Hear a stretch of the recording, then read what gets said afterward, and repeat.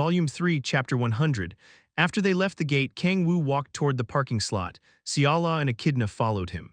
Then I'll contact Dragon's Sword tomorrow, hahaha. You're going to have a hard time from tomorrow onwards.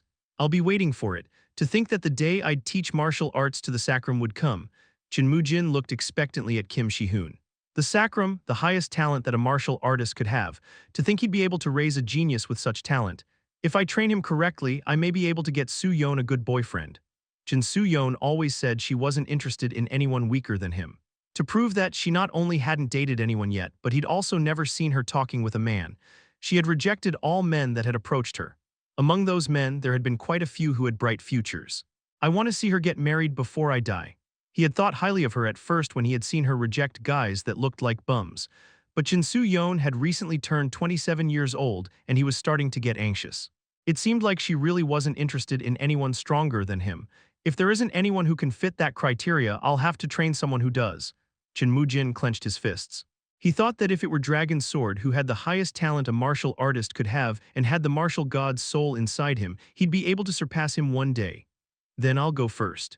Oh, I'll go and see how you train Shi-hoon, so give me the location as well. Okay. Jin looked at Kang-woo as he left. Just who is that guy?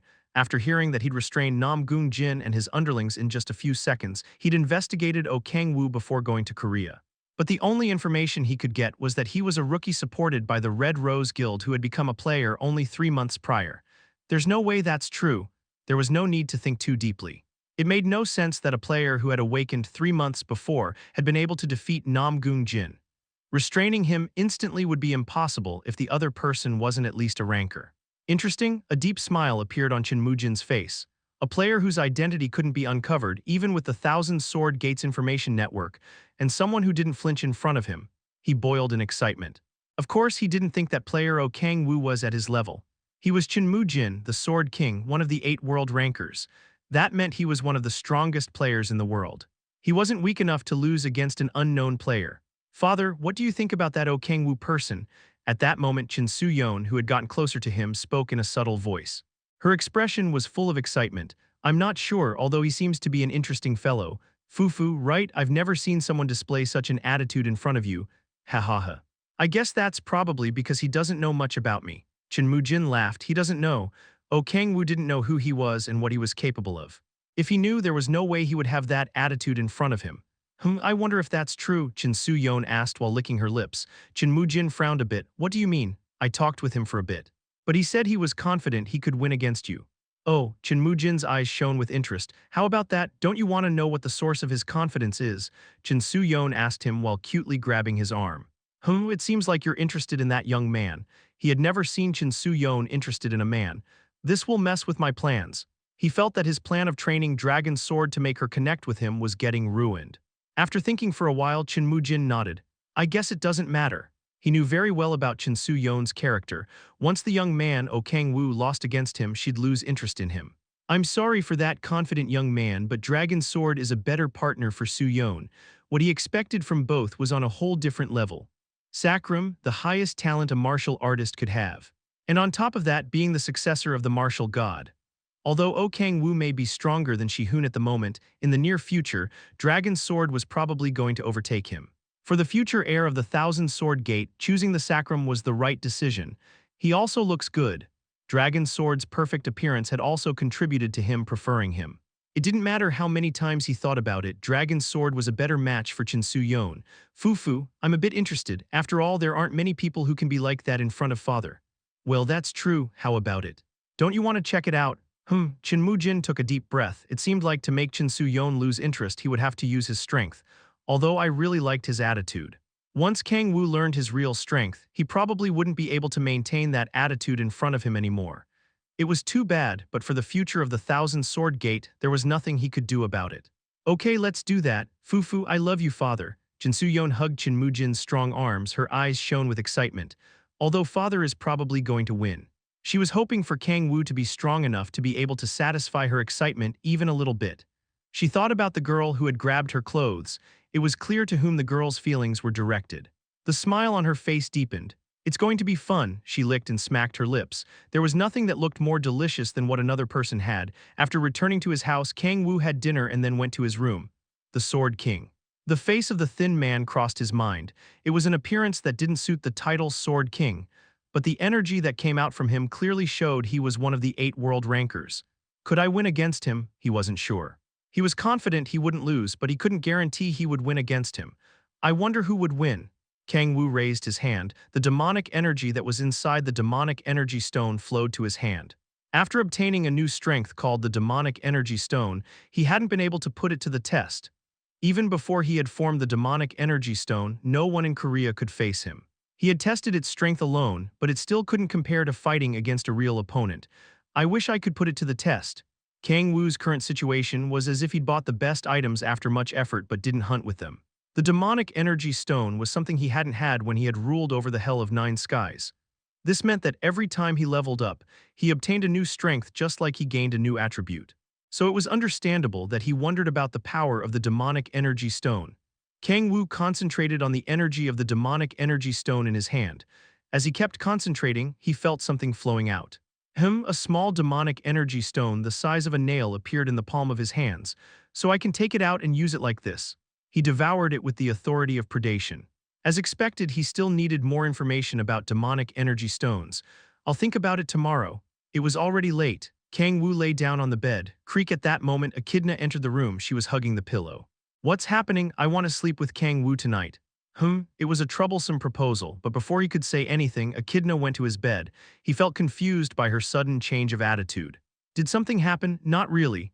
While placing her head on top of Kang-woo's arms, she bent like a shrimp. Just like always, she was grabbing Kang-woo's clothes. But something seemed off. It's okay.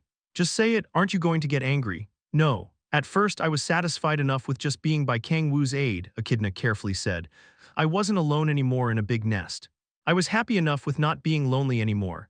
Echidna grabbed his clothes even tighter, but today a weird woman looked at Kang-woo with lust in her eyes. Are you talking about Chin Soo-yeon? Yes. That person smacked her lips while looking at Kang-woo. He hadn't noticed that because he didn't think about things like that too much. When I saw that, I began feeling anxious. I've been okay with staying by your side. But now it isn't enough. Echidna dug into Kang-woo's arms. I'm becoming greedy. Her small hands pulled on Kang-woo's clothes. Echidna's breathing got more intense. She extended head while licking her lips. Kang-woo and Echidna's lips got closer. Knock knock, Mr. Kang-woo, have you seen Echidna? She opened the door after knocking. Siala saw both of them in a compromising position. She was lost for words. Echidna, who was stuck to Kang-woo, got up. Echidna looked at Siala while she got immersed in her thoughts. There was a heavy silence. Only the sound of breathing could be heard. Echidna raised her head. She walked toward Han Siala and grabbed her clothes. I'm okay with Siala. Yes, what is okay? Siala, let's do it together. What are you talking about? Han Siala couldn't properly talk, and it was as if she were a broken machine. Echidna tilted her head and opened her mouth. I'm talking about Maddie, Kyahh, a scream spread through the house. Han Siala covered Echidna's mouth. She glared at Kang-woo while blushing and breathing heavily. Echidna. Come here for a moment. Echidna was dragged out of the room and the door closed. He felt as if a storm had gone through the room. He remembered the first time he'd Echidna. She'd looked like a baby cat that had been abandoned. She had looked like a girl trying to fill the empty place left by her dad who had abandoned her. Until then, Kang-woo had been a fatherly figure to Echidna, but that had changed. To be more precise, Echidna had changed. Our girl has changed. Kang-woo, who was left alone in the room, was so surprised that he couldn't even close his mouth. Chapter 101, Sparring, the next day. Kang-woo heard something unexpected when he accompanied Kim Shi-hoon. Kang-woo looked at Chin Moo-jin, surprised. Why so suddenly? I wanted to check out the source of your confidence myself, Chin Moo-jin said with shining eyes. Kang-woo stroked his chin. It's a good opportunity. He wanted to test the strength of the demonic energy stone anyway. If the opponent was the Sword King, he would be able to test it fully. Even leaving that aside, he wanted to see how powerful a world ranker was. Oh, father, what are you saying? What if Mr. Kang-woo gets hurt while sparring with the Sword King? Jin Soo-yeon asked with a worried expression. Kang-woo's face turned to her. Please forget what father has just said. I don't want you to get hurt while sparring, Jin Soo-yeon said while carefully touching his arms. Kang-woo kept his mouth closed, then he smirked. I don't like it. What? Acting I don't like it. What does? On the surface, it looked as if she were trying to stop them from fighting, but her real intentions were clear. What if you get hurt while sparring? Those were words said to touch a man's pride. She's cute. She knew she was an attractive woman and was willing to use it as a weapon. He had no complaints about someone knowing, understanding, and using their strength. However, he found the fresh and somewhat clumsy behavior cute. You got some points deducted for being too explicit. You have to hide your intentions a little bit more. The timing in which you appeared was also bad. If you wanted to do it properly, you should have said it before Chin Mujin offered to spar with me. Foo, you're saying funny things. You also got a few points deducted from that. If you want to appear relaxed, at least practice on how to not get flustered. Chin Su-yeon remained silent, Kang-woo kept talking, and finally you didn't need to act. I wasn't planning to refuse it anyway. Kang-woo pulled the energy from inside the demonic energy stone. Strong energy came out of him. Chin Su-yeon bit her lips, seeing her getting angry was quite cute. Ha ha ha ha, Chin Mujin laughed out loud. He laughed while holding his stomach. He even cried a bit with laughter. It's my first time seeing someone get to Su-yeon in such a way. Father, please be quiet, Chin Su-yeon shouted while blushing. Chin Mujin couldn't stop laughing for a while. Leaving that aside, I thought you were going to refuse. I don't have a reason to do that. Ha ha ha, I hope you keep thinking that after the sparring session. Chin Mujin raised one hand. At that moment, a sword that was on one side of the sparring room flew toward him. It had been a long time since his heart had beat so fast. It was the first time since he was tested to become a world ranker and fought against Grace McCarbon. I hope he isn't all talk. He thought the disappointment would be bigger if the sparring match ended too quickly. Chin Mujin was hoping for Kang-woo to be someone strong enough to let him have some fun. Then let's begin. Chin Mujin surged the kai within his body. Hyeonim, I'll be rooting for you, Kim Shi-hoon shouted, the Sword King who was going to teach him martial arts and his Hyung whom he'd sworn loyalty to. He thought for a little while, but as expected, he wished for Kang-woo to win, although it's probably going to be hard. The opponent was the Sword King. He knew Kang-woo was strong, but he didn't think he could win against the Sword King, someone who was one of the strongest world rankers. This is sad, aren't you going to root for me? That. Ha ha ha, it's okay. I don't know what happened, but having a non-blood-related brother with whom you have a deep relationship is nice. Don't worry about it, Chin Mujin said in a relaxed manner. He didn't think he was going to lose in the first place. He had reached too high of a point to be defeated easily. Okay then, he surged his kai and looked at Kang-woo after strengthening his eyesight. Although he said he wasn't a martial artist, he could sense strong energy coming from him. No wonder he's confident. It was highly concentrated energy. It felt different from chi, but it was definitely strong energy. At that moment he sensed something foreign. Chin Mujin looked up. It was a Kang-woo's heart. It was dark, he couldn't see anything. He put a bit more chi on his eyes, but he still couldn't see anything. What's this? He had a bad sensation. He felt chills. It was as if something had gone wrong. There was an abyss so deep that its end couldn't be seen, and he also wasn't sure how big it was. A sea, it was like looking at the sea. Something big that couldn't be calculated was there.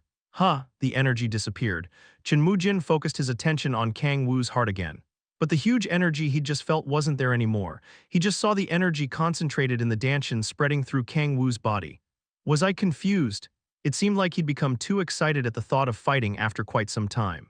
Chin Mujin shook his head. How could a person have such a huge energy within him? He'd clearly seen it wrong. If not, it just didn't make sense. Can I start? Oh, I'm sorry. My eyes weren't working properly due to my old age. Chin Mujin pulled out the practice sword. It wasn't the time to be distracted by illusions. Stomp, Kang-woo and Chin Mujin's sparring began. The one who attacked first was Kang-woo, Leviathan. He fused the authority of iron and the authority of ice. An axe with cold energy surrounding it was created. He grabbed the axe handle, and the energy that came out from the demonic energy stone formed the blade. Good, using the demonic energy from the demonic energy stone to create a weapon using an authority was much more effective than just using demonic energy. But there was another great effect that the demonic energy stone had. Kang-woo focused the energy coming from the demonic energy stone on his feet.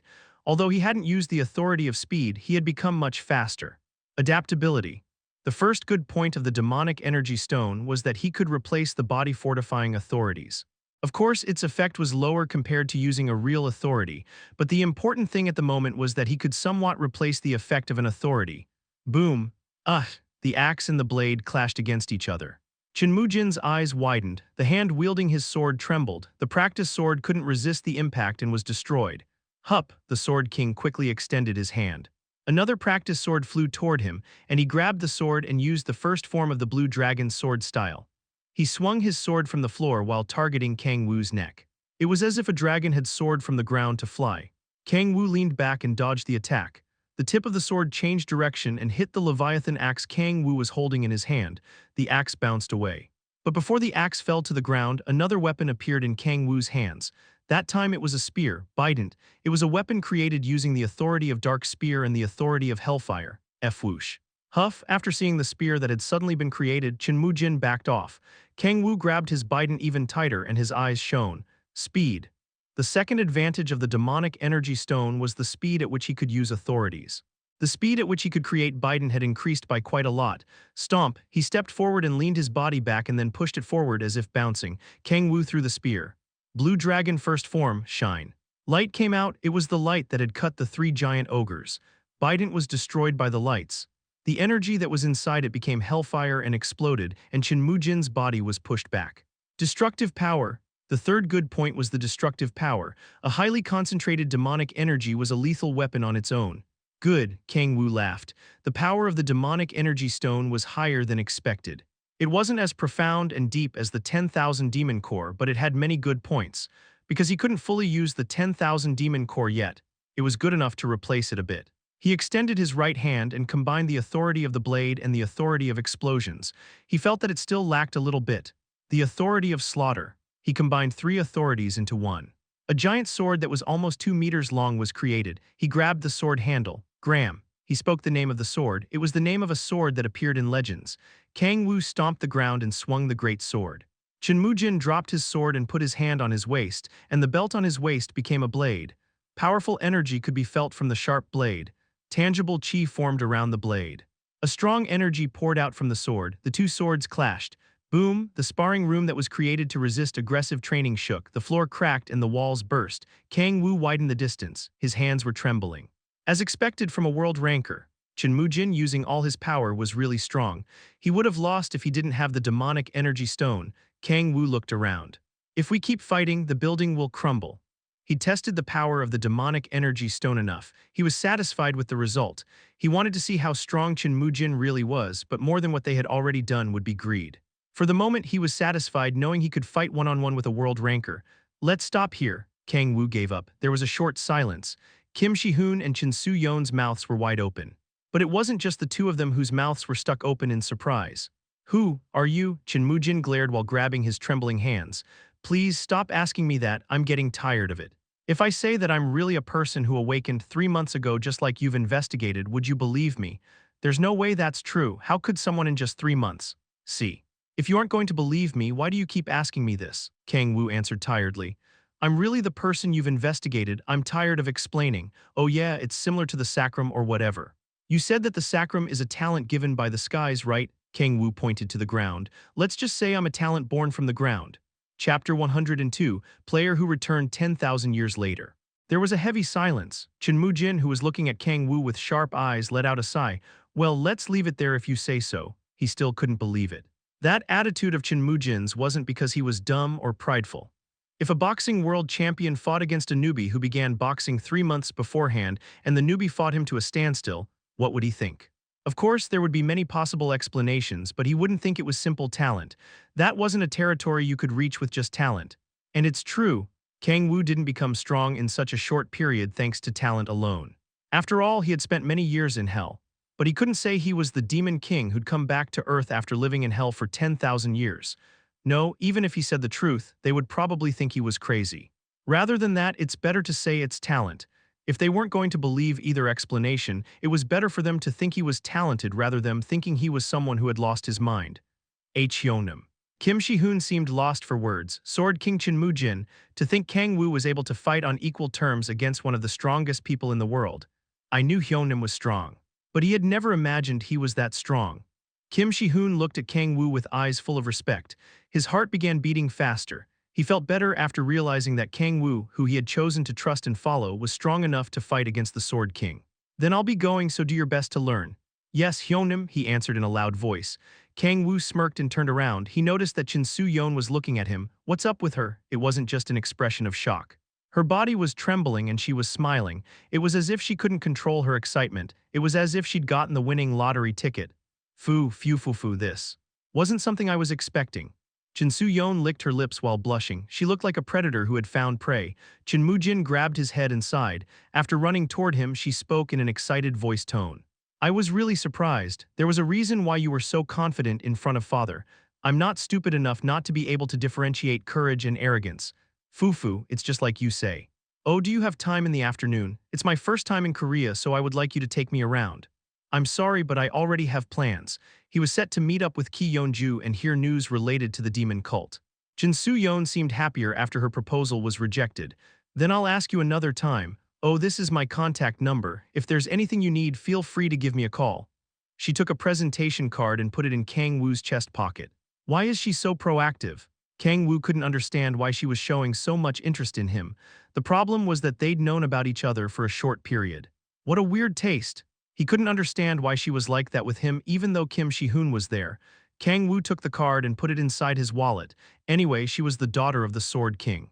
It wouldn't be harmful to build a good relationship with her. Fufu, I'll be waiting for your call. Jin Soo-yeon turned around after giving him a seductive smile. Kang-woo clicked his tongue after looking at her turn around.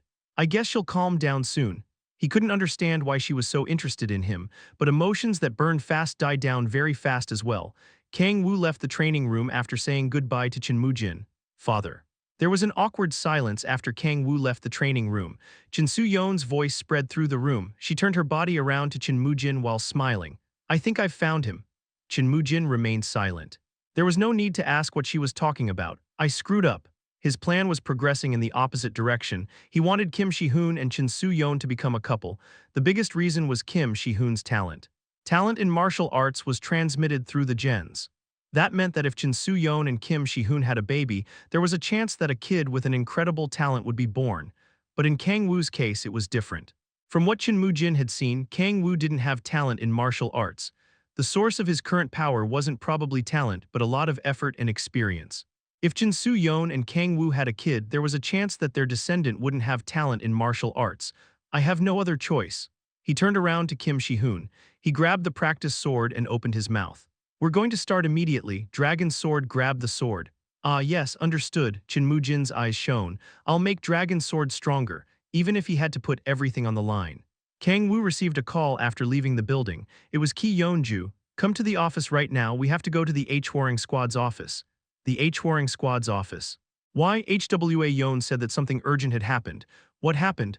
I also haven't heard the details yet, but it seems like Captain Jang Hyun-yi returned from Japan. It seems like it's related to that. Jang Hyun-yi was the leader of the H-Warring First Squad. He had been part of a special squadron, and he had decided to create a group to investigate crimes committed by players. The H-Warring Squad was born after the government officially recognized that group.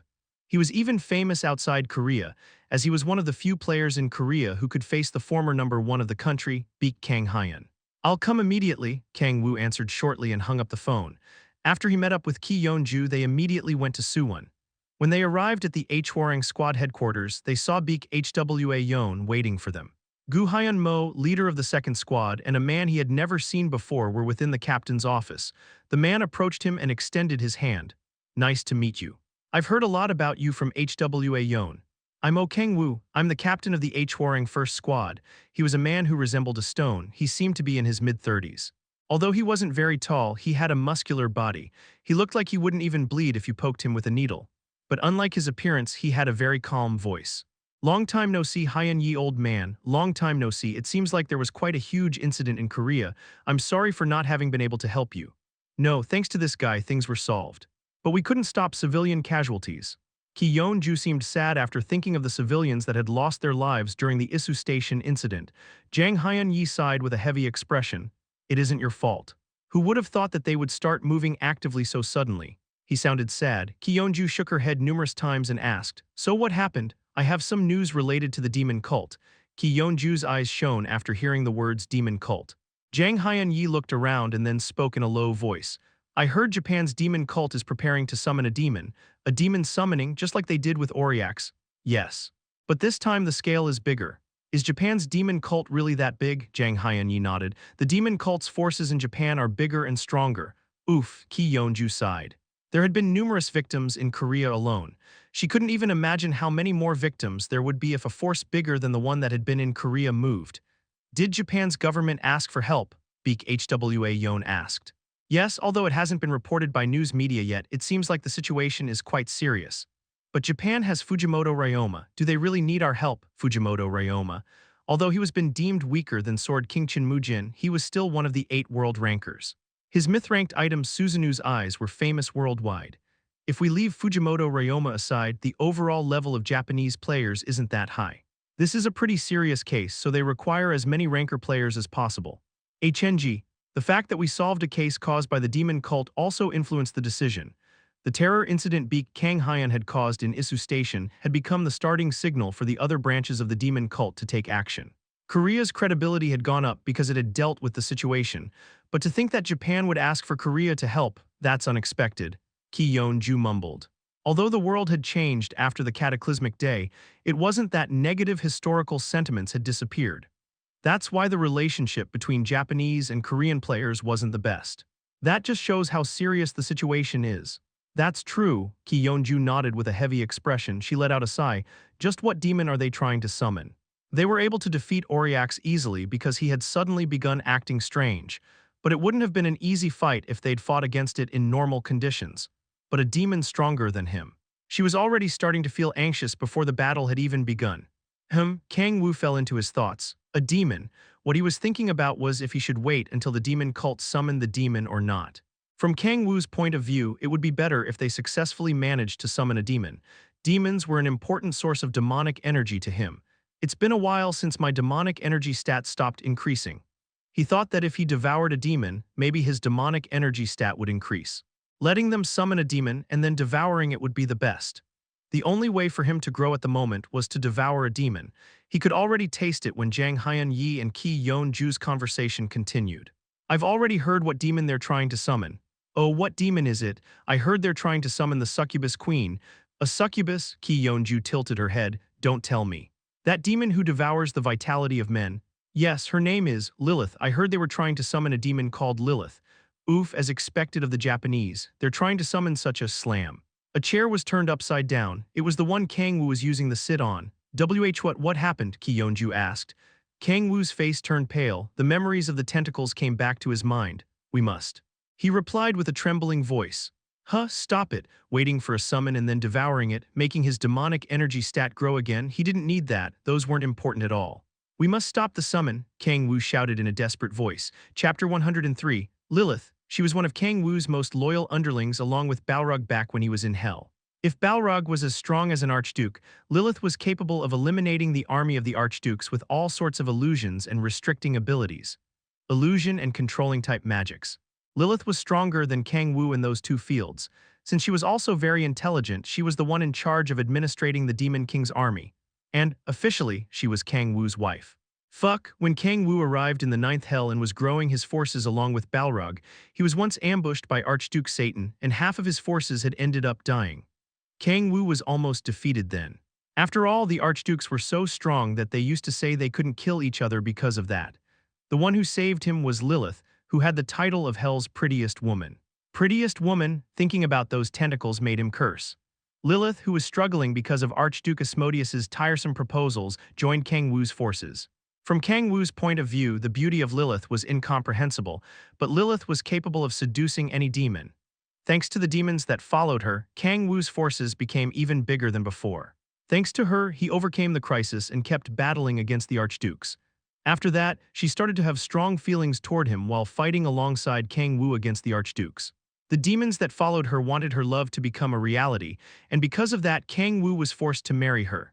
Since most of Kang-woo's forces followed Lilith as much as him, he couldn't ignore her. Damn, thinking about the time he was married gave him chills. Lilith had tried to sneak into his bedroom every single night, and he struggled because of her tentacles every day, so he had tried to escape as much as he could.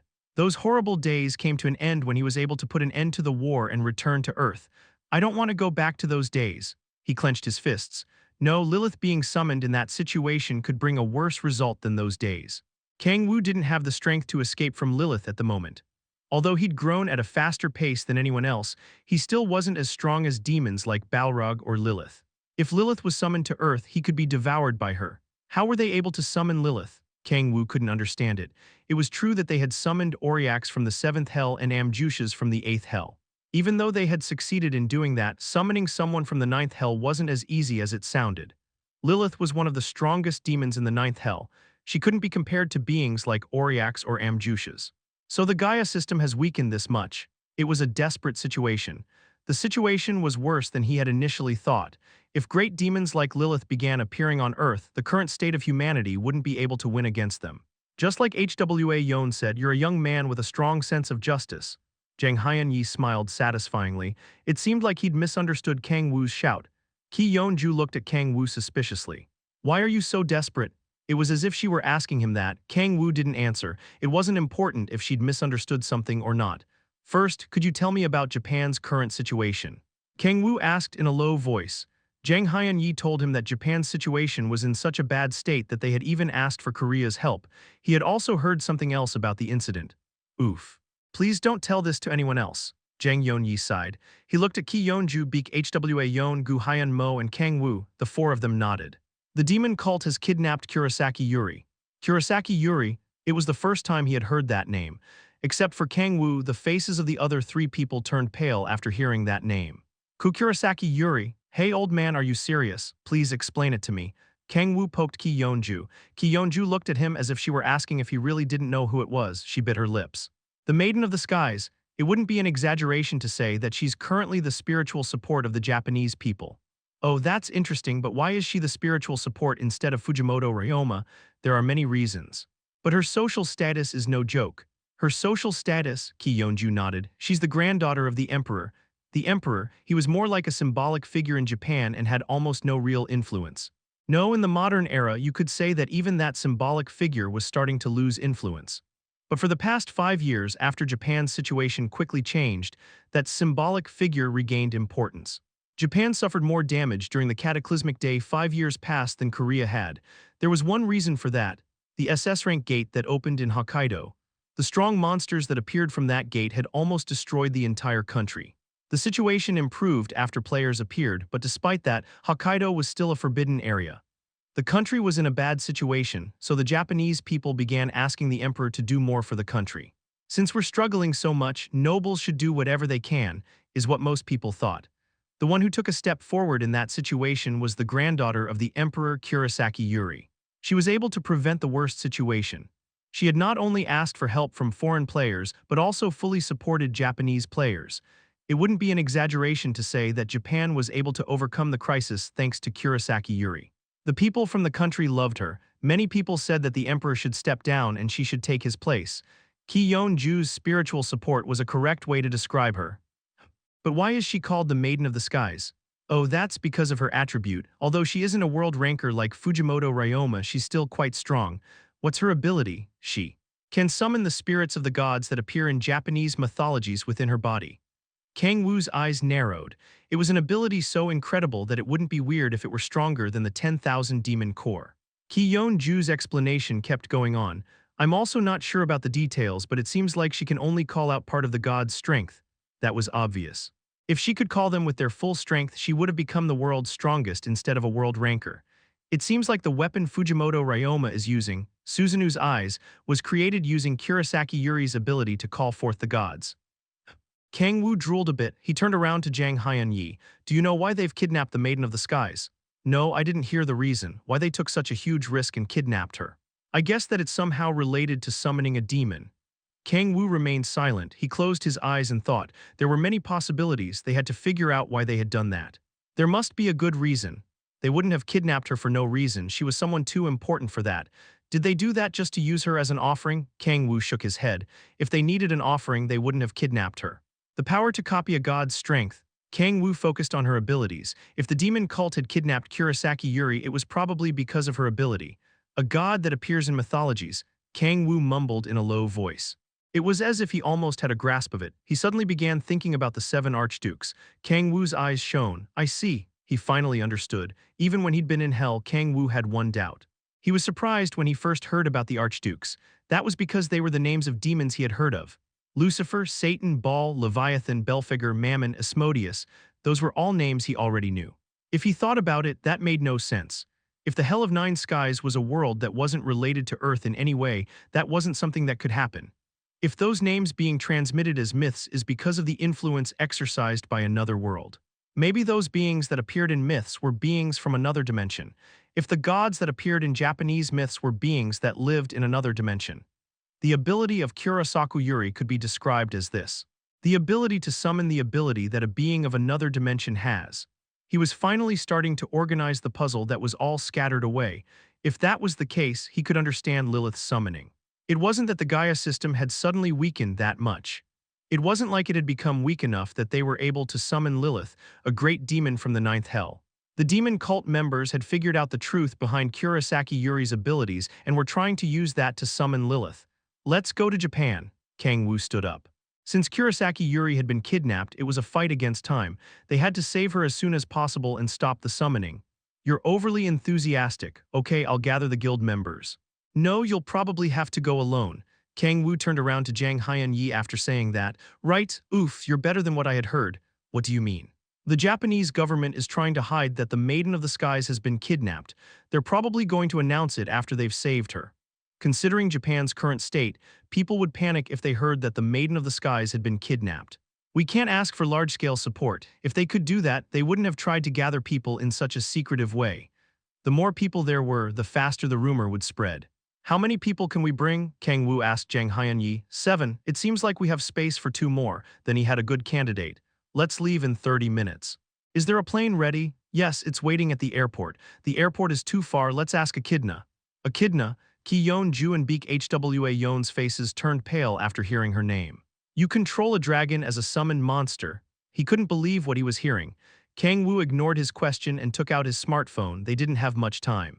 I'll call her immediately, so wait for me in front of the base in about 30 minutes. W8, do you even know where we have to go? Kang-woo answered shortly at Jang Hyun-yi's flustered question. A plan to summon a great demon from the ninth hell. It wasn't hard to guess where such a thing would take place. Hokkaido, since the SS rank gate appeared in Sapporo, the exact place is Hokkaido, Sapporo. Whoa. Jang Hyun-yi was surprised. It was the correct answer. Chapter 104, F-whoosh, Giant Wings. A dragon which didn't exist on Earth was flying through the skies. It was Echidna who immediately came flying after receiving Kang-woo's call. When did you prepare something like this? Ki-yeon-ju asked. She was sitting on top of a chair at Echidna's back. I didn't want to suffer like last time, Kang-woo answered. He remembered back then when they'd gone to Pohang while riding Echidna. He'd held into a scale so he wouldn't be blown away. He didn't want to experience that again. Are you maintaining the protective shield? Ki-yeon-ju said while touching the black wall that surrounded the chair. Kang-woo nodded. I got better compared back then. To be more precise, he had more demonic energy. After his demonic energy stat surpassed 3 digits, he could use the Authority of Projection to cover Echidna's body and block the wind. The demonic energy stone plays a bit part too. After he'd made the demonic energy stone, he'd become able to use it more effectively. He could more comfortably use authorities that had required more concentration before. Thanks to that, although Echidna was going at full speed, Kang-woo's group was able to fly to Japan comfortably. Although they couldn't do anything about the shaking. Gu Hyun-moo was about to vomit and you could see a tear dripping from his eyes. Please, a bit slower. Based on our current situation, please try to resist. He agonized at Jang Hyun-yi's sharp answer. It was the worst possible condition for someone who suffered from nausea. Kang-woo, are you going to fight again? Echidna said in a worried voice tone. You cannot do that again. Okay, Kang-woo nodded while smiling bitterly, unlocking the 10,000 demon core. He didn't want to do something as reckless as that again. Although I'll do it if I need to do it. He also had a new strength in the form of the demonic energy stone. He thought there was a chance he'd be able to solve the incident without using the 10,000 demon core. Mr. Kang-woo, he heard a careful voice. Kang-woo turned his head around. Han Xiala was sitting among ranker-level players. Is it okay for me to be here? She felt like a cat among a group of lions and was speaking in a worried tone. It's okay, you just have to maintain the buffs from behind. Wouldn't it be better if either Mr. Shihoon or Mr. T-Su came instead of me? I'm not sure I can be of help to Mr. Kang-woo yet. Today, at least, your help will be better. Kang-woo had chosen Han Xiala as the last member. Just like she'd said, Kim Shihoon would have been of bigger help if what they needed was more power. But despite that, he'd chosen her. The reason was simple. The buff I received before, her buff Graceful Light, had increased his unique stat. Because her level had gone up quite a lot, the effect would probably be bigger. It wasn't a buff that she could only apply it to him, so he was expecting it to increase other people's strength too. Now that I think about it, buff abilities are quite op. A buff skill that increased your stat by an absolute number. Considering how hard it was to increase your stat the higher your level became, it was a great effect. The reason why players tried so hard to get legendary rank items was mostly because of the stat increase. Kang-woo, we arrived. Kang-woo raised his head. He could see a giant island, no land. Hokkaido was so big that it was weird to call it an island. Kang-woo remained silent after looking down at the island up from the skies. Tragic was the first word that came to his mind. Sapporo, which was where the SS rank gate had appeared, was almost completely destroyed. It was like looking at a scene that would likely appear in a post-apocalyptic movie. Is this how a city that couldn't contain the monster invasion looks? He heard there were also some cities like that in Korea, but there wasn't anywhere as big as Hokkaido, grrr. A monster came flying toward them from between the ruined building. It was a dragon that was over 10 meters long. Its skin was hard as stone and its claws were so sharp that it could tear apart steel. A drake. It was the SS rank normal monster that was the main culprit behind Hokkaido's destruction. Kang-woo, let's dodge it for now. We don't have time to face that monster right now. Okay, understood. Echidna turned around. Over there, Jang Hyun-yi pointed somewhere. He could see a bunker that resembled one that appeared in a certain famous game near the sea. It was the base they'd created to recover Sapporo, which had become a paradise of monsters. Although they'd built a base, they hadn't seen results. Echidna quickly returned to her human form after descending. As Kang-woo released the Authority of Predation, they appeared as if they'd suddenly descended from the skies. Who are you, F from where? The Japanese players that were protecting the base took their weapons out. Jang Hyun-yi approached them. He was talking to the players in fluent Japanese. Echidna, remember the translation magic you used before, please use it on me. Okay. After the magic was applied to him, he understood the conversation between Jang Hyun-yi and the Japanese players. I want to hear about the current situation. Prime Minister Yamada and Fujimoto Ryoma are in the middle of a reunion. I'll contact them immediately, so wait a moment please. Jang Hyun-yi nodded. As the bunker's door opened, one older man and a good-looking young man walked out. Oh, to think that support would come so fast. Thank you, Captain Jang Hyun-yi. It's nothing. Our neighboring country is in a crisis, so this much is nothing. We must overcome it together. The people behind you. Prime Minister Yamada looked at the people behind Hyun-yi. There were three familiar faces. He knew the Red Rose Guild's leader, Ki Yeonju, Hwarring Squad's Beak Hwa Yeon, and Gu Hyun Mo, but he knew nothing about the other three. They are people that offered themselves to help us on this incident. I can guarantee their skills, Jang Hyun-yi said. To be honest, he didn't know how strong Kang-woo, Echidna, and Han Seola were, but he couldn't say anything that would make him lose confidence. Understood. I'll believe in Captain Jang Hyun-yi's words. It wasn't the time to be picky. As Prime Minister Yamada finished talking, Fujimoto Ryoma took a step forward. He bowed toward Kang-woo and the rest of the group. Nice to meet you. My name is Fujimoto Ryoma. He was tall and had a clean-looking face. Although he wasn't as unreasonably handsome as Kim Shi-hoon, he was still quite a good-looking young man, especially his eyes. His left eye was blue, unlike his black right eye, which gave him a mysterious atmosphere. He had heterochromia. First, thank you for offering yourselves to help in this situation. Since it's something that happened in another country, you could have perfectly ignored it, but seeing how you care as if it was something that happened in your own country. Let's dispense with the formalities. Kang-woo cut his words off. Fujimoto Ryoma frowned for a short while. Rather than that, I'd like to hear about the current progression rate of the ceremony and its location. Fujimoto Ryoma nodded while smiling again. Then I'll tell you about the current situation. He guided Kang-woo and the rest toward the bunker. There was a map showing Sapporo's situation within the bunker. We think that the summoning ceremony is taking place here. He pointed to the map with a long baton. Sapporo Station, the place where the SS rank gate first opened. We believe they're making the preparations on the third floor of the station. There are many variant monsters that we think the demon cult has set free around here. There are also a few demon cult members guarding this area. The explanation kept going on. We cannot go through this place with our current power, which is why we've asked for help. What's the plan? Jang Hyun-yi asked. Fujimoto Ryoma pointed to two places on the map.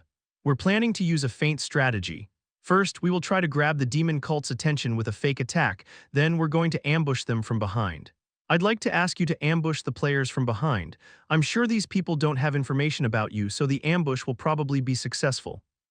Jang Hyun-yi remained silent. A feint strategy to grab attention from one side and ambush from behind. It was a good strategy. It was a plan that had been successful numerous times throughout history. That's the problem. That's right. The problem was that the plan was too great. There was a huge chance that the demon cult had already thought about it and were prepared for something like that to happen. It wasn't like the demon cult was guarding a big area like a castle. They only had to guard where the summoning ceremony was taking place in Kurosaki Yuri. I think I know what you're thinking. Fujimoto Ryoma smiled. He pointed toward another part of the map. To be frank, there's another part of the plan. Taking advantage of the confusion, someone will infiltrate this place and save the Maiden of the Skies. The third card, it wasn't a bad plan if it worked. No, the feint plan by itself was already good. The demon cult didn't know that Korean players were taking part in the plan, so it could perfectly catch them by surprise. I'll take this role since it requires an individual to move. I think I'm the most suited person for it. A spirit worthy of a world ranker. No, it's hard to call it spirit. Kang-woo narrowed his eyes. He could smell ambition coming out from Fujimoto Ryoma. Does he want to become a hero? He could already see the picture. It was something that seemed like something out of a TV drama. Fujimoto Ryoma probably knew better than anyone. Well, it doesn't really matter. Kang-woo didn't care if he wanted to become a hero or not. The only thing that mattered was that the plan he proposed wasn't bad, and if it was successful, he'd be able to block Lilith's summoning. Then let's begin immediately. Kang-woo stood up. Chapter 105, Sapporo Station, North Gate. Kang-woo's group was hidden among the rubble. Not even their breathing could be heard. They were looking around with sharp eyes. GRRR, it seemed like Fujimoto Ryoma wasn't lying. Sapporo Station's surroundings were full of demonic monsters. They still hadn't seen anyone who belonged to the demon cult. Demonic monsters didn't have intelligence, but despite that, they weren't fighting with each other, so they were probably being controlled by someone. What are you going to do? Ki Yeonju whispered in his ear. It tickled. Kang-woo used the authority of silence. Sound won't leak, so you don't need to talk like that anymore. What? Are you saying that it's unpleasant? I also find it unpleasant. Her face was blushing while she shouted. Kang-woo smirked and turned his head toward Jang Hyun-yi. Once we receive the signal, we will break through head-on. Are you okay with that? The idea is to cause confusion, so that seems to be the best way. Jang Hyun-yi nodded after thinking about it for a while. Although it was risky, he couldn't deny that it was the most effective way. Siala, when the signal comes, apply a buff to everyone and follow us. You don't need to overwork yourself with healing. Focus on maintaining the buff only. Yes, Mr. Kang-woo. Yeonju and Echidna protect Siala, and I'll leave you with long-range support. The rest of us will ambush them up front. Oh, Captain Jang Hyun-yi, what weapon do you use? I use a sword. Then you're a close-range warrior type. You can charge along with us.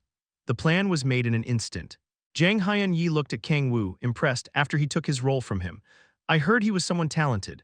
The most impressive thing about player O Kang-woo he had heard was obviously that he'd defeated Ki Yeonju in a sparring match. He'd also heard that he was the one behind the El Cuero hunt and the person who had solved the Isu Station incident. When he first heard about him, he simply thought that he was someone who was born with a talent for fighting. It seems like that wasn't everything. Although he'd known him for only a few hours, he quickly realized he wasn't simply a strong player. Kang-woo was cold and could think at an amazing speed. He had excellent judgment and was good at taking action. He had a charisma that made people follow him. He's going to become someone important.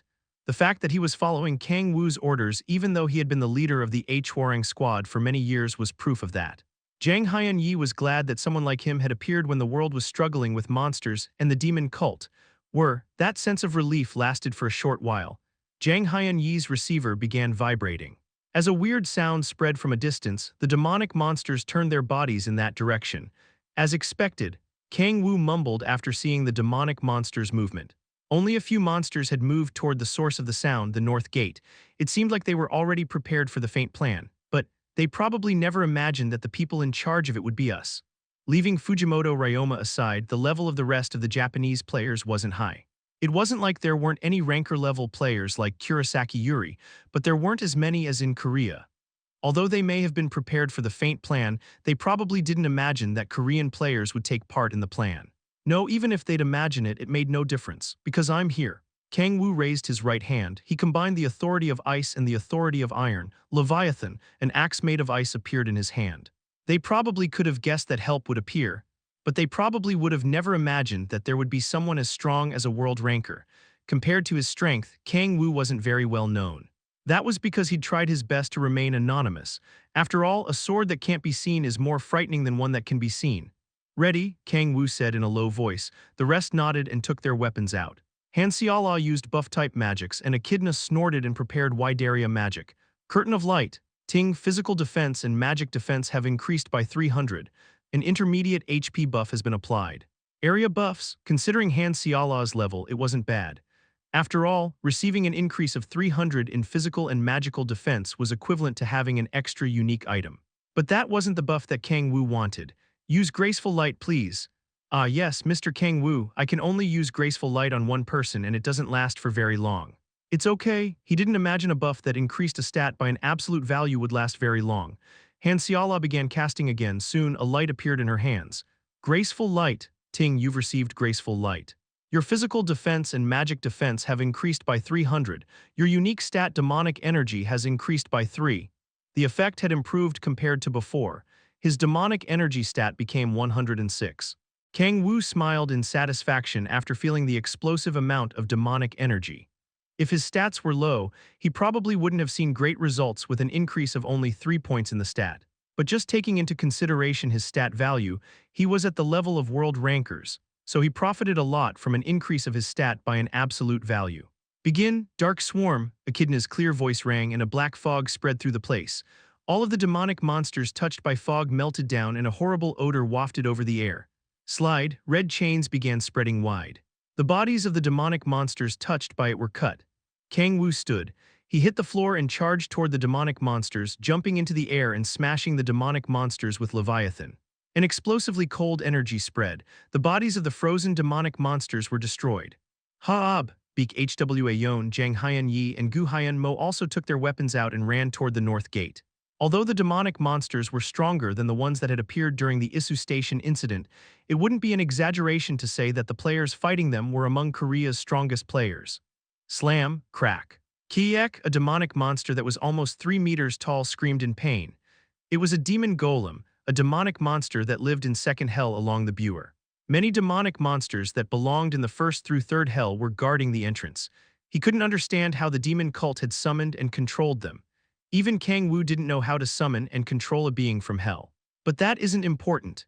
It didn't matter if the demonic monsters in front of them were summoned from hell, were created by planting a demonic energy stone inside a monster, or even if they were created by exposing a person to demonic energy. There was one thing he had to do and he had no mental space to care about other things. Kiek, a thin demonic monster, came running toward him. It was a demonic monster that looked like a zombie or a mummy. He threw Leviathan. The rotating ice axe smashed through the head of the demonic monster. He raised both hands. He used the authority of hellfire. As he lowered both hands, the hellfire spread with the shape of a fan. He turned 180 degrees. He pulled his right fist back and lowered his body. He concentrated the authority of spallation in his fist, and demonic energy gathered in his fist with a wedge-like shape. A demon golem ran toward him. He punched it and a hole appeared in its chest while it fell down. Fwoosh, KRARR, AAGG, I got surprised, Gu Hyan Mo shouted. A hot air brushed past his cheeks. He turned his head around and saw a dog with 3 heads glaring at him. Kerberos. It was a demonic monster that lived in the third hell, but it was as strong as a demonic monster that lived in the fifth one. So they can even control a Kerberos. It was the demonic monster he wanted to summon at first. Of course, since he had summoned Echidna, a Kerberos looked like a trash dog with 3 heads. Haab, Jang Hyan Yi blocked the Kerberos. There wasn't a need for Beak Hwa Yon and Gu Hyan Mo to join forces. Although Kerberos was a strong demonic monster, it wasn't as strong as Jang Hyan Yi, who was one of the strongest ranker players. Fwoosh, GRRR. The problem was that there wasn't one but 3 of the monsters. Beak Hwa Yon and Ki Yeonju each fought one, and their momentum was dampened a bit. Keep the formation here, Mr. K. Kang-woo. After shouting that, Kang-woo went through the gate alone. Clearing up step by step was safer, but the situation was urgent. When is Fujimoto going to appear? Kang-woo looked around. They'd done more than enough if the idea was to confuse the enemy. Most of the monsters guarding the north gate had already died. Even the troops that had escaped were starting to gather around it. Slam. At that moment, a strong wind blew along with the loud sound of an explosion. It was a wind so strong that it seemed like a typhoon. It's Fujimoto. He heard that Fujimoto mostly used wind magic by using his Suzanu's eye. He had most likely caused the sudden typhoon. Kang-woo moved to join Fujimoto Ryoma, and an annoying amount of demonic monsters charged toward him. As he swept them away, he saw the stairs that led to the higher floor.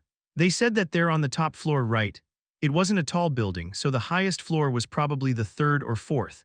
If it was only that tall, he could get to it just by jumping without using an authority. Kang-woo put strength in his feet. At that moment he sensed something strange. He felt something unpleasant, as if he'd seen a gear that didn't match. Kang-woo narrowed his eyes and looked around, and he soon realized why he was feeling that. There isn't anyone from the demon cult here. He hadn't seen anyone from the demon cult up to that point. There was also none on the stairs or the higher floors when he had seen it from below. That was strange. If the summoning ceremony was so important, there should have been many people guarding it. It wasn't enough with just demonic monsters. Even if they weren't expecting them, the fact that they hadn't appeared despite all that noise was strange. He saw Fujimoto Ryoma fighting demonic monsters and going to the top floor. What if the ceremony isn't taking place on the highest floor? There was a chance that was the case. Of course, his guess could be wrong. Maybe they weren't there because they needed as many people as possible to make the summoning a success. Fujimoto is going to the top floor anyways. He had insurance in the form of Fujimoto Ryoma. Kang-woo looked around once more. Judging by the amount of demonic monsters around there, it really seemed like the place the summoning was taking place. There was also the demonic energy spread throughout the entire station. Then, his thought was short and his action fast. Kang-woo clenched his fist and fused the authority of divine power and the authority of waves. Sky break, a destructive amount of power gathered around his fist. It was a simple process of elimination. If it isn't on top, it's underground. He raised his fist and smashed it down. Boom, the floor was destroyed and he fell through into a dark tunnel used by the subway. Who are you? A red mask-wearing demon cult member greeted him. Bingo, Kang-woo stomped the floor. Chapter 106, How did you get here? He could hear the flustered voices of the demon cult members. He didn't answer. Kang-woo used the authority of the blade, lowered his body, and swung the sword. The demon cult member raised his hand, and a wall made of demonic energy blocked the sword. Clang, the clear sound of ringing metal was heard as he blocked the sword. Whoa, Kang-woo's eyes shone. The impact on his hands was quite heavy. The member of the demon cult was stronger than he thought he'd be. You're not Fujimoto. Who are you? The masked man looked at Kang-woo. Kang-woo extended his hands. He combined two authorities and created a big spear. After grabbing Bident, he spoke in a low voice. Move. Well. You're not planning to answer, huh? The demon cult member clenched both fists, and a strong demonic energy flowed from them. So they weren't joking when they said that the demon cult's forces in Japan were bigger and stronger. The demon cult member there probably wasn't a cardinal like Beak Kang-hyun. That meant that a normal priest was that strong. The situation couldn't be compared to Korea's. But Kang-woo gripped the spear tighter. Although they were stronger than the ones in Korea, he was just a simple demon cult priest. There was no way Kang-woo was going to lose. The demon cult member raised both hands and a strong wall made of demonic energy blocked the passageway. You won't pass. Judging from his scream, it seemed like he was quite confident in his skills. Kang-woo smirked. He found it funny that the man was screaming so confidently just because he had been able to block his attack once. He focused on the danshin. Energy flowed out of the demonic energy stone and gathered around Bident's blade. Kang-woo lowered his body, pulled the spear back, stepped forward and threw Bident. The impact shook the entire passageway. Crack, the demon cult member's eyes shook. Bident flew toward him after smashing through the demonic energy wall. He quickly rolled to the side. Although it was humiliating for him, it was the correct decision. Bident, which flew past him, made a huge explosion. He stepped back while making a pale expression. Kang-woo walked toward him. Kang-woo took the demon cult member's mask off and saw the face of a fat young man in his late -20s. Where is the ceremony taking place? Seacough, how did you? Crack, I won't ask again. You could see the fear in the young man's eyes. He bit his lips while holding his finger, which had been twisted away. I'll never tell you. There was a burning conviction. It looked like a knight willing to risk his life for his king. What? Kang-woo was surprised. He'd never seen a demon cult member who had loyalty. The demon cult structure should have made that impossible. The demon cult promised them two things while trying to get new people to join them: eternal life and an increase in strength using the influence of demonic energy. In the case of Beak Kang-hyun, he cared more for strength, but most people cared about the eternal life part. It was obvious. It didn't matter how much money you had, you couldn't bribe death. Even if you had hundreds of millions of dollars, once you became old, you would die. The reason why the demon cult had grown so much was that they could stop death. Your country, race, and ideals didn't matter. It was normal that people would crave eternal life. Ideals, beliefs, nothing of that sort mattered. It all lost meaning in front of what they could provide: eternal life. Of course, there were some bad points too. Arguments like if you risk your life, you'll go to heaven didn't work with those people, so the demon cult members had low loyalty. It should be like that. I'll choose death. The demon cult member bit his tongue and severed the artery within it, and blood began pouring out. To think that he would commit suicide by biting his tongue, it wasn't something that you could do with average conviction. What's up with this crazy loyalty? Kang-woo laughed in disbelief. He was starting to wonder if they were really the same demon cult. Damn. He threw the corpse aside and used the authority of observation to look for where the ceremony was taking place. But the passageway was so full of demonic energy that it wasn't easy to find it. It was like searching for a tree in the middle of a forest. Kang-woo moved. He had no choice other than to use his 2 feet. Who are you? Catch him? He kept facing demon cult members and fierce battles broke out. They weren't strong enough to be a menace, but they were still able to slow him down. Kang-woo was starting to get annoyed at the pointless battles. He heard some shouts while running through the underground tunnels.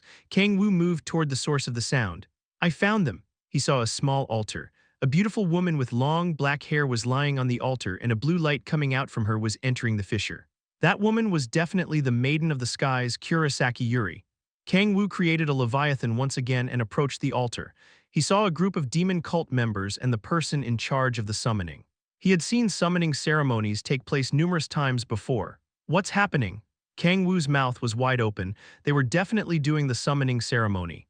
But there was something different. They didn't look like the demon cult members he'd seen before. Let's go, guys. Wait a little bit more. We're soon going to be able to summon it. Ooh, as expected of the Cardinal. We trust and will follow you. Stay strong, Akiyama Cardinal. We're also going to help you. The tension going around was crazy. It was hard to think of them as evil beings that had accepted demonic energy and prayed to demons. Rather than a demon summoning ceremony, it resembled an athletic club's dinner party. The Akiyama Cardinal had both fists clenched. Demonic energy flowing out of his body made the fissure bigger. Let's go. Our goal is Lilith, the succubus queen. Ah, finally our long-lasting desire. Cardinal, I'd have no regrets if I died right now. At Akiyama's shout, the demon cult members began shouting in excitement. The word chaos was the perfect word to describe the situation. Kang-woo looked at them with confusion in his eyes. What's wrong with these guys? It was as if he'd returned to hell. He couldn't even understand what was going on. Kang-woo was flustered at the unexpected development of things. No, wouldn't it be weirder to expect something like this? He almost felt that the situation wasn't fair. The fissure began wriggling and grew in size. The blue light that was flowing out from Kurosaki Yuri's body mixed with the fissure. Akiyama raised both hands. Finally, it's about time we serve our true god. Ooh, there's no more Hitomi. We don't need to crave for the life beyond the monitor. Our beliefs run across dimensions. Cough, Cardinal, we're going to follow you. An enthusiastic speech ensued. It was at that moment. See, Cardinal. There's an intruder. It was at that moment that they noticed Kang-woo's presence. The demon cult members stood up and took their weapons out. Kang-woo raised one hand and tried to stop them. No, finish what you were doing, wait. Give me some time to think about this. It was a supplicating voice. He needed time to organize his thoughts. He was starting to wonder if he wasn't in some sort of dream. He rubbed his eyes, but their aspect still didn't change. These guys are members of the demon cult. They were different from the dark, greedy, and crazy image he had of the demon cult members, but still they were different. No, it's true that, although it's different, they're still a group of crazy, dark, and greedy individuals. But it was still different. There was something crucially different. Even if there was an intruder, I thought it would be Fujimoto. This is unexpected. Cardinal Akiyama took a step forward and raised his red leather whip. Tusk, this was prepared for her. This is too bad. What do you mean you've prepared it for her? Ha ha ha, that's obvious. Wait, no, I don't want to hear it. Kang-woo shook his head. Cardinal Akiyama hardened. HNGH, you were the one who asked. What do you mean you don't want to hear it? He didn't know how to explain the complex emotions he was feeling. Kang-woo remained silent. Cardinal, leave this to us. Keep doing the summoning ceremony. You guys. Cardinal Akiyama swallowed some tears. He shook his head and took a step forward. No, I cannot remain still. Love always flourishes amid oppression and crisis. Won't this make it burn even more? Ah, Cardinal. A weird friendship between guys could be felt. Kang-woo grabbed his forehead. He thought he was about to go crazy. You, don't tell me that. The reason why you're trying to summon the succubus queen is, don't tell me. Oh fuck, don't tell me. He couldn't say it properly. He didn't want to believe it so badly that he repeated the sentence, don't tell me, 3 times. The reason why we're trying to summon her. Isn't there only one possible answer? He shouted from the depths of his soul. Why do you think we entered the demon cult? I'm really not sure. I really don't want to know. Just what are you guys? It was obviously to summon the queen we want to serve to the modern world.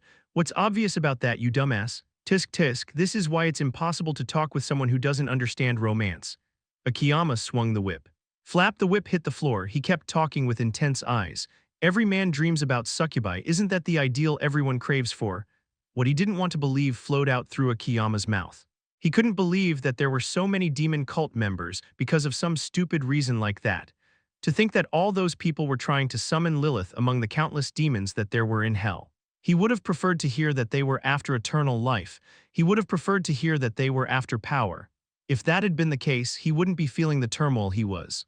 Every man dreams about a succubi. Kang-woo's body trembled. He was flustered, angry, and annoyed. Succubi, to be honest, Kang-woo also had high hopes for them in the past. He had gotten so tired of living surrounded by horrible monsters that he had often thought he'd like to meet a succubus. Ha ha ha, that's right, this is our belief. Do you bastards only think with the head that's between your legs? His voice trembled. He felt the thoughts of the past, the trauma, returning. Kang-woo was flustered the first time he'd seen Lilith. She was too different from what he thought she'd look like. She was too different. Even Balrog looked more beautiful. The tentacles. He remembered the horrible, wiggling tentacles. He remembered the 18 eyes looking at him. Don't underestimate hell. Biden's blade began to twist. Gibalg, which was the result of combining 3 different authorities, emitted an ominous presence. There's no romance there. Chapter 107. Tusk, as expected, talking doesn't work with you. I don't want to hear that from you. He spread the energy of the demonic energy stone through his body. Demonic energy gathered at the head of the spear. Kraken's rage. He used the effect of the black pearl coat, which increased his demonic energy stat by 5. Thanks to that and Han Xiaola's buff, his stat reached 111. Whoa, Kang-woo's eyes shone. Since he'd passed 110 stats, he felt a huge difference from when it was in the range of 100-109. It seemed like, just like levels, stats also had a huge difference after every 10 points. The demonic energy filled his entire body. Kang-woo gripped the Gibalg even tighter. He felt that he'd even be able to win a fight against Chen Jin. His whole body shuddered at the feeling of an intense force. Although the strength was a temporary one that resulted from the buff from Han Xiaola and the black pearl coat, he couldn't help but get drunk on the power. Boom, he stomped on the ground. He stabbed forward with Gibalg, and the whip, as if it were alive, wrapped around Gibalg. But Kang-woo didn't care. He pulled back the spear that was wrapped with the whip. Akiyama's body was pulled toward Kang-woo and rolled on the ground. Kang-woo threw the spear at Akiyama. Cardinal, a demon cult member, blocked the head of the spear. The spear went right through him, tearing his skin apart and piercing his bones. But it created a little bit of time. Akiyama rolled to the side and the head of the spear brushed past his clothes. "Youu!" An anger-filled shout rang out. Akiyama aggressively swung the whip. The whip, surrounded by demonic energy, wrapped around Kang-woo's body at a frightening speed. It applied such strength that it would have been able to tear the steel apart as if it were paper. Authority of defense. Kang-woo made a fast decision. He dropped Gibalg. Gibalg scattered away in midair and disappeared. Kang-woo invested all of his demonic energy into the authority of defense. His whole body was covered by darkness as if a demonic energy barrier had formed around it. Hyuk! Akiyama's face became red. Even though he'd used all of his strength, he couldn't penetrate the darkness. He changed his strategy and concentrated and put more power into the whip. Demonic energy gathered in the whip. Crack! Yes! The demonic energy gathered at one point was able to break through the demonic energy wall and deal some damage. Part of the skin on Kang-woo's right shoulder fell off, but his expression didn't change. No, his smile got deeper. After being freed from the whip, Kang-woo moved again. He didn't have time to use the authority of regeneration. Instead, he used the authority of speed and he shot forward and did a spin kick. Paf, cough. Although it was an attack done without a weapon, it was a kick done using the authority of speed. Akiyama's body bounced away with a loud sound that resembled an explosion. The wall was destroyed and smoke covered the entire passageway. Kang-woo ran toward the widening fissure. Stop him, protect the fissure. The demon cult members that were surrounding the fissure ran toward him. The battle against the demon cult members kept going on. Although they weren't strong, it took time because there were so many. It was hard to block 10 hands with just one. Damn. He punched the approaching demon cult members with the authority of waves. Blood poured out from the demon cult member as his organs exploded, but he didn't stop attacking. Like moths rushing into flames, they jumped at him without fear of death. And Kang-woo was delayed even further. The duration of Kraken's rage was almost over. Akiyama was in a bad state. Akiyama was in a desperate state. He felt his heart was being torn apart after seeing his underlings who shared his same convictions being defeated. If I were stronger, he clenched his fist. If he were among the 3 cardinals who had the rank of Apostle of Evil, he would have been able to save his underlings from the hands of that intruder. He felt enraged with himself because he hadn't been able to protect his underlings. Escape, he grabbed the whip tighter and spoke. All members of the demon cult looked at him. I'll face that guy, everyone escape. See Cardinal, we can't do that. They exchanged desperate cries. He shouted with a trembling voice. Don't worry, even if my body dies here, our beliefs, our wishes will last forever. When do you think someone dies? When the heart gets pierced by a spear? No. When he becomes a monster after not being able to control demonic energy? No, it's when we forget our beliefs, that's when we die. Tears flowed from the eyes of the demon cult members. Akiyama also cried along with them. Kang-woo opened his mouth at the sight of the incredibly moving scene. What bullshit! Akiyama frowned at the harsh criticism. Don't insult our beliefs. Don't say things you've heard from an anime so seriously. You're making me embarrassed. It seemed like it really was something taken out of an anime. Akiyama's body flinched. If you're the evil character, just laugh a bit like a villain and then die. He extended his hand and combined 3 different authorities and created a greatsword that was over 2 meters in length. Although they were hot and passionate individuals you wouldn't normally think were members of the demon cult, he had no intentions of going easy on them. They were still demon cult members. It wasn't hard to imagine what strategies they'd use to grow their forces to the point where they could manage to summon a demon. Although they looked dumb, they were someone's fear and despair at one point. He didn't care what their beliefs were, that didn't matter. He had things he had to do and time was running out. If your beliefs are so important, die for them. He raised the greatsword. The fissure had grown so much that it almost reached the ceiling. Kang-woo threw the sword at it. New, Akiyama threw his body. Graham pierced him and blood poured in all directions. Cough. Cough, Cardinal, the remaining demon cult members screamed. He didn't have time to care about them. Kang-woo approached the fissure.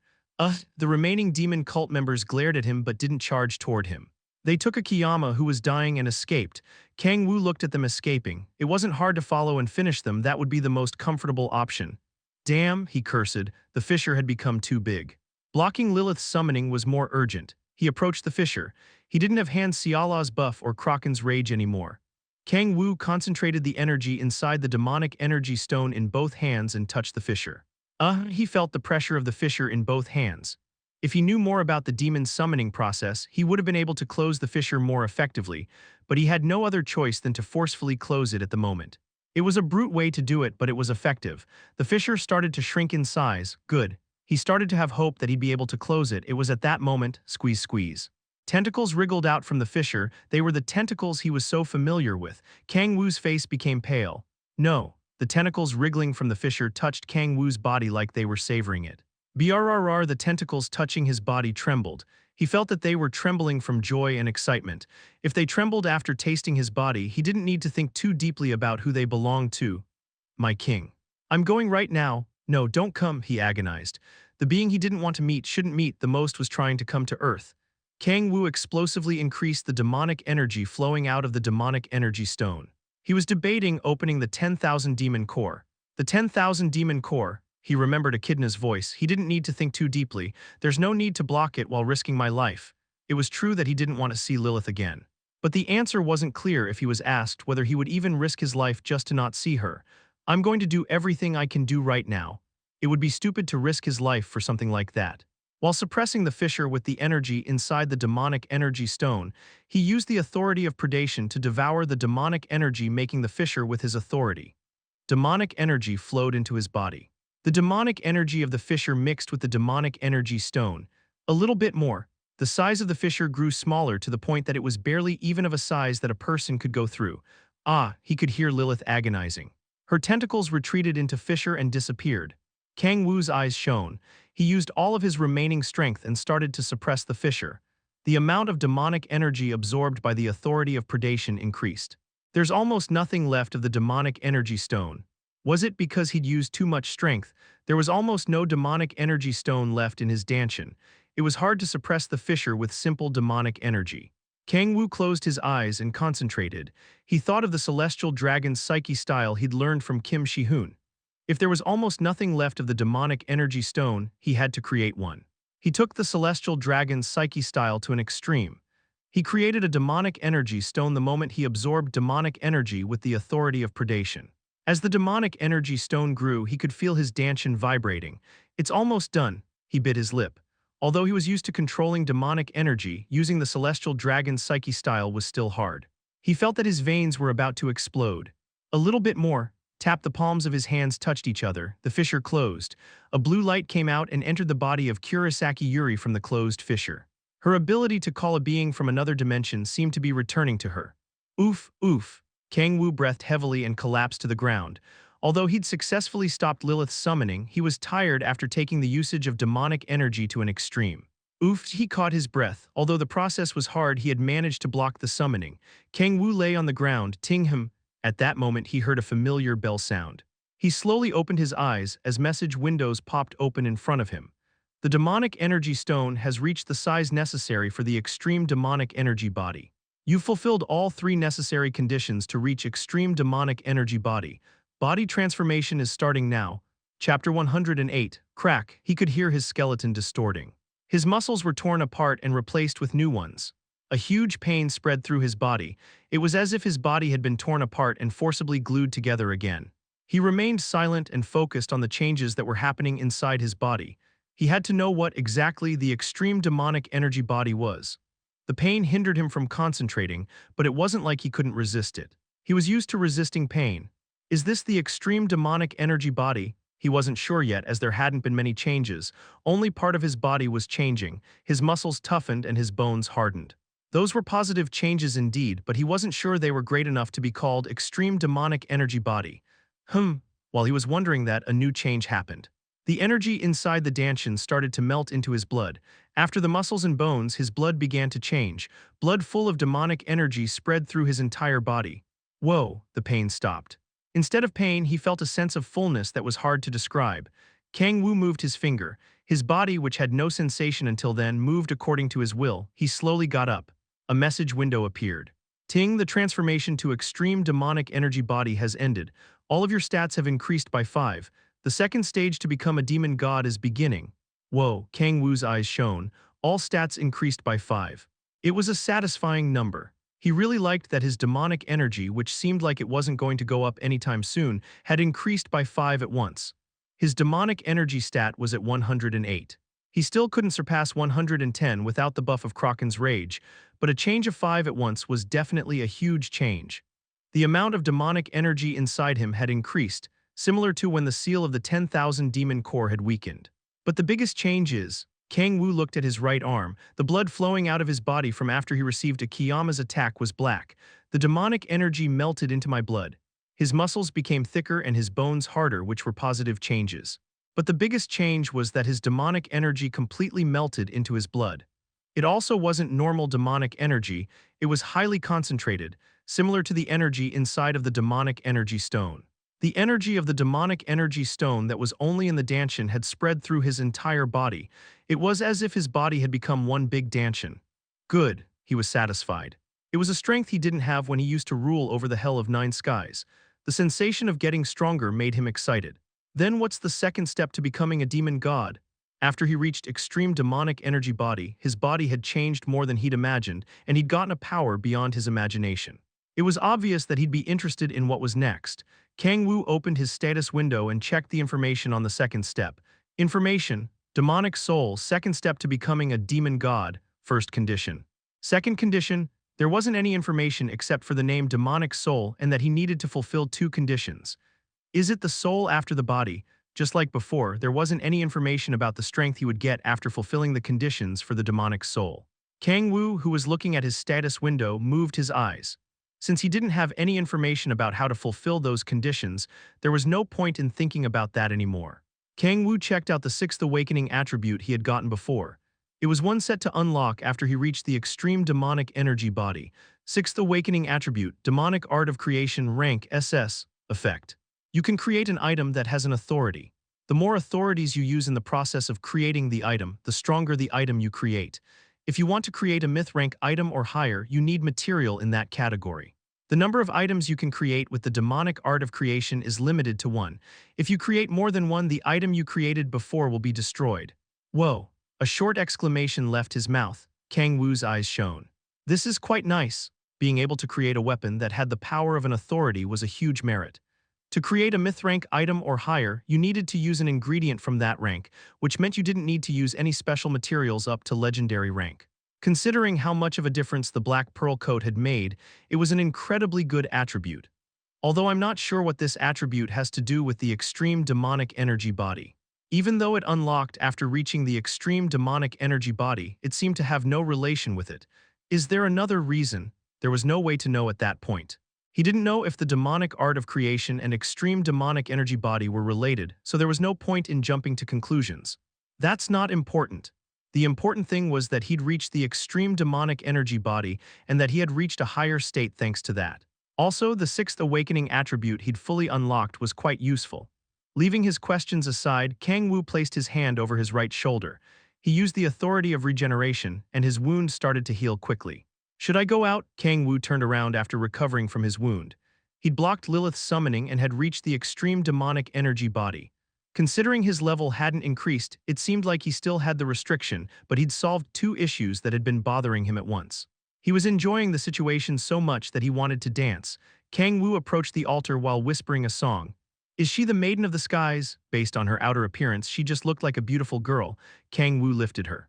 Boom, he was about to use the authority of divine power to return to the surface when the roof of the passageway was destroyed. Oof, oof. A good-looking young man was breathing heavily. He looked at Kang-woo with his eyes that had heterochromia. What, you were late. The summoning ceremony was taking place here, Fujimoto Ryoma asked with sharp eyes. Kang-woo pointed to the altar with his chin. As you can see, how did you know that it was taking place here? Because I noticed that there were no demon cult members on the way up. Ha, you didn't follow the plan just because of that, he seemed annoyed. Kang-woo smirked. Our role was from the beginning to cause chaos, right? Just because I didn't go up doesn't mean I didn't follow the plan. Then you should have. It was just my guess. Why would I call you when I wasn't sure about it? Fujimoto Ryoma closed his mouth at Kang-woo's smooth answers. He was trembling as if the situation angered him. He wanted to monopolize the achievement. Honestly, Kang-woo knew that from the first moment he'd seen him. Kang-woo walked past Fujimoto Ryoma, who was looking at him with glaring eyes. He didn't have a reason to care about his intentions. Fujimoto Ryoma frowned. He glared at Kang-woo, who was walking in front of him while biting his lips. There was doubt in him, his lips flapped as if he were anxious. He was looking around when it seemed he had made up his mind. He picked up the transmission device. Urgent, I ask for support from all units. The place is the underground passage. Are you serious? There's a demon cult member infiltrated among the Korean players. I ask for support. Kang-woo turned around and looked at him in disbelief. It wasn't hard to imagine why Fujimoto Ryoma was saying something like that so suddenly. Has this guy gone crazy? His excitement quickly vanished. Kang-woo opened his mouth while frowning. I know what you're trying to do, but you better stop. Don't say stupid things, you filthy demon cult member. Let the Maiden of the Skies go. Don't say bullshit. If you want to monopolize the gold, just do it. I don't want to have anything to do with you. Kang-woo passed Kurosaki Yuri to him. Fujimoto Ryoma stepped back and raised a strong current of wind from both hands. HMPH, don't make excuses. Unlike his anger-filled voice, he was smiling. Oof, Kang-woo sighed. He could hear people running toward him. The group of Japanese players that had taken the role of bait was running toward him. Prime Minister Yamada was among them. What happened? Prime Minister Yamada hurriedly asked. It's just like you're seeing. The moment I defeated the demon cult, this person appeared and tried to kidnap the Maiden of the Skies again. Before Kang-woo could say anything, Fujimoto Ryoma shouted. Prime Minister Yamada looked at Kang-woo. Many things that Fujimoto said made no sense. First, Fujimoto didn't have a trace of having fought. He also didn't seem to be in a situation where he needed to ask for reinforcements. The second thing was Kurosaki Yuri's status. Her clothes were too neat, her hair wasn't messy either. Prime Minister, what are you doing? So sorry. Prime Minister Yamada was surprised and shouted at the players. Catch the demon cult member. Kang-woo was surrounded by Japanese players. Kang-woo smirked at Prime Minister Yamada. So you're in cahoots with him. He had clearly felt that something was off. It was obvious by looking at his expression. But his attitude changed after Fujimoto screamed at him. Were they prepared for a situation like this from the beginning? At that point, he had no choice but to think that they were planning to make the Korean players look like members of the demon cult if they saved the hostage first. If that wasn't the case, there was no reason for the Prime Minister to be in that area instead of the bunker. Not bad. It wasn't like there were any cameras installed there that had recorded the footage. In situations like that, the only way to prove his innocence was via testimonies. But if everyone there was part of the same team, they could label anyone passing by as a member of the demon cult. It was a typical witch hunt. Kang-woo began to laugh. He found the trap so cute that he wasn't even annoyed anymore. Now that I think about it, that eye was a myth-ranked weapon, right? Suzunu's eye. It was Fujimoto Ryoma's trademark, a weapon that was famous worldwide.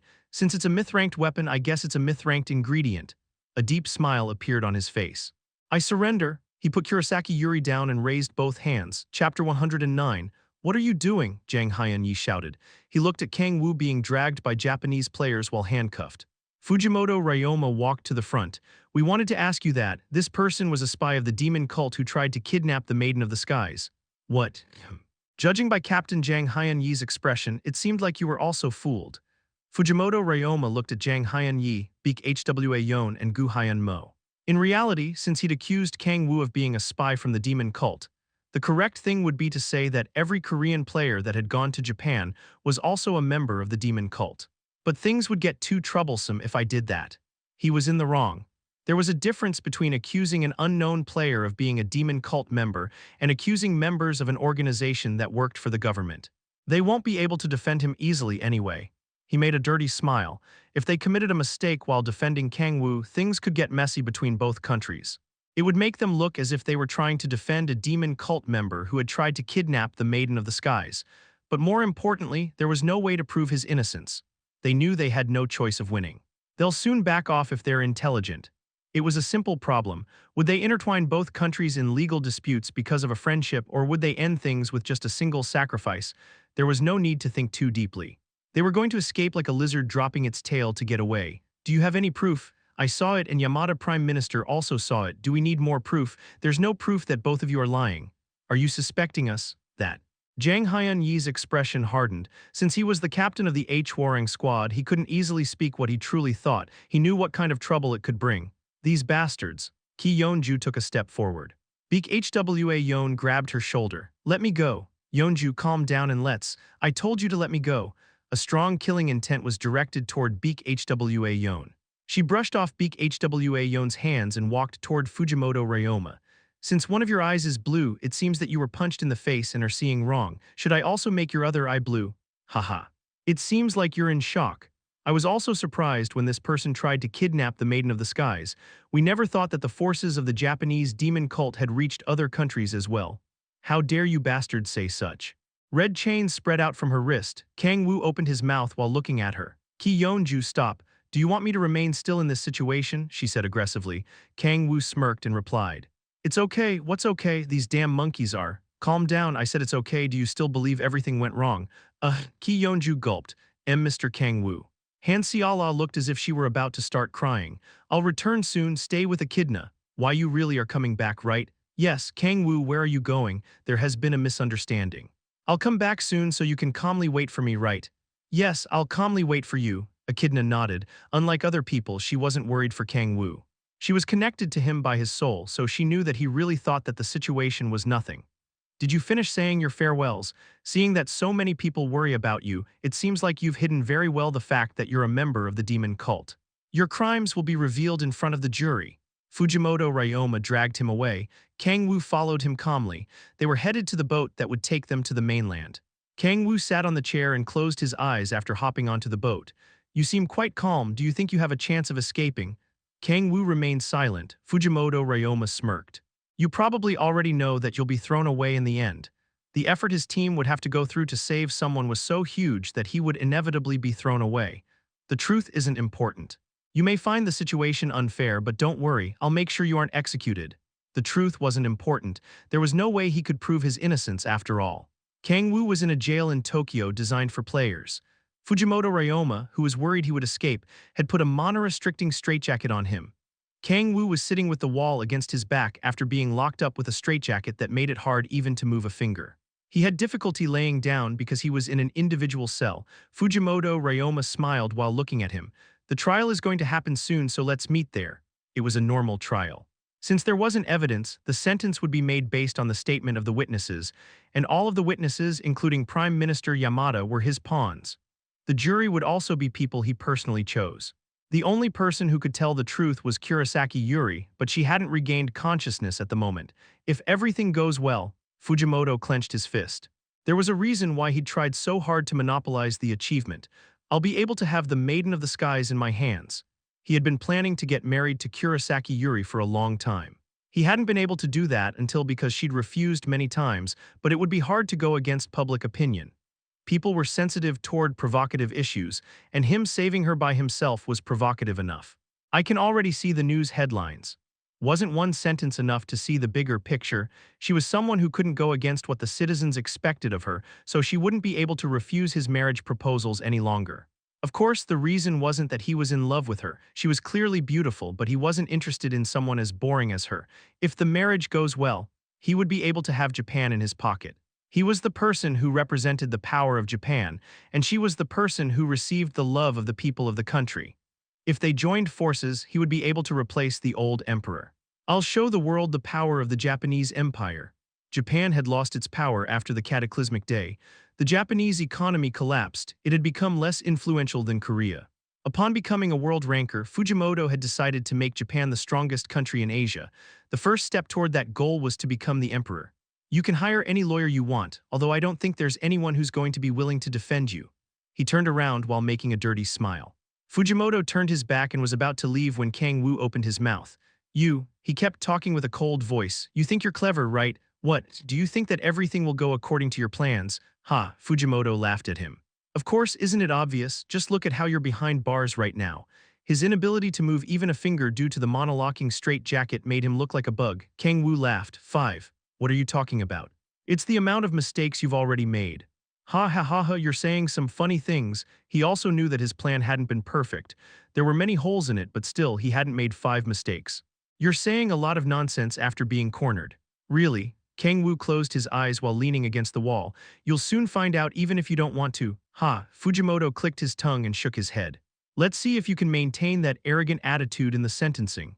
Fujimoto walked out of the cell after saying those last words. Click, there was a heavy silence after the door was locked. A CCTV was monitoring Kang-woo's cell, and the bars were made of a material that not even a ranker could break easily. He closed his eyes and leaned his back to the wall. Considering that he was locked in an infamous jail, he seemed too relaxed. As time passed, the day set and the night fell. Kang-woo slowly opened his eyes. Should I move? Kang-woo used an authority while he mumbled.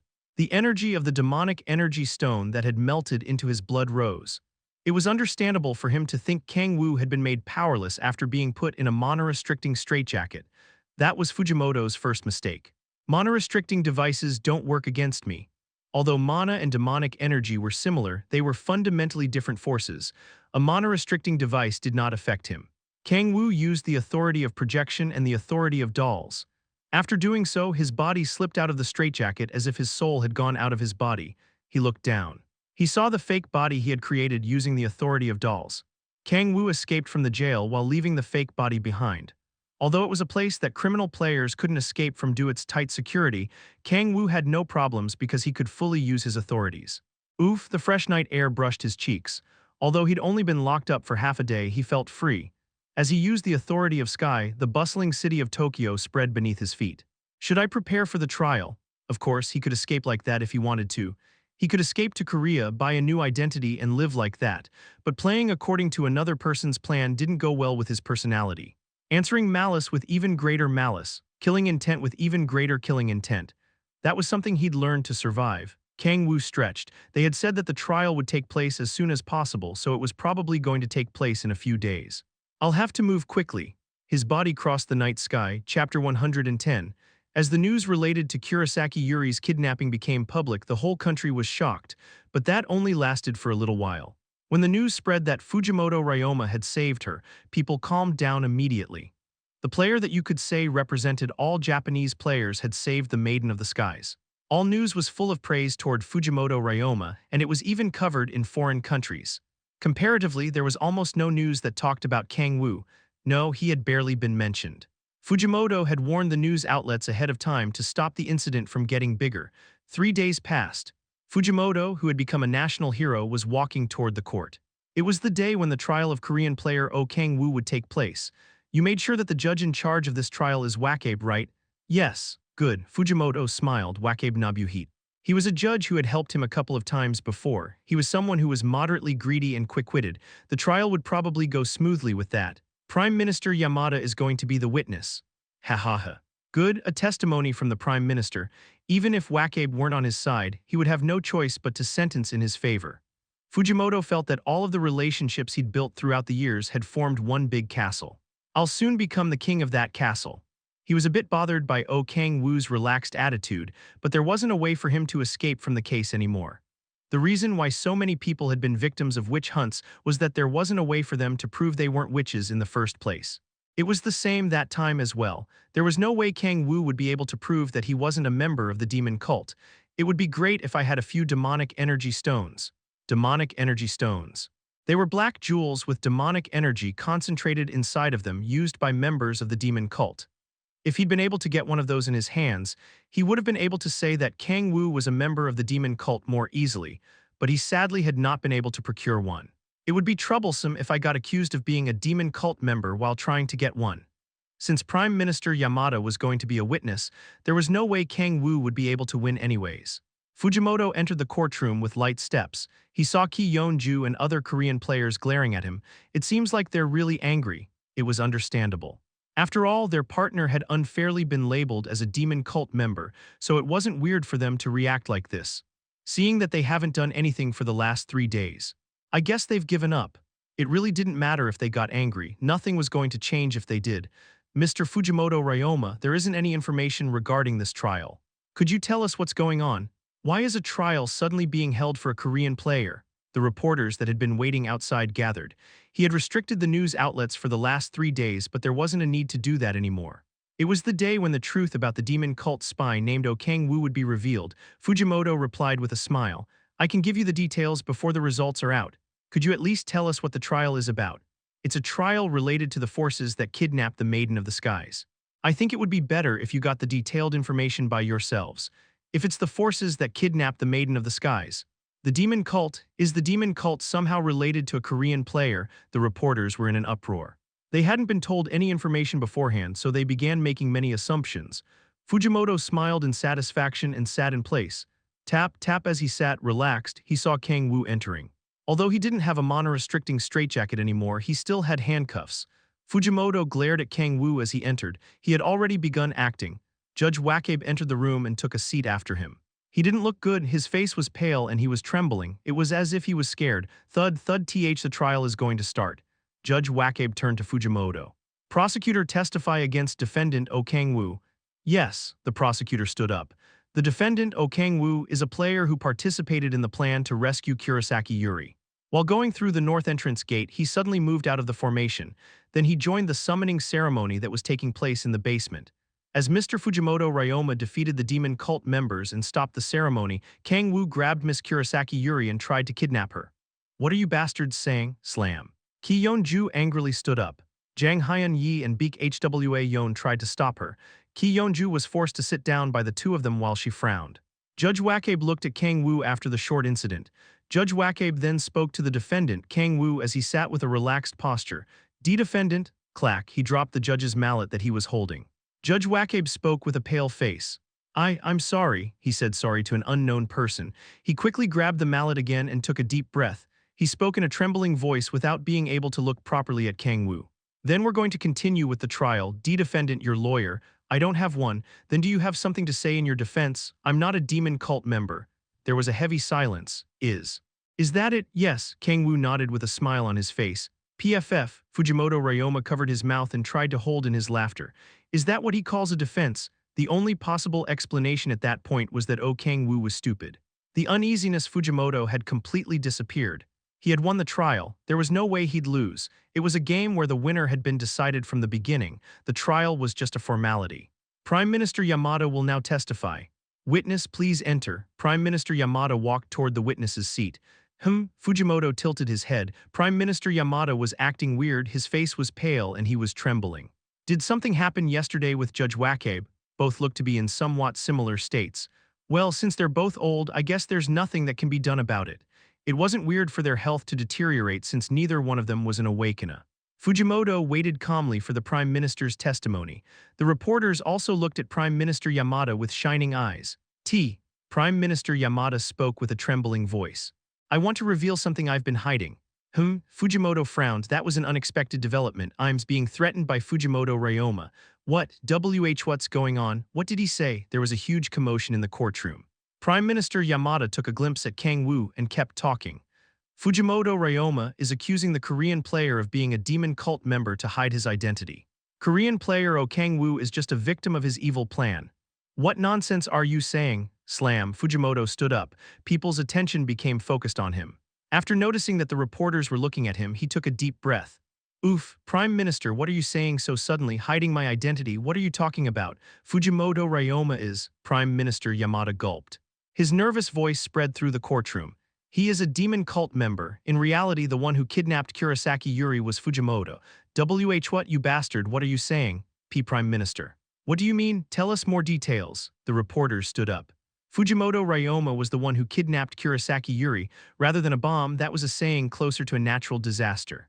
To be honest, I've known that for a very long time. But Fujimoto Ryoma said that if I revealed this truth, he'd use all my family members as offerings for a demon. What? Has this old man gone crazy? Fujimoto laughed in disbelief. It was true that Prime Minister Yamada was his underling, but he had never taken his family hostage. He also wasn't the one who had kidnapped Kurosaki Yuri. The ones who had kidnapped the Maiden of the Skies were the members of the demon cult. Just what's going on? He couldn't understand it. Why was Prime Minister Yamada trying to convince the jury he was a member of the demon cult? He couldn't think of a single reason. His mind started to become messy at the unexpected development of things. Prime Minister, is what you've just said true? How can you explain the way that Mr. Fujimoto rescued the hostage? I also have something to say regarding that. The one who saved the Maiden of the Skies wasn't Fujimoto, but the Korean player that is sitting there, Mr. Kang-woo. Fujimoto is a spy who spread false information. He said that the summoning ceremony was taking place on the top floor when in reality it was happening underground. There was a huge uproar again. A few reporters even dropped their recorders. Don't say bullshit, everyone, this is a setup. Prime Minister Yamada has lost his mind. The uproar became bigger. Kang-woo looked as if he found the uproar fun. He tried his best to hold his laughter. This was your second mistake. He had an authority that allowed him to make people his pawns. Fujimoto's plan of trying to use another person to make him the culprit would fail as long as he could control the other person. You shouldn't have used Prime Minister Yamada as a witness. Prime Minister Yamada was a normal person and not an awakener. He had no way to resist being controlled by an authority. If he needed a witness, it would have been better to use one of the players that had come along with the Prime Minister the day before. You crazy old man, do you have any evidence? Do you have anything? Fujimoto screamed as if he were about to have a seizure. Prime Minister Yamada nodded. I have evidence. Everyone please look at this. This is something I found at Fujimoto's residence. What? Fujimoto looked dumbfounded. Kang-woo couldn't hold it back anymore and let out a light laugh. The demonic energy stone was an item that only members of the demon cult could use and create, but I can also make them. That was his third mistake. He didn't know that Kang-woo could also create demonic energy stones. Chapter 111. Ha ha ha ha, this is funny. Fujimoto laughed out loud and then glared at Prime Minister Yamada. Although his mouth was laughing, a chilling killing intent leaked from his eyes. Prime Minister Yamada trembled. He looked at Kang-woo and gulped. Fujimoto's killing intent was scary. But it was nothing compared to the fear he felt for Kang-woo. Kang-woo was controlling him with the authority of fear, so he was someone that Yamada couldn't refuse. Prime Minister Yamada tried to calm down and waited for Fujimoto's reply. Leaving the fact that you searched my house without permission aside, how can you prove the demonic energy stone came from there? He wasn't sure from where he had gotten a demonic energy stone. But it was meaningless to bring out a demonic energy stone and say, hey, I found this in your house. It wasn't that different from someone who wasn't a police officer bringing out some drugs and saying, I searched your house and found this. Of course, it was true that Prime Minister Yamada's authority was higher than a police officer's, but Fujimoto was considered a national hero, so he also had quite the authority. I asked a trustworthy guild to search it, so they're going to testify to what I'm saying. A trustworthy guild? Fujimoto frowned. There wasn't a guild big enough to be considered trustworthy in Japan. The average level of players was too low for that. But for him to suddenly say that he'd ask a trustworthy guild to perform the search, what are US? These are the people who were in charge of searching Fujimoto's residence. Click, the courtroom's door swung open. Everyone's attention became centered on the people who opened the door and entered the room. There was a huge uproar in the courtroom. Thousand Sword Gate, why is Chin Soo-yeon here? The person who had entered the room was a woman with double buns. Seductive energy flowed out of her even if she just stood still. Chin Soo-yeon, she was the daughter of the leader of China's biggest guild, the Thousand Sword Gate. Nice to meet you. I'm the person in charge of investigating Fujimoto Ryoma's alleged involvement with the demon cult. She stood before the testimony seat without the judge's permission and smiled as she opened her mouth. She spoke in smooth Japanese. I heard details about this case from Prime Minister Yamada 3 days ago when Kurosaki Yuri's kidnapping incident ended. Why did China suddenly get? Wait, could I receive questions once I'm done talking? Yes. I'm sorry. A heavy silence fell over the courtroom that had been noisy until a few moments before. As expected of the daughter of Chin Soo-yeon had impressive charisma. She looked at Kang-woo and slightly licked her lips. Prime Minister Yamada said that he felt guilty about Fujimoto Ryoma being considered a hero after supposedly saving the Maiden of the Skies, and he also asked for help from us so that his real self could be revealed to the entire world. What nonsense are you saying? Fujimoto's angry voice spread through the room. Chin Soo-yeon ignored him. We, the Thousand Sword Gate, know very well about the dangers of the demon cult. So after hearing that the real identity of someone praised as a world ranker was, in reality, a member of the demon cult, we couldn't remain still. That's why after Prime Minister Yamada asked for our cooperation, we secretly searched through Fujimoto's house. What are you saying? And the result? Chin Soo-yeon's expression darkened. With just a simple change of expression, the atmosphere of the courtroom became tense. The technique she used to play with people's feelings was being used in another way. Fujimoto Ryoma is indeed a member of the demon cult. We found many items that contain demonic energy inside his house. You crazy bitch, Fujimoto shouted as if he was about to have a seizure. He felt his mind turning blank. The situation was developing in a totally unexpected way. What's going on? The situation was completely different from when Prime Minister Yamada said they'd found a demonic energy stone in his house. She was part of the Thousand Sword Gate, China's biggest, no, Asia's biggest and strongest guild. If they said they'd done the research, it had another level of trustworthiness. Why did the Thousand Sword Gate get involved? No matter how much he thought about it, he couldn't understand what was happening. Why had the Thousand Sword Gate gotten involved in such a case? If things go like this, his face turned pale. He started breathing heavily. He would be considered a demon cult member if things continued like that, and there was nothing he could do about it. He knew that, but he still couldn't do anything. The person being accused of being a witch during a witch hunt had no way to prove her innocence. It was the same with the demon cult. You had no way to prove that you weren't part of the demon cult. Don't have demonic energy. People in the demon cult with the rank of cardinal or above had a way of hiding the demonic energy inside their hearts completely. The only way to tell if someone was a member of the demon cult was to take out their heart. Damn, he couldn't help but curse. The whole situation was unfair. He wasn't a member of the demon cult. He had never even tried to become a member. He had kidnapped the Maiden of the Skies and leaked fake information to interfere with the plan to rescue her. It was all a lie, but he couldn't find a way to prove his innocence. As if she were giving the final blow, she said, "I'll swear in the name of the Thousand Sword Gate that everything I said about this case is true.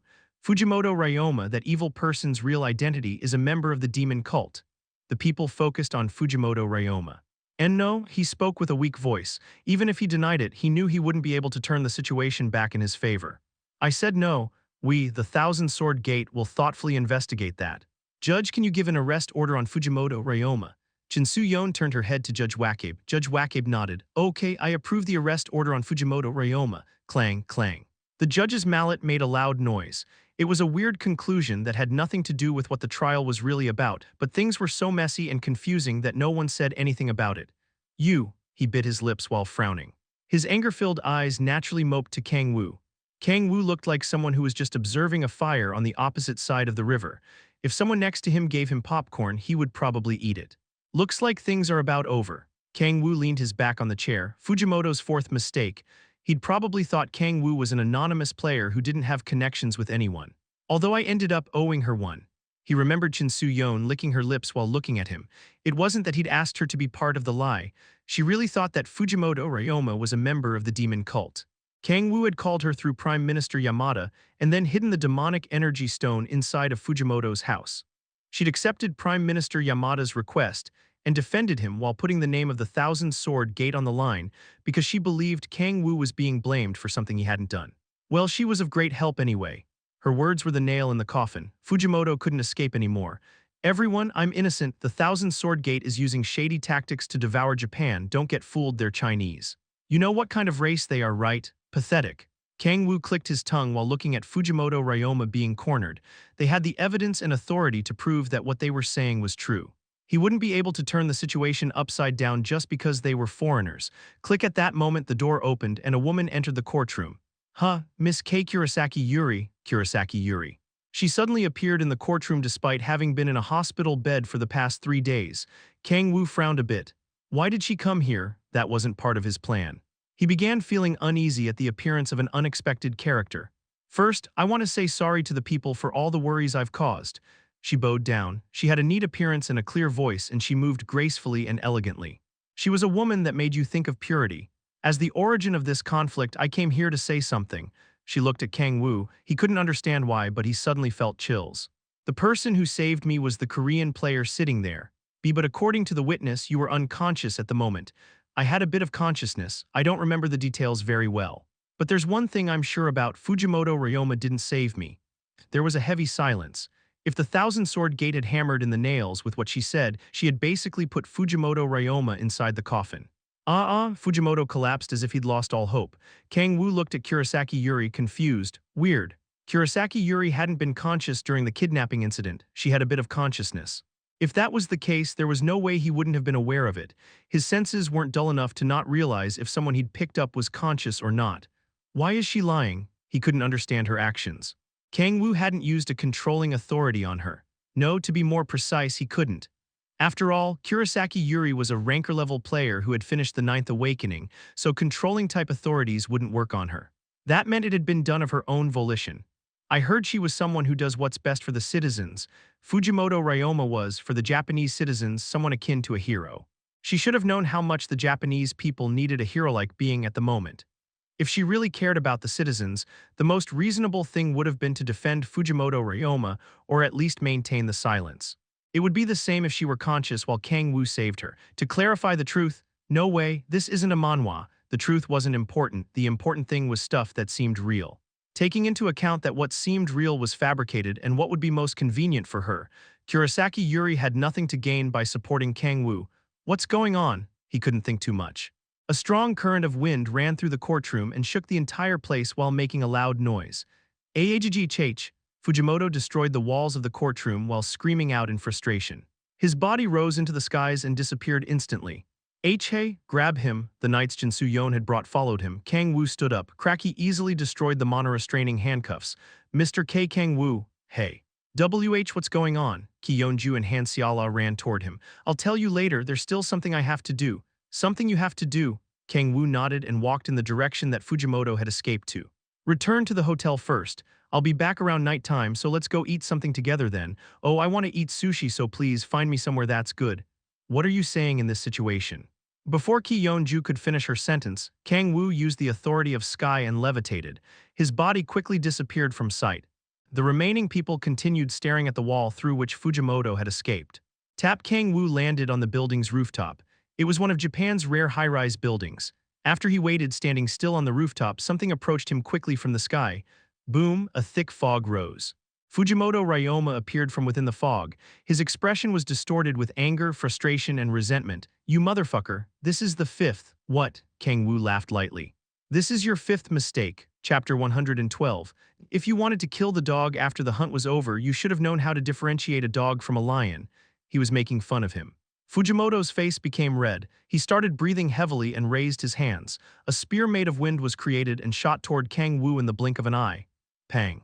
Kang-woo used the authority of defense, and the black wall that was created around him destroyed the wind spear.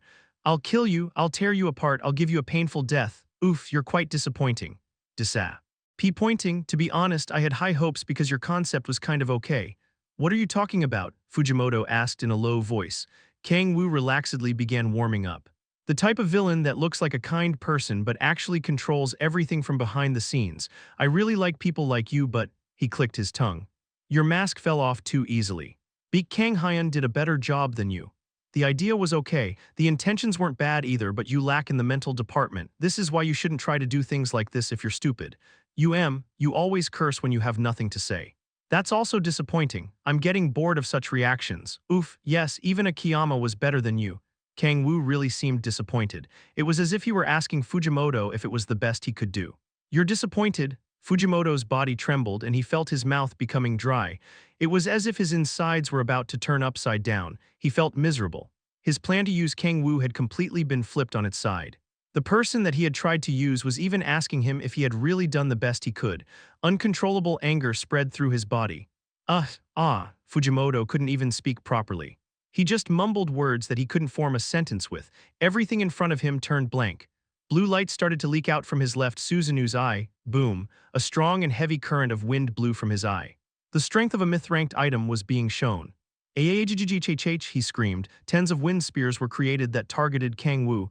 Yes, this is better. Don't try to act as if everything is okay and end up looking more pathetic. Kang-woo smiled. He waved his hand and a black curtain made of demonic energy appeared and deflected the wind spears away. I have to go and eat, so let's end things quickly. Oh yeah, do you know a place that prepares good sushi? I came all the way to Japan, so I wanted to eat it at least once. How much are you going to make fun of me? No, I'm asking you because I really want to know. You were quite successful here in Japan, so you should know lots of good places to eat, right? It's okay if it's expensive, I have a lot of money. I'll kill you so painfully that you'll regret being alive. You're really mad, huh? Okay, I understood, my mistake. Your plan was scarily perfect. I recognize that I won because of a small difference. You were more perfect than any other opponent I've faced until now, so please tell me a good sushi. Aagh, Fujimoto leaped forward. A highly concentrated wind gathered around his fist, and het twisted his body and threw a punch. A condensed wind flew in Kang-woo's direction. It was an attack that not even Kang-woo could ignore. If this were before I obtained extreme demonic energy body. Kang-woo pushed his body backward as if he were falling and concentrated the authority of divine power on his right foot. He kicked the concentrated wind as if he were doing an overhead kick, redirecting it as a loud sound echoed out. Kang-woo concentrated the authority of waves into his hand and shot it forward. The attack tore through the air. Boom.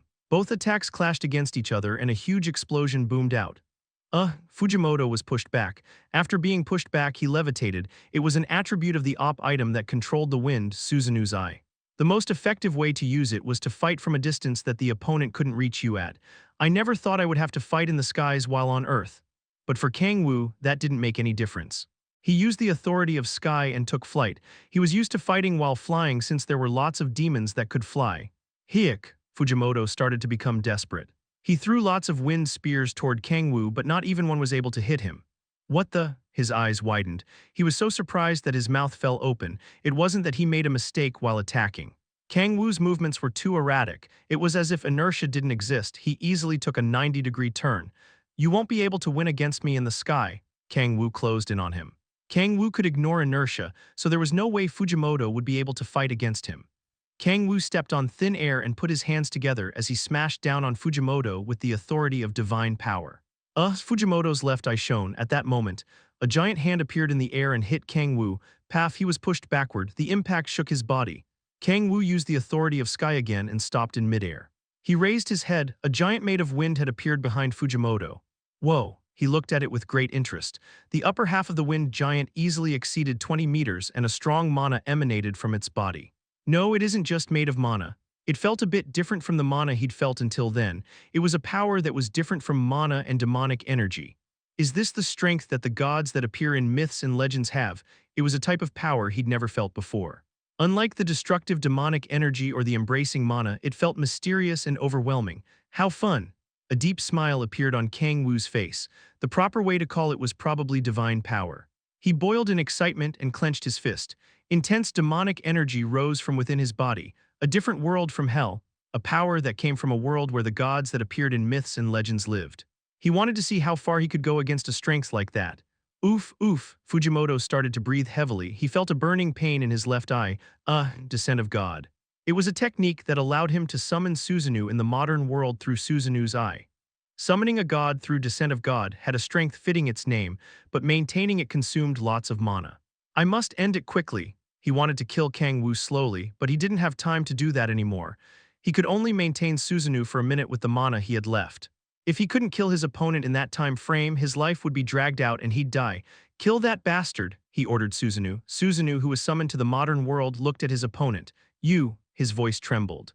Suzuno realized that Kang-woo wasn't a simple human being. He realized he was an extraterrestrial being who was able to overcome his mortality.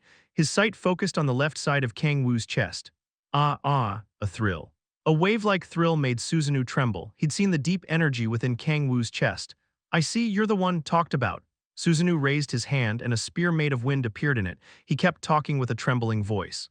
The power that the owner of the demonic sea has, I'm going to put it to the test here. A strong fighting spirit leaked out of Suzuno's body. Fujimoto, who was maintaining him, vomited blood. What is he saying? Kang-woo frowned. It seemed like the giant made of wind was saying something, but he was speaking in a language he couldn't understand. Kang-woo thought about using the authority of translation, but he shook his head. This isn't time to be chit-chatting. Judging by how fighting spirit was coming out of Suzuno, it seemed like peace wasn't an option. And that was also what Kang-woo wanted. I never thought the day would come when I'd have to fight a god. He became expectant. Of course, Fujimoto probably hadn't summoned the god's real body. He was only able to summon the upper half, and most of it was made of mana. But even so, the thought of fighting a god made his heart beat faster. Suzuno picked up a spear. It seemed like he wasn't planning to drag on the fight.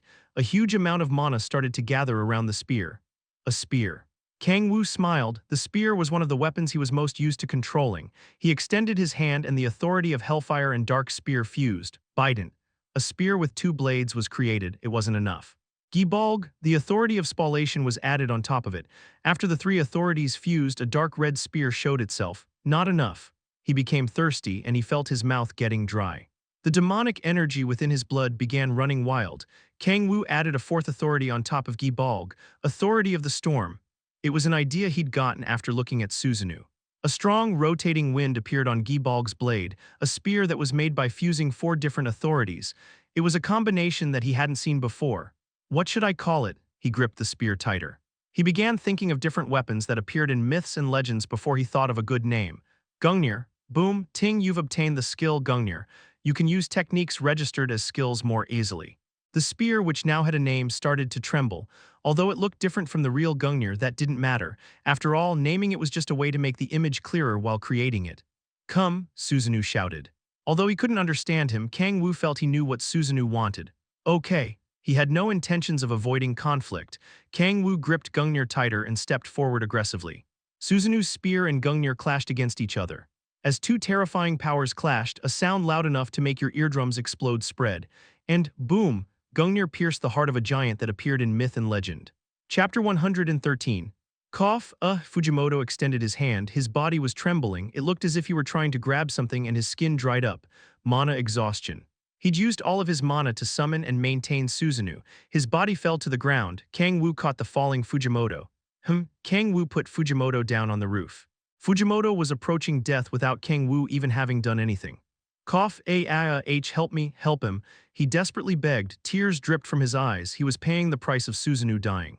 He twisted his body as if he were having a seizure. His skin began to sag and dry out. He was dying miserably, like a vampire without blood. It wasn't something that normal mana exhaustion would have usually caused. It seems like the price for summoning a god is quite high. Kang-woo looked coldly at the dying Fujimoto. Susanoo, a god that lived in a place that wasn't either earth or hell, he was strong. Their fight was short. Susanoo hadn't shown a strength he wasn't capable of dealing with, but considering that Susanoo hadn't shown his full power, he definitely had strength worthy of a god. Kang-woo wasn't sure he would have been able to win if Susanoo had all of his strength. If the Gaia system keeps getting weaker, will guys like him appear on Earth? Kang-woo frowned. He couldn't think of something worse than the gods appearing on Earth with all of their strength. Maybe the demon cult isn't going to be the only problem. There was a chance that beings more troublesome than the demon cult would appear on Earth. The best solution was to repair the Gaia system that he'd damaged.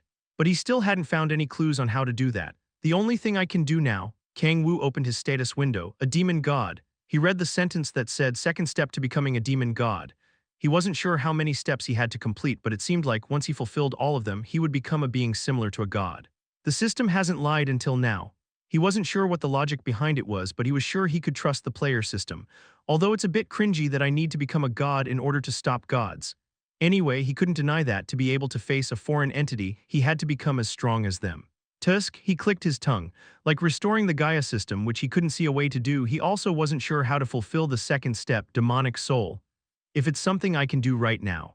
Kang-woo walked toward Fujimoto's corpse. Although he had dried like a mummy, his left eye was in a perfect state. Kang-woo grabbed the left eye, Susanoo's eye. It was the name of the myth-ranked equipment. But how did this guy equip this? Did he take out his eye and put it in himself? If that was the case, he had to recognize Fujimoto's willpower. It wasn't easy to make the decision to take out your own eye. Melt the eye became dust and scattered away as if it were answering his question. There was a blue sphere about the size of a ping-pong ball there. Ah, I see. It seemed like he hadn't taken out his own eye. Kang-woo took the blue sphere and put it near his left eye. Ting, this item has already been bound to another user. As expected, I won't be able to use it. He had expected that to happen. Kang-woo put Susanoo's eye away. After all, what he needed was the myth-rank ingredient that was inside Susanoo's eye. He could use that to create an item using the demonic art of creation. Should I go back? He hadn't seen Echidna and Han Xiala for the past 3 days because he'd been preparing to get revenge on Fujimoto. It was quite lonely to be apart from the 2 people that he had gotten used to seeing daily. It almost reminded him of the lonely days he'd spent in hell. The group was staying in a 3-star business hotel in Tokyo. Considering the influence Ki Yeon-ju, Jang Hyun-yi, and Beek Hwa Yeon had, it was kind of lackluster. They'd probably picked a cheap hotel because Kang-woo had been in prison. They'd probably thought that it would be wrong for them to stay in a luxury hotel while he was in jail, although I'm not so self-centered. He smiled bitterly and walked into the hotel. The group that was waiting in the lobby came running toward him. Hey, where have you been? I went to finish things. Finish? Yes, I had to give as much as I received. Kang-woo sat in a chair that was in the lobby and explained things. He wasn't completely honest with them. Just like Shin Soo-yeon was thinking, he told them that Fujimoto was really a member of the demon cult. Then did you know that Fujimoto Ryoma was a member of the demon cult from the beginning? No, I realized that for the first time when I was underground. I just took some revenge after seeing how they were trying to accuse me of being a demon cult member. Why didn't you tell us? Because I had no time. But still, slam, Ki Yeonju angrily hit the table. Kang-woo smiled. Calm down. How can I calm down? You were about to be labeled as a member of the demon cult, but things worked out in the end. That's not the point. Tap. Han Seala grabbed her shoulder. Miss Yeonju, calm down. Just like Mr. Kang-woo said, things worked out. But still, I think he followed them because he already had a plan. Ki Yeonju relaxed after hearing her calm explanation. She crossed her legs and put them on top of the table. Mr. Kang-woo, Han Seala sat next to him and placed her hands on his thigh while making a sad expression. Once again, I wasn't of help. I'm sorry, I didn't need help, but still. Han Seala smiled bitterly. Could I be of help to you one day? It was a faint voice. It sounded as if it were about to break. Kang-woo looked into Han Seala's eyes. She really wasn't of much help. He couldn't deny that. She wasn't as helpful as Kim Shi-hoon, Ki Yeonju, Chin Soo-yeon, or Echidna, but still, do you need to be helpful? What? I don't care about the pros and cons of living with you. He was, by nature, a calculative person. He wouldn't do something he couldn't benefit from, but in the case of Han Seala, it was different. He didn't think of her as a cook who prepared delicious meals for him, nor did he think of her as a tool to satisfy his desires. If he had thought of her like that, he wouldn't have asked her to move in with him when he'd gotten the apartment near Seoul Station. She was like family to him. He didn't spend time with her to gain something, he just enjoyed his time with her. Although I can't say that to her. It was the first time in his life that he had someone he wanted to call family.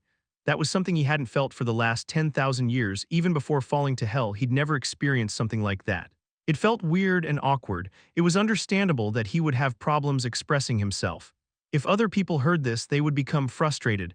They might even hit their chest as if they had eaten hot sweet potatoes.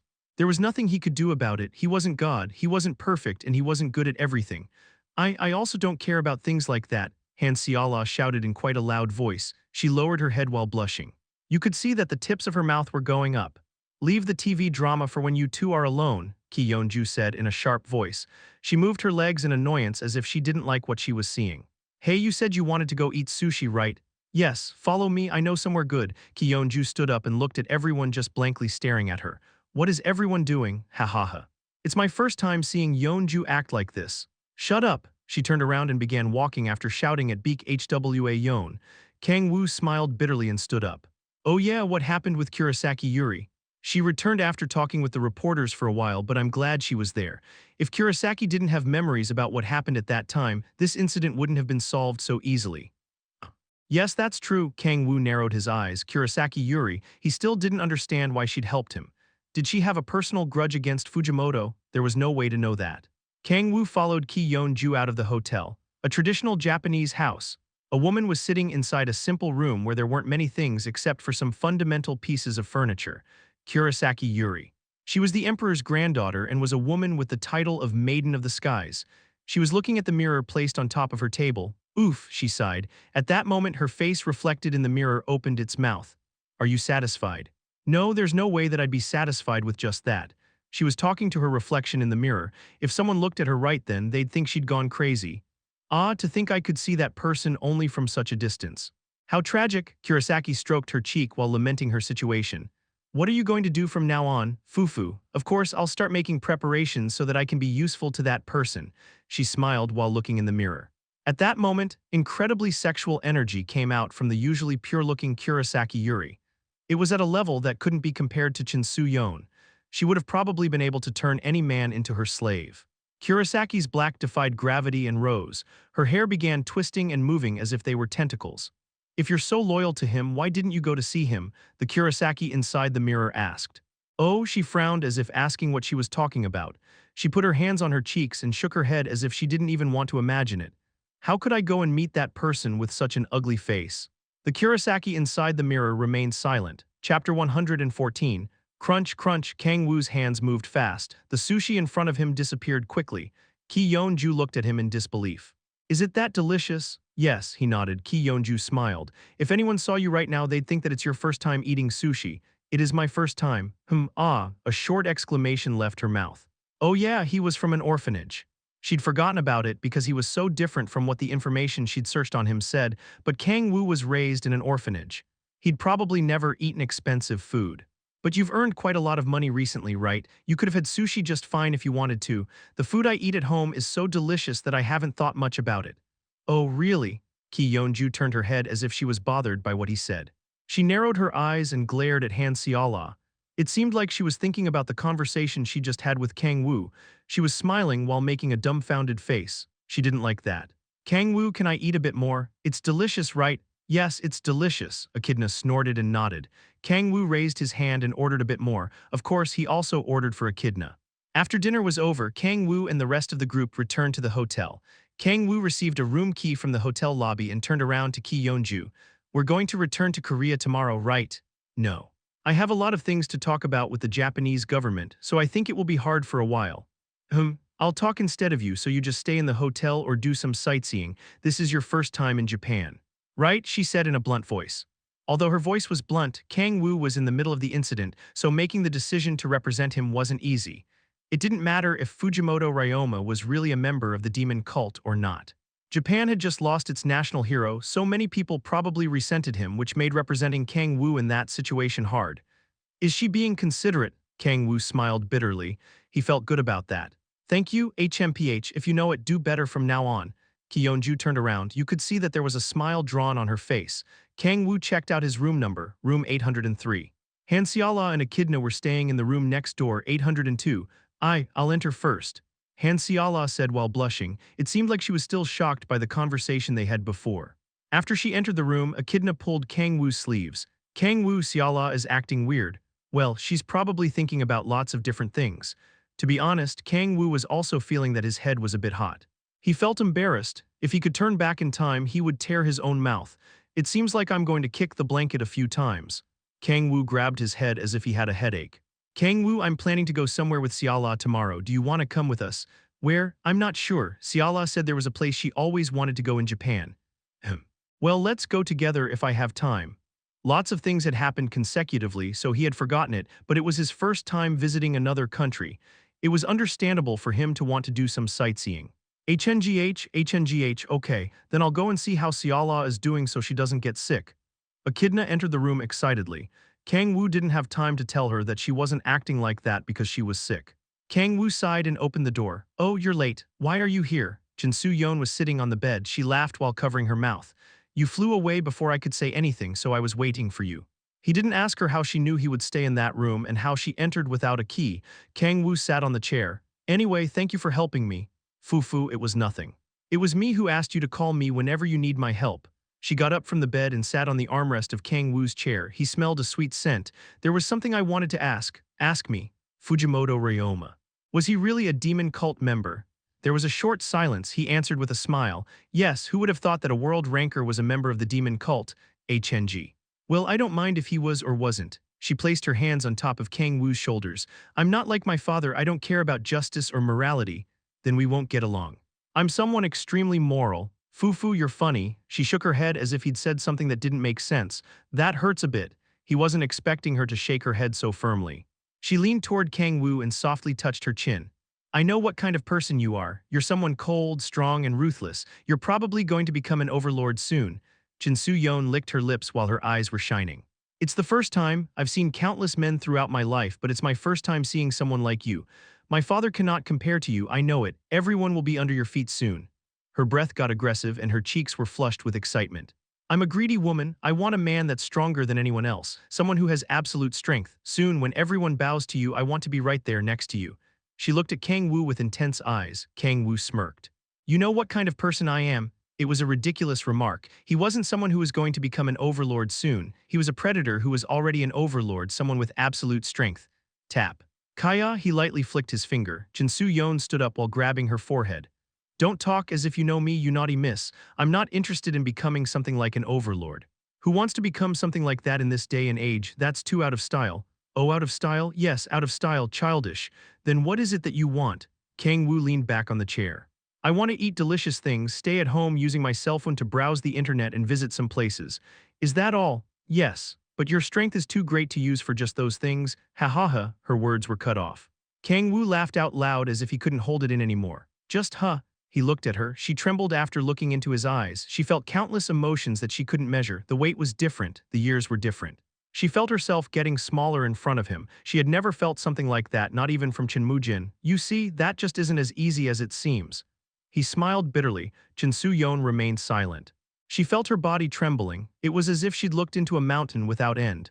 As expected, she liked what she heard. After hearing that he wasn't interested in becoming something like an overlord, she became more excited.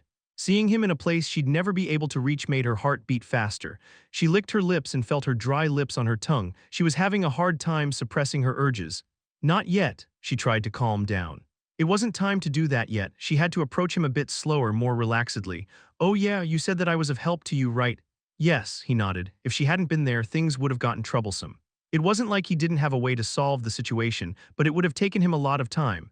Jin Soo-yeon smiled after hearing him answer without hesitation. "You weren't planning to say thanks only with words, right?" "What do you want?" He was indebted to her. He had no intention of denying that. As long as it was something he could do, the proper thing to do was listen to her request. "Fufu, tomorrow. Why don't we go somewhere, just the two of us?" He thought of Echidna's words. "The day after tomorrow. I only have time tomorrow since there's a lot I have to talk with the Japanese government about." HNGH, Kang-woo nodded after thinking about it for a while. "I'll go there with them the day after tomorrow." Thanks to Ki Yeonju, he had enough time. It wouldn't matter if the plan were delayed by a day. "I'll have to tell them I can't go because something happened." He felt a bit uncomfortable because he would have to lie as if he were a cheating husband, but there was nothing he could do about it. There was no way they would accept him going somewhere with only Jin Soo-yeon. "Okay, where should we go?" Jin Soo-yeon had helped him by using the Thousand Sword Gate's name, so a date was a cheap price for that. Jin Soo-yeon's face brightened after hearing his answer. She tried her best but couldn't hide her excitement. Kang-woo felt that reaction made her look cute. "Fu, Mr. Kang-woo, is it your first time visiting Japan?" "Yes. It's my first time." "Then there's a good dating place for couples." "Well, leaving the couples part aside, where are you talking about?" "It's a place where a mouse that thinks copyright is important lives." From a Chinese person's point of view, it's almost like a natural enemy. Kang-woo couldn't understand what she was saying. Jin Soo-yeon kept talking with a smile on her face. "Disneyland?" "Ah," a short exclamation left his mouth. Kang-woo laughed. "An amusement park." He never imagined Jin Soo-yeon would ask him to go to an amusement park. As expected, she's still a little girl. He laughed naturally. "An amusement park, and one that was made for children at that. Now that I think about it, they used to show us movies from that company in the orphanage." It wasn't that he could remember something that happened so many years ago because he had an unbelievable memory. Rather, remembering the past was only something he'd done to survive. Hell was a terrible and dark place. He used to think about Earth all the time. If he didn't think of Earth and how much he wanted to return to it, he would have gone crazy. Okay, Kang-woo nodded. After all, he'd never been to an amusement park. Experiencing something new that he hadn't done before was always great. But an amusement park, your interests are cuter than I initially thought. Do you have any problems with it? Jin Soo-yeon blushed. Kang-woo laughed lightly. Chapter 115, WOHH, an excited shout flowed out. It was an amusement park that looked like it had reproduced a fantasy world from a fairy tale. A big castle and cute characters. It was a scene that made you wonder if, after crossing the gate, you hadn't entered another world. There was a young man that was more excited than the kids in that fairytale-like world. The name of the young man that was so excited that even kids looked at him as if he were pathetic was Kang-woo, the demon king that used to rule over the hell of 9 skies. Jin Soo-yeon remained silent. He had clearly made fun of her, saying she had a cuter taste than he had initially thought. But Kang-woo was looking around as if he were a person from the countryside who had just moved to the big city. "Whoa, I've seen this one before." Kang-woo patted the mouse he used to see while at the orphanage. The person in the doll costume waved his short hands to Kang-woo like a real professional. Jin Soo-yeon looked silently at Kang-woo taking a picture with the doll mascot. To be honest, it was a bit of a turn-off. I never thought Mr. Kang-woo would have a side like this. It was as if that were his first time in an amusement park. No, it seemed like it was the first time he had gone to a place designed only for entertainment. He looked so different from his usual self that she couldn't help but smile awkwardly. "Fufu. You made so much fun of me yesterday, yet you're the one who's enjoying it the most. I didn't know it was a fun place like this." Kang-woo smiled in satisfaction. Jin Soo-yeon trembled a bit after seeing Kang-woo make an innocent smile as if he were a kid. She could feel her heart beating faster. This side of Mr. Kang-woo is nice as well. She would have frowned if it were any other man, but she found it attractive that someone who had treated her like a kid was acting like that. She was clearly blinded by love. "Let's go ride that." Jin Soo-yeon naturally walked toward him and grabbed his arm, and a soft sensation spread through him. Okay, Kang-woo didn't care. No, to be more precise, he didn't have the mental space to care about that sensation at the moment. Interesting. He never thought there was a place like that on Earth. Of course, he'd seen Disneyland a couple of times through photos, but seeing it in real life felt different. It was too different from hell, which consisted mostly of deserted lands. I should come again tomorrow with Echidna and Siala. Echidna had looked sad after he'd told her that he had something urgent to do, so she wouldn't be able to follow them. He felt guilty, but it was just for a day. He just had to play with her the next day since he hadn't been able to that day, so Hyun thought that it was probably going to be okay. I'm here for research purposes today. Kang-woo began walking. His steps were light. Although he was thinking that he was there to do research, it looked as if he were ready to enjoy the amusement park. Oh, this is the roller coaster. He pointed to a ride that looked like a train. He'd seen pictures of people riding it and shouting, "Let's get on." You probably won't enjoy it that much. Why? Kang-woo tilted his head. Jin Soo-yeon didn't answer and just smiled. After all, he would find out why as soon as he got on the roller coaster. It's slow. It wasn't because Disneyland was created while taking kids into consideration. Superhumans like Kang-woo could easily move 5 times faster than the maximum speed of the roller coaster. He could even use the authority of sky and fly. For a normal person, it was stimulating enough, but superhumans like Kang-woo didn't find it enjoyable. You should have told me. I thought I wouldn't be able to convince you. Also, this is all part of the experience. Well, that's true. Kang-woo nodded and walked all over the amusement park. They even got some meals in the middle and sat on the benches to take a rest. It was already night before they noticed. It was better than I thought. Kang-woo thought of the day he'd spent with Jin Soo-yeon. He was a bit worried because of her personality, but he was able to spend a day with her without any issues. If he were honest, he had enjoyed hanging out with her. Fufu. It's already nighttime. Yes. I liked that I was able to see another side of Mr. Kang-woo. Jin Soo-yeon smiled while covering her mouth. She'd thought of him walking around the amusement park with shining eyes. It seemed like Kang-woo was finally feeling embarrassed. He gulped. Let's go back. Okay, Jin Soo-yeon grabbed his arm. Kang-woo got in the car Jin Soo-yeon had prepared and returned to the hotel. He had a fun and satisfying time. Click. Kang-woo got out of the car after they reached the hotel. Then let's meet in Korea. Fufu, I had fun today. Jin Soo-yeon smiled brightly. She seemed disappointed for the day to end like that. She grabbed his arm. Something entered her field of vision at that moment. Oh, a deep smile appeared on her face and she thought of a fun prank. She stood on her tiptoes and raised her head. Her and Kang-woo's lips got close to each other. But there was no way Kang-woo wouldn't be able to react. He grabbed Jin Soo-yeon's chin. Kang-woo frowned. What are you doing? HMPH, what a moodless person. Shouldn't couples have at least a goodbye kiss? But I never became a couple with you. Fufu, well then I'll leave things like this for today. Although she'd failed to kiss him, Jin Soo-yeon was smiling. Then Mr. Kang-woo, let's meet again in Korea. Jin Soo-yeon quickly got into the car and left the hotel. Why so suddenly? The sight of her getting away as if she were escaping the moment the kiss failed felt somewhat unnatural. Was she shy? Kang-woo turned around while tilting his head. His facial expression hardened. The answer to his question wasn't that far away. He understood why she'd escaped so fast. Kang-woo, Mr. Kang-woo, fuck. Han Seala and Echidna looked at him with shocked facial expressions at the hotel entrance. There was a heavy silence. He couldn't open his mouth. The one who broke the silence was Echidna. She came walking to him and grabbed Kang-woo's sleeve. Kang-woo, this was why you were busy. He felt guilty. He felt like a man who'd been found out while doing something wrong. He lowered his head silently. Damn, he remembered Jin Soo-yeon's smiling face. He naturally clenched his fist. Mr. Kang-woo, Han Seala approached him. She grabbed his hand with a smile on her face. You can explain it, right? Of course. It was the first time he was scared of Han Seala's smile. Kang-woo was dragged into the hotel by Han Seala. 5 days passed. Ki Yeon-ju had finally returned to the hotel and it seemed like the situation had normalized. Let's go back, Ki Yeon-ju said while making a tired expression. Good job. I'm going to make sure to pay you back for this. It seemed like she'd struggled quite a bit. They returned to Korea by using the H-Warring Squad's private plane. They could have ridden on Echidna, but since they weren't in a hurry, they didn't need her to make an effort. They took a taxi and went towards Seoul Station after arriving at the airport. It feels like it's been a while. Yes. Although it had only been a week, he felt he'd missed Seoul's cityscape. Oof. I'll go back to my house and take some rest, Ki Yeon-ju said with a tired voice. She staggered to the apartment. Let's go back as well, Mr. Kang-woo. Han Seala pressed the elevator button. Go first. What about Mr. Kang-woo?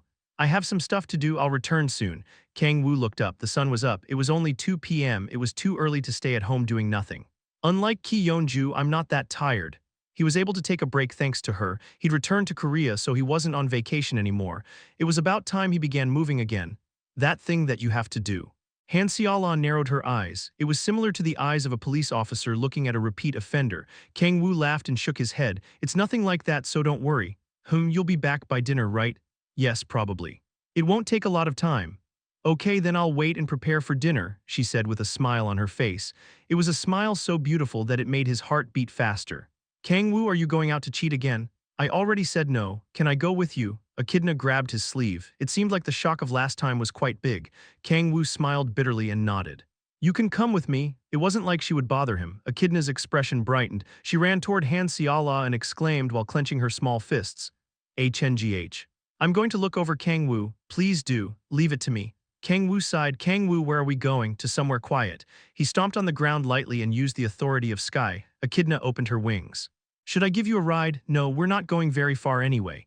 It was okay as long as it was a place without people. Echidna tilted her head. Why are we going to a quiet place? To create equipment, Kang-woo answered shortly. He put his hand in his pocket and grabbed Suzanu's eye. Chapter 116. Here it's going to be good. Tap. Kang-woo, who was flying using the authority of sky, descended at the foot of a quiet mountain.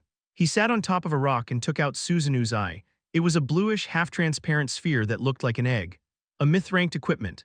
Although it looked like a crystal ball from the outside, in reality, it was one of the few myth-ranked pieces of equipment that existed in the world. Although it's restricting, if it's powerful enough to summon a god, it's worthy of being called myth-rank. He thought of Suzanu, a giant whose body was made of wind. Fujimoto had become a world ranker thanks to the equipment, but his base stats were lower compared to the average world ranker. But still, he was able to summon a being that presented a danger to the Kang-woo, who had reached extreme demonic energy body. There was no denying that myth-rank equipment was good. And there was probably an ingredient worthy of that within the item as well. The more authorities it has, the stronger the equipment becomes. He read the description of his sixth awakening attribute, demonic art of creation. He naturally thought of the gungnal he'd used in the fight against Suzanu. Right now, I'm struggling to use 4 authorities simultaneously. It was like using 2 authorities at the same time multiplied by 2. Using 4 authorities required 16 times more demonic energy than using 1 authority. But Kang-woo's eyes shone sharply. At the moment, he wasn't in the middle of a battle. He didn't have to read the opponent's movements while maintaining an authority, and he didn't have to counterattack. He was able to focus completely on using his authorities. I think that I might even be able to use 5. He was a bit nervous. The dangers of demonic energy exhaustion were higher than mana exhaustion. Since demonic energy was what maintained a demon's body, if you exhausted it, your body would get dried like Fujimoto Ryoma's and then die. Should I practice first? He only had 1 myth-rank ingredient. It didn't say that the ingredient would get destroyed if he failed, but there was nothing wrong with being careful. Kang-woo, is there anything I can help you with? Make sure no one approaches me. I want to concentrate. HNGH. Okay, Echidna nodded and rose to the sky. It seemed like she was planning to put a barrier around the area. Let's start. Kang-woo extended his hand, first from the one he was most used to. Ting, using demonic art of creation. A complex magic circle appeared on the ground. The demonic energy around him created sentences he didn't understand, and the words moved as if they were living beings. The wiggling words clustered in the air. A black sphere that was about the size of a basketball appeared. The preparations are done. If you want to create a piece of myth-rank equipment or higher, use an ingredient according to the rank. Kang-woo placed his hands on top of the black sphere and roused the demonic energy within his body. There are no ingredients. The highest possible rank is legendary. If you use an authority that a legendary rank can't handle, it will be destroyed. Gibalg, he mumbled. He closed his eyes and made a mental image. He used 3 authorities. Since he had reached extreme demonic energy body, using 3 authorities simultaneously wasn't hard. Strong demonic energy flew out of his body. The black sphere began moving and a black fog came out of it. The black sphere made of unknown characters began cracking. The cracks started getting bigger as if something were being born inside it, and finally, crack, the shell broke. A spear appeared from within the black sphere. Ting, you've successfully created Gibalg Unique Rank. Whoa. Kang-woo let out a short exclamation and grabbed the Darkashred spear. He could feel that the authorities he had just used were within the spear. It's still weaker than the one created using the real authorities. It was obvious. It was understandable that there would be a difference between the Gibalg he could use using demonic energy and one he could use even without it. But it isn't bad. He grabbed the Gibalg and swung it. Hot flames came out of it and he swung it and stabbed a rock that was near. Boom, the rock was destroyed and flames sprouted out in all directions. It has about 20% of the strength of the original. Considering that, after creating it, he could use it with other authorities, it was quite good. Even if it only had about 20% of the strength of the original, if used with the authority of divine power and the authority of speed, he could effectively cause more than 100% of the original's damage. It's too bad that it's a unique rank. Kang-woo looked at the details of the Gi-balg. It was only unique rank, so it didn't increase his stat by an absolute value. The conditions for demonic art of creation were harsher than he'd initially thought. Using 3 different authorities simultaneously wasn't easy. It wasn't just an issue of the amount of demonic energy. Combining different authorities was, in reality, something close to impossible. Drawing a circle with one hand and a triangle with the other at the same time was already hard. Using different authorities simultaneously was like drawing with one hand and writing with the other. It was something he could do because of his extreme ability to control demonic energy. But still, the reward is too good. The reward was so good that it was worth it to try to overdo himself. He had decided to try to use 5 authorities simultaneously. I'll have to practice a bit more first. He had no intentions of using the myth rank ingredient after only one try. Kang-woo put the Gi-balg down. Echidna walked toward him. Kang-woo, what kind of equipment are you thinking of making?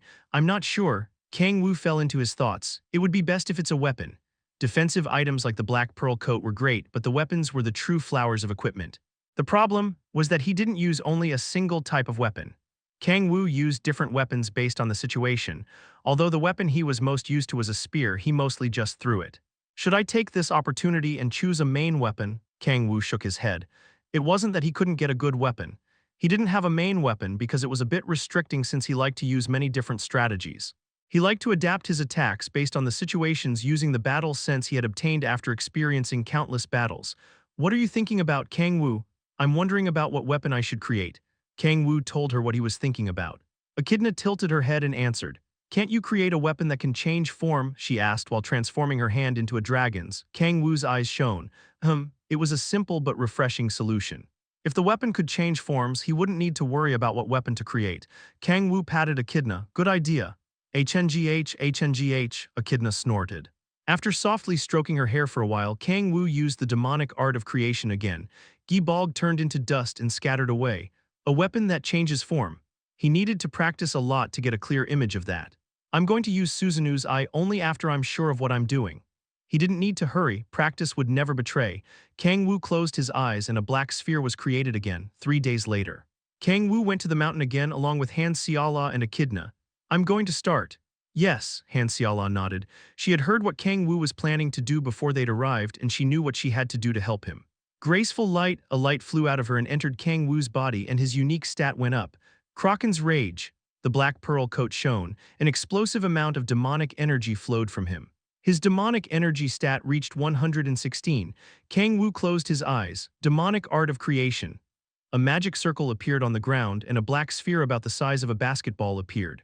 Kang-woo grabbed Suzanu's eye. He didn't hesitate. He'd practiced endlessly for the past 3 days. He had prepared everything he could. He put his hand into the black sphere. Ting, taking out an ingredient from the myth rank equipment. Conditions fulfilled. You can create a piece of myth rank equipment or higher once, but if you try to create it with insufficient authorities, an item with a rank lower than a legendary rank could be created. Oof, Kang-woo took a deep breath and emptied his head. Transformation, Spallation, Massacre, Hellfire, Storm. He used those 5 authorities. Demonic energy flowed out like a low tide. He used 32 times more demonic energy than when he used only 1. Although his demonic energy stat had reached 116, he still had trouble maintaining 5 authorities simultaneously. Us. A short exclamation left his mouth. His head hurt. Not only was it using a lot of demonic energy, but he also had to use quite a lot of his mental capability to control it. Concentrate. He ignored the pain. He closed his eyes and imaged the weapon he had decided on, a weapon that could change forms. I only have to resist a bit more. He didn't need a lot of time. He could feel the black sphere around his hand wiggling. Only 10 more seconds. In 10 seconds, he'd be able to create the weapon he wanted. 5 authorities have been confirmed. All of the conditions have been fulfilled, creating a piece of myth rank equipment. He heard the voice of the system message. Myth rank. He was about to create a weapon of a rank that there weren't many of in the world. There was a heavy silence. 9 seconds. He suddenly thought of a possibility. 8 seconds. He wondered what rank the weapons of the 7 archdukes would have. 7 seconds. The archdukes were strong. It was understandable why they couldn't kill each other. 6 seconds. It was true that they were strong because of the strength they had, but it was also thanks to their weapons. 5 seconds. Those weapons were created after enormous demonic energy from the hell of the 9 skies gathered. 4 seconds. It didn't matter how much he thought about it, there was no way those weapons would only be myth-ranked. 3 seconds. He had never used their weapons because the souls of the archdukes had been imbued within them and they didn't think of him as their owner. 2 seconds, he'd gathered their weapons to open a portal that led to Earth, but he had only used a fraction of their strength. 1 second, out of nowhere, not enough. He became greedy. Kang-woo opened his eyes. A lust that he couldn't control rose from him. It wasn't enough. It wasn't enough to satisfy him. He felt that his head was about to explode. He was using the demonic energy he had quite fast, but still. Not enough, he wasn't satisfied. Kang-woo used the sixth authority. He didn't need to think too much about what to use.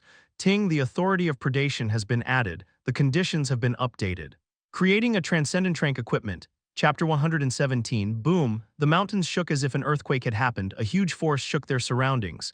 Mr. K. Kang-woo. Kang-woo, the screams of the two girls spread but didn't reach Kang-woo's ears. A tornado made of demonic energy was surrounding his body. His head became blurry, and he felt as if he were floating on top of a vast sea. Using 6 authorities simultaneously had even been hard for him in hell. When the amount reached 6, it wasn't a matter of demonic energy anymore. You reached a limit on how much you could control and regulate the authorities. Did I overdo it? There was no need to ask that. In reality, he was prepared for things to go wrong when he used 5 authorities. But 6, not only that, but he had used the strongest authority he had, the Authority of Predation. It wasn't something a rational person could do. This is quite dangerous. It was as if he'd put more air in a balloon that was about to explode. He wouldn't have tried something so crazy even when he could fully use his strength. It wouldn't have been weird if he died right then and his body exploded. But he wasn't sure why, but he didn't regret his decision. No, he wasn't even worried. There had been a voice in his head saying that he should stop right there. But confidence that he didn't know the origin of replied, "It's okay, I can keep going." His hand that was placed on the black sphere was cut. Black blood poured out, and the blood that leaked out of his hand entered the black sphere and mixed with it. A distant sensation grew stronger. His conscience became blurry. He couldn't control the 6 authorities anymore. Kang-woo gave up on the calculations, but at that moment something surprising happened. So it was this. His body was controlling the authorities. Kang-woo understood why he had fully unlocked the attribute demonic art of creation only after completing the demonic energy body, controlling authority. Controlling an authority with your instinct rather than your head. That was the real effect of the extreme demonic energy body. No, it wouldn't be an overstatement to say that it was why he'd reached extreme demonic energy body. The energy from the black sphere spread toward Kang-woo's heart through his blood. When he felt something connected, he heard a clear bell sound. Ting, you've successfully created key of the demonic energy C transcendent trank. He got a system message. At that moment, the black sphere began shrinking. You've maxed out the capability of the demonic art of creation. Your demonic energy has gone up by 2. You cannot use demonic art of creation anymore. Whoa, Kang-woo's eyes shone. Thanks to the demonic energy stat increasing, it had reached 110 without buffs. It seems like the purpose of the demonic art of creation was to create this. A black sphere appeared in his hand. The form was similar to the Suzanu's eye Fujimoto Ryoma used. A black crystal ball that was about the size of a ping-pong ball. Kang-woo checked out the information on the key of the demonic energy C. Equipment information. Name, key of the demonic energy C rank. Transcendent attunement done type. Growth type when you fulfill certain conditions it will get stronger. Normal effect. Unique stat +3 indestructible transformation. It hasn't been unlocked yet. Effect explanation. Indestructible, it can't be destroyed by any type of attack or impact. Transformation, it can transform into any registered weapon. It has 34% of the capability of a weapon created by using an authority. Hyan fell into thoughts, he wasn't sure of it. A growth type. It had good points, its rank was transcendent, so it could probably keep getting stronger indefinitely. But its effect at the moment wasn't as impressive as he wanted. No, wait, Kang-woo read the information window again. He focused on the normal effects, and among those was the explanation of transformation. If it's a weapon registered as a skill, all weapons he had created at least once had been registered as skills. Bident, Gibalg, and even the most recent one, Gungnir, had been registered as skills. 34% of the capability of a weapon created from using authorities. The Gibalg he had created using the demonic art of creation was about 20% of the capabilities of the original. Considering that, an effectiveness of about 1.5 times more was extremely good. This is great, just the effect of transformation alone would be good enough to be qualified as transcendent rank. No, it was too good. He could combine and create more weapons by combining authorities and then use them based on the situation. Gibalg, he used a skill to test. The black sphere that was as big as a ping-pong ball started to change its form and became a dark red spear. As Kang-woo grabbed the Gibalg, he felt a stronger power than the one he'd felt from the one he'd created as a practice before. This is a scam, an exclamation came out of his mouth.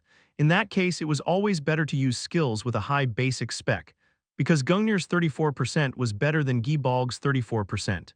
Gungnir, he used a skill created by combining 4 authorities. Ting, in its current state, you cannot convert it to a weapon created using 4 authorities. Ah, that's too bad. He'd thought that the effect was unbelievably good, but as expected, he couldn't convert it to a weapon created using 4 authorities. There wasn't a reason to be disappointed.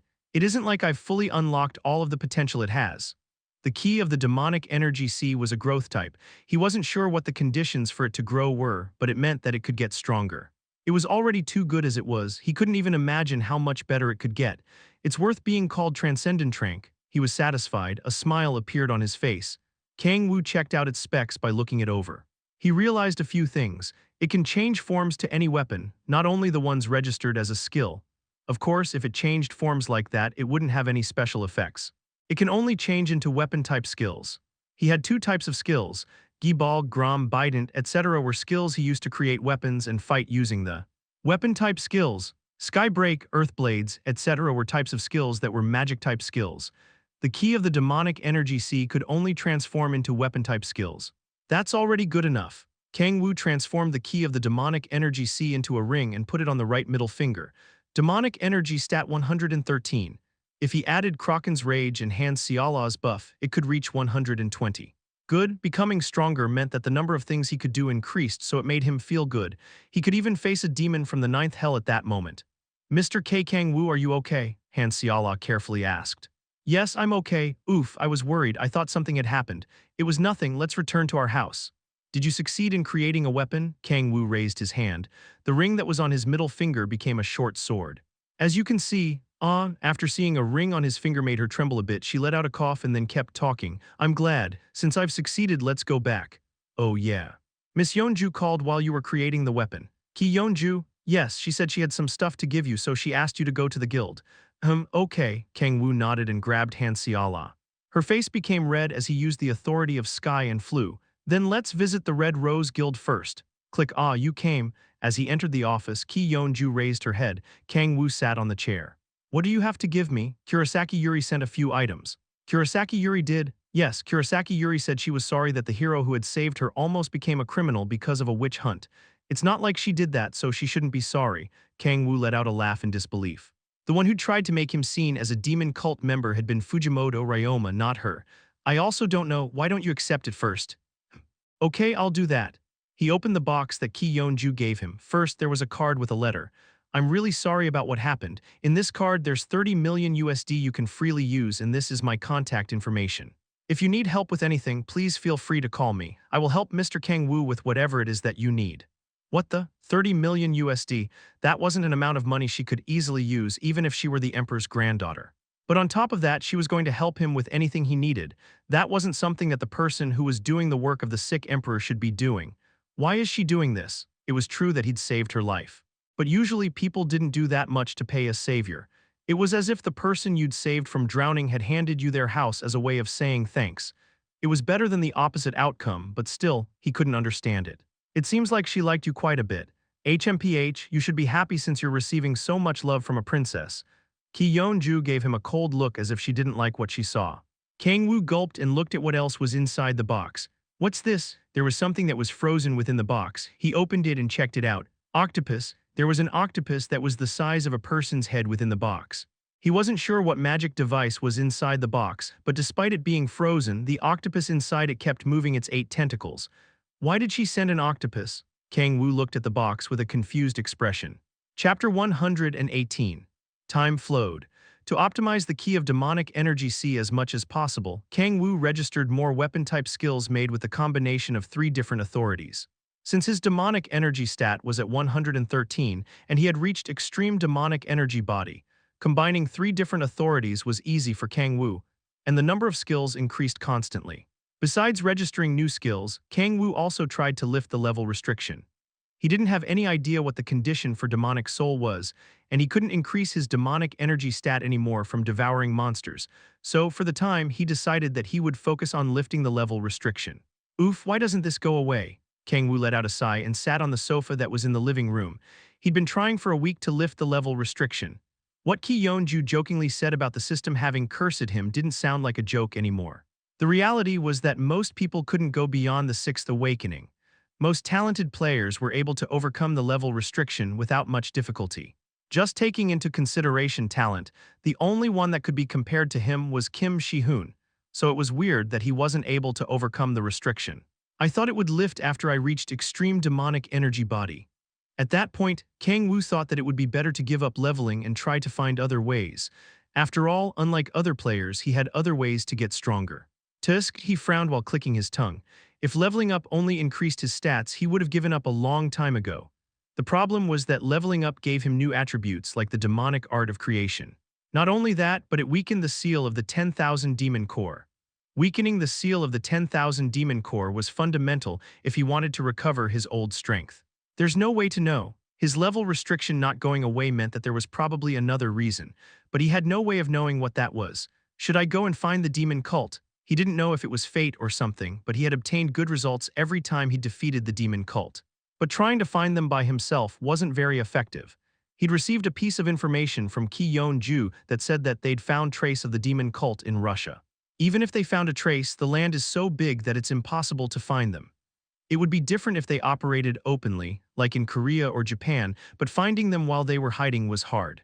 Kang-woo lay down on the sofa. At that moment, Echidna came out of the room and sat on top of his stomach. Kang-woo, I want to see the TV. First, get down from there. No, I like it here. Echidna smiled mischievously and snorted. She'd changed a lot compared to when she'd first arrived. Back then, she used to look like an abandoned cat. Kang-woo got up and put her on his things. He gave her the TV remote control. Is there any show you want to watch? Locks Live. It was the name of a popular Japanese anime. What's so fun about that? The characters are cute. Kang-woo smirked and changed the channel. While doing that, he passed through the news channel. The words breaking news entered his field of vision. He stopped at that channel. Breaking news. The world ranker Alec Osborne is visiting Korea. Alec Osborne, who has the nickname Sword of Justice, said he came here to meet the Korean player Kim Shi-hoon, who became famous worldwide after solving the Isu Station incident. The community boards are excited about the meeting of these two heroes. Sword of Justice? What kind of ridiculous nickname was that? Kang-woo laughed and searched for his name in the browser. Comment has bad luck thrash game, whoa. Whoa, it seems like Dragon Sword has become really famous. Even Alec came to see him. Comment treasure, but Dragon Sword isn't world class yet, right? Compared to Alec, he still lacks a bit. Oh, Dragon Sword is world class. 4 seasons, he's probably thinking about his long-term growth possibility. It hasn't been long since Dragon Sword awakened as a player. Comment, Jerry M, let's go Korea. The cancer caused by Beak Kang Hyun was cured. Comment, let me escape bronze, tusk. To be honest, Dragon Sword isn't that great. What a bunch of ignorant fools, go fuck yourself. Hoot, yes, can the next bronze come in please? Best Tisu, hahaha, this fellow knows something. Mr. Shi-hoon is impressive, but Hyeonim is even more. Butterfly Valley, there's someone stronger than him, but these people don't know it. Low sound, stop trying to get attention. Gavinji, what's wrong with these guys? There's a whole lot of discussion, huh? As he searched his name, numerous threads from community boards appeared, but what he wanted to know wasn't the reaction from the communities. Alec Osborne, Sword of Justice, Wiki. There was a site with lots of information about Alec. Kang-woo looked at it and read some basic information about him. He's good looking. He was a blonde guy who had a ponytail. There was lots of information about him summarized under the photo. Alec Osborne, British, 29 years old, world ranker. Why he's called Sword of Justice. Alec Osborne is famous for swinging his sword for not only the British people, but also for the weak all around the world.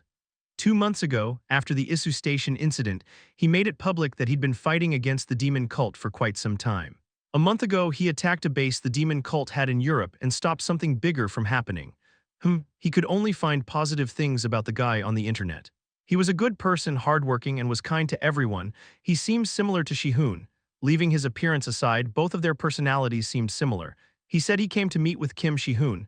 Kang-woo put Echidna down and stood up. He couldn't stay still in that situation. He had to know why Alec had come to meet Kim Shi-hoon.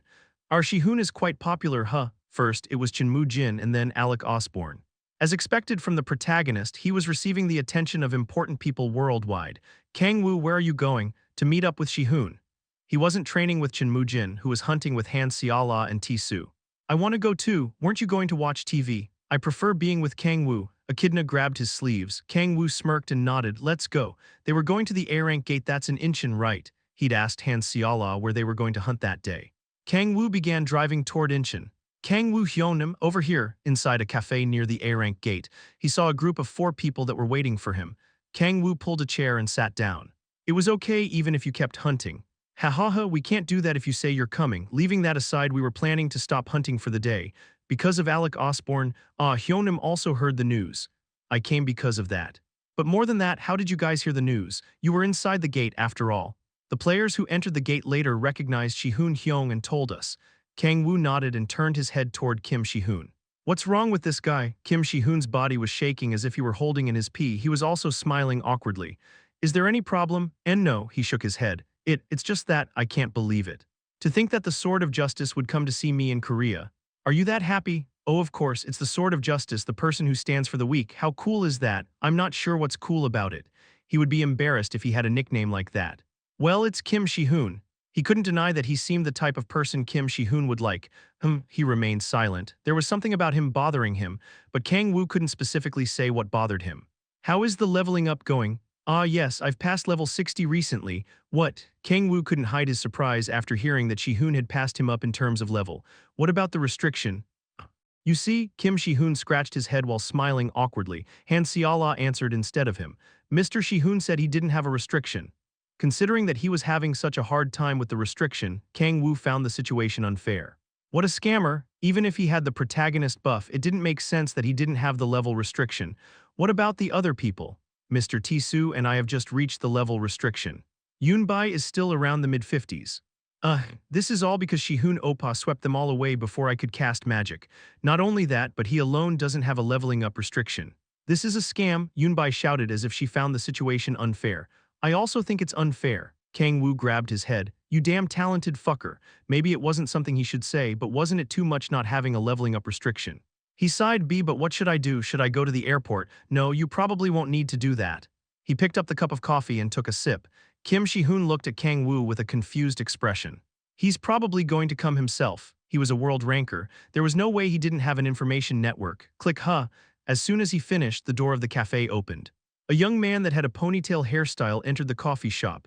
Alec Osborne. Kim Shihoon's voice trembled. Alec smiled after seeing Kim Shihoon. He took out a round device and put it on his neck. Nice to meet you. Your dragon sword Kim Shihoon, right? He asked in Korean. Kim Shihoon nodded with a dumbfounded expression. Yes, I'm Kim Shihoon. Haha, it's good to see you. My name is Alec Osborne. Yes, it's an honor to meet with Korea's hero. Alec extended his hand. Kim Shihoon grabbed his hand and answered in a surprised voice. An honor? No, it's my pleasure. His eyes were full of excitement and he was blushing. He looked like a little girl who had met his idol. Kang-woo remained silent. He couldn't understand why, but he felt a bit annoyed. He never made that expression to me. He didn't like it. Chapter 119. Sword of Justice, Part 2. What do you need? Kang-woo asked in a sharp voice. He narrowed his eyes and looked over Alec from top to bottom. He seems worthy of his fame. Even though he was just standing still, he could feel his mana. Of course, he didn't know if that was everything or if he was hiding a bigger strength, but there was something he was sure about. He's stronger than Fujimoto. He was on another level compared to Fujimoto, who had become a world ranker thanks to the power of Suzanu's eye, an item that was so strong that it was almost a cheat. Just at first glance, the sword he had on his waist didn't seem that good. There was no doubt he had become a world ranker thanks to his own strength. You. Alec looked at Kang-woo. It was Kim Shihoon who answered. He's someone I consider my brother. Oh, is it a brotherhood between knights? It might be a bit different, but he's someone I respect and follow. Haha, I never thought Dragon's Sword would have someone like that. Nice to meet you, I'm Alec. I'm Kang-woo. He grabbed Alec's hand. Alec's expression hardened after grabbing Kang-woo's hands, but that only lasted for a few seconds. He smiled and nodded. As expected, no wonder Dragon's Sword follows you. I'm doing my best not to become a hyo my little brother isn't ashamed of. Ha ha ha, I like those words. Alec looked around.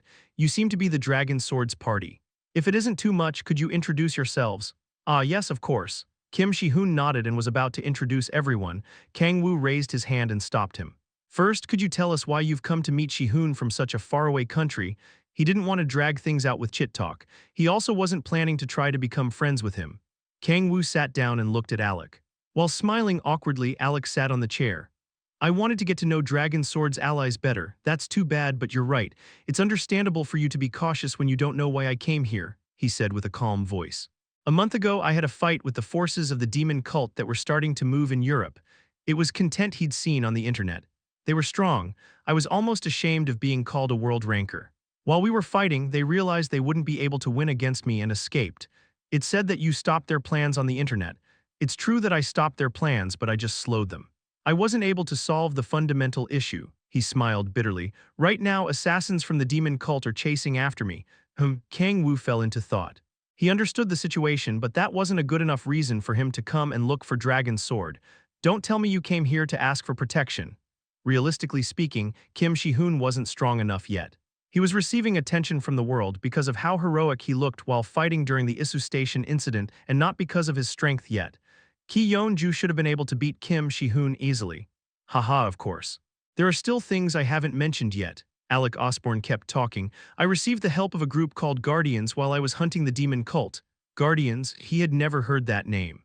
It isn't a famous group yet, but there's one thing I'm sure about. Guardians are the hope of humanity, he said with intense eyes. Kang-woo's eyes narrowed. Guardians, that name floated in his head. Alec looked at Kim Shi-hoon. Mr. Shi-hoon, there's something I wanted to ask. Ah, yes. Have you heard about the beings called Guardians? Kim Shi-hoon's eyes widened and you could see him getting agitated. Kang-woo frowned. A guardian. Someone who was chosen by the system to protect the world. Don't tell me Mr. Alec is also. Alec nodded. Yes, I'm also a guardian. There was a heavy silence. Kang-woo put his hand on top of his head to organize the situation. So there was more than one guardian. It wasn't that he hadn't thought of that possibility. According to the information he had, the Gaia system was some sort of being that had the role of protecting Earth from an outside invasion. After it had gotten messed up because of him, it had created some sort of antivirus that had the purpose of protecting the world. If a guardian really is a being similar to an antivirus, it was understandable that there was more than one. It didn't make sense for the Gaia system to have picked only Kim Shi-hoon to guarantee Earth's safety. Mr. Alec, when did you become a guardian? About a year ago after becoming a world ranker. Kang-woo fell into his thoughts. A year ago, it was before he'd returned to Earth. That means that there were already guardians before I returned to Earth. Then he had to adjust a few assumptions. It already knew it was going to get ruined or it was a measure just in case. He still didn't know. Kang-woo took a sip of coffee, a sweet taste spread through his mouth. How did you know that Shi-hoon is a guardian? Haha, that wasn't my ability. We have a member of the group that can search for other guardians. It was that person who found me. I see. It was clear why he'd come to visit them. Guardians. Kang-woo didn't think he'd mentioned that by pure coincidence. I want Mr. Shi-hoon to join us. As expected, this is what they were after. Kang-woo narrowed his eyes. Numerous thoughts crossed his mind. Me guardians? Yes, I saw the video of the Isu Station incident. You're someone with enough talent to become a guardian, Alex said in a heated voice. If you become part of the Guardians, we'll tell you how to become a stronger guardian. Then, you won't feel that frustration again. Frustration? Yes, Alec nodded. Alec's eyes seemed to be saying that he knew everything. I saw your expression while you were fighting against the demonic monsters. You were suffering and sad. I can understand that. After all, those demonic monsters were once innocent civilians. A short exclamation left Kim Shi-hoon's mouth. His expression darkened. He remembered what had happened at that time, how he had to swing his sword despite knowing their identity. Alec grabbed Kim Shi-hoon's hand. If you become stronger, we can save everyone. Save everyone? How? We can suppress them. We still don't know how to return them to normal, but we're going to find it one day. We're going to save everyone, Mr. Shi-hoon, and we need your help. Eyes burning with justice. The words "we can save everyone" entered Kim Shi-hoon's heart. We need a guardian who can protect everyone who has fallen into despair. Kim Shi-hoon remained silent. You could see the hesitation in his eyes. His chest felt hot. Save everyone. He thought it was something that didn't make sense, but Alec, the sword of justice, who was in front of him, was trying to make that nonsense reality. He clenched his fist. Alec's words that burned with justice entered his heart. It was an opportunity to stand alongside the sword of justice he'd used to admire. He could learn his determination about justice from him and obtain the strength to protect the weak. I apologized to the Sword King. He was in the middle of learning from the Sword King. The talent called Sacrum was showing huge advances through training with the Sword King. He was learning about martial arts as smoothly as a sponge absorbing water. Not only that, but he was improving it a bit. But Kim Shi-hoon looked at Alec. He could feel his heart beating faster. His eyes trembled at the thrill he felt. He could learn martial arts through Sword King, but he couldn't learn ideals and beliefs. There was no reason to hesitate. For a moment, Kim Shi-hoon wondered if it was okay if he didn't listen to Kang-woo's opinion, but he thought he was making the right choice.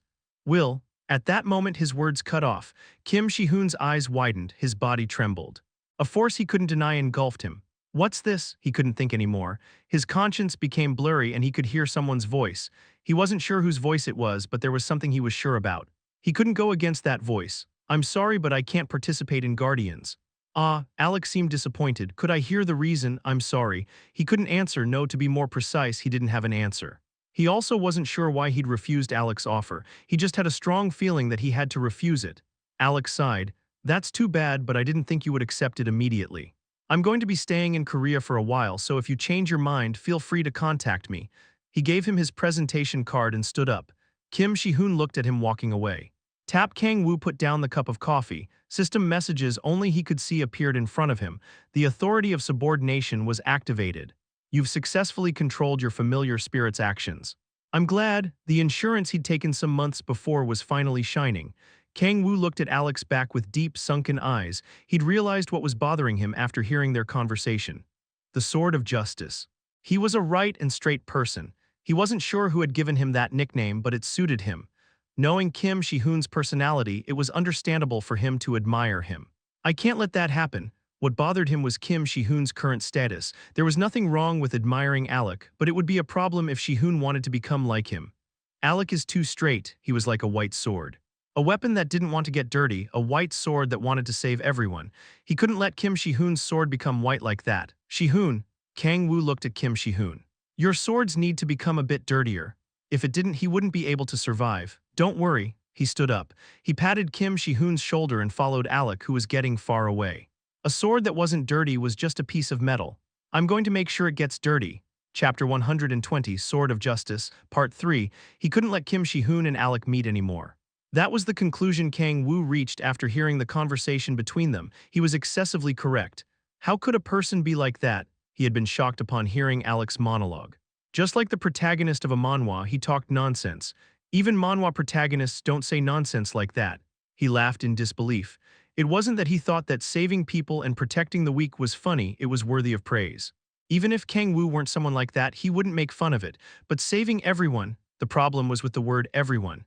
The moment the word everyone entered the sentence, it became a crazy, vain ideal. It wasn't a matter of beliefs, but it was physically impossible. He couldn't help but cringe after hearing someone say something like that in such a serious tone. Especially the part about restraining people that turned into demonic monsters while waiting for a cure to be invented. It sounded like something only a crazy person would say. It wasn't different from someone saying they would capture and lock away zombies until they could find a cure. Extreme altruism fosters insanity. It was something he'd heard somewhere. He still wasn't sure what kind of person Alec was, but he definitely knew he felt uncomfortable about him. It's better to check it out personally in these cases. There would be nothing he could do if he had no way to know, but that wasn't the case. He didn't have a personality good enough to stand still and do nothing in that situation. Kang-woo used the authority of concealment and followed Alec. Oof, Alec sighed. I didn't think he'd refuse. He could hear him mumbling. It seemed he was quite shocked by his offer of joining the Guardians being rejected. But I'm going to convince him no matter what. He clenched both fists and shouted. Kang-woo frowned. He's persistent, huh? He didn't like him. Kim Shi-hoon was his familiar spirit, so it was easy to make him refuse the offer, but he couldn't stop him from being influenced by him. The influence Alec would have on Kim Shi-hoon wouldn't be helpful at all. No, there was a high chance that it could hurt him. I have to make him leave at all costs. Kang-woo's eyes shone sharply. If Alec didn't want to give up, there was another way. Who are you? While he was thinking that, Alec suddenly shouted. Did he find out? Kang-woo raised his head. Alec wasn't looking at him. He was looking at a secluded alleyway. So you noticed me? You, a man walked out from the chilly alleyway. He was wearing dark robes and had a red demon mask on. Demonic energy was flowing out of him. Alec's expression hardened. So you followed me here. You have to pay the price for having interrupted our plan. Alec took out his sword. The masked man opened his hands and sharp claws similar to a beast's grew from his hand. Is he the assassin Alec mentioned before? Kang-woo went up to the terrace and looked at the two that had suddenly started fighting. Members of the demon cult were probably chasing him because of that incident. Judging by that, he really seemed to be the assassin. What great timing, Kang-woo laughed. It was a great opportunity to get information about him. Even if he died while fighting against the demon cult member, that wouldn't be bad. After all, his goal was to ensure Kim Shi-hoon didn't get involved with Alec Osborne again. This is going to be interesting. Kang-woo looked at both of them with great interest while listening to their conversation. You should give up. I'll definitely break that arrogant nose of yours this time. It was a voice filled with anger. Kang-woo frowned. This time. Why was it that an assassin was saying something like that? If you failed something like an assassination, there was no next time. If you didn't manage to kill the other person, you would end up getting killed. But by their conversation, it seemed like they had fought numerous times. What's going on? Kang-woo decided to watch a bit more. The two of them soon began fighting. Clang, clang, the assassin's sharp claws targeted Alec. Alec drew his sword and blocked the attack. A white light came out from his sword. The battle kept going on for a while. The assassin was quite strong. He had a strong enough demonic energy to explain his confidence in killing a world ranker by himself. He hadn't lost his reason due to demonic energy. His movements were clean and his attacks were strong. He knew how to control demonic energy better than beat Kang Hyun and Yamaguchi. But Alec's sword started to emit light. He blocked the assassin's movements and stabbed. He had great swordsmanship. Kang-woo couldn't help but wonder if they were the movements of someone who had perfected the sword. Is this because he's a guardian? Just like Kim Shi-hoon, Alec's talent was also impressive. He's going to win this fight. It wasn't that the fight had ended, but Alec had the advantage. Kang-woo seemed disappointed because he was hoping for Alec to lose. The assassin of the demon cult fell to the ground. Alec approached him. Kill me. The assassin noticed he'd already lost, so he spoke in a low voice. Is this the end? The only thing left was for him to use his sword and cut the assassin's neck. Kang-woo clicked his tongue. The battle had ended more easily than he'd hoped for. I can't do that. What? At that moment, unexpected words came out of Alec's mouth. Kang-woo's eyes widened. He couldn't believe what he was hearing. Every life is important and yours isn't different. What is that bastard saying so suddenly? Leave the demon cult. Ask forgiveness for your sins and live a new life. Kang-woo's mouth fell open. He couldn't say anything. Kang-woo couldn't believe what Alec was saying. Is he crazy? Asking the person who tried to kill him to repent for his sins and live a new life. That wasn't something a sane person could say. Was he the reincarnation of Jesus? How could he say something like that so naturally? You're saying bullshit once more. This time I'm going to convince you. Come grab my hand. I'm going to help you so you can live a new life. Alec extended his hand. Of course, the demon cult member didn't grab it. Kang-woo looked at Alec's actions in confusion. What's wrong with this guy? It wasn't a matter of justice anymore. Could a normal person do something like that? Was it because Alec was too good of a person? Bullshit. Letting a demon cult member who had tried to kill him live because every person's life is important wasn't being a good person. That's just being stupid. There were two options. He either didn't think or he didn't have a brain. That was like letting a serial killer go away after telling him to live a new life. Kang-woo's head became messy. HMPH, boom. The assassin who was on the floor threw something from his pocket. A loud explosion echoed out and the smoke covered the entire passageway. The assassin got up and tried to escape. Alec followed him. Stop, I'm going to get my revenge for this. The assassin escaped through the alleyway. A woman walking toward the alleyway collided with him. Crack, she didn't even shout. She'd collided with a player as strong as a ranker escaping with everything he had. The impact was greater than being hit by a truck. Alec, who was chasing the assassin, stopped. His eyes widened. The woman that collided with the assassin was thrown into the wall and died instantly. No, Alec despaired and held onto the woman's corpse. Sniff, how, why did something like this? Alec cried for a while, holding the woman's corpse. Kang-woo looked at him in disbelief. Why did something like this happen? Did he not know the reason? I just can't keep quiet anymore. He thought he would die if he kept watching. While holding back from cursing, Kang-woo got down from the building. Alec, who had just been crying while holding the corpse of a woman, had stood up and walked out of the alleyway. What are you doing, Mr. Kang-woo? Alec was surprised after seeing Kang-woo appear out of nowhere. Why didn't you get rid of the assassin? Were you watching? Answer. Alec answered while placing his hand on top of the sword. All lives are important. That applies even if the other person is a member of the demon cult. I can't take someone's life so easily. Kang-woo laughed in disbelief. Even if someone innocent died because of that. If you'd killed that person, that woman wouldn't have died. This is your fault. You're the reason why she died. He spit it all out. There was a heavy silence and Alec slowly opened his mouth. What do you mean? An innocent person died. What? I let the assassin escape by mistake, but it isn't that there was another victim. What bullshit are you saying? There's the victim right there. Kang-woo pointed to the woman's body. Alec's eyes headed to the corpse. Where? What? Alec tilted his head in confusion. There's nothing there. Chapter 121, Sword of Justice, Part 4. Kang-woo remained silent. Alec wasn't just acting as if he didn't know. He really doesn't know. Light laughter left Kang-woo's mouth. He felt that all of the confusion he had inside was disappearing. There was no way someone sane could let an assassin who had tried to kill him live. So that meant Alec had been insane from the start. Now Kang-woo could understand why he acted so strangely. But rather than that, to think I'd let the demon cult member go, I'm ashamed of it. Let me ask you something. Yes, Kang-woo looked at Alec with sunken eyes. You have no intention of giving up on Shi-hoon, right? Of course not. There aren't many guardians after all and, most importantly, I think that Mr. Shi-hoon himself was very interested in it. I know you think of Mr. Shihoon as your little brother, so I understand you're worried, but this is something related to the survival of humanity. Ha, Kang-woo laughed. The woman's corpse was still in the alleyway.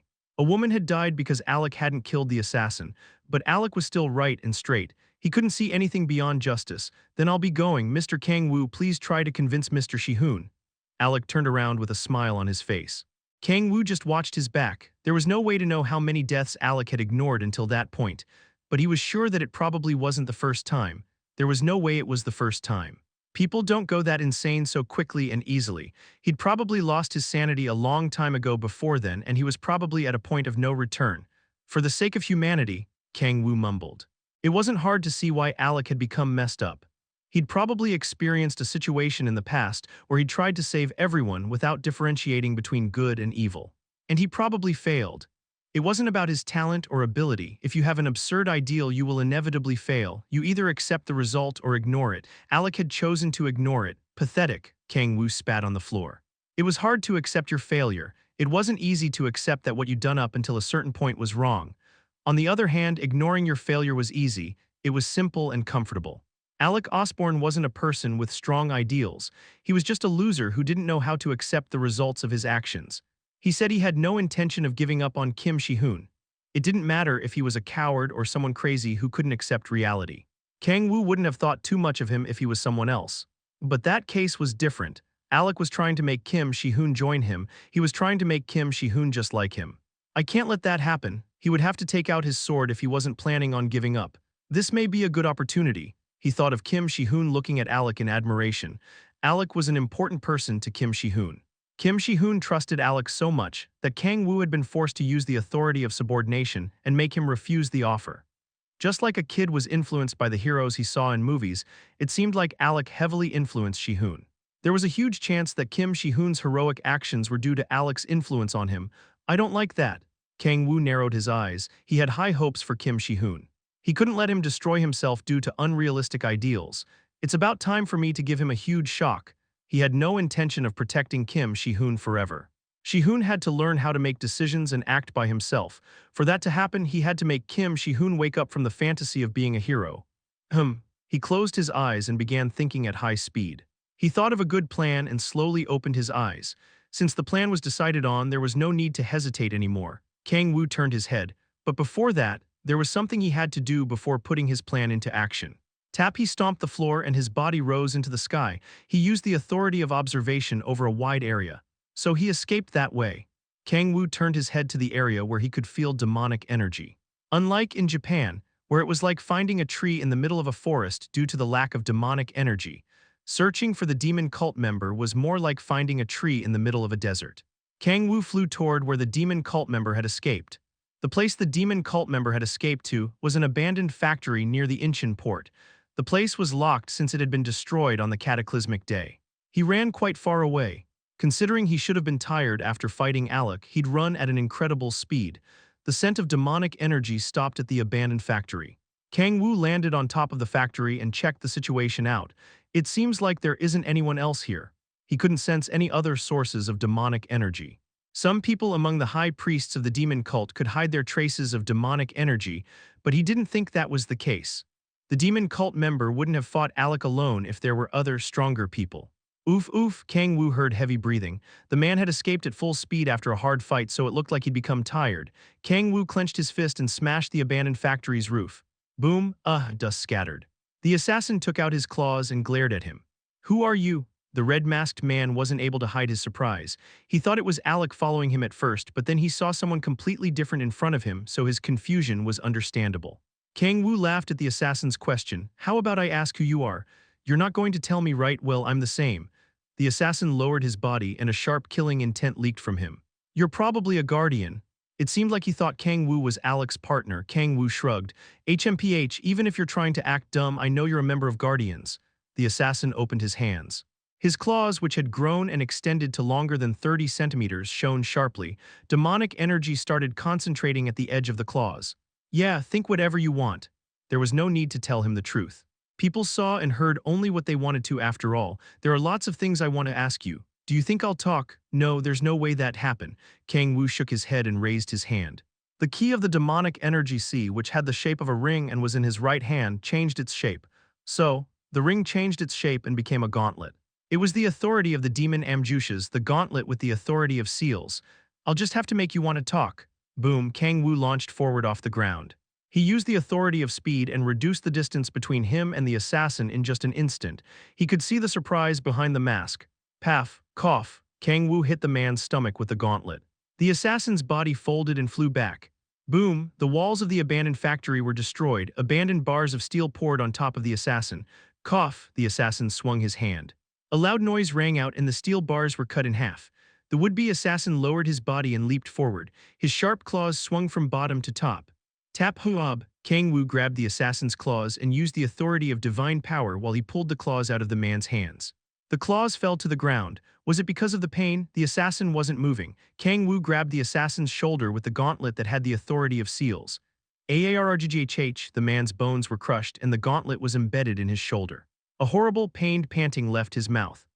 My strength. Once the authority of seals had spread through the assassin's body, he fell to the ground. Kang-woo put his finger on the assassin's mouth and stopped him from trying to commit suicide, then he used the authority of subordination on him. A huge amount of demonic energy entered the assassin's body. Ting, the soul of the target has rejected the authority of subordination. Tusk, Kang-woo clicked his tongue. He thought that maybe if he used the authority of seals, the subordination one might work, but it had failed. That's too bad. He had no intention of giving up just because a control-type authority had failed. Kang-woo pierced the shoulder that had been torn apart by the gauntlet. Aagghh, the assassin's suppressed screams came out. Kang-woo had no intention of stopping there. Authority of hellfire. A life-burning fire began burning sections of the assassin's body. Being burned alive was one of the greatest pains that a human could feel. If such a burn happened on the inside, the outcome was obvious. Aagghh, a horrible scream spread through the place. Kang-woo turned the authority off. So do you want to talk? Oof, oof, or should I do it one more time? Stop, please stop. The assassin desperately shouted as if he didn't want to suffer such pain again. Kang-woo smiled in satisfaction and nodded. What should I ask first? There were many things he wanted to ask, but he couldn't just voice his questions carelessly. He will probably die either due to his body exploding or being twisted away. From what he'd seen until then, the demon cult had put a sort of device on its members to ensure that information wouldn't leak from the inside. The same was probably true with the assassin in front of him. I can't make the same mistake. He wasn't an idiot who didn't learn from his mistakes. Kang-woo first checked for information related to the demon cult. Tell me what you know about the Guardians. Why, since you're a member of the Guardians, you should know more about them than I. Aagghh, don't ask more questions, just answer what I ask. Oof, oof, tears dripped down the assassin's eyes. They're a group that was created by people with the title of Guardian from all around the world. I don't know the exact number, but what I'm sure of is that there are fewer than 10 members. Their leader is called Gaia. The leader's name is Gaia. Why yes, Kang-woo's eyes narrowed. Gaia. He naturally thought of the Gaia system. He didn't think it was a coincidence. Chapter 122, Red Mask, Part 1. Where's Gaia? I don't know. Kang-woo nodded. It would be weird if a demon cult member knew where the leader of the Guardians was. I'll need to check that out. He had to get in contact with the Guardians and find out more about Gaia's identity. Is there anything else you know about Gaia? I know that she's a girl with the ability to find other Guardians. Whoa, Kang-woo nodded. Then she's probably the one who found out about Kim Shi-hoon. That made things more comfortable. Considering that there were so few Guardians, Gaia was probably going to try to get in contact with Shi-hoon again. Even if Alec Osborne disappeared, she'll probably appear at some point without me even doing anything. There was no need to go out and try to find her. As long as Kim Shi-hoon was there, an encounter with Gaia was inevitable. Not bad information.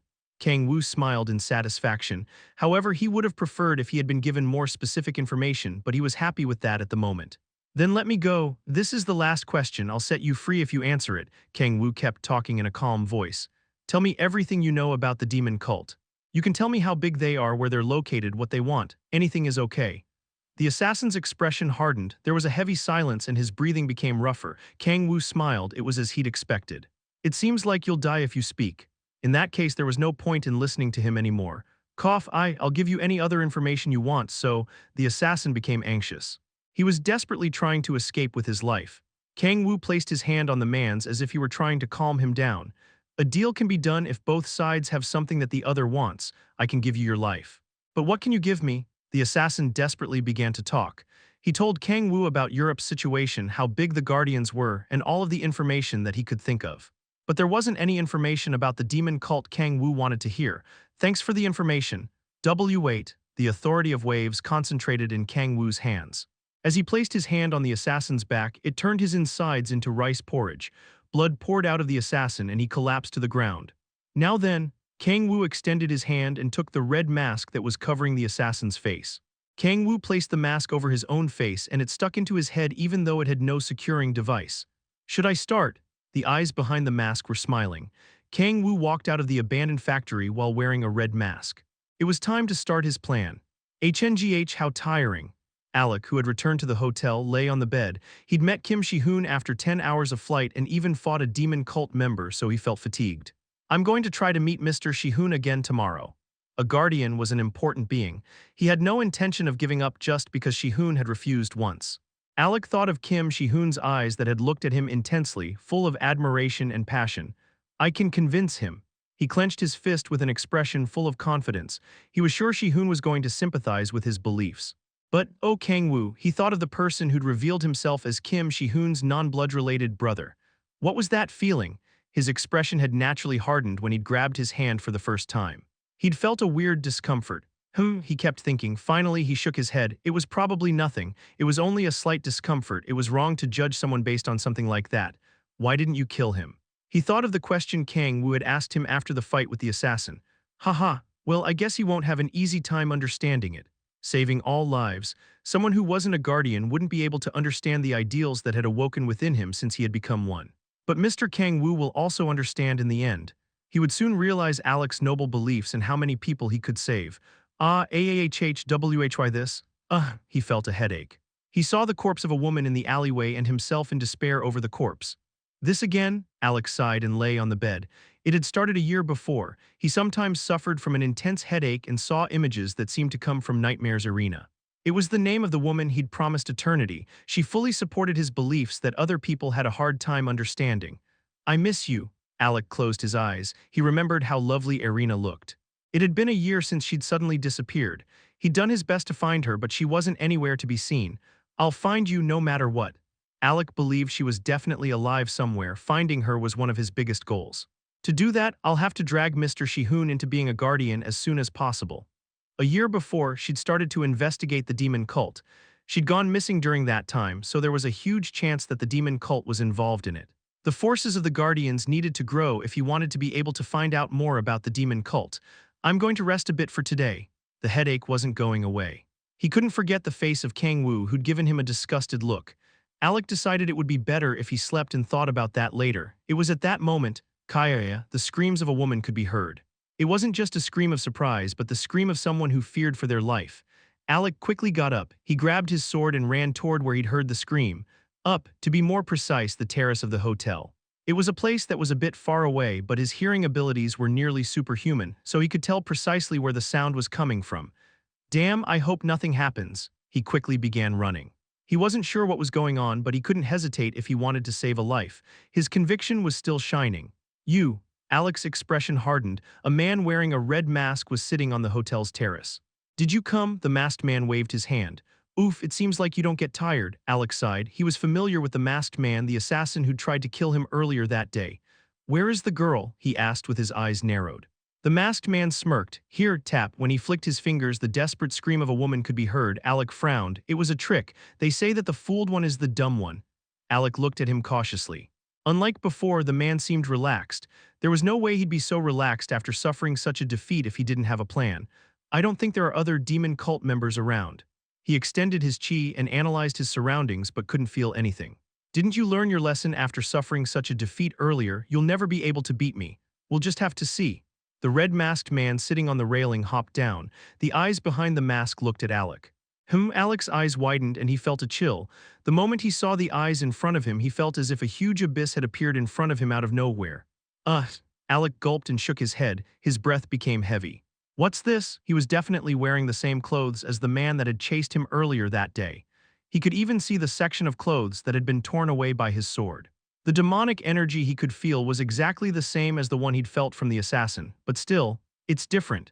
There was something different about him. He gripped his sword, took a deep breath, and got into a fighting stance. The masked man opened his mouth. There's something I want to ask you. What is it? I killed a woman while escaping. The scream you just heard was from that woman. That, Alex's head became blank. He felt as if he'd been hit with a hammer from behind. But still, aren't you going to kill me?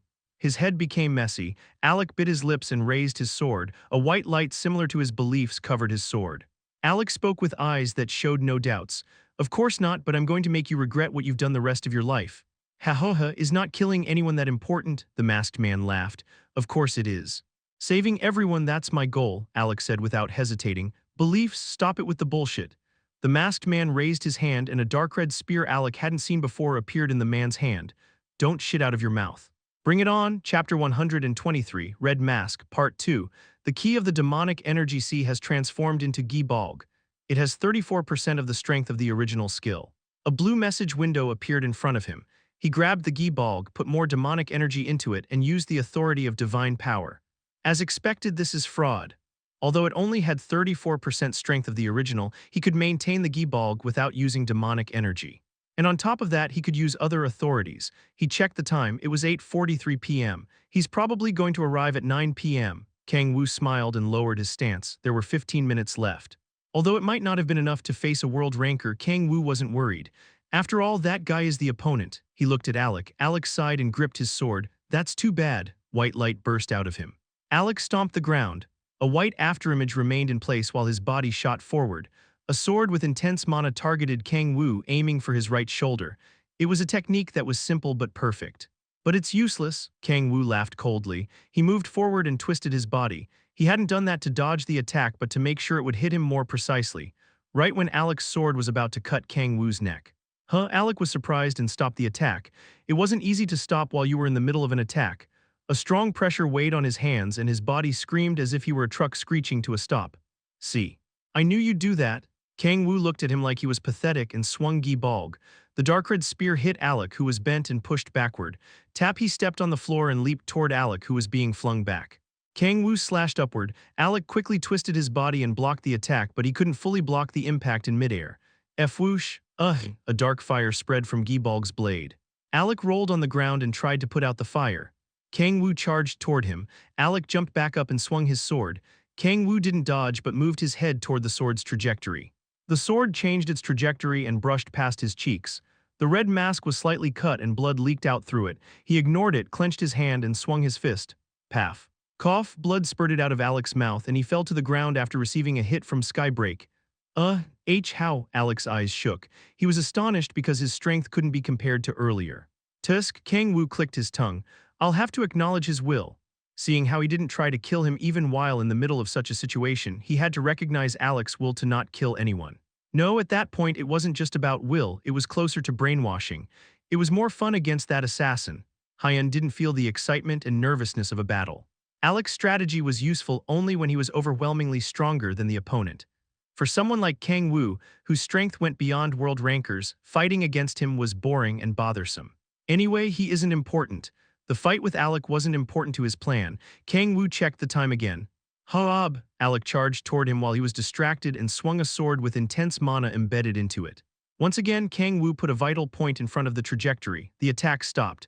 Paff, let's leave it here. This is so boring that I'm starting to get annoyed. Kang-woo, who'd spent so many years in hell fighting battles where his life was in danger, found the fight annoying. I didn't think he'd be like this. He didn't like it. Kang-woo narrowed his eyes. There was one way to relieve his irritation. Who are you? Alex spoke in a low voice. He isn't the person I saw earlier today. Leaving the mask aside, the clothes and voice were exactly like the assassins he'd met earlier that day, but despite that he thought they were different. His skills were on a whole other level compared to the assassins. You call yourself a guardian and don't even know that, Kang-woo said while making fun of him. If a demon cult member suddenly became stronger, that can only mean one thing. Don't tell me. Alex's eyes widened.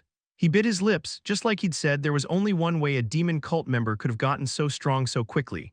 You're a demon. Alec used the sword as a baton and got up. Strong killing intent came out of him. It was a killing intent Kang-woo hadn't felt from him yet. Kang-woo nodded and smiled, satisfied. Yes, this is better. He thought that he'd finally be able to fight properly. Alec raised his sword. The two superhumans clashed against each other on top of the hotel. Boom, the entire place shook as if an earthquake was happening. They exchanged numerous attacks in a short frame of time, but Kang-woo seemed bored. This guy is still acting like that. Even though he'd said Kang-woo was a demon, he wasn't attacking aggressively. He was only trying to restrain him. He didn't say anything stupid like he'd protect even a demon's life. Is this only because of how I look? Just based on the outer appearance, Kang-woo looked like a normal person. That was probably the reason why Alec couldn't aggressively attack him. It wasn't that Kang-woo couldn't understand his actions. After all, if someone asked you if it was easier to kill a monster that looked like a human or a human that looked like a monster, the answer was obvious. You don't have the right to be a guardian. Kang-woo's eyes sank. He wasn't sure what exactly the guardians were. What he knew was that they had the job of protecting Earth from outside invaders. That included the Urner continent where Reynold lived or the God's world where Susanoo lived. If he couldn't kill something just because it looked like a human, that meant he was useless as a guardian. Crack, cough, he grabbed Alec's neck. Alec struggled in the air. Cough, cough. Let me go, you're full of bullshit, huh? Kang-woo gripped his neck tighter. He couldn't help but sigh. Is world ranking a ranking of the dumbest people around the world? He realized how nice of a person Chin Moo-jin was. Kang-woo checked the time. The battle had ended faster than he'd thought. It was understandable since he'd fought an idiot who couldn't kill people. I have some time left. Kang-woo slowly opened his mouth. He was thinking of relieving his frustration on him. Of course, you probably have your reasons. Humans didn't go insane easily. Alec probably became like that because something had happened to him that was so sad that he couldn't handle it. If we made it a movie, it would probably be a very sad story. That was the only possible reason he could think of. But does the world disappear if you close your eyes? If you turn your head, do things from the past simply vanish? Be honest. Kang-woo twisted his mouth. You saw her, right? What do you mean? The woman that died today in the alleyway. Be honest, you saw her. I'm sure you saw her. Alec remained silent. He couldn't understand what Kang-woo was talking about. BZZT. His eyes became blurry. He saw himself agonizing over a woman's death. It was something he had never seen, something he didn't remember, but still his mouth opened by itself. Shut up, haha, now that you're cursing you finally look like a human. Kang-woo laughed out loud. Wake up. What you're doing is just masturbation, you're just shaking your hand so you can feel good. The words that were making fun of him entered his ears. Scenes he had forgotten came back to his mind. Alec's eyes widened. Irina. He saw the woman he'd promised to spend the rest of his life with. He saw her dying at the hands of someone and himself crying because of it. Alec shouted as if he were about to have a seizure. You don't know anything. What do you want people to understand your tragic past? Do you want them to grab your hand and sympathize with you? Kang-woo spat on the floor. People don't cry about your trauma, so stop trying to be a victim. People going through hard situations often think the entire world is sad. Since I'm sad, the world must also be sad. But reality wasn't like that. It had never been like that. Cough, Alec began screaming and struggling. Kang-woo tightened his grip around his neck. A desperate scream came out of Alec's mouth. Kang-woo smiled. Oof, fuck. Now I feel better. He felt as if he'd drunk something refreshing. He hadn't said all that because he cared about Alec. He'd said it because everything Alec had said had annoyed him. However, when is that guy going to appear? Kang-woo frowned. He'd already done enough chit-talk, but the protagonist had yet to appear. It was at that moment. Boom, they say that even the tiger comes when you talk about it. The doors of the terrace opened and a young man appeared. He had an unrealistically handsome appearance and he shouted while breathing heavily. Mr. Alec, Kim Shi-hoon's scream spread through the place. Kang-woo covered his body with demonic energy.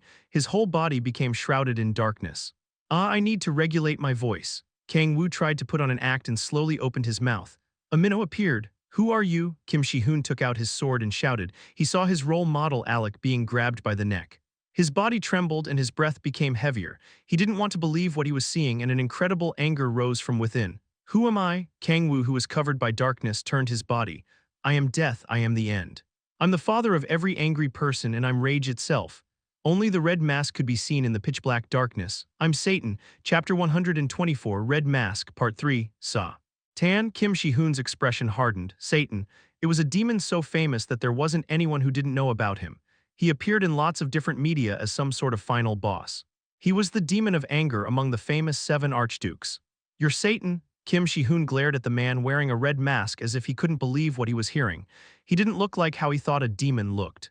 Although a black curtain covered him, the silhouette clearly belonged to a human. Yes, cough. The man that called himself Satan gripped Alec's neck even tighter. Alec began swinging his 2 legs while making a desperate expression. Stop, Kim Shi-hoon shouted. Alec looked like he was going to stop breathing at any moment. He started to feel anxious. You look anxious. Is this person important to you? The demon asked. He remained silent. Is Alec important to me? He asked himself. I have no reason to tell you that. He raised his sword, the El Cuero blade. It was the legendary rank sword Kang-woo had given him. Kang-woo Hyonim. He tried to contact Kang-woo after being told about the appearance of a member of the demon cult but had failed in doing so. That meant that he couldn't expect anyone else's help. I must defeat that demon. He knew it was impossible. He knew it made no sense. It was an enemy that had defeated Sword of Justice Alec Osborn. There was no way he'd be able to win, but even still, Blue Dragon Rush. He used the Blue Dragon sword style he'd learned from Chinmu-jin. A fast and strong sword attack targeted Satan. Paf, cough, weak, Satan mumbled, disappointed. He didn't even need to move. Kim Shi-hoon flew backward with a simple hand gesture. Kim Shi-hoon, who had fallen to the floor, got up and staggered. You could see the intensity in his eyes. I know I'm weak. He used sword energy and blue mana covered his sword. He stepped forward and slashed with his sword. Blue sword energy targeted the demon. A sword attack with intense killing intent targeted Satan's head. Satan flicked his finger. A black wave rushed forward and hit Kim Shi-hoon. His body was pushed backward and blood came out of his mouth. Although he only flicked his finger, he felt like a hammer had hit him. You're desperate. Cough, cough, why are you trying so hard? You're not related to Alec Osborn in any sense after all. Kim Shi-hoon's eyes trembled. Someone he wasn't related to. The demon's words entered his head. He was right. Strictly speaking, Alec Osborn was someone who had nothing to do with him. He wasn't his friend or partner. He was just a hero he admired. Trying so hard to save someone you'd only seen through TV was dumb. Cough, he coughed up blood. I know that. He knew he was doing something stupid at the moment, something that other people would have a hard time understanding. If Kang-woo saw him like that, he would probably scold him. But he got up and firmly stepped forward, staggering all the while. He turned his head. He saw Alec coughing while making a pale expression. It seemed like he was about to die. Hyeonim probably won't understand me. He laughed at himself. Kang-woo probably couldn't understand what the Sword of Justice meant to him. After all, he had never told anyone.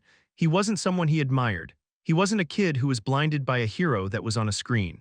He wasn't a girl who longed for his idol. He wouldn't risk his life for something like that. Kim Shi-hoon raised his sword and took a deep breath. He had no intention of explaining everything to that demon.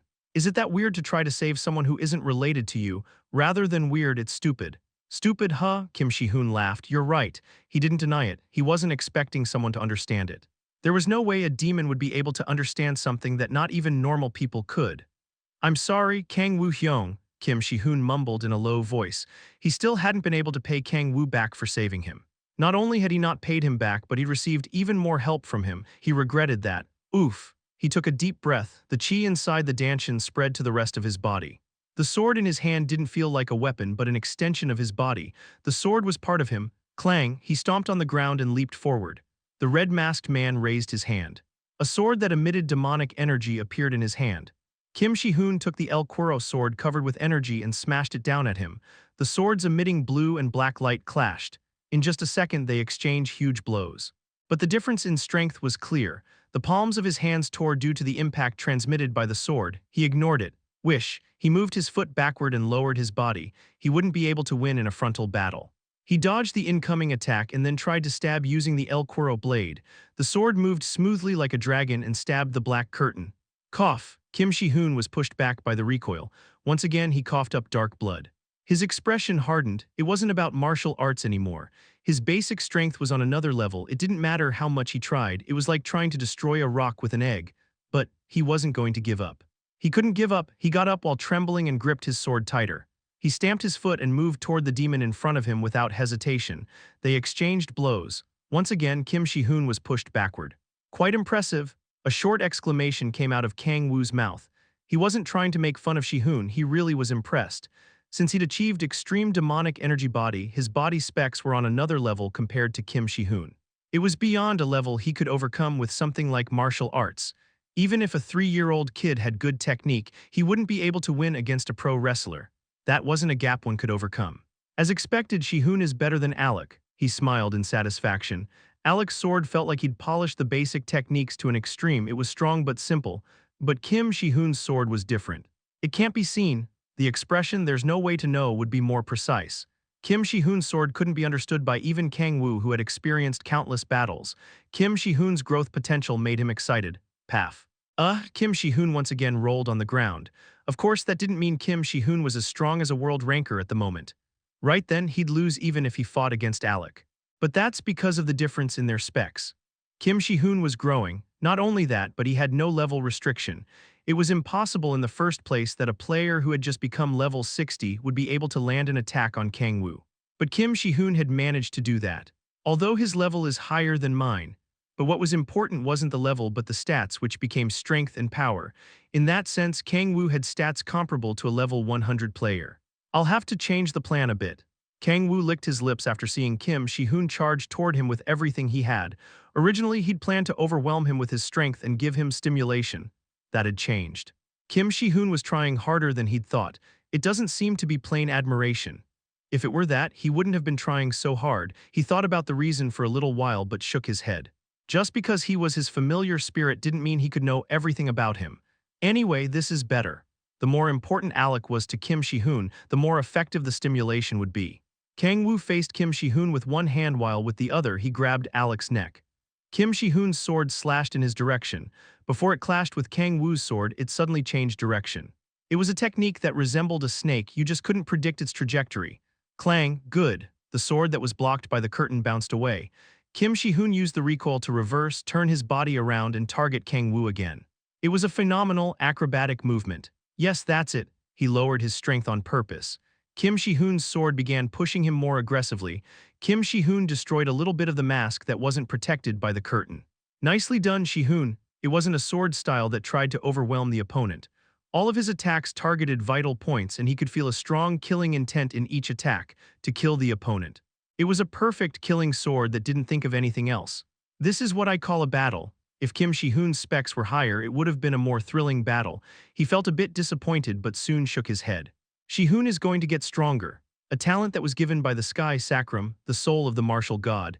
And on top of that, a great teacher known as Sword King Chin-Mu-jin. And now I'm filling in what he lacks. Kang-woo's eyes shone sharply. It was about time he overwhelmed him. He raised his strength again. It was at that moment, oof. Kim Shi-hoon's body was surrounded by an explosive blue light. Ting, the familiar spirit Kim Shi-hoon has received strength from the martial god. The familiar spirit Kim Shi-hoon has learned the essence of the blue dragon sword style. What the? A blue system message appeared in front of him. He awoke again. He laughed in disbelief. He hadn't expected that to happen. Why does this guy awake all the time? Are you Naruto? Chapter 125, Red Mask, Part 4. A blue light spread over the surroundings. Kim Shi-hoon's body shone with a blue light. The strength of his chi couldn't be compared to before. He really is an awakening machine. Normal people struggled to awaken even once, but he'd already done it twice. At that point, it wasn't enough to call him talented. But still, Kang-woo laughed. They said that you could surpass talent with effort. In a sense, it was true, but the wall called talent was so tall and thick that normal people didn't even dare to look at it. As long as it's a human, people had a short lifespan. It didn't matter how much they tried, they had a time limit. But he was different. He was a demon and immortal. He'd made quite an effort to survive for 10,000 years. Even if Kim Shi-hoon had accepted the soul of the martial god and had a talent given by the skies, it wasn't enough to surpass all the effort Kang-woo had made for such a long time. Should I call this effort? To say it simply, he was desperate. Desperate to live. The natural desire not wanting to die had made him what he was. It wasn't something pathetic enough to lose against something like a talent given by the skies. Harab Kim Shi-hoon, while covered by blue light, charged toward him.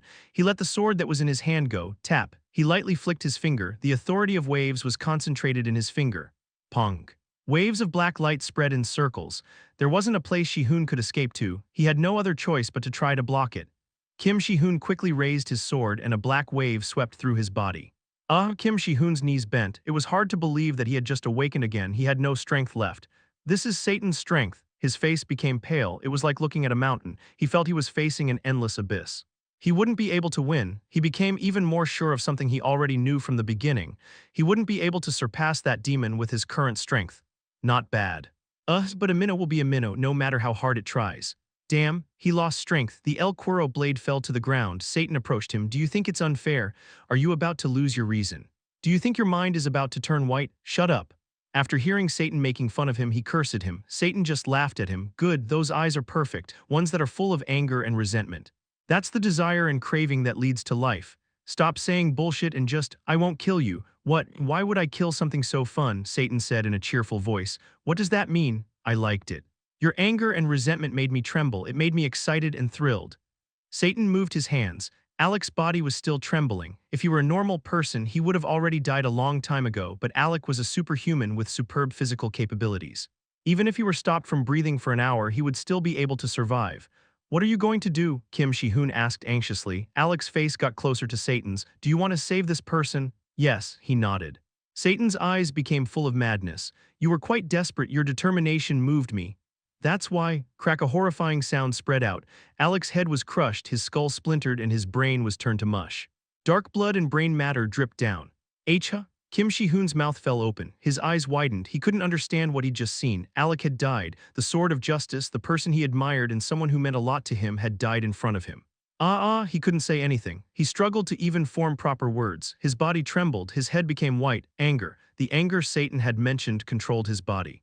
You son of a bitch! He picked up the sword and tried to stab Satan with all his strength. But he no longer had strength left in his body, he was even struggling to hold a sword. Ting! His sword bounced away. Kim Shi-hoon rolled on the ground, he tried to get up but he no longer had any strength. He fell to the ground, his body trembled, he tried to crawl at Satan. Yes, it's exactly those eyes. Satan nodded and spoke in a satisfied tone. Satan laughed at how desperate Kim Shi-hoon looked. Satan approached Kim Shi-hoon and picked him up. He slowly opened his mouth while looking at his resentment-filled eyes. That anger and resentment will become food for your growth. Struggle desperately and think about me all the while. Satan's face closed in on Kim Shi-hoon. I'm death, I'm the end, I'm anger and resentment. The red mask tilted. I'm Satan. Kim Shi-hoon's mouth closed. He tried to ingrain the red mask deep into his memories. Human, get stronger, use the anger and resentment as food to grow, and then, the demon laughed next to his ear. Kill me. Paf Satan hit Kim Shi-hoon's stomach. Kim Shi-hoon lost consciousness. Oof, what a shitty way of talking. Kang-woo took off the red mask after Kim Shi-hoon lost consciousness. Kang-woo couldn't help but cringe at what he had just said. What was Satan thinking? Why did he speak like this? What he said to Kim was something Satan had really said before.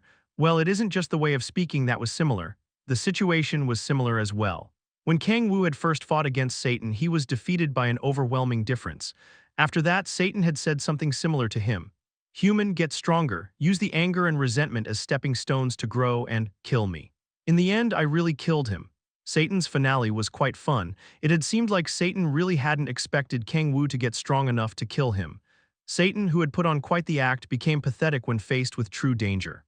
How could a human? How did you get the demonic energy? See, that's why you should have killed me when you had the chance. Kang-woo tapped his chest, the 10,000 demon core. Satan was devoured by the bottomless demonic energy sea. The soul of the most important archduke escaped toward hell's equipment, but Kang-woo was able to absorb his authority and huge demonic energy. Although I can't control it.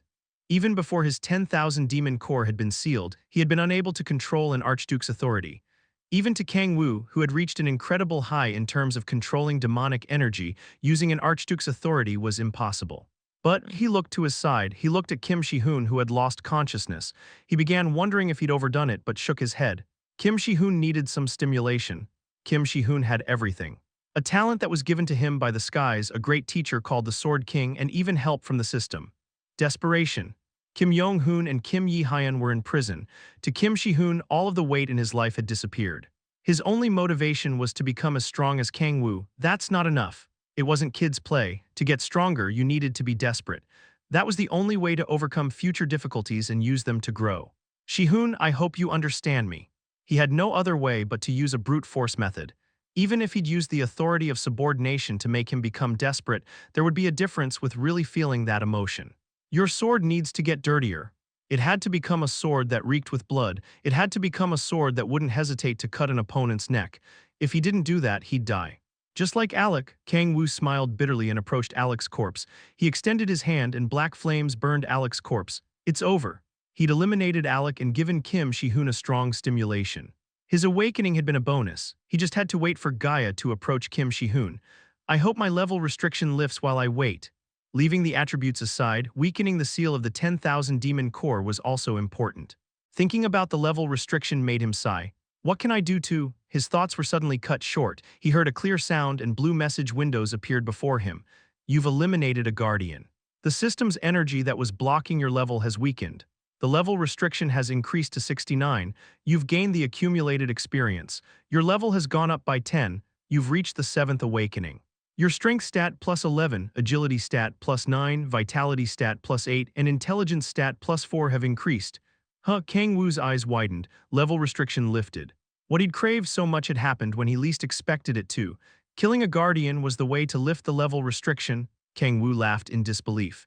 If he hadn't killed Alec, he wouldn't have been able to lift the level restriction. Kang-woo carefully looked at the system messages. I heard that usually you get the first level restriction at 59 and then again at 80. Usually people face two level restrictions. The first one was at 59 and the second one at the end of the ninth awakening, but I got another restriction at level 69. There was no need to think anymore, the system was blocking his growth on purpose.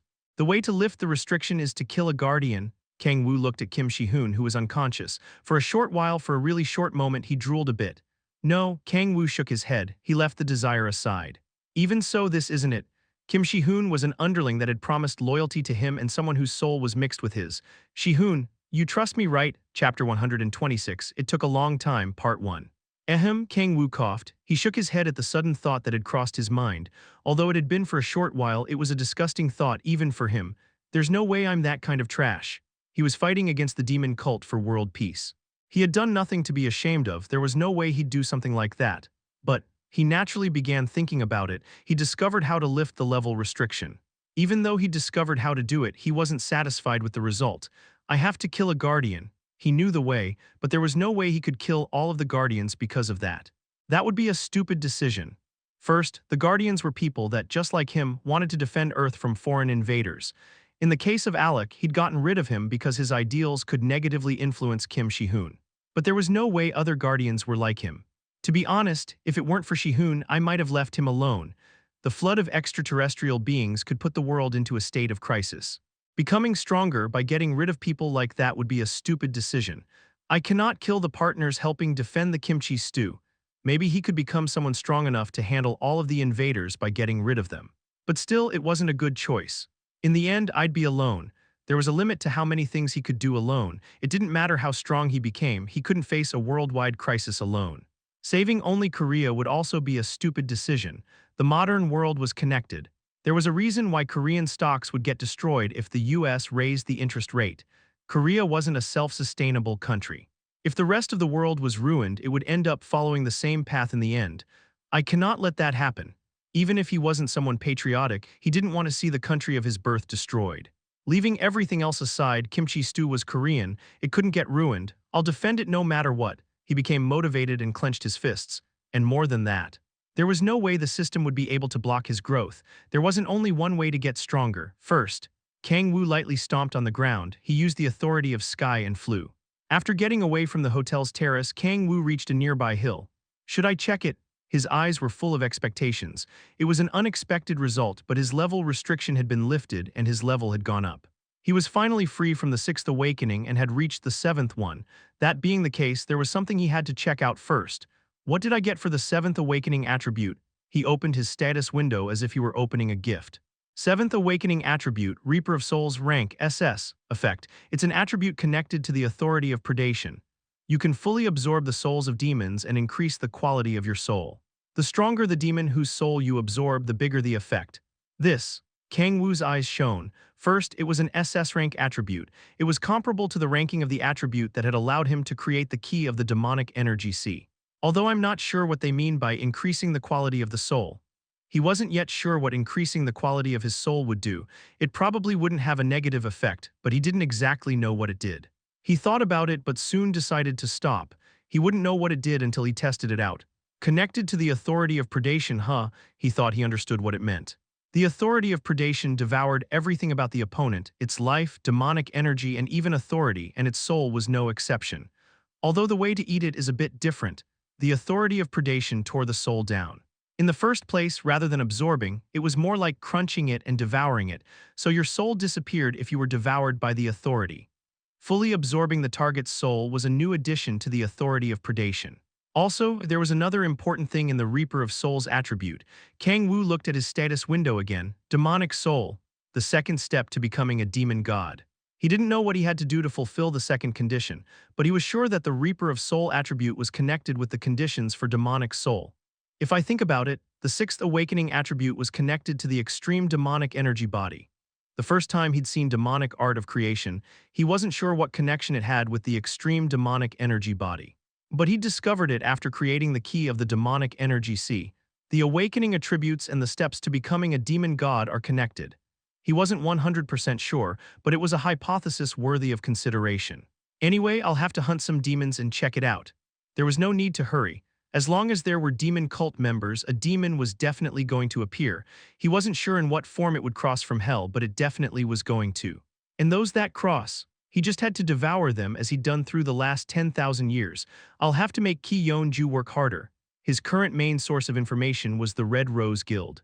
Since it became like that, it would be better to receive news of demon sightings as quickly as possible and move first. The attribute is done. Kang-woo sat down. He closed his eyes and concentrated. 10,000 demon core. He could feel that after reaching the 7th awakening, its seal had become weaker. He could see a bigger sea of demonic energy. Now to increase the stat with demonic energy from the 10,000 demon core. The demonic energy of the 10,000 demon core existed separately from his stats, but he couldn't use it at the moment. The quality is bad.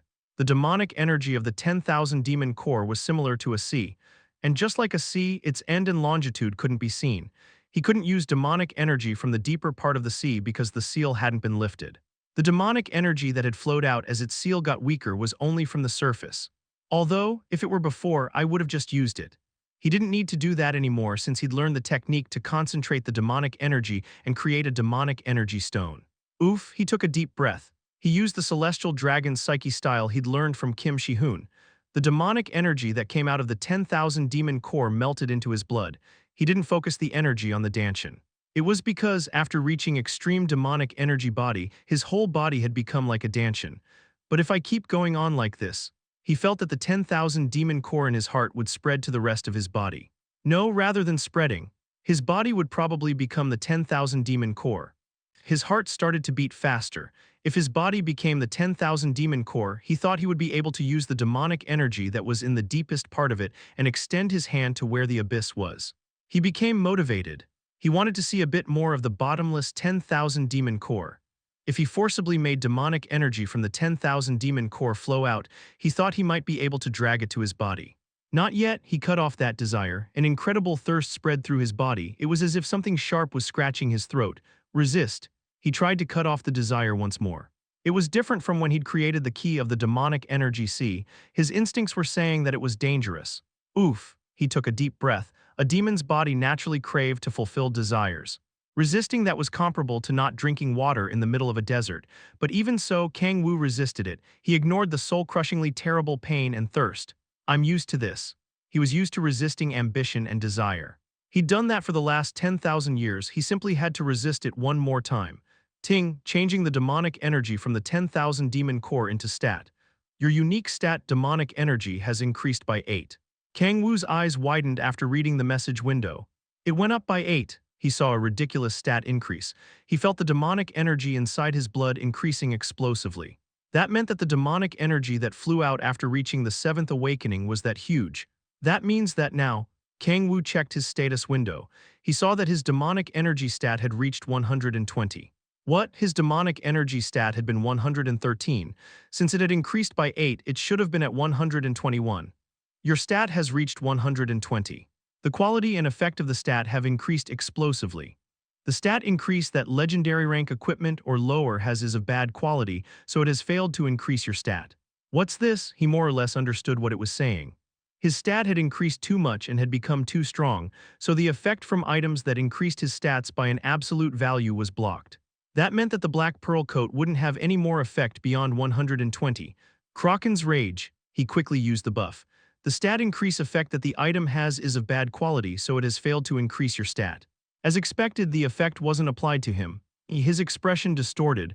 With that, the Black Pearl coat had become a trash legendary that didn't increase his stats. Tusk. But my demonic energy has gone up a lot, so I guess I should be satisfied. The huge amount of demonic energy within his body made him understand why the absolute value state increase didn't apply to him anymore. He wasn't at the level of Balrog or Lilith yet, but he could easily beat an average monster of the 9th hell. But why is such important information not widely known? To think that the effect of a legendary rank equipment stat increase wouldn't apply to you anymore after it reached 120. He hadn't heard of anything like that happening before. It didn't take long for him to realize, so that's what happened. Kang-woo burst into laughter. The reason for it not being known was simple. There was none. Nobody had reached 120 in a stat yet, which was why it was something that wasn't widely known.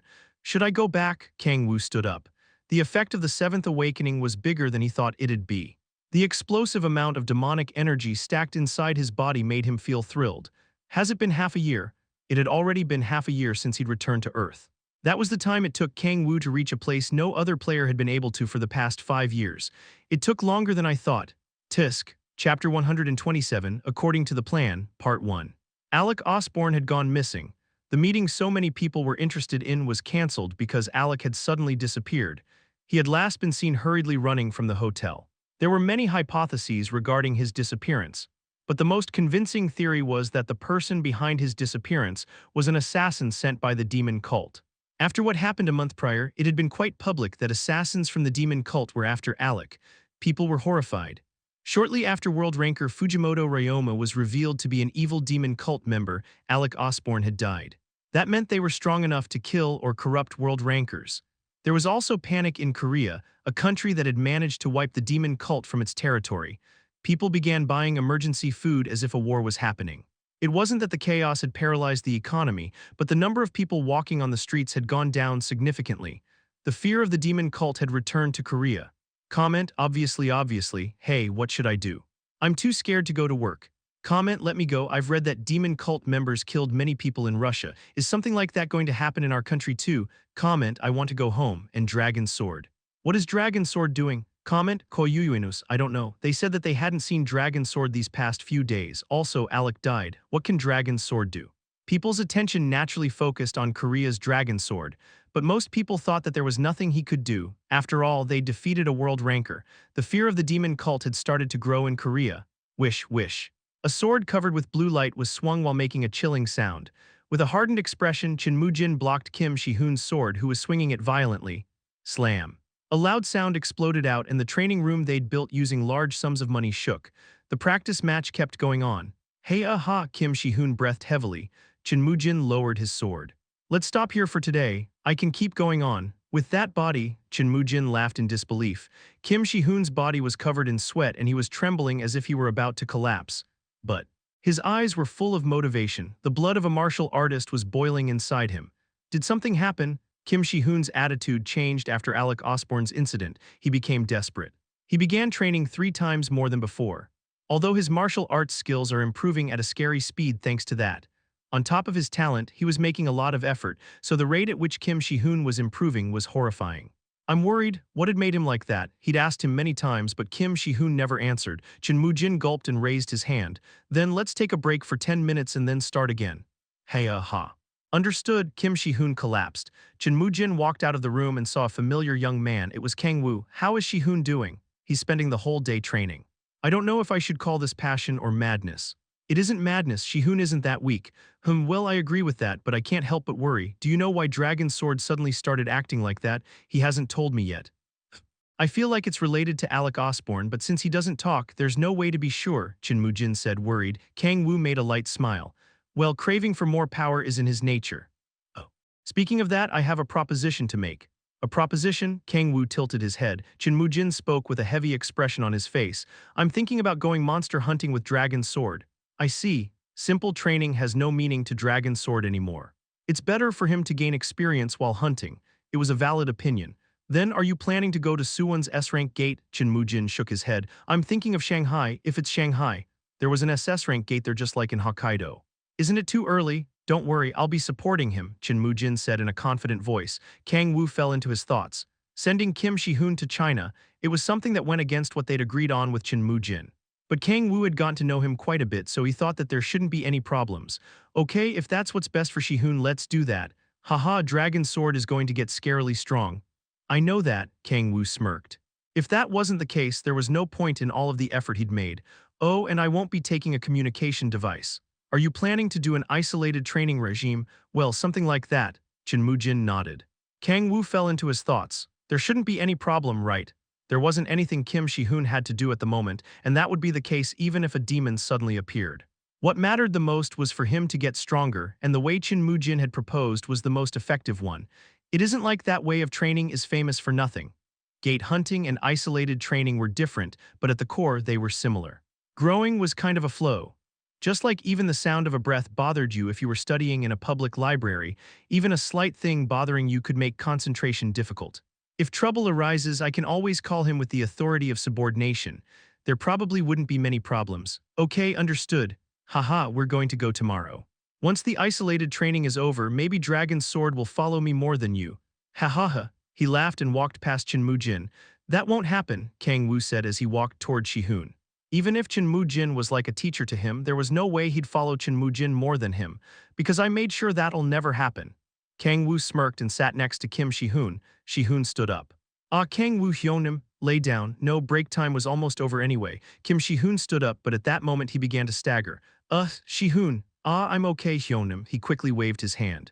Kang-woo also stood up and opened his mouth. I'm not sure what happened to you that day. Kim Shihun remained silent, and I'm also not sure why you suddenly started to train so desperately. That. He bit his lip and placed his hand on top of his sword. Kim Shihun's expression darkened. Kang-woo shook his head and kept talking. I'm worried, but I won't stop you. I also won't ask you anymore, but instead, he placed his hand on top of Kim Shihun's shoulders. Kim Shihun's eyes widened. Get stronger. Hyonim, there were some tears in his eyes. It seemed like those words moved Kim Shihun. His body trembled a bit and you could see the blood veins in his hands as he gripped his sword. Understood, Hyonim. His eyes, full of motivation, looked at Kang-woo. Kang-woo turned around. The tips of his mouth went up. Everything as planned. He tried his best to hold his laughter. Kim Shihun and Chen Jin left for Shanghai. After solving Kim Shihun's issue, Kang-woo began focusing on the movements of the demon cult. He'd heard that they had become more active in Russia recently. I should go personally. There were lots of incidents happening over there recently, so he had to take a closer look. Kang-woo began gathering information about the regions where incidents related to the demon cult had happened in Russia. Ah, he couldn't help but sigh. Kang-woo was looking at a map of Russia given to him by Ki Yeonju. How stupidly big! Russia's size was incomparable to Korea's. Although he was looking at a Russian map, he felt he was looking at a world map. The thought of finding the demon cult in such a big country was kind of disheartening. Will I be able to find them? He wasn't confident. It might be better to let them act freely. But I still have to go. He sighed again. Ring at that moment someone called. It was Ki Yeonju. What's going on? Kang-woo, where are you? I'm at home. Turn on the TV, she said in a serious voice. It somehow resembled her voice when the Isu Station incident had happened. It was a city that had been destroyed and looked like a post-apocalyptic city. There was a huge black fissure amidst the ruined buildings. Breaking news, a huge number of monsters have appeared in Vladivostok. It was one of the places where an SS rank gate was, and just like Sapporo and Shanghai, it was an area that had become abandoned after the cataclysmic day. We still aren't sure about the exact number. They're annihilating the SS rank monsters that used to live here, and now they've started moving toward Manchuria. Thankfully, there were almost no human casualties, but since it's close to Korea, this issue needs to be. He could hear the panicking voice of the news reporter. The camera recorded a group of monsters walking out of the ruins of the destroyed city. Tihei looked so ugly that just seeing their appearance made you want to vomit. Ha. Ha, he began laughing. The news anchor had said that a huge group of monsters had appeared, but Kang-woo knew what it really was. It's the demon cult. The monsters walking out of the city were demonic monsters. He could also see a few demons among them. The tips of his mouth went up and he clenched his fists. YOLO, Chapter 128, What Are You Doing? Part 1. After hearing the news, Kang-woo went to the Red Rose Guild with Echidna and Han Xiala.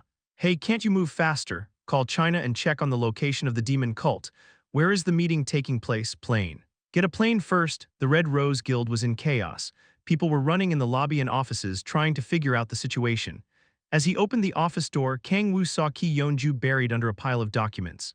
Hey, Ki Yeonju lifted her head. Unlike her usual self, she had a stiff expression. Kang-woo approached her. I saw it on the news, but what's the current situation? A massive summoning took place in Vladivostok.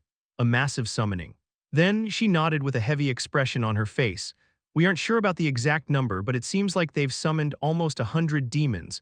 A huge number of demonic monsters were also summoned. Hundreds. The tips of his mouth were about to go up when he heard that number, but he managed to control himself. Well done. He was wondering how he was going to investigate a big country like Russia, but in that desperate situation, they'd solved the issue for him. He wanted to hug them for having succeeded in managing to perform the large-scale summoning. Satisfied, Kang-woo sat in the chair. What are the losses? Not much. There weren't many people living in Vladivostok in the first place, but the problem is.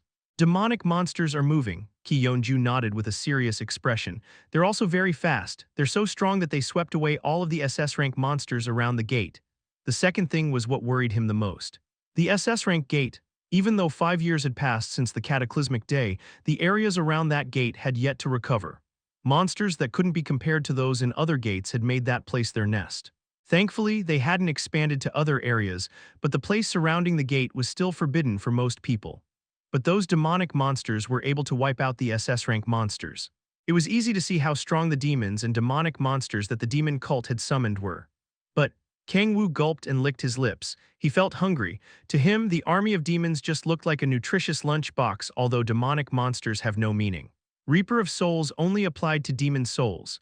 The souls of those that couldn't control their cravings, lost their egos, and became demonic monsters weren't worth absorbing. Maybe if it's a demonic monster like a halcyon. It was one of the few demonic monsters that was self-conscious. Demonic monsters with intelligence were so strong that they could defeat an average demon, and some could even use authorities. Those demonic monsters were worth devouring using the Authority of Predation, but that was if there was a demonic monster like a halcyon there. Most of the demonic monsters shown in the video belonged to the third hell or lower. There probably weren't any variants with intelligence among them. Most of the demonic monsters with a variant lived in the 8th hell or higher. Then I should target demons. He didn't intend to let a single one live. To check the effect of his new attribute, Reaper of Souls, he had to devour as many demons as possible.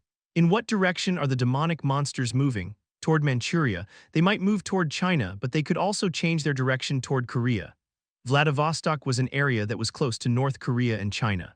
5 years before, during the cataclysmic day, North Korea's government fell. That's why a large-scale war would occur if they changed their direction toward Korea. Kang-woo narrowed his eyes. A large-scale war could happen in either China or Korea, depending on the direction in which the demonic monsters moved. There was only one reasonable thing to do in that situation. Did the Chinese make contact? They asked for an alliance with Korea. They're thinking of solving this issue in Manchuria before they can get closer to civilians. As expected, he nodded. They didn't know in which direction the demons would move. If one side was attacked, there was a chance they could face damage that could be hard to handle. Then joining forces and erasing them all at once was the best possible decision. Although it will be unbalanced, China was the strongest country in Asia. Since they had a large population, the number of players was also high. Was it because of the characteristics of the country? There were also many players who had the unique stat Qi, so their forces were quite strong. Even if Korea and Japan joined forces, they wouldn't be able to face China. Well, since I'm here, the outcome would probably be different. Kang-woo smirked. It was ridiculous to think that a single person could make a difference in the strength of a country, but he wasn't being delusional. With Kang-woo's presence, Korea should be able to compete with the USA in terms of strength. So what did you arrange? They said that a meeting is going to take place in Harbin, and they asked us to participate in it. We're trying to get a place with the H-Warring Squad and another big guild, and then we're going to go toward Harbin. I see. Kang-woo, you're coming, right? There was no need to ask. Kang-woo nodded without hesitating. Of course, a deep smile appeared on his face. The time for the feast was drawing near. Soon, Chin Su-yeon joined them. Kang-woo and the rest took a plane that the Red Rose Guild had prepared and took off to Harbin. I could have taken you, Echidna said while pulling his collar. Kang-woo patted her. It isn't a situation where we could have done anything by arriving first anyways. Other big guilds had also sent reinforcements toward Harbin. The meeting would probably take place after all the forces had reached the place. Oof, to think something like this would happen when my dad isn't here. Jin Su-yeon sighed. You could see the worry in her expression. Why did something happen? Since my dad isn't here, my uncle will probably lead the meeting, but my uncle doesn't like Korea that much. Uncle? Yes, have you heard about Chin Mu-hyun? No, Kang-woo shook his head. He hasn't become that famous because of my father, but still, he's one of China's strongest martial artists. He's, after all, the vice leader of the Thousand Sword Gate. Then is his influence in the Thousand Sword Gate bigger than yours? I'm ashamed to say it, but yes. Chin Su-yeon bit her lips. The empty place left by Chin Mu-jin felt too big. I guess things will be okay in the end. Kang-woo leaned down on the chair. He wasn't worried. If things didn't work out, he had to make them work. It was as simple as that. The flight to Harbin didn't take long. After descending from the plane, Kang-woo and the rest got in the car that was provided by the Chinese and went toward the Chinese Player Administration Center. This place is quite big as well. Kang-woo exclaimed in surprise. As expected from Asia's biggest country, the Player Administration Center was quite massive. It reminded him of the Forbidden City located in Beijing. It was a massive construction that made him wonder if he was in the middle of a Chinese martial art novel. Kang-woo walked into the Player Administration Center while looking around. What's everyone doing there? They were walking toward the reunion room when they saw a group of people gathered in front of a giant door. Ki-yeon-ju quickly looked at their faces. They're the Onyuri and Sanair guilds. After the Hanul and Mir guilds were disbanded, they were the other guilds that became part of the Big Three. Ki Yeonju approached a middle-aged woman who was angrily pacing. Yeonju, ma'am, what's going on? Who are you calling ma'am? Ah, it's you, Yeonju. Jiang Hyunju, she was the leader of Sanair, a guild made of high-quality healers. The generous-looking woman spoke while frowning. These guys are out of their minds. I don't know what they're trying to do after calling us here. What did they say? They said we can't participate in the reunion and that we should move as they order. What? Ki Yeonju laughed in disbelief. To say they should only follow orders. To put it bluntly, they were saying that even if Koreans were on the front line, they should follow their orders. Are these bastards crazy? They weren't their superiors, yet they were saying they should follow their orders. What kind of nonsense was that? Ki Yeonju walked toward the meeting room while emitting strong killing intent. Two Chinese players blocked Ki Yeonju. Move. Mr. Chen Mu-hyun is in the middle of a meeting. You cannot enter. We'll inform you of the meeting results later on, the Chinese player said in bad Korean. Didn't you hear me? Move. Chen Mu-hyun said that if you don't follow the orders, he will rethink China's and Korea's relationship. These bastards. Intense mana flew out of Ki Yeonju's body and immense tension weighed down on their surroundings. Damn, Ki Yeonju cursed. In the end, she stopped. China, they weren't the strongest country in Asia for nothing. It wasn't an opponent she could beat up without thinking of it twice. Instead of Ki Yeonju, Chen Su-yeon walked to the front. What are you doing? These people came all the way here to help us stop the invasion of the demon cult. Move, I'm sorry. Mr. Chen Mu-hyun had said we couldn't let them enter until the meeting ended no matter what. Ha, are you kidding? If my father hears this. In the absence of Mr. Chen Mu-jin, Chen Mu-hyun's orders are more important. Chen Su-yeon remained silent. What she was worried about had ended up becoming a reality. She turned around and spoke to Kang-woo. I'm sorry, I'll use the emergency system and call my father Im. Ah, don't worry. Kang-woo stopped her in a relaxed manner. Ki Yeonju and Chen Su-yeon looked at him in surprise. Then, are you going to wait? No way. Yes, then how? He smirked and began walking. There was only one thing he could do in that situation. As Kang-woo got close to the door, the Chinese players that were blocking the entrance took their weapons out. If you go any farther, Kang-woo moved his hands. He grabbed their heads and threw the two toward the meeting room door. Slam. The door was destroyed and the meeting room became visible. There were many big Chinese guilds gathered around the Thousand-Sword Gate. What the? The people inside the meeting room frowned. A muscular guy that was near the entrance stood up. What kind of fool dares to interrupt the meeting? He walked toward Kang-woo with strong killing intent. He swung a fist about the size of a normal person's head. It was a fist that was covered with a physical form of mana, something that proved he was a ranker.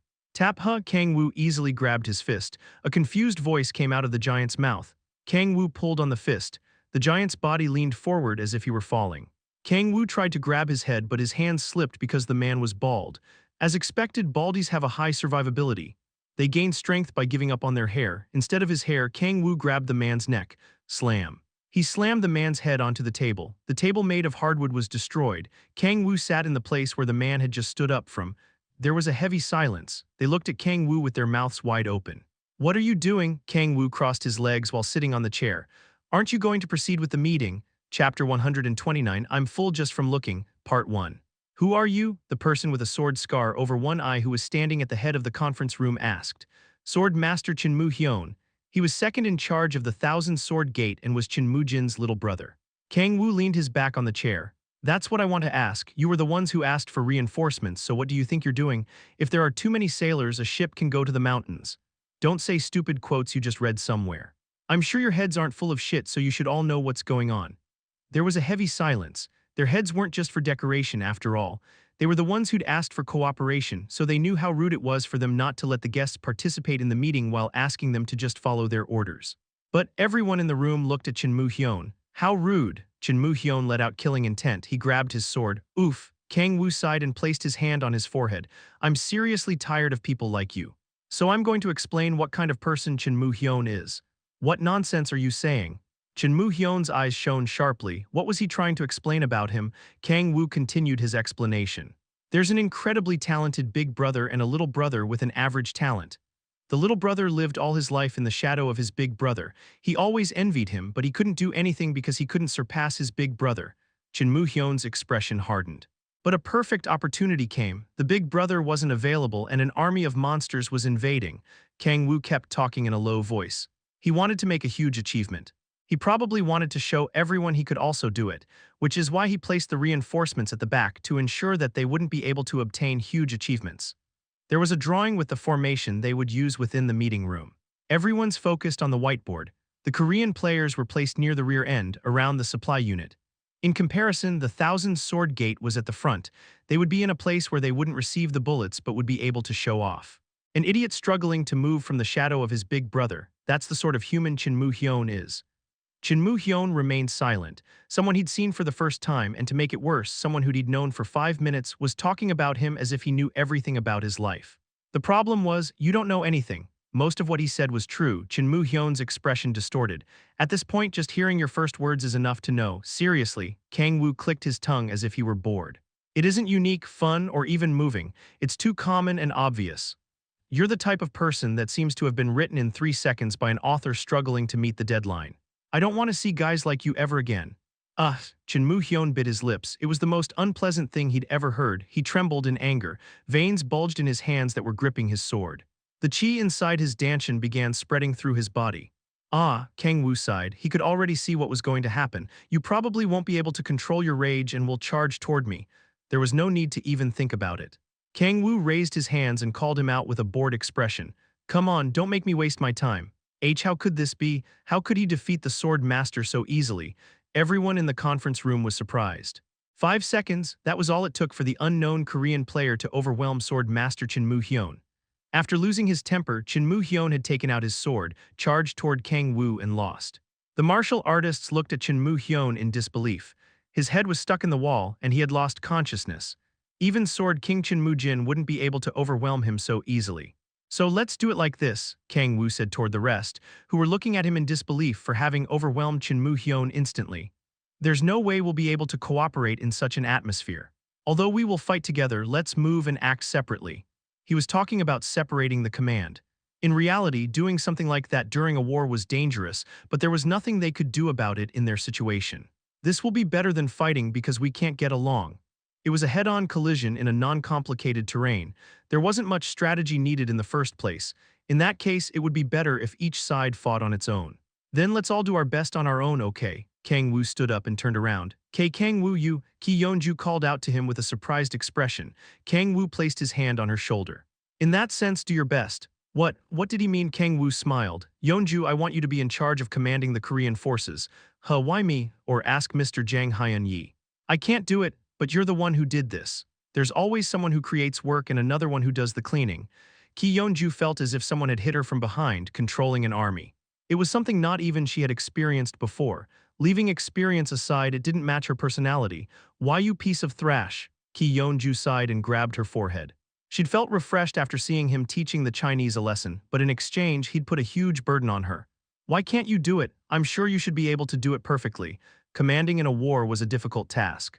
Commanding wasn't as simple as shouting something like, kill them all. She had to know the characteristics of all of the squadrons and move the right one at the correct time. But if it's Kang-woo. From what he'd shown until that point, it seemed like he should have been able to command the forces easily. Kang-woo shook his head. I have things to do. What else is there to do in a war except for fighting? Haha, that's a secret. He avoided answering. Kang-woo smiled bitterly. I can't tell her I'm going to eat demons. The demon cult invasion consisted of thousands of demonic monsters and hundreds of demons. What Kang-woo needed the most were the demons. I'm going to take advantage of the chaos and hunt only the demons. He had to go deep into the formation of the enemies, but he didn't expect there to be a problem with that. Kang-woo turned his head and looked at the confused Chinese players. They just have to make enough chaos so that the demon cult becomes restless. He had gone there for that reason. Even to him, going through tens of thousands of demonic monsters and then facing hundreds of demons was too much. It was necessary to drag the demonic monsters away and disperse the demons' forces. I guess they should be able to do that much. Although they just lost, Chinese players couldn't be underestimated. If he got rid of the demons, they should be able to deal with the demonic monsters by themselves. And if Ki-yeon-ju and Korean players were added on top of that, it wasn't necessary to think too much more about it. Come. Kang-woo clenched his fists expectantly. Although he shouldn't have felt hungry due to how a demon's body worked, he couldn't help but feel a tickling sensation in his stomach. 3 days passed. The preparations for war were done very quickly. Ki-yeon-ju had spent day and night studying formations and strategies to fulfill the commander role. And finally, they appeared. A player that specialized in reconnaissance shouted. There was a heavy nervousness going around. Everyone looked in the direction the player had pointed to. A cloud of dust was rising over the horizon. How many are there? I feel like we've gone back in time. The players trembled in fear. It was their first time seeing such a huge invasion after the cataclysmic day. Everyone, calm down and make sure you've everything prepared for battle. We still have some time, Ki Yeonju, who was holding a loudspeaker, shouted. Her voice rang out over the area. Just like she'd said, there was some time before demonic monsters got there. It wasn't like demonic monsters moved at the speed of sound, and it didn't mean they were about to arrive just because they could be seen on the horizon. They came, Kang-woo's eyes shone and he stood up. Unlike others, he was excited. They finally came. He used the authority of observation and looked beyond the dust over the horizon. He saw the demonic monsters he'd seen through the news. Although I haven't been able to see demons yet, Kang-woo clenched his fist while licking his lips. Delicious meals were walking toward him on their own. He wanted to thank the demon cult. Good, he nodded and smiled. They might have looked like horrifying monsters to others, but to him they just looked like nutritious lunch boxes. Mr. Kang-woo, Han Xiala walked toward Kang-woo. She had a rice ball in her hand. I made some food for you. It was an attractive proposal. After all, the food that the Chinese provided was horrible, but Kang-woo shook his head. I'm okay, give it to Echidna. Did you have dinner already? Not yet. Kang-woo smiled and looked at the demonic monsters. I'm full just from looking. He patted his stomach. Come faster. Thinking about the feast he was about to have made him full already, Kang-woo let out the gas that was bubbling up from his stomach. Burp Chapter 130. Apostle of Evil Part 1. The big army started to move. It was different from a normal army. Its members weren't soldiers carrying guns but demonic monsters summoned from hell. There was an old man full of wrinkles walking relaxedly in the center of the group of demonic monsters. The old man, surrounded by demonic monsters, looked foreign, but you wouldn't have felt that if you looked at him based on your gut feelings. After all, the old man's body was full of demonic energy, similar to the energy within the demonic monsters. If you felt something foreign, it was probably because the demonic energy flowing out of the old man's body was thicker than the energy surrounding him. Good, the white-haired old man, Anton Sidorovich, smiled. The wrinkles on his face moved. He nodded while looking at the demonic monsters filling the field. With this, we've proven it. The demon cult's first large-scale summoning. Until then, they'd gained experience by doing small-scale summonings, but with the large-scale summoning, they'd properly begun executing their plans. The large-scale summoning was the first step of that plan. They wanted to test a hypothesis before they moved on with the proper plan. Anton laughed. The test was a huge success. The Gaia system is getting weaker. The Gaia system. It was the Earth's protective mechanism that the demon cult had been trying to destroy for a long time. The defense mechanism that was stopping the demon cult's long-term goals was finally starting to lose its strength. The being that was blocking their plans was finally starting to disappear.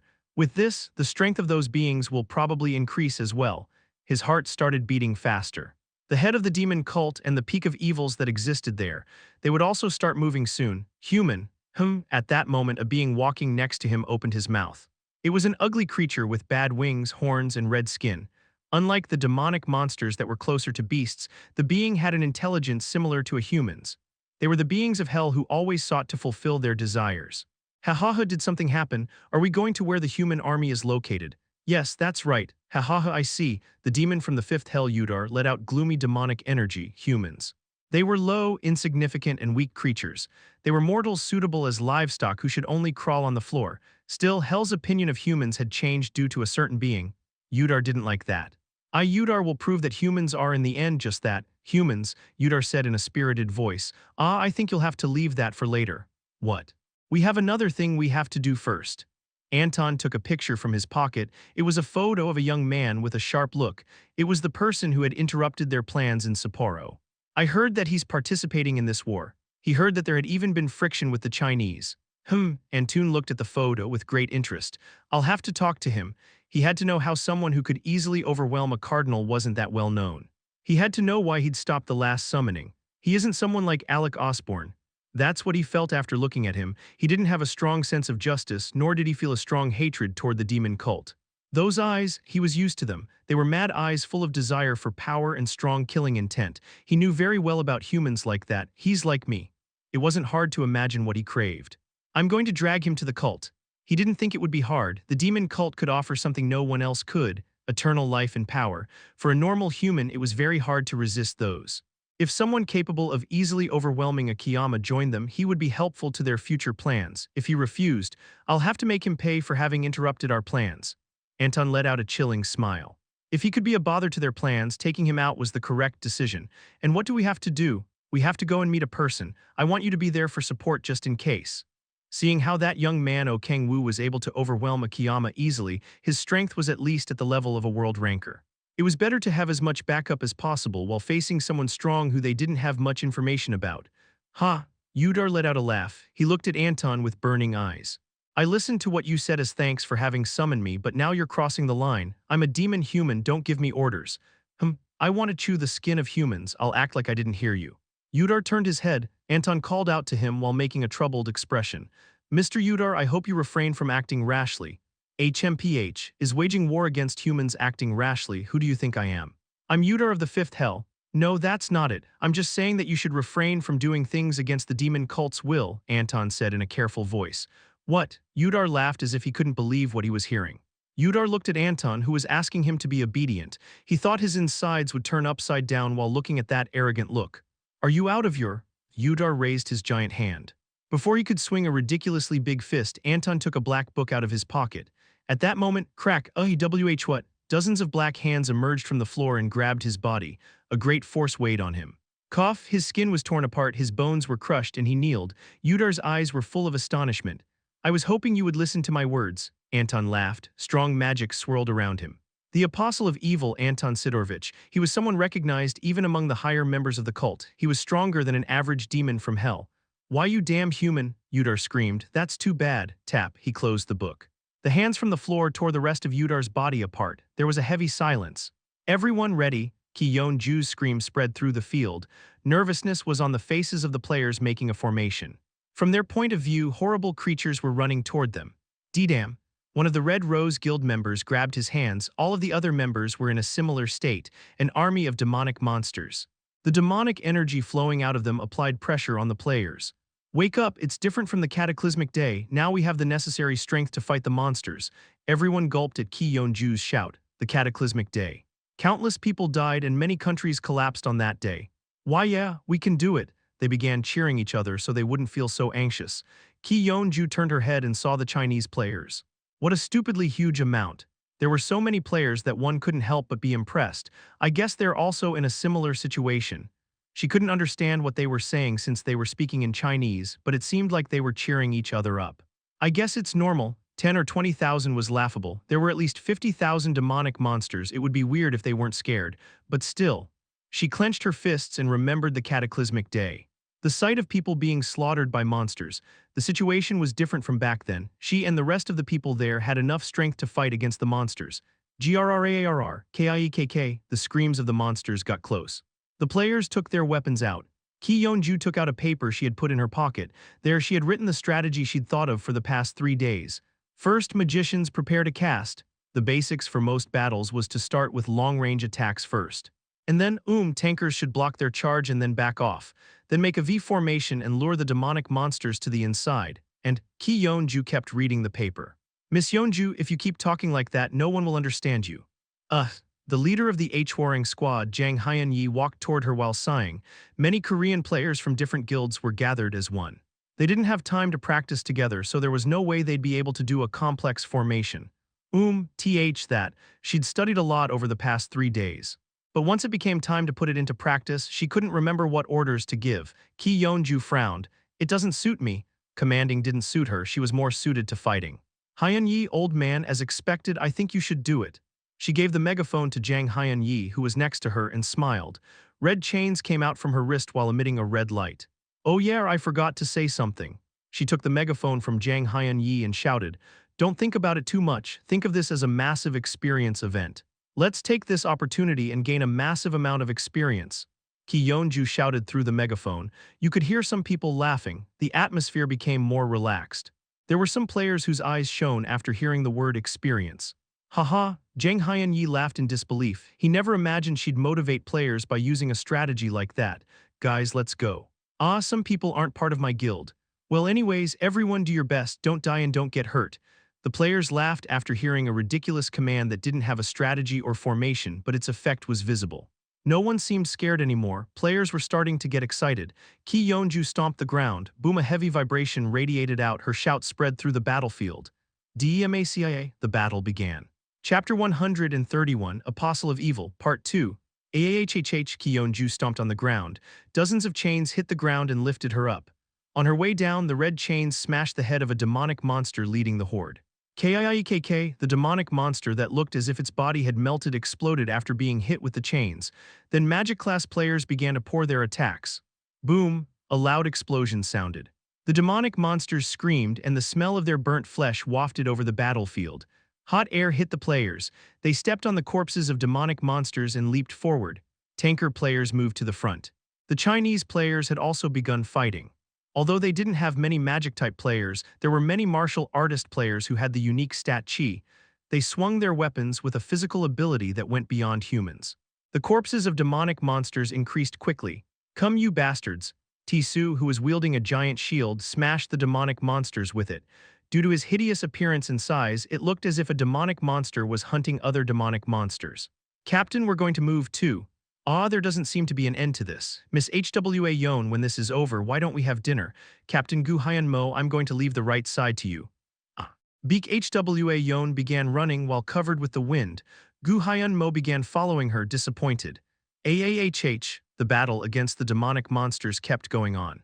The players had the advantage because most of the demonic monsters had come from the first hell. Of course, there were some strong monsters like Kerberos, but there were quite strong players as well. Come you bastards! Ki Yeonju extended both hands and the red chains swept through the demonic monsters.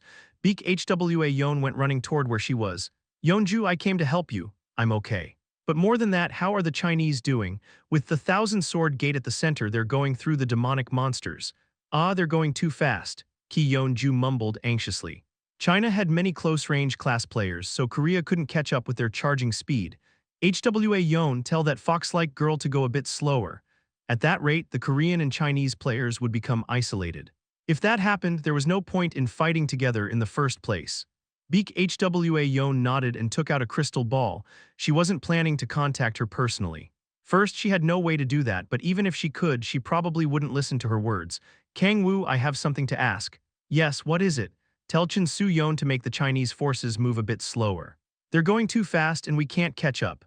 Okay, the conversation ended. Beak HWA Yeon swung her sword with a hardened expression. The body of a demonic monster was split into two. At the moment, they were winning. If things went on like that, she thought they would be able to win easily. The problem is the demons. It wasn't just demonic monsters that had appeared from the fissure. She'd seen demons in the video. To make things worse, there were about 100 of them. As more information about the demon cult became public, she could tell the difference between demonic monsters and demons. In terms of physical specs, demonic monsters were stronger. But demons had intelligence. It was hard to see how they would act. He should be able to do it. She looked in the direction that Kang-woo had gone. He hadn't taken part in the fight yet. He would be in charge of getting rid of the demons. I'll trust you. She stepped forward and swung her sword. Wind appeared at the sword's tip and cut through the demonic monsters. Yes, move a bit slower. Okay, Mr. Kang-woo. After receiving the call from Beak HWA Yeon, Kang-woo told Chen Su-yeon to make their forces move a bit slower. Chen Su-yeon accepted without hesitating. He turned around and looked at the Chinese players. He saw them starting to move a bit slower at Chen Su-yeon's command. Did they say Chen Mu-hyun couldn't participate because of the shock? He laughed after recalling how Chen Su-yeon had become the commander of the 1,000-sword gate. Chen Mu-hyun had become sick after being overwhelmed by an unknown Korean player. It wasn't that he was physically sick, it was the effect of mental shock. He's an extra-like character until the end. He had the feeling that he wouldn't hear about him anymore. Kang-woo stood up, looked at Han Xiala, who was taking care of the wounded players, and called Echidna. Echidna, yes, stay here and protect Xiala. What about you, Kang-woo? He turned his head. He looked at the players who were fighting against demonic monsters. He started to warm up. I'm also going to participate. Didn't you say you'd wait until demons appeared? It seems like they won't make an appearance. Kang-woo narrowed his eyes. There were lots of demonic monsters, but he didn't see anything that looked like a demon. He used the authority of sky and looked at the battlefield from up in the air, but he wasn't able to see any demons. The plan has changed. He wasn't expecting that he wouldn't be able to see any demons. Kang-woo clicked his tongue. I made a mistake. He couldn't see any demons. He realized many things based on that alone. Their goal isn't war. If they were trying to make war, it didn't make sense that demons hadn't taken part in the battle. No, if that were the goal from the beginning, they wouldn't have used such a brute force strategy. These demonic monsters are also probably just fodder to them. It was as if they were throwing them away. They wouldn't have wasted them like that if they thought that demonic monsters were an important part of their forces. There's another goal. They weren't trying to do something by summoning demonic monsters and demons. At that point, he couldn't help but think that the summoning by itself was the goal from the beginning. Throw the useless demonic monsters away. It was as if they'd sent the workers to the enemy's territory after they'd finished obtaining all of the minerals. For the demon cult, those demonic monsters were just annoying beings they didn't want to deal with. Tusk, he didn't like that. It was as if they were getting rid of the leftovers, having to move as they wanted made him annoyed. So they moved all of the demons elsewhere. He wasn't sure, but he couldn't see any between the demonic monsters. His appetite, which had grown because of how much he'd been waiting, lingered around his mouth in vain. Okay, I'm going to make sure no one can hurt Siala, Echidna said while snorting. She patted her hair. The snort became louder. Then I'll leave it to you. Okay. He left Echidna behind and moved toward where the fight was happening. The demonic monsters and players were fighting intensively. Kang-woo walked relaxedly among the horrible battlefield as if he had gone for a picnic. Kikk, where are you? The demonic monsters charged toward him. He swung his hand and the demonic monsters that were charging toward him exploded. He kept walking. Although his steps were relaxed, the speed was incredibly fast. He entered the enemy's territory almost instantly. All of the demonic monsters that were waiting their turn to fight charged toward him. Kue, they probably aren't that far, he flicked his finger. The ring changed forms. The key of the demonic energy sea transformed into a shield and the demonic monsters hit the shield. Crack, Kikk. The demonic monsters' teeth were destroyed as they tried to bite the shield. The claws that tried to cut him were ripped apart and deflected away by the shield and blood poured out of them. He took a step forward. Even though they rushed in recklessly, they were lumped together. Ku, seeing how they aren't eating each other, it's obvious that someone is controlling them. Kikk, where are you hiding? Kuekk. The demonic monsters charged toward the food that had penetrated deep into their territory. Thorns appeared on the shield and the key of the demonic energy sea began rotating. Crack. The demonic monsters were cut as if they'd been put inside a mixer. Flesh poured in all directions. The Kerberos, who was hidden among the demonic monsters, emitted flames toward Kang-woo. He raised his right hand and hit the flames, causing them to splash on the demonic monsters. Grrrr, Kerberos opened its mouth. A mouth big enough to easily devour a person targeted Kang-woo. Tap arf, he grabbed a tooth the size of a person and pulled it out. The Kerberos cried in pain. He cut and moved through the crowd of demonic monsters, but it didn't matter how far into the horde he went, he didn't see any demons. Kang-woo was starting to get annoyed. That wasn't what he'd expected. Should I at least eat these guys? He used the authority of predation. A black fog spread out and covered the Kerberos. Crunch. Its bones were crunched and the skin was torn apart and absorbed by the black fog. As expected, it doesn't work on these guys. Not only had the effect of the Reaper of Souls not activated, but his stat also hadn't increased. Its quality was too bad. It was like a high-level player couldn't gain experience by hunting in an area with low-level monsters. I need demons. He was feeling hungry. His lips were getting dry. There was no way he would be satisfied with creatures like that. A hunger he shouldn't feel stimulated him. He went there expecting delicious food, so seeing the situation made him angry. Grrrr, the demonic monsters moved back. He could see the fear in their eyes. Kang-woo began walking. The demonic monsters backed off. It was at that moment, swoop, a black hand appeared out of nowhere and targeted him. Kang-woo frowned and grabbed the black hand. It was an attack the demonic monsters around him couldn't see. Kang-woo realized there was a piece of paper on the hand that targeted him. He picked the paper up. Something written in crooked Korean was on the paper. I want to talk to you. Kang-woo's eyes narrowed. What's this? Is it a meal ticket? Chapter 132, Don't Talk As If You Know Me, Part 1. Haha, he couldn't help but smile. It wasn't hard to imagine who had sent the message. The demon cult. He began wondering why they were trying to contact him. He narrowed his eyes and fell into thought. I see. He remembered what had happened in Japan. The sight of the demon cult members escaping with a heavily injured Akiyama. He couldn't help but think that information about him had leaked through them. Although I'm not sure why they're trying to contact me. From their point of view, he was a person who had interrupted their plans. It would be more understandable if they'd sent a squadron to kill him. There was no reason for them to use a way to contact him that resembled the prehistoric way of sending a message through an arrow. I guess I'll know once I go. It wasn't hard to imagine why. But to be sure, it would be better to go to where they'd called him. It was like walking through a trap. Not bad, Kang-woo smiled. It didn't matter what kind of trap or how many they'd prepared. What was important was that the demons were all probably there. There's a chance they aren't ready yet. The demon cult members probably knew there was no way he would accept such a suspicious proposal. If they did, they would have at least mentioned where I should go. The purpose of the note they'd sent was to convey the minimum intention of them wanting to meet him. The details about the time and location would probably be sent after the war was over. I have no reason to wait until then, Kang-woo laughed. He turned his face toward where the black hand had come from. There was still a scent of demonic energy left. He began running and following that smell. The authority of speed surrounded his body, and he shot forward at an incredibly fast speed. A cloud of dust appeared in Manchuria. He's definitely strong. Anton let out an exclamation in surprise after looking at Kang-woo through the eyes of the devils. He wasn't sure why he'd gone to the middle of the demonic monsters, but he was practically annihilating them. A smile appeared on Anton's face. Okay then, Anton took a book out. It was a strong weapon called the Book of Nightmares. It was a piece of equipment he'd obtained as a gift when he'd become an apostle of evil. Zajas nastanata zajas. He began casting. The demonic energy of the Book of Nightmares began resonating with his demonic energy. He sent a hand he'd prepared through the insides of the Kerberos he was using to see what was happening. Kang-woo, who easily restrained that attack, read the message. Done. Anton made a satisfied smile. One demon that was near him posed a question. So what is it that we have to do? Who do we need to kill? Ha ha ha, calm down. We're going to meet that person once the war is over. Anton made a relaxed smile. The demon frowned. Are you saying we should wait here? We're demons, we live for blood and slaughter, we cannot push off the fight anymore. Didn't you hear what I said? Anton narrowed his eyes. A strong demonic energy overwhelmed the demons. The faces of the demons hardened. Anton's demonic energy was comparable to a demon of the ninth hell.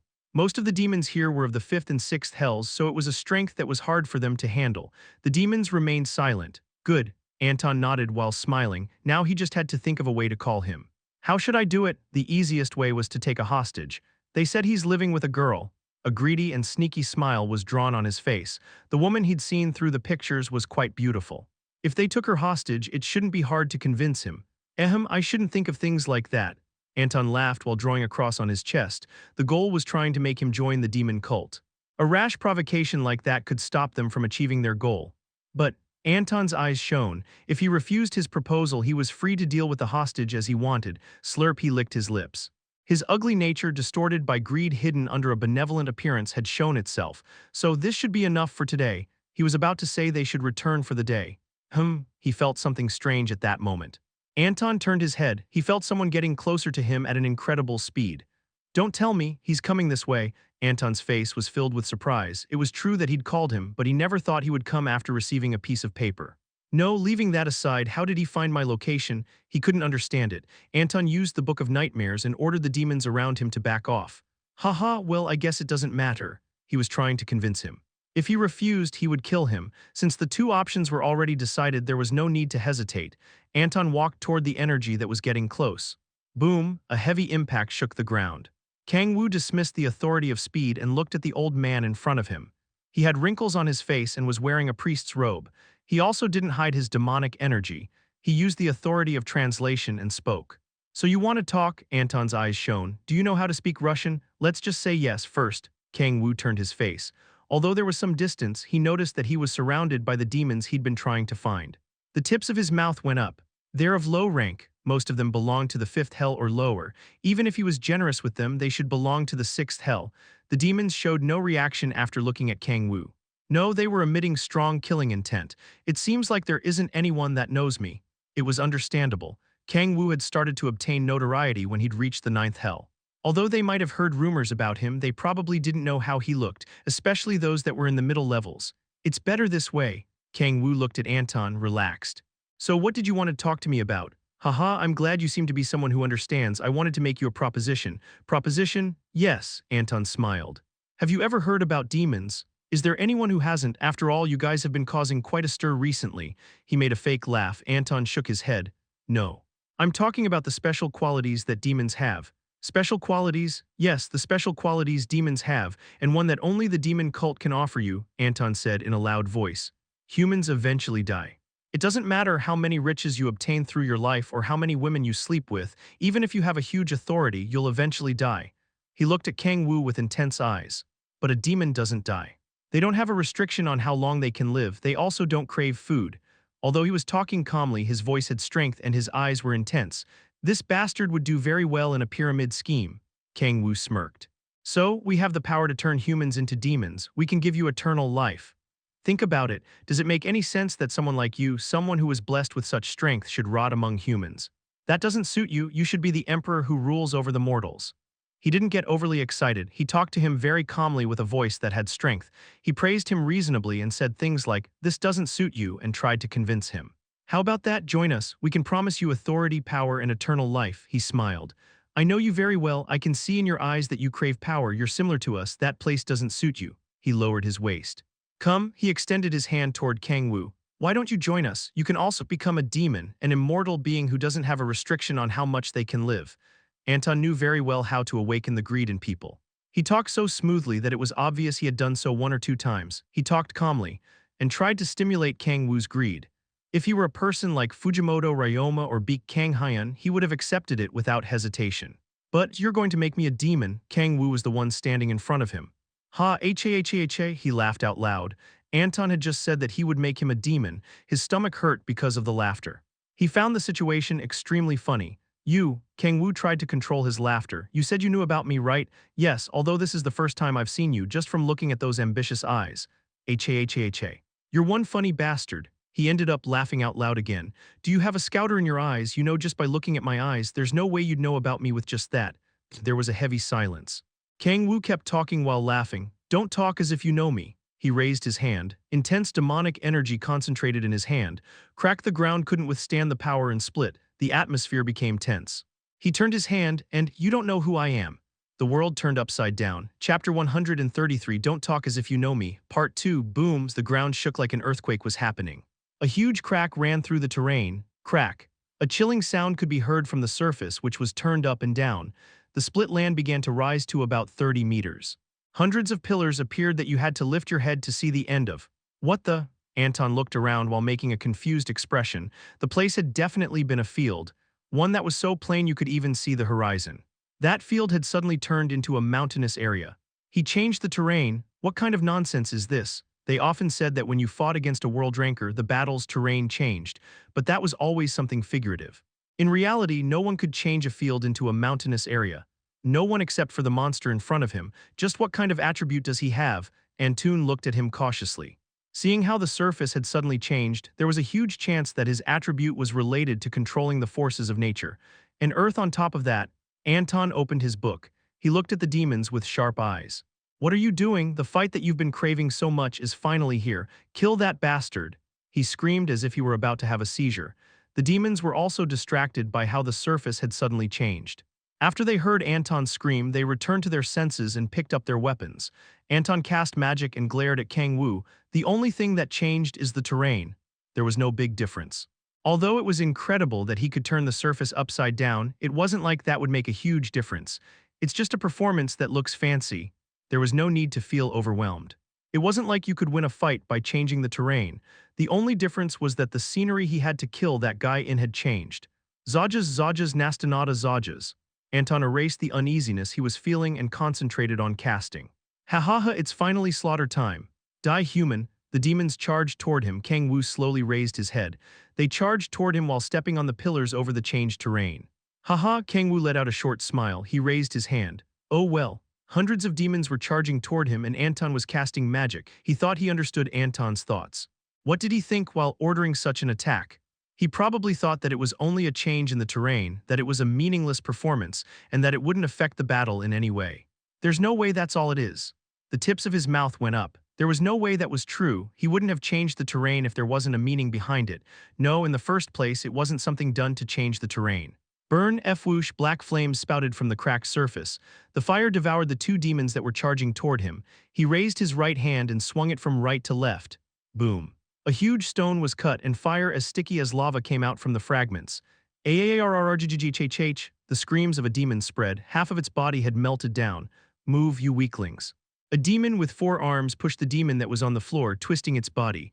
Eyes that were the size of a basketball focused on Kang-woo. I'm Rackham of the 6th Hell. With these 4 arms, I can perfectly use 4 weapons flaw, / a black light flashed. The key of the demonic energy sea had turned into a sword. Another demon walked past the one that had just been split in 2. I'm 5th Hells. I'm Skarda, overlord of the 6th Hell.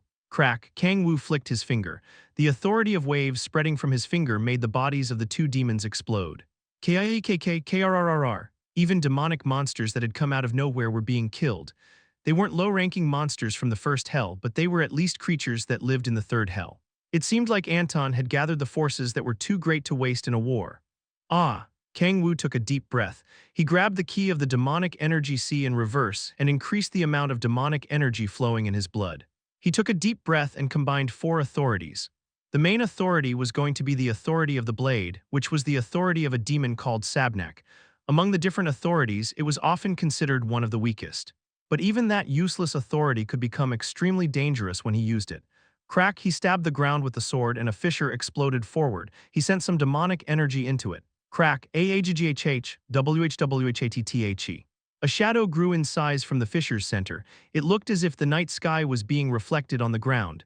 Sharp swords rose from within the shadow. The demons were torn apart. Hundreds, thousands of swords appeared as if they were stars in the middle of the night. Many demons started flying. The entire surface became covered in swords. Kang-woo pulled the swords from the ground. The fissure disappeared and the sharp swords became black fog and scattered away. He turned around. Is there about half left? About half of the demons weren't able to fly and dodge the swords. The other half had dodged the attacks and were flying away. He pointed the swords upward toward the demons that were flying. Demonic energy flowed out of his body as if it was stagnant water. His head became cloudy for a moment. It's okay. It wasn't that he had run out of demonic energy or used the 10,000 demon core. His head hurt a bit because he couldn't follow the calculations. He was used to that much. It was just that there were so many variables that he was starting to feel bored. Escape. What the? Who's that monster? Wait, don't tell me. One of the demons that were trying to escape suddenly paled. He turned his body around while making an expression that seemed he'd realized something. And no way. He had heard of something before, the fight of a human against the 7 archdukes. The tale of the demon king who had swept them away and how he'd wiped out Belphegor's forces almost instantly. Rising mountains, a shadow that covered the surface. Thousands of swords, it all matched what he had heard. How could that be? He tried to deny it. It was something that shouldn't be happening. The demon king, why is the symbol of hell here? A sword that was pointing toward the sky slowly made a cut. At the same time, a stone over 30 meters tall in diameter started to tremble, and a breathtaking demonic energy filled the place. Sunset. They heard a small mumble as if it were thunder. A stone exploded and black lava poured from the sky. He let out an exclamation. The demon turned his head and looked around. He couldn't see the bright sun anymore. The world was devoured by darkness. Boil. The land boiled, covered with black lava. Not even a single seed was able to survive. The surface became distorted and burned. The 9th hell, it was the deepest hell, a place where the strongest demons gathered. The fields of Manchuria resembled the distorted landscape of the 9th hell. An old man ran through that distorted landscape. Anton couldn't understand what was going on. He looked like he was having a terrible nightmare. He threw the book of nightmares, half of which had been burned, away. Half of his right arm had melted down and his torso had been cut. Dark red blood flowed out from the wound. He turned his head with trembling eyes. He saw a demon there. I told you to not act as if you know me. The demon spread his hand. He grabbed the back of Anton's head and looked at him with eyes full of madness. So do you still know who I am? Why you, just who? He couldn't properly speak. He felt pressure as if he'd come face to face with an absolute being, as if a deep abyss with a floor that couldn't be touched was surrounding him. It wasn't a foreign feeling. He'd felt something similar when he'd met those in the upper echelons of the demon cult. No, he shook his head. He tried to remember that time. He compared the energy he could feel from the demon in front of him to what he'd felt that day. He hadn't felt a fear so deep that it reminded him of a sea when he met the beings that were in the upper echelons of the demon cult. Who are you? Why do you want to know? The demon spread his hand. A black fog flowed out from the demon and covered him. No, it wasn't just that. A black fog spread out from the burned and distorted surface. Is knowing who I am going to help you? If I tell you, will you willingly die without feeling any remorse? Hey buddy, this isn't time to say stuff like that. He remained silent. Those were words he couldn't deny. There was only one thing he should be saying. Save me. His body trembled. A strong craving to live covered him. It was the eternal life he had obtained after sacrificing too many people. He didn't want to die in a desolate field. Yes.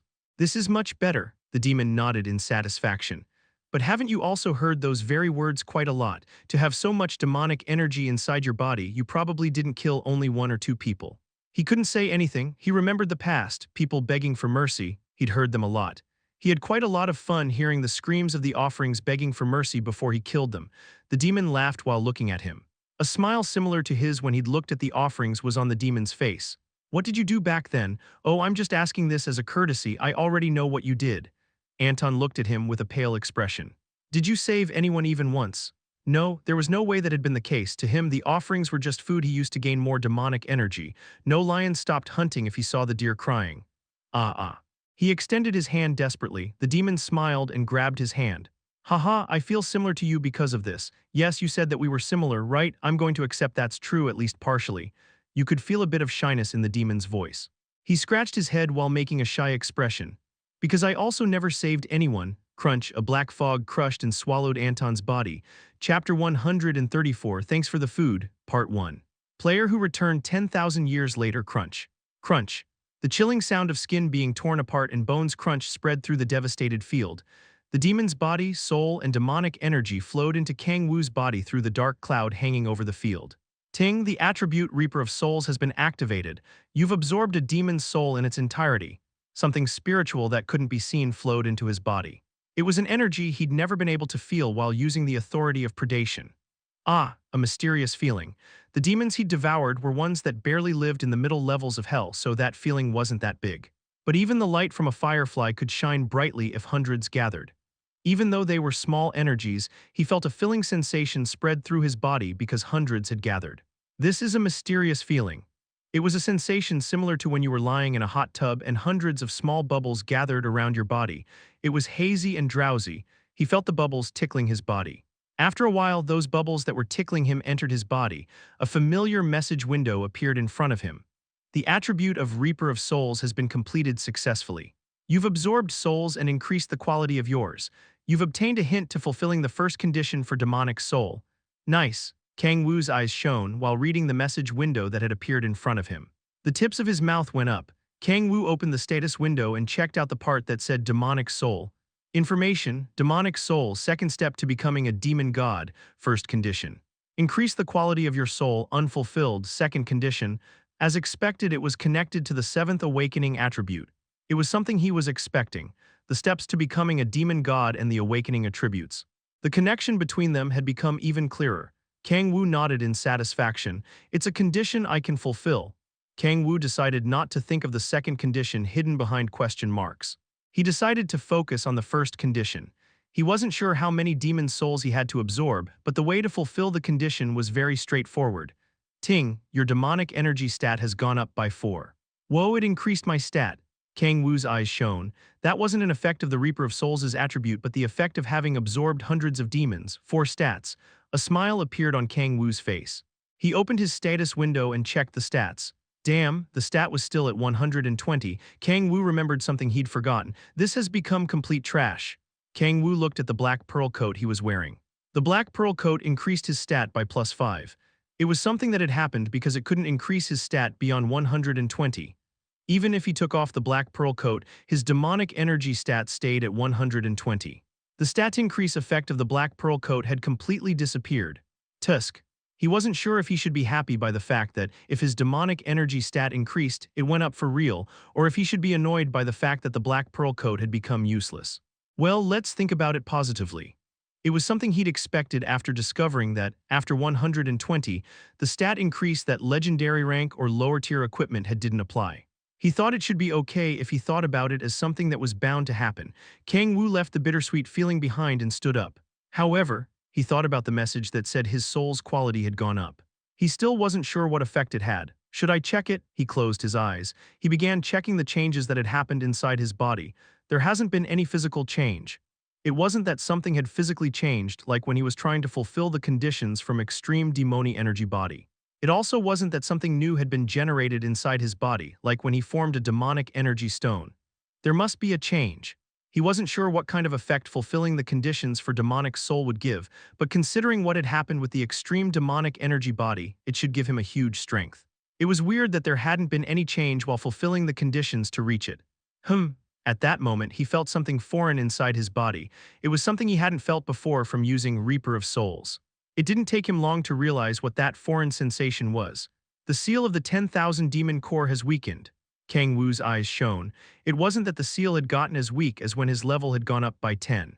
But still, the seal had gotten weaker. A deep smile appeared on his face. The effect is greater than I imagined. The 10,000 demon core was the foundation of his power. It had been half a year since he'd returned to Earth. Although he'd obtained new powers he didn't have while in hell, they still couldn't be compared to his original strength. The 10,000 demon core was a demonic energy sea. Even he didn't know how deep it was. It was an unknown world. Yes, this much is a must if you've blocked me from leveling up. A deep smile was drawn on his face. He almost wanted to start dancing out of happiness. To him, there were two huge benefits to leveling up. The first thing was the awakening attribute, and the second was the seal of the 10,000 demon core becoming weaker. He'd been struggling to make its seal weaker, so it had a huge meaning to him. Good, he sat down while making a satisfied smile. If the seal of the 10,000 demon core had weakened, there was something he had to do. I must convert the energy that flowed out into stats. He had also done that when he'd completed the 7th awakening. I can't depend on the Black Pearl's coat stat increase anymore. From then on, stat increase was directly related to power. Kang-woo closed his eyes and used the Celestial Dragon's Psyche style. He felt the demonic energy that flowed out with the 10,000 demon core seal getting weaker. It wasn't explosive as when he'd unlocked the new awakening attribute, but the 10,000 demon core was the 10,000 demon core. The demonic energy that flowed out covered his body. The energy of the 10,000 demon core started to melt into his blood. Ting, your demonic energy stat has increased by 1. The ringing sound made him feel good. Whoa, he let out an exclamation. Although it had gone up by just 1 point, the changes were impressive. The demonic energy inside his body started fluctuating as if it were about to explode. The higher it becomes, the harder it gets to increase it, but the effects become even greater. He smiled while thinking about the most basic information about stat increases. He'd used quite a lot of demonic energy during the battle because he'd used 2 big techniques consecutively, but he felt he'd been able to restore it at once. Should I go back? The fight against the demonic monsters should be over by now. Kang-woo stood up and looked at the destroyed field that had become similar to hell. It wasn't a bad harvest. The harvest was as he had expected, no, even better. Kang-woo clenched his fist, getting stronger while interrupting the demon cult's plans. It was like killing 2 birds with 1 stone. He turned around, put his hands together, and bowed down. Thanks for the food. Burp. He returned to where the battle of the Korean and Chinese players against demonic monsters had happened. It seems like it's over. As expected, the battle had already ended. People were moving those that had been injured. It was obvious, but the fight ended with an overwhelming victory for China and Korea. Humans weren't weak enough to lose against a group of demons that were from the first hell. It seems like there aren't many injured people. Most of the people walking around had bright expressions on their faces. That meant that there hadn't been many casualties. I wonder what would happen if a fight between the 9th Hell and Earth's players broke out. He didn't need to think too much. Even if players were strong, they couldn't be compared to the forces of the 9th Hell. A one-sided annihilation, just like that day 5 years prior, would probably happen again. But Kang-woo looked at the players that were busily moving. They didn't seem happy just because they'd won the battle. Finally, the 7th awakening. Whoa, me too, I've finally freed myself from this damn level limit. My level has gone up by 8. He could hear their happy shouts. The players had leveled up a lot from the battle. It ended up being a huge experience event, just like Ki Yeon-ju said. The players are getting stronger. It wasn't just those that had participated in the war. Players all around the world were constantly getting stronger. Even if they were getting stronger, they still had a long way to go before they could face beings from the 9th Hell, but he had to emphasize that they were getting stronger. And among those, there are special individuals like Shihoon. For players, talent was something very important. Regardless of when it was, talentless players couldn't get stronger. That also meant that if you had talent, you could get a lot stronger in a short period of time. Kang-woo, Ki Yeon-ju came running toward him. Where were you? What about the demons? I eliminated them. Alone, he nodded. Ki Yeon-ju laughed in disbelief. It probably wasn't 1 or 2, there should have been at least 100. They were exactly 237. How did you? Oof, no, I better not ask. Ki Yeon-ju shook her head. After coughing, she looked at Kang-woo. Aren't you hurt anywhere? Of course not. Seeing how arrogant you are, it seems like you're okay. HNGH, people like you should break at least a bone so they can calm down. She turned her head away while snorting. Unlike her words, the tips of her mouth were up. Kang-woo smirked and walked past her. After Ki Yeon-ju, Echidna came running toward him. Kang-woo, just like you said, I protected Ciala, she snorted. Well done, not much happened, right? Yes. Although there were some demonic monsters that could fly, I got rid of them all. She looked at him with shining eyes, just like a child waiting to be praised. Kang-woo patted her. Echidna, go and help move the injured people. Okay, they had to move the injured people and help them heal. Then, he fell into thought. He'd solved the Russia incident and stopped the invasion of demonic monsters and demons. I have nothing left to do. He couldn't think of anything he had to do since he'd solved the demon cult incident. Kang-woo looked at Echidna, who was running to where the injured people were. Suddenly, a certain thought crossed his mind. Oh yeah, he took out his smartphone and checked the date. It's been 3 months, right? Chapter 135, Second Summoning, Part 1. The war in Manchuria ended up with the overwhelming victory of the players. It was the first large-scale war that happened after the cataclysmic day, so it was understandable that it received attention worldwide. Thanks to that incident, China and Korea's image improved around the world. The demon cult had been making the world tremble in fear. Their first large-scale attack was stopped, so it wasn't weird that everyone was so excited about it. Unlike what people thought, they weren't able to perfectly block the demon cult's attack. They just won the fight against the leftovers from the demon cult's plan. They're going to move again soon, and the scale was probably going to be much bigger in the future. His eyes deep and sunken, Kang-woo put his hand on top of the table. There was a spicy lobster there. It was obviously his first time eating it. He put plastic gloves on and grabbed a lobster. It would be better if they moved first. He chewed the lobster, which was covered with a red sauce. Crunch, its shell cracked and he could taste the soft meat. Except for the golden teeth, I'm going to chew everything away. The bigger the move the demon cult made, the more he'd be able to eat. Considering that he had to protect the world, the situation was kind of ironic. Anyway, the priority right now is for me to get stronger. Kang-woo wasn't sure what would happen if the Gaia system kept weakening. To stop unexpected things, he needed to have a power that could crush those variables. Do you like the food? Jin Soo-yeon asked while entering the room. Kang-woo nodded. Yes. It's delicious. You're eating that without taking off the shell, yet you find it delicious. Ki-yeon-ju looked at him in disbelief. Tisoo, who was also eating it without peeling off the shell, tilted his head. What's up with this monster? Fufu. His name is Mr. Tisoo and he's a member of my party, Han Seala answered with a smile. Ki-yeon-ju shook his head while looking at Tisoo, who looked like a monster. She turned her eyes toward Kang-woo. We should start getting ready to go back. Oh yeah, about that. Kang-woo put down the lobster. I have a place I have to visit first, so go ahead without me. You have a place to visit. Where? Vladivostok. There was a bit of commotion. Vladivostok, it was where an SS rank gate was located and where the conflict with the demon cult started. Ki-yeon-ju narrowed her eyes. If he was planning to visit Vladivostok in that situation, there was only one possible reason. Are you planning to investigate the demon cult's trace? If so, I'll also go. No. That's one of the reasons, but I have another thing I have to do. Just echidna and I will be fine. Ki-yeon-ju tilted her head. What do you have to do? I'm planning to get another summoned monster. A summoned monster. Everyone's attention was placed on Echidna. Echidna, who was eating lobster, stood up while making a surprised expression. Kang-woo, is it that you don't need me anymore? She anxiously pulled Kang-woo's sleeves. She seemed to be worried that her place as a summoned monster would disappear. Kang-woo smirked and patted her head. It's nothing like that, so don't worry. Echidna bit her lip anxiously. Han Seala softly hugged her from behind. Don't worry, you know very well what kind of person Mr. Kang-woo is. Okay, understood. As even Seala calmed her down, Echidna nodded. Then let's go, Yeonju. Once I return to Korea, tell me if the demon cult has started moving in another country. Will they start moving again so quickly? Kang-woo shook his head after thinking about it. I'm not sure, but there's nothing wrong with being careful. I must eliminate the demons before another person does. Kang-woo stopped himself from saying that and turned around. Echidna, let's go. Okay, Echidna nodded and followed him. Reaper Scans translator Daniel Shin proofreader Illify join our Discord for updates on releases, https://dscgg/Reaper Comics. Kang-woo mounted on Echidna's back and flew toward Vladivostok after walking out of the barracks. Thanks to the speed at which the demonic monsters moved, Kang-woo realized Vladivostok and Manchuria weren't that far apart. So lots of things happened here too, huh? The city looked like a scene out of a post-apocalyptic movie. He couldn't feel anyone present. After the summoning incident, all of the monsters using the city as a base had been killed. The only thing left in Vladivostok was silence. Kang-woo, is it here? Yes, he turned his head. He saw an SS rank gate in the middle of the city. Echidna pointed to the gate. Do we have to enter that? Wait. Before that, let's look around. The place where the demon summoning had happened. Maybe he'd be able to get some information there. Kang-woo began following the traces of demonic energy. It wasn't hard to find where the large-scale summoning had happened. I can't see anything like an altar.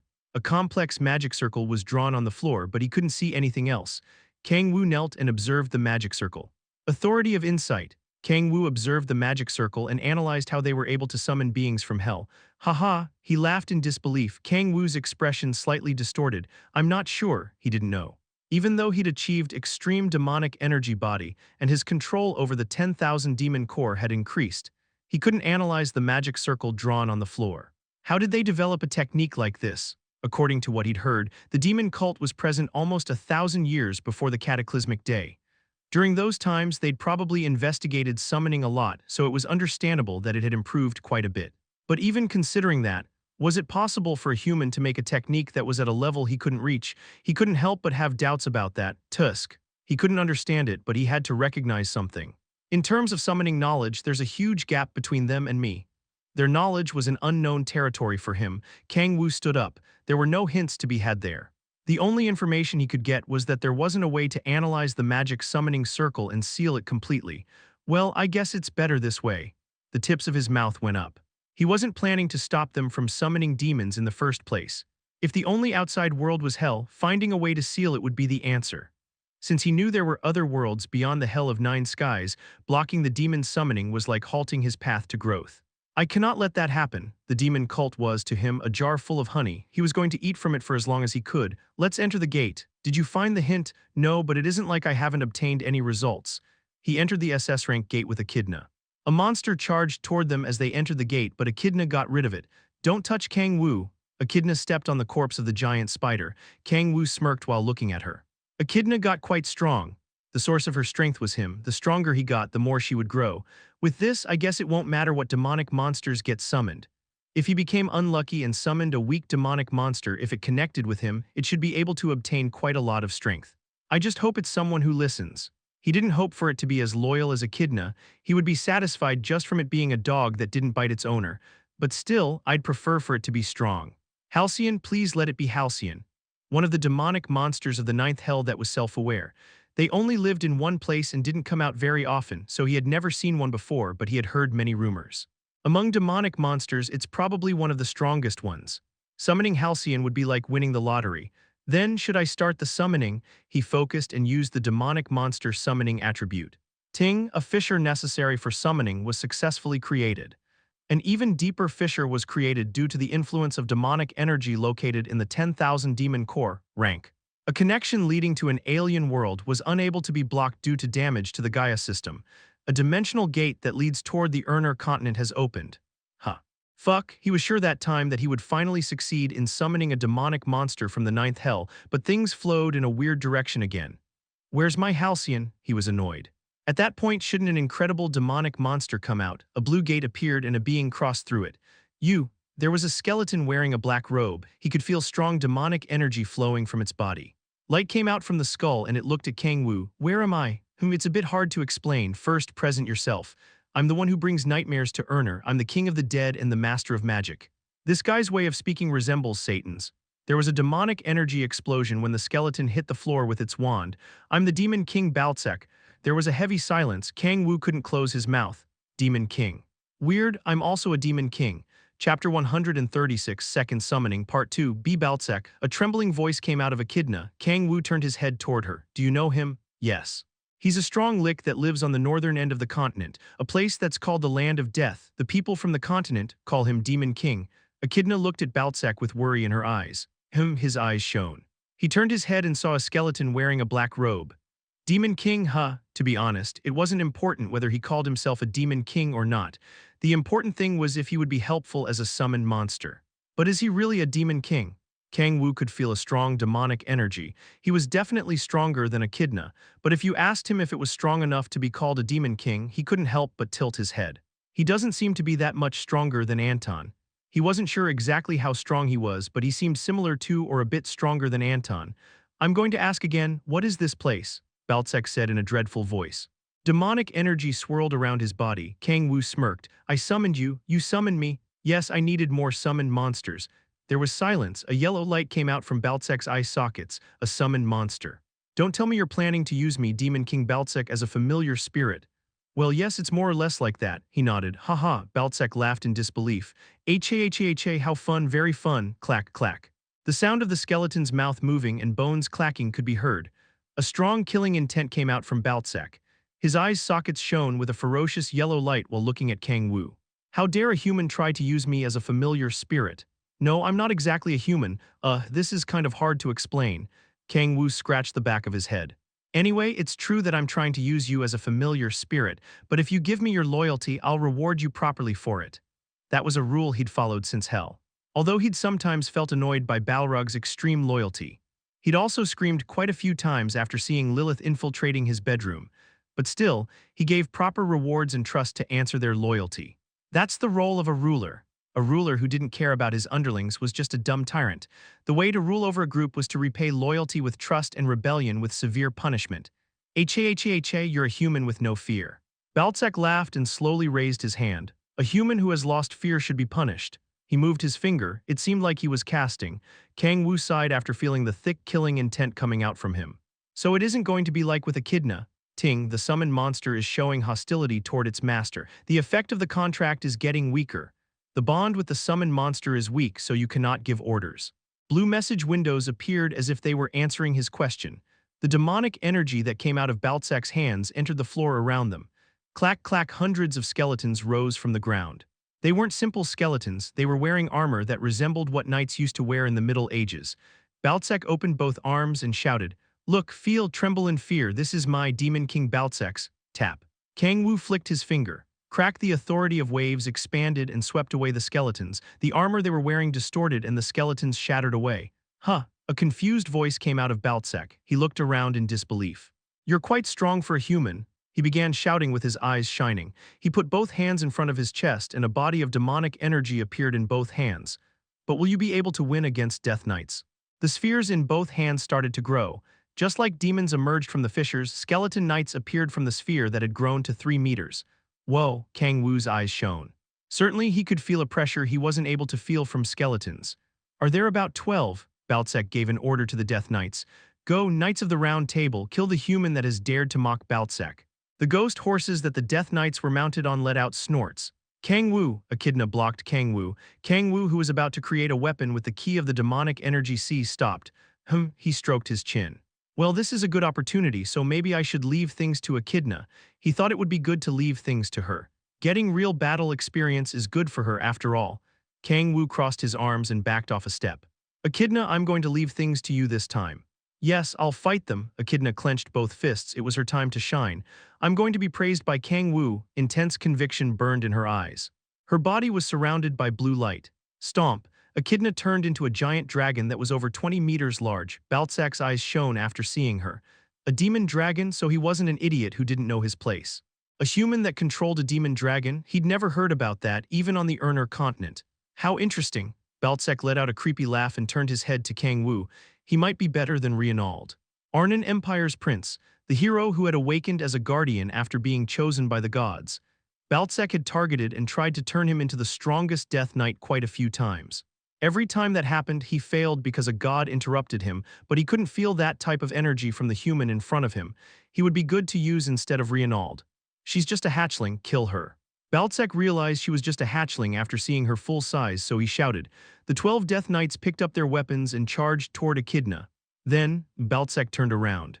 There was one thing he had to do while the Death Knights fought the demon dragon. "Fufufu, I'm sorry for you, human, to make me." Balzac take action. "I'm going to make you feel desp." "Okay. Let's fix that way of speaking first." Kang-woo clapped. He thought of the first thing he had to do. "What are you talking about? You saying your own name all the time. It sounds too dumb." He shook his head while making a tired expression. "Satan really annoyed me because of that. I cannot let my summoned monster be like that." "Who's your summoned monster?" Balzac angrily shouted. Strong demonic energy gathered in his hands. "It seems like talking won't work." "I agree." He created Gibalg with the key of the demonic energy C. If they weren't going to be able to solve the situation by talking, then there was no other way than to overwhelm the other party with strength. "But the Demon King of the Urner continent, huh?" Kang-woo remembered that Balzac had called himself the Demon King. To be honest, he knew almost nothing about the Urner continent. He had heard some information from Echidna, but he only considered it a place resembling a fantasy novel. But if this guy is the strongest being of the Urner continent, if Balzac was indeed the Demon King like he said, I don't think I'll have to worry about the Urner continent. Slam, he stomped on the ground. He used the authority of speed and his body shot forward like light. Gibalg stabbed Balzac's body. HMPH. A wall of demonic energy was created. He didn't stop and stabbed using the spear. The wall was destroyed. Balzac quickly twisted its body and waved his hand. A black sword was created and targeted Kang-woo. Clang. He blocked the sword with Gibalg. Balzac's fighting style was using summoned monsters to fight for him in the front and him attacking from a long distance. He was a necromancer-type caster that you often saw in video games. Wish. Gibalg was swung at an incredible speed. Kang-woo didn't give him something like a time to cast. It was an attacking style that was close to a counter. Balzac's yellow eyes trembled. How could a human? He couldn't understand his strength. Even if a caster was weak in close-range combat, it was the first time he'd been pushed so much. "I guess I have no other choice." If things went on like that, he would surely lose. Baltzak ripped off the bracelet he had on his arm, and the black jewel on his bracelet fell to the ground. Since things had turned out like that, he had no choice but to use his trump card. I never imagined I'd have to use this here. The blood of an evil god. It had the ability to temporarily summon a being from hell that appeared in ancient myths and legends. It was an item he kept for use in case he encountered a situation he couldn't handle. Boom, the surface shook, and there was a huge storm of demonic energy. A stronger demonic energy than Baltzak's colored the surrounding areas. Kang-woo's eyes shone. It was the first technique of Baltzak's he found menacing. He could feel a thrill in his skin. His body trembled in excitement at the thought of battle. No, it was energy so strong that it even made him feel a bit scared. It's dangerous. He became nervous. It was going to be an opponent that was on another level compared to Baltzak. Come. Being that lives on the deepest part of the abyss, longing for eternity. A giant fissure appeared, the air cracked as if a window was shattering, and who has dared to call me? It had goat horns, a purple body, and a giant body that was over 5 meters tall. The demon that appeared from the fissure stomped on the ground. I'm the one who protects destruction, a demon from the ninth hell, Doomguard. Kang-woo's mouth fell open. It wasn't because Baltzak had summoned a demon from the ninth hell. Ah, great being from hell, please listen to the words of the lowly mortal that has summoned you. You may speak. Doomguard replied in a low-voiced tone. Baltzak pointed his finger at Kang-woo. Please bring death to that person. A fight. Doomguard turned his head, his eyes meet Kang-woo's. Doomguard's eyes widened. No way. Demon King, long time no see, he shouted while waving his giant arms. That overwhelming presence he'd just shown crumbled almost instantly. Long time no see. Kang-woo sighed as if he couldn't believe what was happening. Doomguard, the one who protects destruction. It was the name of the demon that was in charge of the 3rd Squadron of Kang-woo's Demon King army. Baltzak was surprised at the meeting of the two demons. What's going on? Demon King Baltzak, the one who had terrorized the Urner continent, looked around in confusion. Chapter 137, Second Summoning, Part 3. Woe, long time no see, Demon King. Doomguard walked toward him with a smile on his face. Kang-woo frowned. Move your face. He had a muscular body that was over 5 meters tall. On top of that, he had an appearance that really fit the name Demon. Seeing Doomguard smiling like that was like looking at a scene from a horror movie. So, how is it going? Hell's always the same. Although recently, demonic monsters have been wandering around more than before. Demonic monsters? Yes, ancient demonic monsters like the Halcyon are expanding their territory. Ancient demonic monsters. It was a name they used to describe self-conscious demonic monsters like the Halcyon, Volcatus, or Ouroboros. They were beings that created their habitat and lived there. They were known for not leaving their territory. The ancient demonic monsters have started moving. Yes, Balrog is investigating the exact reason right now. Kang-woo nodded, but he wasn't that interested. Are they after the position I left behind? He thought about it for a while, but soon shook his head. Either way, it was something from the Hell of 9 Skies. He was already busy enough thinking about stuff happening on Earth. What are you doing, Mr. Doomguard? Bring death to that weak and lowly human. Baltzak stepped forward and shouted. Doomguard's expression distorted. Whoosh, crack, cough. Baltzak fell to the ground after being punched.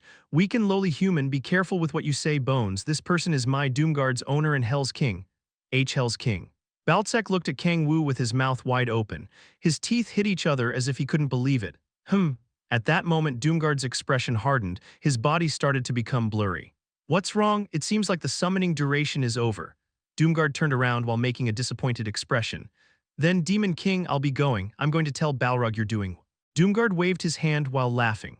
Although he might have looked like a charismatic leader in front of his underlings, he was famous for acting cutely like a well-behaved dog in front of its owner. He looked so happy that even Balrog had pointed that out to him a few times. Tell him not to come here, Kang-woo said in a serious tone. Doomguard bowed and began disappearing through the fissure from where he had appeared. There was a heavy silence. He could see Baltzak moving his eyes in all directions while trying to understand what was going on. Baltzak tried to think of the relationship between the being from hell he'd summoned through the blood of an evil god and the human in front of him. No, there was no need to think about it too deeply. After all, that being from hell had called that person the Demon King. Then he had only one choice left. Baltzak slowly began walking toward Kang-woo. He wasn't stupid enough to not know what he had to do in that situation. Great Demon King, what's wrong with this bastard? Baltzak's attitude had visibly changed. Baltzak knelt down and pounded his head to the ground. From the first moment I saw you, I knew you were the king of devildom. But you didn't. How could I not know the energy of the one that rules over devildom? You didn't. I wouldn't raise my weapon toward the owner of the devildom, see. My hand doesn't even have skin. You don't use a weapon in the first place. How dare you try to play tricks? Balzac's attitude reminded him of what had happened in the Andra's guild. Kang-woo couldn't help but laugh after seeing how his attitude had changed after realizing he was the demon king who ruled over the Hell of Nine Skies. To think you'd accept me as an underling. I Balzac feel like I'm about to cry because of happiness. Stop shitting yourself. Obviously, because he was a skeleton, he couldn't shed tears. Ting, the loyalty of your summoned monster has increased. You can force him to do things, although it can't answer extreme commands like kill yourself. The message window opened. Leaving the process aside, it seemed like Balzac had sworn loyalty to him. Well. Okay, I understood. Kang-woo held his forehead. Oof, oof, Kang-woo, what happened? Echidna, who had been fighting the Death Knights, turned her head in confusion. The 12 Death Knights Balzac had summoned were kneeling on one knee toward Kang-woo. Everything turned out okay, he said while making an uncomfortable expression. Just taking into consideration the result, Balzac had surrendered to him, so he was right when he said that everything turned out okay. But rather than that, there was something more important than Balzac at the moment. How did you summon a being from the ninth hell? Ninth hell? Ah, do you mean the devildom? It seemed like on the Urner continent, they referred to the Hell of Nine Skies as devildom. So that means, Kang-woo stroked his chin, it didn't matter what name they used. It seems like the Hell of Nine Skies isn't only connected to the Earth but also to the Urner continent. There was a chance it was also connected to numerous other worlds. If the worlds were completely separated, there wouldn't be an entity like the Gaia system with a function to block invaders from foreign worlds. Kang-woo nodded and kept talking. Can you summon a being from the devildom? If that were the case, he didn't need to wait for the demon cult to summon a demon. It was an issue he could solve by using Balzac to summon a demon. Ah, no, I can't. Balzac shook his head. The reason I was able to summon a being from the devildom was thanks to the effect of the blood of an evil god. Without its effect, I cannot even dare to summon a being from the devildom. Tusk. Kang-woo clicked his tongue in disappointment. He thought that instead of roaming around searching for prey to hunt, he'd be able to live a stable and comfortable farm life, but it seemed like things never worked as he wished. Who's that evil god? Evil god Lucifer. He's a being similar to the root of every evil that exists on the Urner continent. Lucifer, Lucifer of Arrogance. It was the name of one of the 7 archdukes that had lost against Kang-woo. Is it a coincidence? A short thought crossed his mind. He shook his head. There was no way it was a coincidence. How did he get reborn? Numerous possibilities crossed his mind. Kang-woo narrowed his eyes. There's a possibility. It wasn't that he'd completely killed the archdukes. Their souls had escaped to Hell's equipment. If Hell's equipment existed and their souls were inside of them, it wouldn't be impossible for them to be reborn. Those were the 7 Hell's equipment he'd used to return to Earth from the Hell of Nine Skies. If, just like he'd returned to Earth, one of Hell's equipment entered the Urner continent, there's a chance that Lucifer was reborn and was being called the evil god. Just like Earth, Urner continent's basic forces were weak compared to the Hell of Nine Skies. He knew that just by seeing that Balzac was called Demon King and how much he praised the devildom. If Lucifer was reborn in a world like that, he had no doubt he would be considered a godlike being. But he still had some doubts. You said that Lucifer was the root of all evil, right? Yes. When did he get to the Urner continent? I'm also not sure about that. The only thing I know is that it was a long time ago. Kang-woo frowned. The timeline is weird. It had been only half a year since he'd returned to Earth. Even if a piece of Hell's equipment had dropped into the Urner continent, the timeline didn't match. He kept thinking. Although not for too long, the result was already there. He was at the moment just trying to understand the process that led to that result. The timelines got entangled. He wasn't sure if that was something that happened only in the Urner continent or if all of Hell's equipment returned to more distant pasts than Kang-woo. The only thing that he was sure of was that the time between the dimensions didn't match. The Hell of Nine Skies connected with a world of 10,000 years previous. The demons from the Ninth Hell knew about Kang-woo. That meant that Earth had been connected with the Hell of Nine Skies 10,000 years in the future when Kang-woo was active. It was obvious that the timeline had gotten messed up from that alone. Damn, his head became messy. Kang-woo leaned his back against a tree and organized the information inside his head. That's not what's important at the moment. The important thing was that Lucifer had reincarnated, and he should consider the possibility that the other archdukes had also reincarnated. Wait, Kang-woo was thinking about it with a troubled expression when his eyes suddenly shone. Shouldn't I be able to absorb the souls of the archdukes? His new attribute, Reaper of Souls. By using that, maybe he'd be able to get in his hands on the souls of the archdukes he hadn't been able to devour with the Authority of Predation. I'll have to gather more information first. He still didn't know if all the archdukes had been reborn or if it was only Lucifer. Not only that, but Lucifer wasn't on Earth. He couldn't stay still, but it wasn't like he didn't have time. Then where on the Urner continent is Lucifer? He asked Balzac, who was lying on the floor. He raised his head. I'm not sure about that. I see, he nodded. Even if he knew where Lucifer was, since he had no way to cross to the Urner continent, there was nothing he could do about it. Also, if Lucifer has recovered his old strength. With his current strength, he had no way to win against him. I'll have to also think about the worst possible outcome. He had to consider the possibility of fighting the Archdukes again.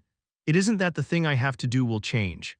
He just had to keep doing what he'd been doing until that point. He had to keep devouring and getting stronger. He had to recover his old strength from when he used to rule over the Hell of Nine Skies. No, Kang-woo clenched his fist. After awakening as a player, a new desire ignited in him, a territory he wasn't able to reach even in the past. The desire to reach that plane burned his throat. Slowly, he controlled the burning desire. He didn't have to move quickly. If he hurried things up, he could make a mistake. Kang-woo slowly opened his mouth. He had another doubt before going back. Then why didn't Lucifer take control of the Urner continent? The Archdukes were strong. Taking into consideration the average strength of the people that lived there, there probably wasn't anyone capable of stopping him. To rule over or collapse, one of the two things should have happened. Kang-woo, that's because of heaven's archangels. Because he kept asking only Baltsek, Echidna pulled his sleeves while making a sulky expression. Kang-woo tilted his head. Archangels? Yes. It wasn't something recent, but a story from myth. They said that to block the evil god's actions, archangels descended from the heavens. Heavens? Since the Hell of Nine Skies existed, it was understandable that an opposite world existed. Are there also angels on the Urner continent? Echidna shook her head. No, after the battle against the evil god they disappeared and the archangel also hid. I see. It seemed like he wouldn't need to consider angels for the moment. Since Lucifer was also hiding, he still had time. I more or less understand. It would be better if he heard the rest of the information in Korea. Let's go back. Baltsek, do you have a magic that lets you hide? Baltsek looked like a white skeleton. Of course, Baltsek can melt down into the shadows and rule over the dark. Crack my skull. It seemed like he could still feel the pain, so he screamed. Baltsek, I told you not to talk like that. You understood. Kang-woo turned his body. At that moment he clapped as if he'd remembered something. After discovering that Baltsek could feel pain, he began wondering about something. Oh yeah, can you do things like eat? Eat, yes, well, although it looks hard. It's not like I need it, but I can eat. If the food enters my body, I can take it apart from the inside. Baltsek pointed to a black space that was in his throat. Kang-woo's eyes shone. Whoa, then can you also taste things? Although a bit faintly compared to a human, I can taste. But why are you suddenly asking me this? Baltsek tilted his head in confusion. Kang-woo smirked and put his arm on his shoulder. Let's go. Where? To eat kimchi stew. What's a kimchi stew? Baltsek asked while his eye sockets shone with a yellow light. Kang-woo patted his shoulder. You're going to figure it out soon. Do you know the taste of kimchi stew? Chapter 138, Kim Shi-hoon's Return, Part 1, Time passed. Winter came, snow began to pile up, and icy winds blew. It had been 3 months since the Manchuria battle took place. The demon cult members stopped making public appearances as if they'd come to some sort of agreement amongst themselves. People began saying they became afraid after losing their fight against China and Korea, but the leaders of the countries and the top rankers knew that wasn't true. Everyone felt that there was no way the demon cult was only that big. Time flew by as everyone felt it was the calm wind before the storm. Oof! The sun entered the room through the window. Kang-woo stretched out and got up from bed. He'd slept for only an hour. But that much sleep was enough to make him feel refreshed. That was possible because a demon's body didn't need sleep in the first place. He leaned his back on the pillow and picked up his smartphone. He'd received a few messages from Ki-yeon-ju and Chin-soo-yeon. Kang-woo thought of what he'd done for the past 3 months. After returning to Korea, Kang-woo focused on 2 things. The first was trying to see if the demon cult had made any movements, and the second was searching for myth-rank equipment. He had been searching for the demon cult in order to devour demons, obviously, and the myth-rank equipment was to replace the Black Pearl coat. Although there haven't been advances in either of the two, he clicked his tongue, a demon had appeared once, but it was just trash that was summoned by some guys that weren't part of the demon cult. The demon that was summoned was one that lived in the lower levels of hell. They weren't even worth devouring. But at least I've been able to get some advances in that aspect. The situation regarding myth-rank equipment was desperate. At first, he'd thought that entering an SS-rank gate and hunting the boss monster would be enough, but his opinion changed after entering the Sapporo and Vladivostok gates. The problem wasn't how strong the monsters were. Finding the boss monsters inside the gates was too hard, and even if he managed to find them, they didn't drop myth-rank ingredients. Also, unlike video games, they weren't constantly respawned, so it was impossible to hunt them frequently. He'd spent the last 3 months without any significant advances. Of course, he'd gotten better at using the key of the demonic energy C and created new combinations of authorities and made them skills.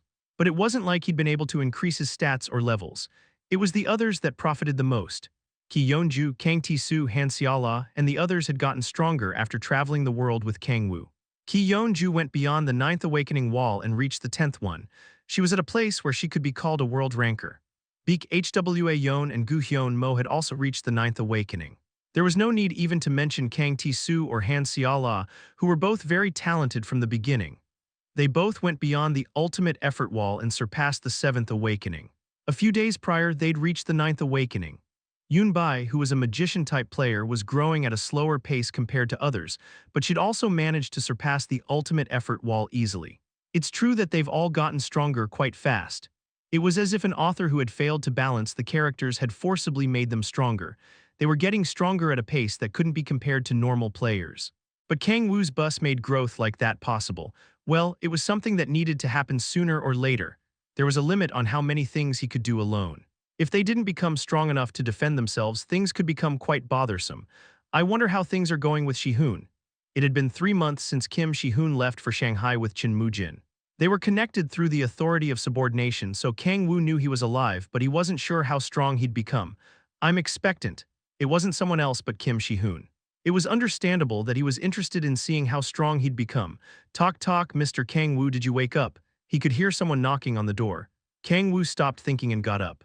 Yes, I'm coming. Kang-woo got up and opened the door. He found Han Seola there making a worried expression. What's wrong, you see? Han Seola slurred out the end of the sentence. She looked around to make sure there wasn't anyone around and carefully opened her mouth. I completed the 8th awakening a few days ago. You did, after that. Something strange appeared. Something strange appeared, Kang-woo looked at her while tilting his head. A weird pattern appeared on my back. She turned around and carefully lowered her skirt. He could see her white skin. Hallelujah, the pattern didn't enter his field of vision. He looked at her back with intense eyes. Mr. Kang-woo, I'm sorry, it's just that my eyes became blurry for a moment.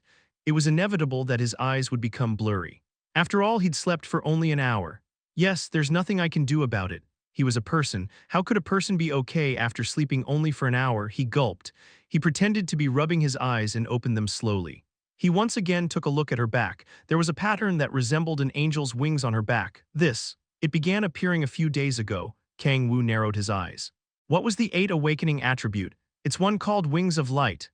He gulped. He wasn't sure if it had appeared because of the attribute's influence or if there was another reason. Did something change when the pattern appeared? No, there isn't anything yet. Kang-woo took a closer look at the pattern. Was it because he'd heard from Echidna about the beings from the heavens? He was having a hard time brushing it off. But still, it isn't like there's something I can do about it. It was a frustrating situation. Han Seola, who realized Kang-woo was worrying, opened her mouth while smiling. A pattern appeared, but nothing much changed. You don't need to worry, I can't do that.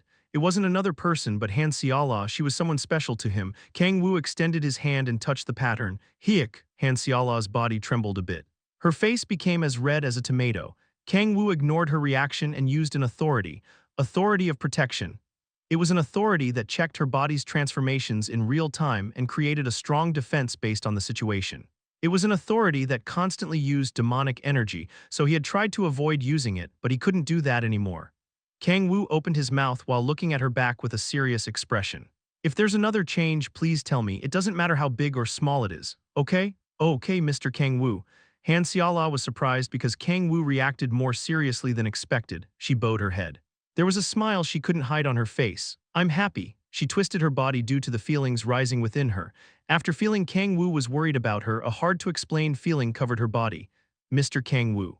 She opened her mouth with a wet voice. She was having a hard time controlling her failings. She was about to turn toward Kang-woo and open her mouth when, Kang-woo Seola, what are you doing here? Echidna's voice could be heard. Kang-woo looking at her back was a scene that could be perfectly misunderstood. And nothing, Han Seola quickly shouted. Echidna tilted her head and then pulled Han Seola's sleeves. Seola, I'm hungry, growl, a cute sound was heard. Han Seola smiled awkwardly and pulled up her clothes. Wait a bit, it's going to be done soon. She quickly ran toward the kitchen. A few moments later, a delicious smell spread through the house. Thankfully, it was the smell of kimchi stew. Because Kang-woo insisted on it, the breakfast menu was almost always kimchi stew. Oh, is it time to eat? Baltsek opened the door. While outside, he always hid in Kang-woo's shadows, but otherwise he just roamed around in his normal self. Good morning, Mr. Baltsek. Han Xiala, who was cooking, greeted him. At first, she and Kim Mai-jeong were scared after seeing a skeleton walking around, but as time went on, they'd both gotten used to him. She wasn't surprised anymore even if she saw him in the middle of the night. Tap, breakfast is ready, people gathered quickly. Breakfast began with a noisy atmosphere. Baltsek grabbed a piece of meat with the chopsticks, which he'd gotten used to. Crunch, haha, once again this is a very satisfying banquet, Baltsek exclaimed while taking a sip of kimchi stew. Seeing a skeleton eating kimchi stew was weird, but no one seemed to care about that. Haha. This is literally a bone-clinging taste. Kang-woo let out a laugh. After seeing a skeleton say something like that, he couldn't help but laugh. What an impressive reaction. Even a character in charge of reactions in a certain famous cooking series wouldn't be able to say something like that so naturally. Fufu human girl, it was a very satisfying breakfast, Baltsek said arrogantly. Kang-woo's hands quickly moved. Paf, ahhhhm, my skull, a scream came out. I told you not to talk to Xiala like that. I'm sorry, master, Baltsek replied while grabbing the back of his skull. Then I'll leave the cleaning of the dishes to you. Kang-woo patted Baltsek's shoulders and stood up. Baltsek's yellow eye sockets shook. Why do I, Baltsek, have to? Cleaning up the dishes. It was something he wouldn't have been able to imagine while on the Urner continent. But he couldn't go against his master's wishes. Baltsek quickly picked up the table and put on rubber gloves. He grabbed a sponge and put detergent on it. Clack clack, he'd gotten used to it in the past 3 months. Baltsek perfectly cleaned up the dishes without leaving any dirt. He had to finish cleaning up the dishes quickly. I also have to pick up the laundry. If he didn't do that, he wouldn't have enough time to clean up the house in the morning. After being forced to do the housework for the past 3 months, he had a schedule of what to do in his head. Why me, a demon king? Demon King Baltsek, the ruler of death who had made the Urner continent tremble in fear, had basically become a slave. He began picking up the laundry after finishing the dishes. While doing that, his body started to tremble. I cannot live like this, Baltsek's eyes shone. He put the laundry down and angrily stood up. Master. Yes, I've been trying to hold my anger, but I cannot do that anymore. It was a voice with deep anger. I'm definitely going to tell Master today. What, you don't want to work? No, that's not the problem. Boom. Baltsek stomped on the ground. Master. Intense demonic energy came out of him while his eyes shone. He extended his hand and showed him what was in his hands. How many times do I have to tell you not to turn your socks inside out while putting them in the washing machine? Master probably doesn't know how important this is while picking up the laundry. Yes, I'm sorry. HMPH, I hope you are more careful next time. Baltsek turned around and walked toward the laundry. He picked up the laundry that had dried in the sunlight. The smell of the fabric softener tickled his nose. Good, Baltsek let out a smile. It dried up well. Chapter 139, Kim Shi-hoon's Return, Part 2. Now that I think about it, my summoning attribute's cooldown time has completed. He smirked while looking at Baltsek doing the laundry, a third demonic monster summon. He'd already done it twice, so he couldn't help but think about it. Why is it that guys from the Urner continent keep appearing? At first, he wanted a Kerberos, then a Halcyon. But the result was that he kept summoning beings from a place called the Urner continent that belonged to another world. It wasn't what he expected. Since the second one also came from the Urner continent, the probability of a third one being from there is high. If that was the case, he had to think carefully before summoning another demonic monster. First, leaving everything aside, if he summoned Lucifer, everything would be over. I cannot beat that guy at the moment. The archdukes were strong. They were so strong that he couldn't think of any other word than strong. That was clear seeing how Lucifer was considered a godly being in the Urner continent, although the probability is low. Lucifer wasn't a demonic monster but a demon. The probability of a demon being summoned was probably extremely low. But calling Echidna and Baltsek demonic monsters is weird. Even if the probability was close to 0, if there was a chance that Lucifer could be summoned, he couldn't use it without thinking about it carefully. Everything he'd worked so hard for could crumble instantly with one mistake. I cannot let that happen. Kang-woo shook his head. Even if it were a desperate situation, summoning a demonic monster was too risky. Then I'll just have to wait for the demon cult. Ring a bell sound rang through the house, cutting his thoughts short. I'll go. No, it's okay. Kang-woo stood up. He was closer to the door. Is it Ki Yeon-ju? The only person who would visit him at such an hour was probably her since she lived close to him. Kang-woo opened the door. Kang-woo's eyes widened. As he opened the door, he saw an extremely handsome young man standing in front of him. Among the people Kang-woo knew, only one person had such an appearance. So you came back. Long time no see, Hyunam, Kang-woo smiled. For the past 3 months, he'd strangely felt lonely, but Kim Shi-hoon, his soul partner, had returned. It's nice to see him after such a long time. I've missed you, Kim Shi-hoon hugged him. No, I didn't miss him this much. Kang-woo's expression hardened. He smiled awkwardly and pushed him back. Ha ha ha, calm down, Shihun. I heard there was a war during this time. Get off. I'm glad. You returned safely, Hyunam. Hey, bastard, back off. Kang-woo put more strength to push Kim Shi-hoon back, but he wasn't able to do that. Did he eat a bull? It was an incredible strength. Kang-woo looked at Kim Shi-hoon in surprise. It was at that moment. Kim Shi-hoon looked at the living room. His eyes widened. An intense chi burned from his inside. Kim Shi-hoon took out the sword. It's dangerous. Baltsek was calmly picking up the laundry in the living room, but Kim Shi-hoon reacted after seeing a skeleton. How dare a human interrupt Baltsek while picking up the laundry? Baltsek was also someone very strong. He concentrated demonic energy on both hands and prepared to fight. Stop, Kang-woo shouted. He extended his hand toward Kim Shi-hoon, who was running forward, and Baltsek, who was trying to counter him. Fuck my house, the first comfortable house he'd obtained after 10,000 years. That place was about to be destroyed. Oof, he sighed in relief. Before the two could clash, Kim Shi-hoon was able to stop by a very narrow margin. In Baltsek's case, he stopped because an order to the demonic monster activated. Sorry, I didn't imagine he was Hyunam's summoned monster. No, it's understandable. Just taking into consideration that he looked like an undead monster, it would be weird if he didn't think that. Leaving that aside, did your training end? Kang-woo looked at Kim Shi-hoon. He didn't exactly know, but there was something he was sure about. He became stronger. A smile appeared on his face. The chi within him couldn't be compared to before. In terms of talent, he was already in an incredible plan. What he lacked was the specs to back the talent up, but it seemed like they'd gone up quite a lot. He wasn't sure how many levels he had gained over the past 3 months, but his physical specs couldn't be compared to before. Good. He nodded while making a satisfied expression. Kim Shi-hoon's growth had another meaning compared to other people. It didn't matter how much stronger other people became. From Kang-woo's point of view, they were getting strong enough to be able to defend themselves. But there was a chance Kim Shi-hoon could become stronger than Echidna or Baltsek. The possibility was real, seeing how much stronger he'd become in just 3 months. No. I wasn't able to reach the place I was aiming for. What a greedy bastard. He'd made him like that, but he felt proud. Kang-woo drank the coffee Echidna had brought him and spoke. Then why did you return? It probably wasn't because he missed him. There was a short silence. Kang-woo tilted his head while looking at him with a hard expression. Someone came searching for me while I was training. Someone came? Yes, it was a person wearing a white mask. Kang-woo narrowed his eyes. There was one possibility he could think of. The Guardians? Haha, Kim Shi-hoon nodded while laughing. As expected of Hyunam, I can't think of anyone else trying to search for you.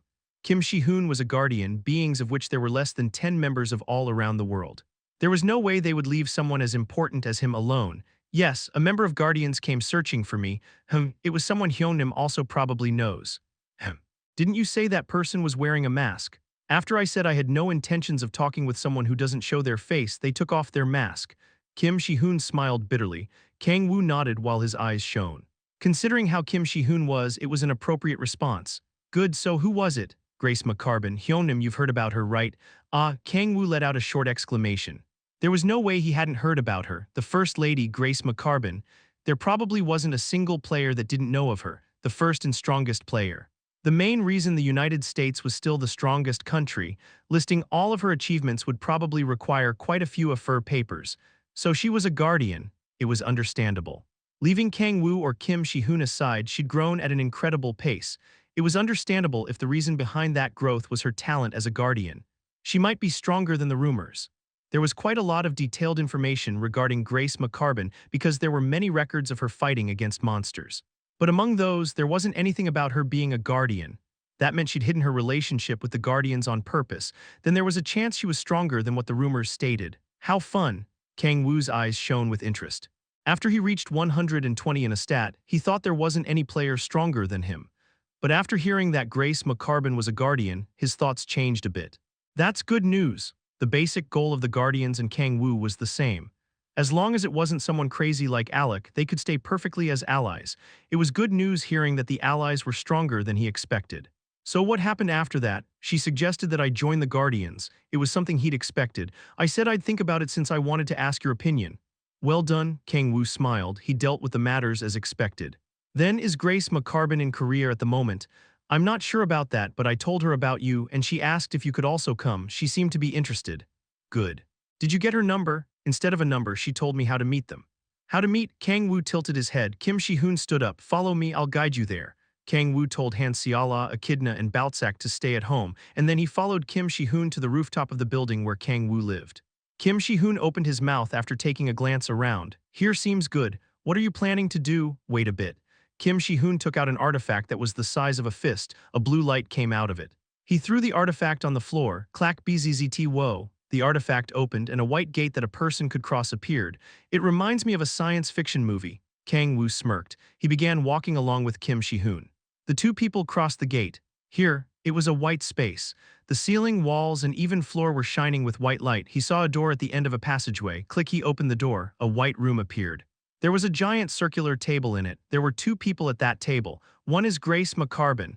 Kang-woo turned his head. She was a blonde woman who seemed to be in her mid-40s. It was the Grace McCarbon he'd seen through pictures several times. The other person is a woman sitting in a wheelchair. Her light brown hair reached her waist. She was so thin that you couldn't help but think she'd break if you weren't careful. Her skin was pale as if she were sick. The white dress she was wearing made her look even sicker. The woman, who seemed to be in her mid-20s, had her eyes closed. Nice to meet you. She opened her mouth with her eyes still closed. My name is Gaia. Chapter 140, Gaia, Part 1. My name is Gaia. Kang-woo's eyes widened. Gaia, the leader of the Guardians and someone who he thought was related to the system that was sealing his 10,000 demon core. I can't believe I've met her with such timing. He'd guessed that he would eventually meet her if he stayed with Shi-hoon, but he'd never imagined that it would be so soon. I never imagined she would move. She was the leader of Guardians, so he thought he would meet her after he got a bit closer to the Guardians. Is Kim Shi-hoon that important? If Kang-woo was right about his observations, Kim Shi-hoon's talent couldn't be compared to Alex. That meant that even among Guardians, Kim Shi-hoon could be that special. Or, his eyes sunk, they're that desperate. The Gaia system was getting weaker, and they didn't know when the situation with the demon cult would worsen. They weren't in a situation where they could stay still. But Kang-woo looked at the woman sitting in a wheelchair. Unlike her title of leader of Guardians, he couldn't feel any strength coming from her. Maybe she isn't related to the system. Maybe it was just the name that was similar. That was the worst possible outcome from all of the options he could think of. The name Gaia isn't very common.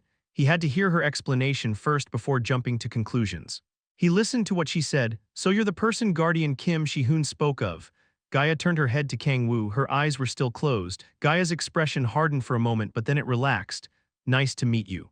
I heard about you from Grace. You're Guardian Kim Shi-hoon's non-blood-related brother, right? She can't recognize it. There was no need to think deeply about why her expression had hardened for a moment.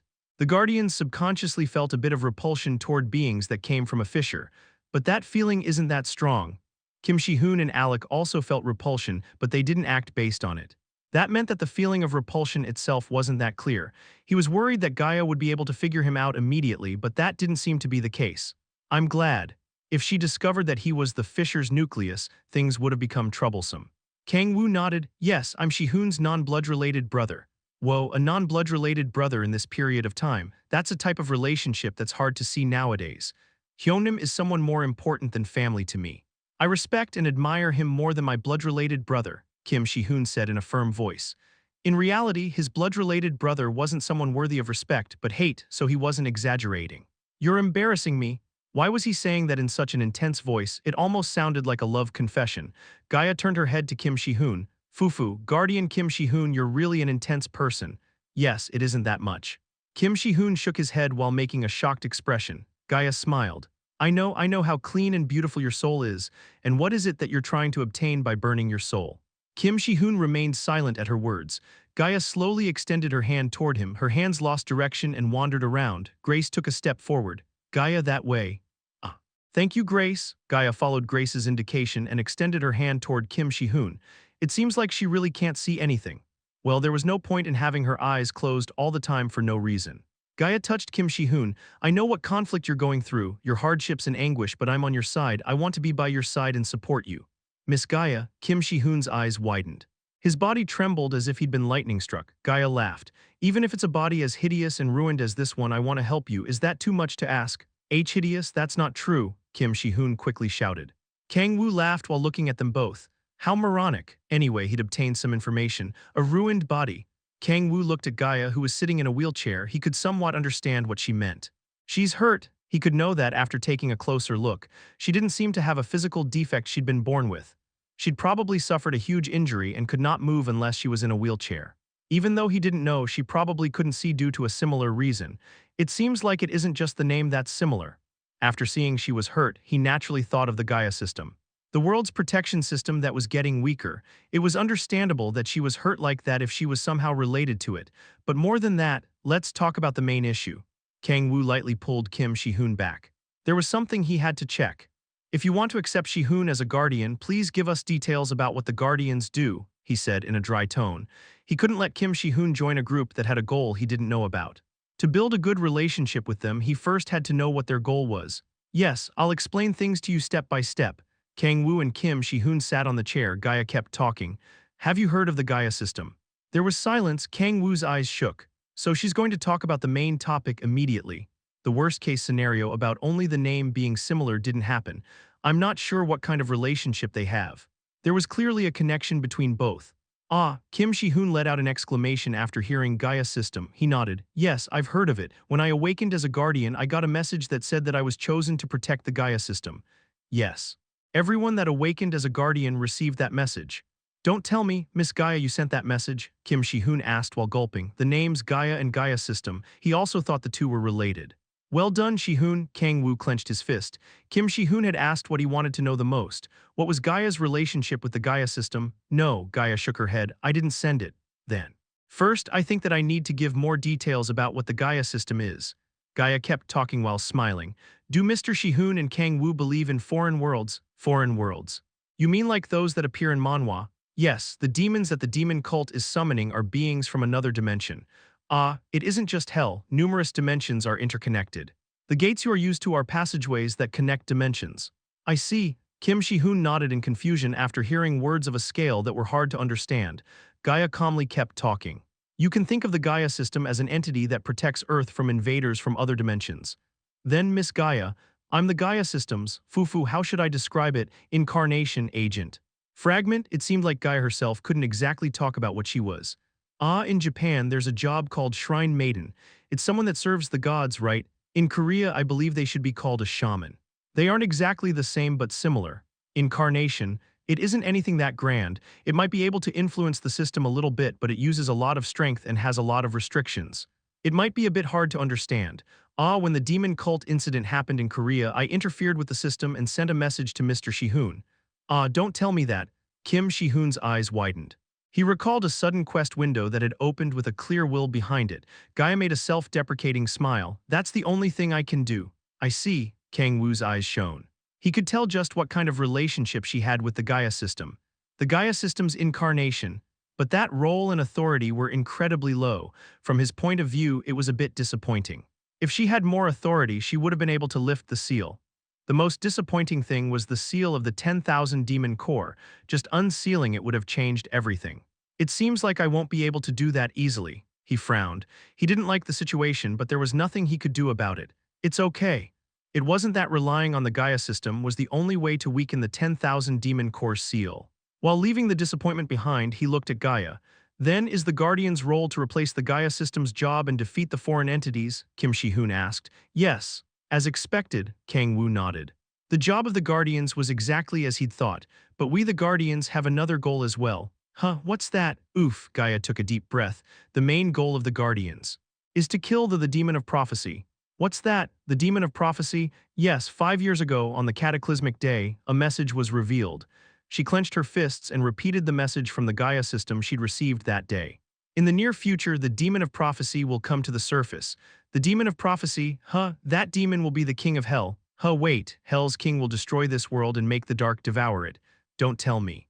Gather the Guardians and kill the demon of prophecy and protect the world. Is the demon of prophecy me? Gaia said the last part of it while her body trembled. The demon of prophecy is the owner of the demonic energy sea and has 666 different authorities, so gather the Guardians and face him. That was the order I received. There was a heavy silence. Kang-woo covered his face with both his hands. It really is me. Fuck. Chapter 141, The Demon of Prophecy, Part 1, that, Fufu. It might be hard to believe at the moment. No, Kim Shi-hoon said with a trembling voice. Gaia turned to Grace. Grace, please bring me that. Wait. Grace raised her hand and blue energy gathered around it. Clack, the blue sphere in the hologram began floating over to the table. What's that? Kim Shi-hoon asked while looking at the blue sphere. It's Earth's status right now. Gaia extended her hand and touched the blue sphere. As she did that, a white light surrounding the blue sphere began to shine. The light resembled the atmosphere. There were holes in that protective shield as if it was mold. This protective shield. Yes, that's right. You're looking at the current status of the Gaia system. There was a heavy silence. Kang-woo raised his head and looked at the blue sphere. Damn, it didn't look good. No, it was quite serious. He wasn't sure how much it shone before, but there were many holes, and the light itself had become diffuse. Isn't there a way to restore the Gaia system? To Kang-woo, fixing the Gaia system that he had messed up was as important as growing. Gaia made a weak smile. There isn't a way to restore the Gaia system right now. It was a short sentence, but Kang-woo's eyes shone. Right now, then you mean that there might be a way to do it later? That. Gaia blurted out the last part of her sentence. She sighed and kept talking. The Gaia system has a recovery function, but right now it isn't working. I hope it will recover someday. But you don't know when that's going to be? Yes. She slightly bit her lips. To be honest, I'm not even sure if there's still a recovery system left. In the worst-case scenario, the Gaia system itself could disappear. It was a desperate situation. Kang-woo took a deep breath. It wouldn't be an exaggeration to say there was no realistic way to recover it. There was a heavy atmosphere in the room. But there's hope, Gaia quickly added. Hope, she clenched her fists and kept talking. The demon of prophecy. I believe that if we eliminate that demon, the Gaia system will recover. That's not an option, little miss. Kang-woo put his hand on his forehead as if his head hurt. I'm that demon of prophecy, fuck. He couldn't commit suicide for world peace. That wasn't an option for him since he wanted to protect the world for his own well-being and peace. The belly button can't be bigger than the belly. World peace was a secondary goal. His main goal was to live peacefully with a beautiful girl like Siala. There's something that I wanted to ask. Kim Shi-hoon, who had been silently listening, opened his mouth. Yes, say it. Is the reason why Miss Gaia is hurt related to the Gaia system being messed up? Ah, Gaia let out a short exclamation. She hesitated to answer for a bit, so instead of her, Grace answered. Yes, Gaia became like this because the Gaia system is getting weaker. Gee, Grace, there's no need to hide it, right? But Gaia blurted out the last part of her sentence. Grace patted her shoulder and kept talking. It doesn't matter what the goal of the Guardians is, I'm fighting to restore you. A kind smile was drawn on her face. There was worry and love mixed in her eyes. Kim Shi-hoon remained silent. He lightly touched the sword that was on his waist. Isn't there a way to make Miss Gaia recover right now? There is, Grace. There's no need to tell him unnecessary. The reason doesn't matter, right, because our ultimate goal is the same. It was a confusing conversation. Kim Shi-hoon kept looking at Grace. Will Miss Gaia's body recover if we eliminate the demon of prophecy? We aren't exactly sure. There's no guarantee that the Gaia system will recover if we get rid of the demon of prophecy, but that's probably the best shot we have. Kim Shi-hoon clenched his fist. His eyes were trembling while looking at Gaia. Shi-hoon, no. Kang-woo grabbed his head while looking at Shi-hoon, burning with a strong sense of justice. You cannot kill the demon of prophecy. Just imagining Kim Shi-hoon, whom he had taken care of so much, pointing his sword toward him made his head hurt. Damn, Kang-woo frowned. The situation was getting complex. It isn't something that can be solved by me remaining silent. There was a revelation. The Guardians were going to try to find the demon of prophecy. He still wasn't sure if they had a way to identify the demon of prophecy, but he couldn't remain on the sidelines without doing anything. What should I do? For a moment, he felt his head had become blank. Could you give me more details about the demon of prophecy? Kim Shi-hoon asked while his eyes shone.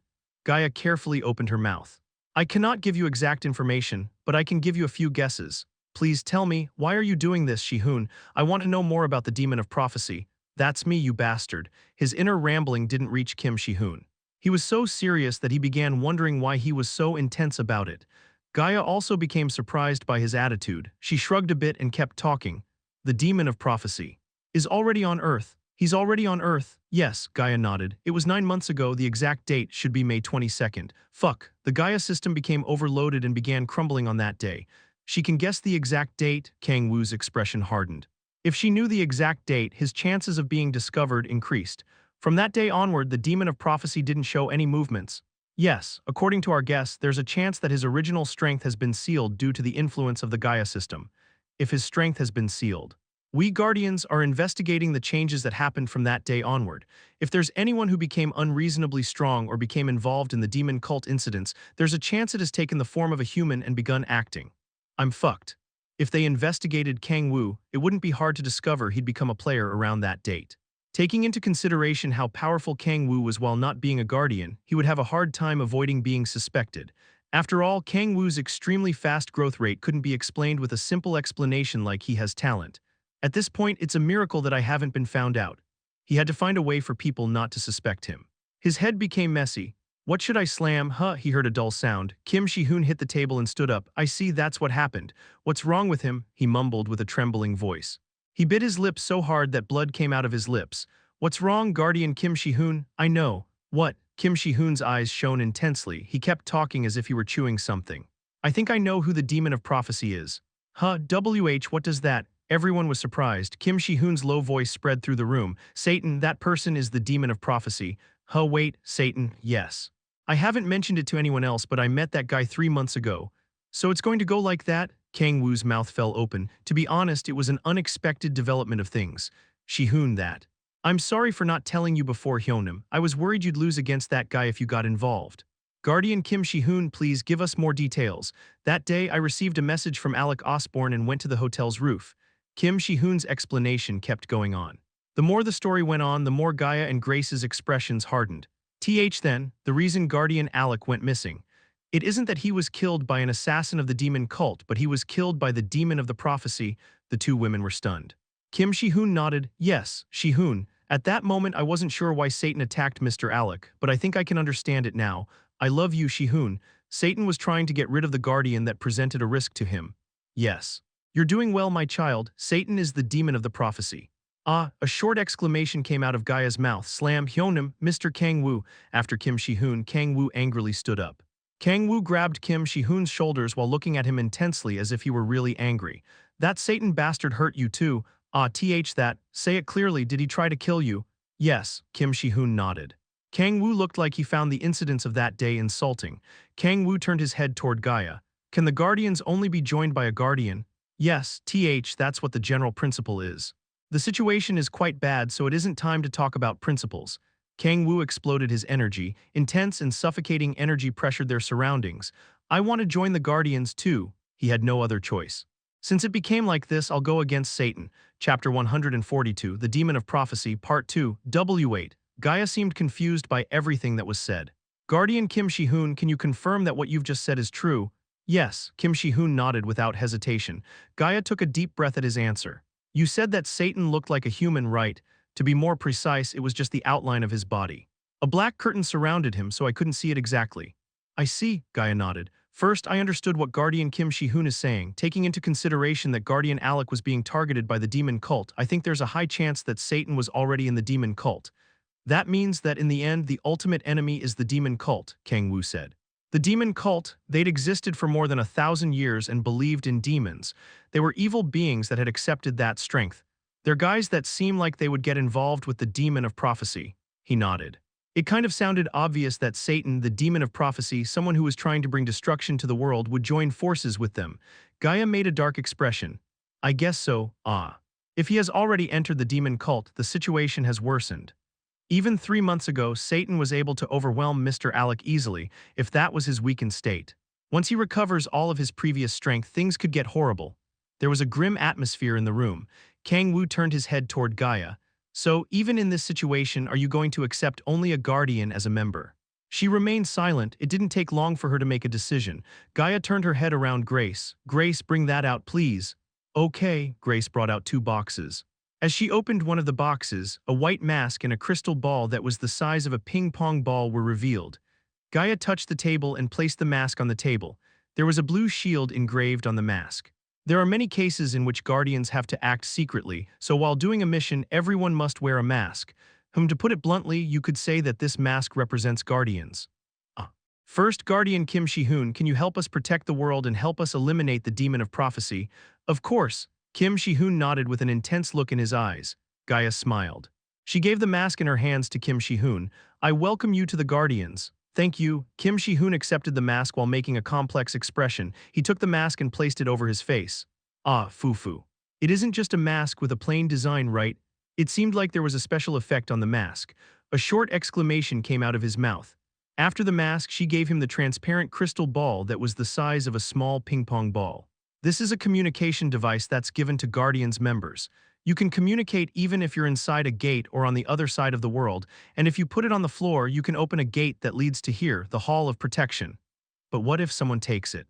You could open a gate that led to the base from anywhere. It was an item that could cause a catastrophe if an enemy got their hands on it. Gaia lightly laughed at Kim Shi-hoon's worried voice. Just like a legendary item, it's locked to the holder, so you don't need to be worried. Ah, I see, Kim Shi-hoon nodded. On the other hand, Kang-woo had a complex expression. They aren't considering that there might be a traitor among them. Even if it was an item locked to its owner, if the holder betrayed them, things could worsen instantly. From Kang-woo's point of view, it was a comfortable item. Well, that's better for me. They probably weren't giving out such an important item because they were dumb. The mask and the crystal ball were symbols of trust. That's how much Gaia trusted in each member. Considering that there were 2 boxes, that probably meant that she was willing to accept him as a member of Guardians. If the trust became deeper, Kang-woo would probably be able to hide the fact that he was, in reality, the demon of prophecy even better. Next, she turned to face Kang-woo holding a second mask in her hands. Mr. Kang-woo, yes, she extended the mask to him, you're right. In this situation, it doesn't make sense for us to only accept a guardian as a member, but it isn't that I'm willing to accept you as a member because we are in a hurry. Her voice was hot. Kang-woo remained silent. How you feel toward Guardian Kim Shi-hoon, and how angry you became when you realized that Satan targeted Kim Shi-hoon were the 2 decisive reasons. Shi-hoon is like a little brother to me. Was he called Demon of Prophecy? I'm not sure what his name is, but I cannot stay still after realizing that he tried to kill Shi-hoon. His eyes were burning with passion and his voice was strong. Considering that they were non-blood-related brothers, it felt a bit too much, but its effect was impressive. Hyunam, Fufu, you have a really good person as a non-blood-related brother. To be honest, when I first heard about you through Guardian Kim Shi-hoon, I wondered if he didn't trust you too much, but I was worried for nothing. Kang-woo felt inwardly elated. Satan, thank you. If Satan heard the news, he would shake his head, saying this isn't it. But from Kang-woo's point of view, everything was flowing in a great direction. Mr. Kang-woo, even though you're not a guardian, I believe you're worthy of being called that based on your strong sense of justice. Yes, yes. Then, Mr. Kang-woo, can you help us to protect the world and eliminate the demon of prophecy? Of course. He nodded without hesitation. After hearing he could join the Guardians, he somehow felt a strong sense of justice. Yes, there aren't many people that are more correct, just, and clean as me. He nodded at Gaia's choice. I welcome you to the Guardians. He received the mask, a mask that had a blue shield engraved in it. He put it on. Ting, you've become a member of Guardians. The effect of Gaia's blessing is activating. The blessing has a greater effect on players chosen as a Guardian. You aren't a Guardian player. The effect of the blessing is decreasing. All of your stats have increased by 1. The Hall of Protection shook. Gaia's blessing was a strong buff, but Kang-woo wasn't a guardian, so he didn't benefit much from it. But it increases all stats by 1. A smile appeared on his face. For other players, a single point to all stats was probably nothing. But from Kang-woo's point of view, it wasn't just a single point to every stat. His demonic energy stat was so high that it wouldn't be an exaggeration to say that it had reached the limit of what a player could achieve. So for him, the difference of a single stat point was huge. Look at this demonic energy. As his stat increased, an explosive amount of demonic energy was created. He would have probably been found out if it weren't for the ruler of demonic energy attribute. If he melted the demonic energy into his blood using the celestial dragon psyche style, he would be able to perfectly use it as his own strength. I think that I could now face Doomguard, the one that protects Doomguard. He was the leader of the 3rd Squadron of the Demon King's army and was a great demon. He wasn't as strong as Balrog or Lilith since they were at the level of an archduke, but he was strong enough to defeat hundreds of demons at once. This was an unexpected gain. He almost felt proud of becoming a member of Guardians. I hope we get along from now on. After receiving the communication crystal, Kang-woo grabbed Gaia's hands. Ah, yes. I also hope we get along. Gaia was surprised by the explosive energy only for a short while. She soon made a bright smile. If you have information about the demon cult, please tell me immediately. Yes. I'll give you more details about the mission through the communication crystal later. Also feel free to visit the Hall of Protection anytime you want. It's lonely being here alone. Gaia waved her hand. Her arms were so thin that it seemed like they would break if you weren't careful. Kim Shi-hoon's eyes sank. Yes, I'll be waiting. He turned and opened the door. After they left the gate, they were greeted by familiar scenery. It was the rooftop of the apartment where Kang-woo lived. Hyunam, thank you. It was nothing. The one who's thankful is me. Kang-woo smiled and patted Kim Shi-hoon's shoulders. Kim Shi-hoon's eyes were wet as if he were moved. Hyunam. Kim Shi-hoon raised his head and looked at the sky. This bastard is too handsome. Just him looking up at the sky made it look like it was a photo shoot. Today. I think that I've gotten a new goal. New goal? Yes, Kim Shi-hoon nodded while making a serious expression. I fell in love with someone. What kind of bullshit is this now? Kang-woo looked confused. Why was he suddenly talking about love? Don't tell me. I was sure of it from the first time I saw her. It's my destiny to protect her. He turned and leaned against the parapet. I can't forget her frail body. Kim Shi-hoon clenched his fist, and a strong energy and deep killing intent rose from inside him.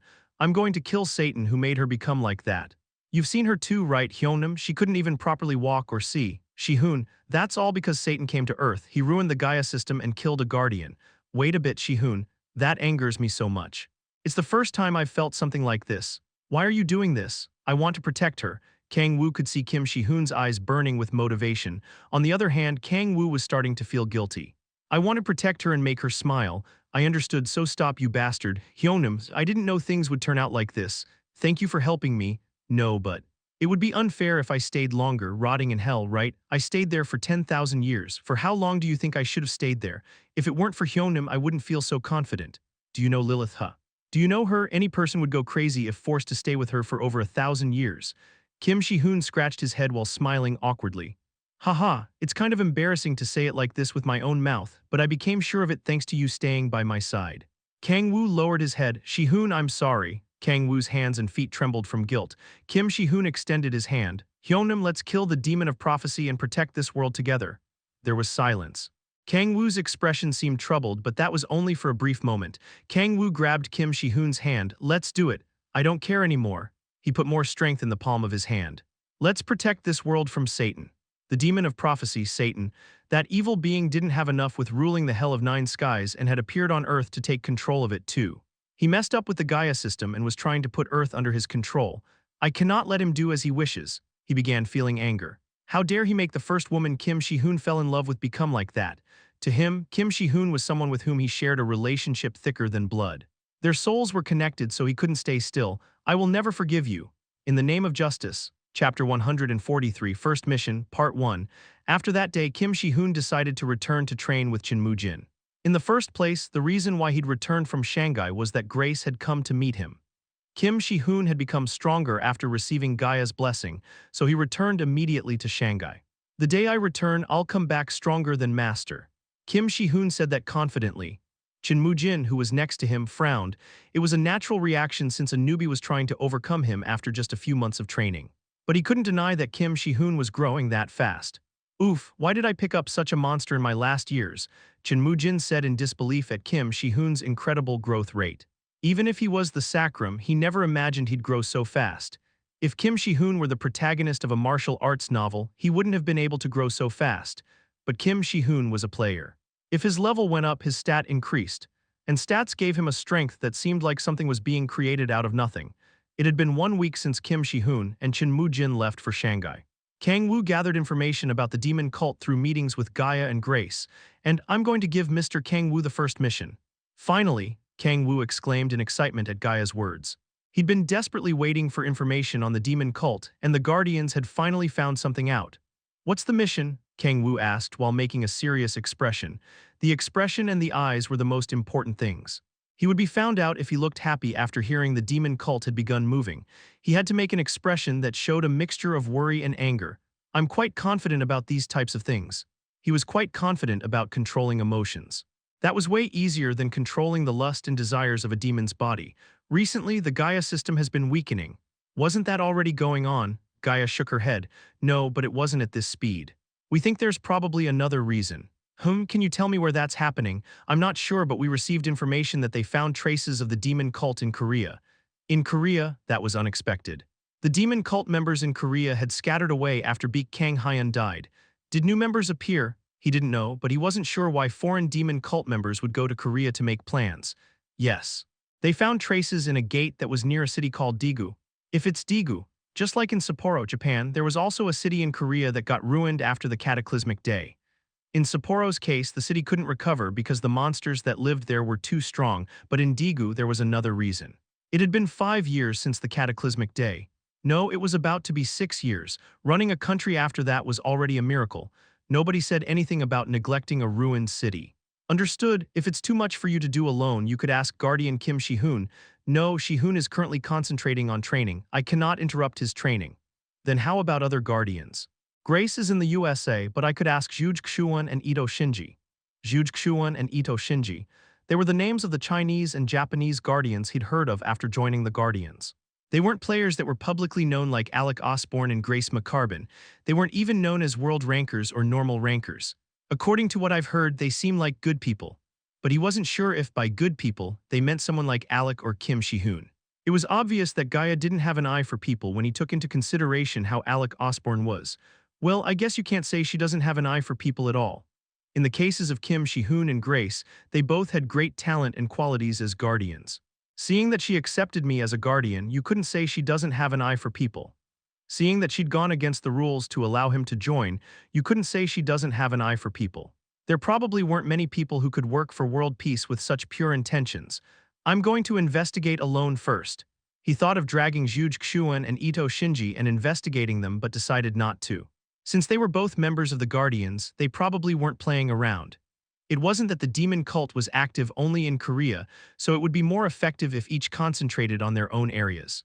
They could also be bothersome while doing the interrogations.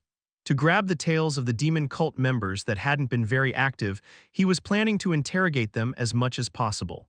If they were people like Alec Osborne, there was a chance they wouldn't be able to withstand his justice and that they would react in an unexpected way. Understood, I'll trust and wait if Mr. Kang-woo says it like that. Then I'm going to move immediately.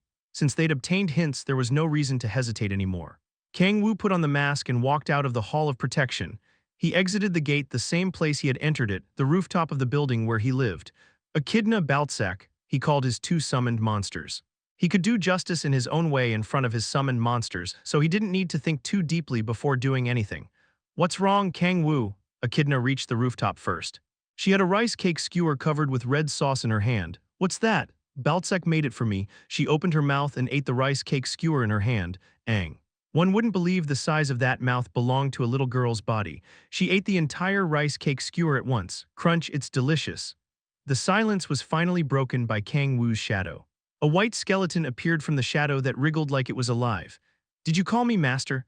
Baltsak, someone who used to be called Demon King, a strong and powerful lick, was wearing a cute pink apron with a bunny instead of a black robe. Baltsak, you? Kang-woo was shocked by the visual. Baltsak raised his head and looked at the sun. Whoa, the weather seems good, haha. A thick demonic energy rose and the ruler of death spoke in a low tone. Weather like this is perfect for washing the blankets. No, let's leave washing the blankets for later, we have something else to do. Kang-woo glared at Baltsak while making a serious expression. It wasn't the time to care about something like washing the blankets. Don't tell me there isn't a rice cake skewer for me, he asked in a serious voice. Ha ha ha, master, who do you think I Baltsak am? Tap. Baltsak bounced a finger, the shadow began moving again and a rice cake skewer appeared. Fufu, I've been learning cooking from Miss Yala these past few days. This is also one interesting world. Let's see, he took a bite of the rice cake skewer. A spicy but sweet taste spread through his mouth. It's very well made. I'll keep doing my best, but more than that, why did you call me? Oh yeah. Kang-woo turned his head to Echidna, who was licking the sauce on her hands. A mission, it's about time we warm up for the first time in a while. Echidna and Baltsak's eyes shone. Kang-woo took Echidna and went to Daegu. It was a city that, just like Vladivostok, was destroyed. He didn't see traces of anyone around. Authority of observation. He expanded his demonic energy. Investigating in an area where demonic energy was so visible was more comfortable. There doesn't seem to be any around here. He couldn't find traces of demonic energy in the area. Was the information wrong? He thought that for a short while but shook his head. He couldn't be so sure yet. Let's enter the gate. 3 A-rank gates had appeared in Daegu. Players could perfectly deal with them at the moment, but that wasn't the case on the cataclysmic day. Kang-woo entered one of the 3 gates. Bingo! As soon as he entered the gate, he could feel demonic energy inside it. He walked toward where he could feel the demonic energy. It was a place where there was strong demonic energy gathered. He saw a black inverted cross about a meter tall stuck in the ground. There was a fissure around that area as if the space had been broken, and the size of the fissure was getting bigger. What's this? It was something he'd never seen while fighting the demon cult. He was about to approach the black cross when, grrrr, as expected, there's no way they would have left them alone. There was a low cry. He turned his head to the source of the sound. He saw an ogre and some elite trolls that often appeared inside A-rank gates. No, Kang-woo narrowed his eyes. He used the authority of observation and looked at the monsters. Monsters moved by using the energy that was within mana stones, but instead of mana, he could feel demonic energy from them. Are they being contaminated? Just like he'd found a demonic energy stone inside El Cuero's head, the monsters were slowly turning into demonic monsters. Prepare to fight. Okay, I'll follow your orders. The 2 summoned monsters prepared their attacks when, who are you? A thin young man who was over 2 meters tall appeared while making a cheeky smile. You don't seem to be from the H-warring squad. He didn't seem surprised by how Baltsak looked. Well, I guess it doesn't matter since I can always kill invaders. He made a thick smile and bounced a finger, Kiek. The land he was standing on was turned upside down and a monster with a long tail appeared. It wasn't that big. It was only 3 meters tall, but its body was covered with black scales as if it wore armor. There was a green, acidic liquid coming out of it. The monster looked like an alien from a science fiction movie sharing the same name. Kang-woo's eyes shone after looking at that monster. A Chrysales. It didn't look that powerful from the outside, but it was a demonic monster that lived in the 8th hell. It was a strong demonic monster that could easily eliminate a group of demonic monsters like Kerberos. Are they even able to control a demonic monster that lives in the 8th hell? He couldn't help but exclaim in admiration at the demon cult's knowledge. A Chrysales was a very violent demonic monster that not even demons living in 8th hell picked a fight with. It wasn't as intelligent as an ancient demonic monster like a Halcyon, but still, it was quite clever compared to others. If the demon cult could control such a demonic monster, that meant their knowledge was on another level. The 8th hell, the demonic energy from the demonic monsters of the 3rd hell he devoured before weren't of much help. But if it was the 8th hell, the story changed. Kang-woo smacked his lips. I'll face that guy. For the first time in a while, food worthy of eating had appeared. It didn't look tasty, but that didn't matter. I stayed with Lilith for a few thousand years. He almost found the alien cute. He felt that he was hearing hallucinations. Kang-woo made a bright smile and took a step forward. Chapter 144, Oops, Part 1, ha, you guys have lost track of what fear is, huh? The young man, who looked like a demon cult member, laughed while spreading demonic energy. Kang-woo frowned after reading the demonic energy flowing out of him. He's weak. It was hard to believe he was controlling a demonic monster of the 8th hell like a Chrysales. It was as if a fox were using a tiger as a servant. Kang-woo used the authority of observation and looked at the young man. Since he was weak, he couldn't resist the authority of observation. Player name Park Young-chan. Level 63, a player who'd done the 7th awakening. Considering that he had demonic energy, he was probably a bit stronger than that, but it's still too disappointing. Even though he'd passed the end of all efforts, that was something all talented players could surpass. He was still too weak to be able to control a Chrysales. I guess it's better this way. Kang-woo's eyes shone. To be honest, a demon cult member as strong as Anton being able to control demonic monsters and demons wasn't that impressive. Hell worked with an extreme version of the law of the jungle. What mattered the most was strength. What he wanted to know the most about the demon cult were things like, how could someone this weak control a demonic monster as if it were his servant? Demonic monsters weren't like wild animals from which you were safe if you'd raised them since they were little. They would probably kill their owners if they thought that the owner was weaker than them. If it's a Chrysales, even more. Even among demonic monsters, a Chrysales was famous for its violence and intelligence. It was a being that couldn't be controlled by regular means. Come kill those bastards, Park Young-chan shouted. The Chrysales lowered its body and raised its head. Kiek, a horrible scream spread through the place. Poison came out of it and melted the floor. At its shout, the monsters surrounding them started to move. He's controlling other monsters through the Chrysales. That was something he could understand. The Chrysales was an intelligent demonic monster, so it often made groups of demonic monsters that were under its control. Grrr, a group of ogres that had almost completely turned into demonic monsters leaped toward him while screaming. Was it because they had demonic energy inside them? They were so fierce that one wouldn't think they were rank monsters. Kang-woo, master your order. The two summoned monsters took a step forward. He nodded while smirking. Kill them. Except that one that looks like a cockroach. I'll do as you command. HNGH, leave it to me. Echidna opened both arms. She closed her eyes and took a deep breath. Fusro da, dragon language magic. It was the unique magic of dragons. It was among the most powerful types of magic. Usually, a hatchling wouldn't be able to use it. It was so difficult that not even adult dragons could use it without being careful. But thanks to Kang-woo becoming stronger, Echidna was able to obtain a strength that couldn't be compared to a hatchling, so she was able to use dragon language magic. Crack! There was a wave of demonic energy surging around her. It was an attack that resembled brass, the strongest one a dragon could use. The wave of demonic energy tore the earth apart. The bodies of the ogres that were swept away by the wave of demonic energy were scattered in all directions. Baltsek shook his head while his eyes sockets shone with yellow light. He looked at the corpses of the ogres that looked as if they had been torn apart by a mixer. The corpses are important, so you should treat them more carefully. Tap. He bounced his finger and the black robe fluttered. What's that? Park Young-chan's mouth fell open. It was weird that the skeleton wearing a black robe had a cute apron that didn't suit him, but that wasn't what surprised him. Grrr, the corpses of the ogres that had been torn apart got up. Despite their blood spilling in all directions and their internal organs falling out of their bodies, the ogres were still moving. No, they weren't just moving. They forcibly connected and restored each other's broken bodies. A flesh golem that had an appearance more horrifying than any other demonic monster was created. Go, my children. Baltzek extended his hand and the flesh golem slowly began moving its body. A thick laugh left his mouth. Demonic energy surrounded him. Kill the lowly beasts that desire life. Once again, the pink aprons started to flutter. Demonic energy flowed out of his hand and entered the flesh golems. Grrrarr, they went berserk. The flesh golems showed violent movements that one wouldn't believe were created by sticking different corpses together and leaped toward the other ogres. What the? Park Young-chan's expression became pale. Kang-woo checked out his expression relaxedly. Park Young-chan was biting his lips violently. He put his right hand on top of his left one. Krishalis. What are you doing? Kill that bastard. Whoa, Kang-woo's eyes shone. A complex magic circle was drawn on Park Young-chan's right hand, who was screaming as if he were about to have a seizure. Is he controlling it with that? He still wasn't sure. Kang-woo slowly analyzed the situation. Kiek, so he's rushing toward me. The Krishalis stomped on the ground, lowered its body and rushed at an impressive speed. It wasn't hard to imagine what the Krishalis was targeting. As expected, Kang-woo smirked. The Krishalis had a small body among demonic monsters, so it had a unique characteristic.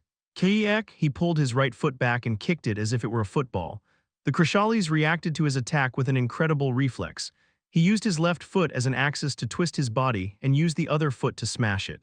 He targeted the Krishalis' shelled back.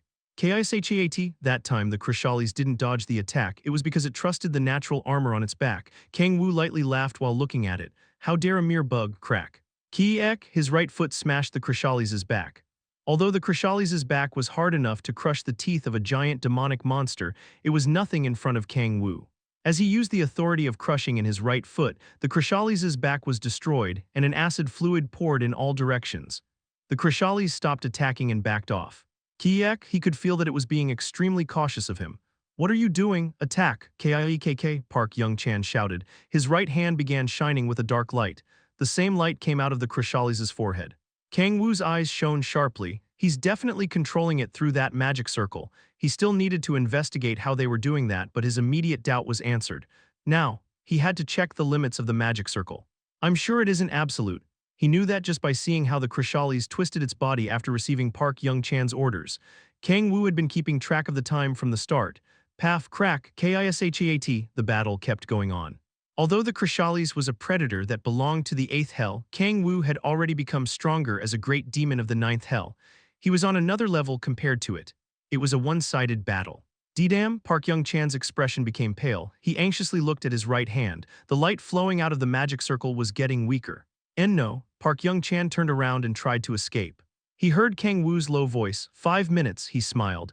It seems you can forcibly command it for 5 minutes at maximum. Park Young-chan frowned. His reaction made it clear that he was right.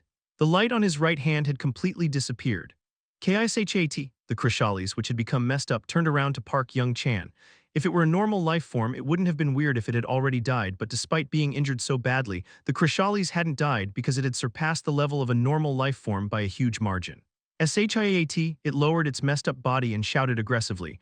A stronger killing intent than when it had faced Kang-woo flowed from the Krishalis. I guess it's understandable. It had been forced to fight an opponent it didn't want to fight in the first place, and it had almost died because of it. If the Krishalis could move according to its own will, it would have probably escaped after the first clash. It was forced to show its teeth against a predator it couldn't win against, so it was understandable how angry it was. I got some good information. He nodded while looking at the Krishalis emit strong killing intent toward Park Young-chan. Once the time runs out, it might attack the owner. It was useful information. That meant that dragging out the fight would be useful if the situation was overwhelming while fighting a demonic monster. I should look out for that moment. Kang-woo crossed his arms and began walking slowly. D-damn. See, Krishalis, listen to me, Park Young-chan desperately shouted. Oh yeah, do you know the characteristics of a Krishalis? Kang-woo asked him. What? What nonsense are you saying, bastard? It seems like you don't know, Kang-woo laughed, how a Krishalis hunted. A Krishalis had a small body, so he used a certain strategy to neutralize its prey. Shiat. D don't come, Park Young-chan swung both of his hands. He used a player's skill to create a fireball that had the size of a person's head and shot it toward the Krishalis. But there was no way such a desperate attack would work against it. The Krishalis ran toward Park Young-chan at a dazzling speed. Its sharp teeth targeted the space between his legs. D don't come, crunch. Aagggh. Oh fuck. Kang-woo closed his legs subconsciously. It was hard to watch. Krishalis, you cruel bastard. How the Krishalis hunted. It always attacked the target's reproductive organs first. Aagggh. Arggh. Park Young-chan screamed in pain while trying to cover the blood fountain. It was a horrible scream that reached his soul. Kiik, stop. The Krishalis jumped toward Park Young-chan to kill him, but Kang-woo violently hit the Krishalis' back. Crack, its head exploded while making a chilling sound. Let's see, your name was Park Young-chan. Cough, Aagggh. Kang-woo clapped as if he'd just realized something. Sorry, my mistake. Kang-woo squatted in front of Park Young-chan and giggled. I should call you Park Girl-chan now. Chapter 145, I Won't Forget Your Name, Part 1. Sniff, tears dripped down Park Girl-chan's eyes. A pain that was hard to resist spread through his body. He couldn't return to his senses. Bubbles frothed out of his mouth and he couldn't stop trembling. Kang-woo slapped his cheeks a couple of times, but it didn't matter how much time passed. It didn't seem like he would return to his senses. How troublesome. Kang-woo put his hands on top of Girl-chan's head. Black demonic energy fluttered in his hand, authority of concentration. It was an authority that allowed you to reduce pain and increase concentration for a moment. Unlike the authority of rage, it was a buff-type authority that only had benefits, but in that situation there was nothing else he could do about it. After all, he couldn't do any type of interrogation in that state. Oof, oof, Park Girl-chan came back to his senses thanks to the authority of concentration. He looked at Kang-woo with fearful eyes. Who are you? How did you defeat the Krishalis? Kang-woo narrowed his eyes. It seems like he can't recognize me. The demon cult member wasn't able to recognize him despite him wearing a white mask. Usually, even if he didn't know which of the Guardians he was, he should have known he was part of Guardians. After all, the mask he was wearing was proof he was part of Guardians. The demon cult members know about Guardians. But the fact that he couldn't identify him as a member of Guardians probably meant something. He isn't someone with a high rank. That meant that the demon cult didn't consider him as someone important. Since when did the demon cult begin being active in Korea again? That, Park Girl-chan mumbled while his eyes shook. Ah, wait, don't say it. Judging by his reaction, it seemed like he would be killed if he tried to say important information about the demon cult. Then, Kang-woo placed his hand on top of Park Girl-chan's forehead. Authority of subordination. It had failed against strong opponents like Anton or Beak Kang-hyun, but there was a chance it would succeed with Park Girl-chan. Ting, you've succeeded in making player Park Girl-chan your familiar spirit. Kang-woo looked with tired eyes at the message that appeared in front of him. I shouldn't carelessly use it. Even if he was weak, he was a player who had passed the end of all efforts. Making him his familiar spirit wasn't easy. Kang-woo started to warm up after feeling a shoulder-pressuring tiredness. It was something that happened because the authority of subordination had many restrictions. But still, he could feel his soul connected to him. He concentrated and analyzed his body. Inside his body, to be more precise, in his soul, he could feel something foreign. Is this the restriction? He used his energy to wipe away the foreign energy mixed in Park Girl-chan's soul. Cough, oof, oof. Girl-chan's two eyes became teary, his tendon became visible, and his body trembled. After trembling for a moment, he became calmer and his breath normalized. Does this have an effect similar to the authority of subordination? Kang-woo narrowed his eyes. After thinking about it for a while, he shook his head. It isn't as powerful as the authority of subordination. It seemed like it couldn't control everything about the target like the authority of subordination could. But just seeing that the demon cult could influence the soul was proof of how advanced their knowledge was. They're impressive. He still couldn't understand how they had managed to get knowledge, even he didn't know despite having ruled over the hell of 9 skies. Spill out everything you know. After twisting his body for a while, Park Girl-chan started to spout all of the information inside his head. After Cardinal Beak Kang-hyun died, no one else became in charge of Korea. The cult is looking at Korea with great interest, so they sent a new apostle of evil, and they're currently creating a new branch. They're looking at Korea with great interest. That was something unexpected. There wasn't an SS rank gate in Korea. It also wasn't like the country became ruined during the cataclysmic day, so the S-rank gate was being properly controlled. A country like Russia should be better and more comfortable for them to act in.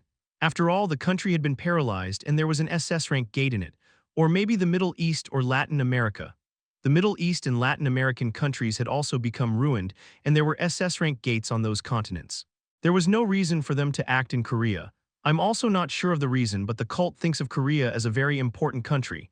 I see, then is that connected to sticking black stakes inside a gate? Not really.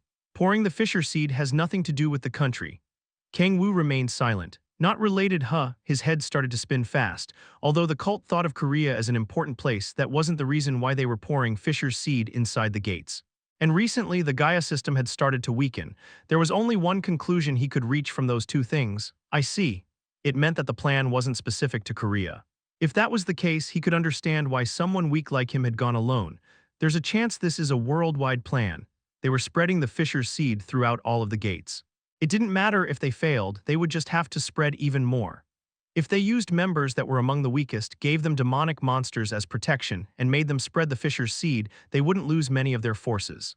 This is the worst. That was what Kang-woo was worrying about. It wasn't something that Kang-woo alone could solve. Even if you could block the rain with your umbrella, you wouldn't be able to stop the ground from getting wet. Things are getting complicated. Tusk. He clicked his tongue. I need the power of players. He needed the entire world to move. He could tell the difference between what he could and couldn't do alone. And he didn't have enough power to move the entire world. That's me, Kang-woo smiled. He grabbed his communication crystal. What about the Guardians? Although it was a secretive organization that didn't like to make itself public, its power and influence were no joke. Even if he left everything aside, Grace McCarbon was among the members of Guardians. The First Lady, the first and strongest player, someone who could make the USA the strongest country move. If the USA moved, other countries were probably going to follow. Even after the cataclysmic day, that hadn't changed. The USA was the world's hub of finance and commerce. Also, the Guardians aren't my only resource. Chinmujin Jang Hyanyi Kurosaki Yuri, he knew many people who could move entire countries. Where are Fisher's seeds being spread? I don't know that. Who is the one behind the plans? That, he shook his head. Kang-woo nodded. There was no way someone at the bottom would know a piece of information like that. Do you know who made the Fisher's seed? I'm sorry, Tusk. Kang-woo clicked his tongue and picked up the stake. Since he couldn't get information from him, he had no choice but to investigate himself. Authority of Insight. He closed his eyes and concentrated. He'd failed to try to figure out the summoning magic circle, but there was no guarantee it would fail again. Ting, part of the Authority of Insight, has succeeded. You've learned how to manage the Fisher's seed. This, Kang-woo's eyes widened. Information about the Fisher's seed entered his mind. He wasn't sure what the theory behind it was or how they'd made it, but he learned how to use the Fisher's seed. This seems useless. Kang-woo clicked his tongue. He had to get rid of them, so learning how to use them was useless in his position. Wait. At that moment, he thought of a new idea. Kang-woo used the Fisher's seed effect that weakened the system in part of his body. The stake that looked like an inverse cross became black fog and disappeared. Although it was only for a little bit, the 10,000 demon core seal weakened, and he felt demonic energy flowing out. Yes, Kang-woo clenched his fist. Although its effect was a bit weak, just like when he activated the effect of the Reaper of Souls, the seal was definitely getting weaker. Mr. Demon Cult, their knowledge of controlling the Fishers. He didn't expect that their vast knowledge would become so useful to him. Thanks for the food. He couldn't even count how many things he'd gotten while chasing after the Demon Cult. At that point, he couldn't help but think that they were trying to make him stronger on purpose. Long live the Demon Cult, he couldn't help but feel in awe of them. Kang-woo patted Park Girl Chan's shoulder. Okay. Thanks for the information. Then are you going to let me live? Of course. He wasn't someone evil who didn't know how to be thankful to someone who'd help him. He couldn't kill someone who'd been so helpful to him. Then I'll be going. Ha ha ha Oka, aajjjjjh. As Kang-woo dismissed the authority of concentration, a horrifying scream came out of Park Girl Chan's mouth again. He once again grabbed the area between his legs and bubbles frothed out of his mouth. Oh damn, Kang-woo gave him a worried look. The scream sounded desperate. Kang-woo's expression became sad while looking at him twisting his body and screaming in pain. There's nothing I can do about this. He couldn't let his benefactor who'd given him important information suffer from such pain. Kang-woo bit his lip and created Gi-bulg. Ouch, cough. He slowly stabbed Gi-bulg forward. Park Girl Chan immediately died after his heart was pierced. May you rest in peace, Kang-woo mumbled in a voice immersed in pain. Park Girl Chan, I won't forget your name. His eyes were tearing up.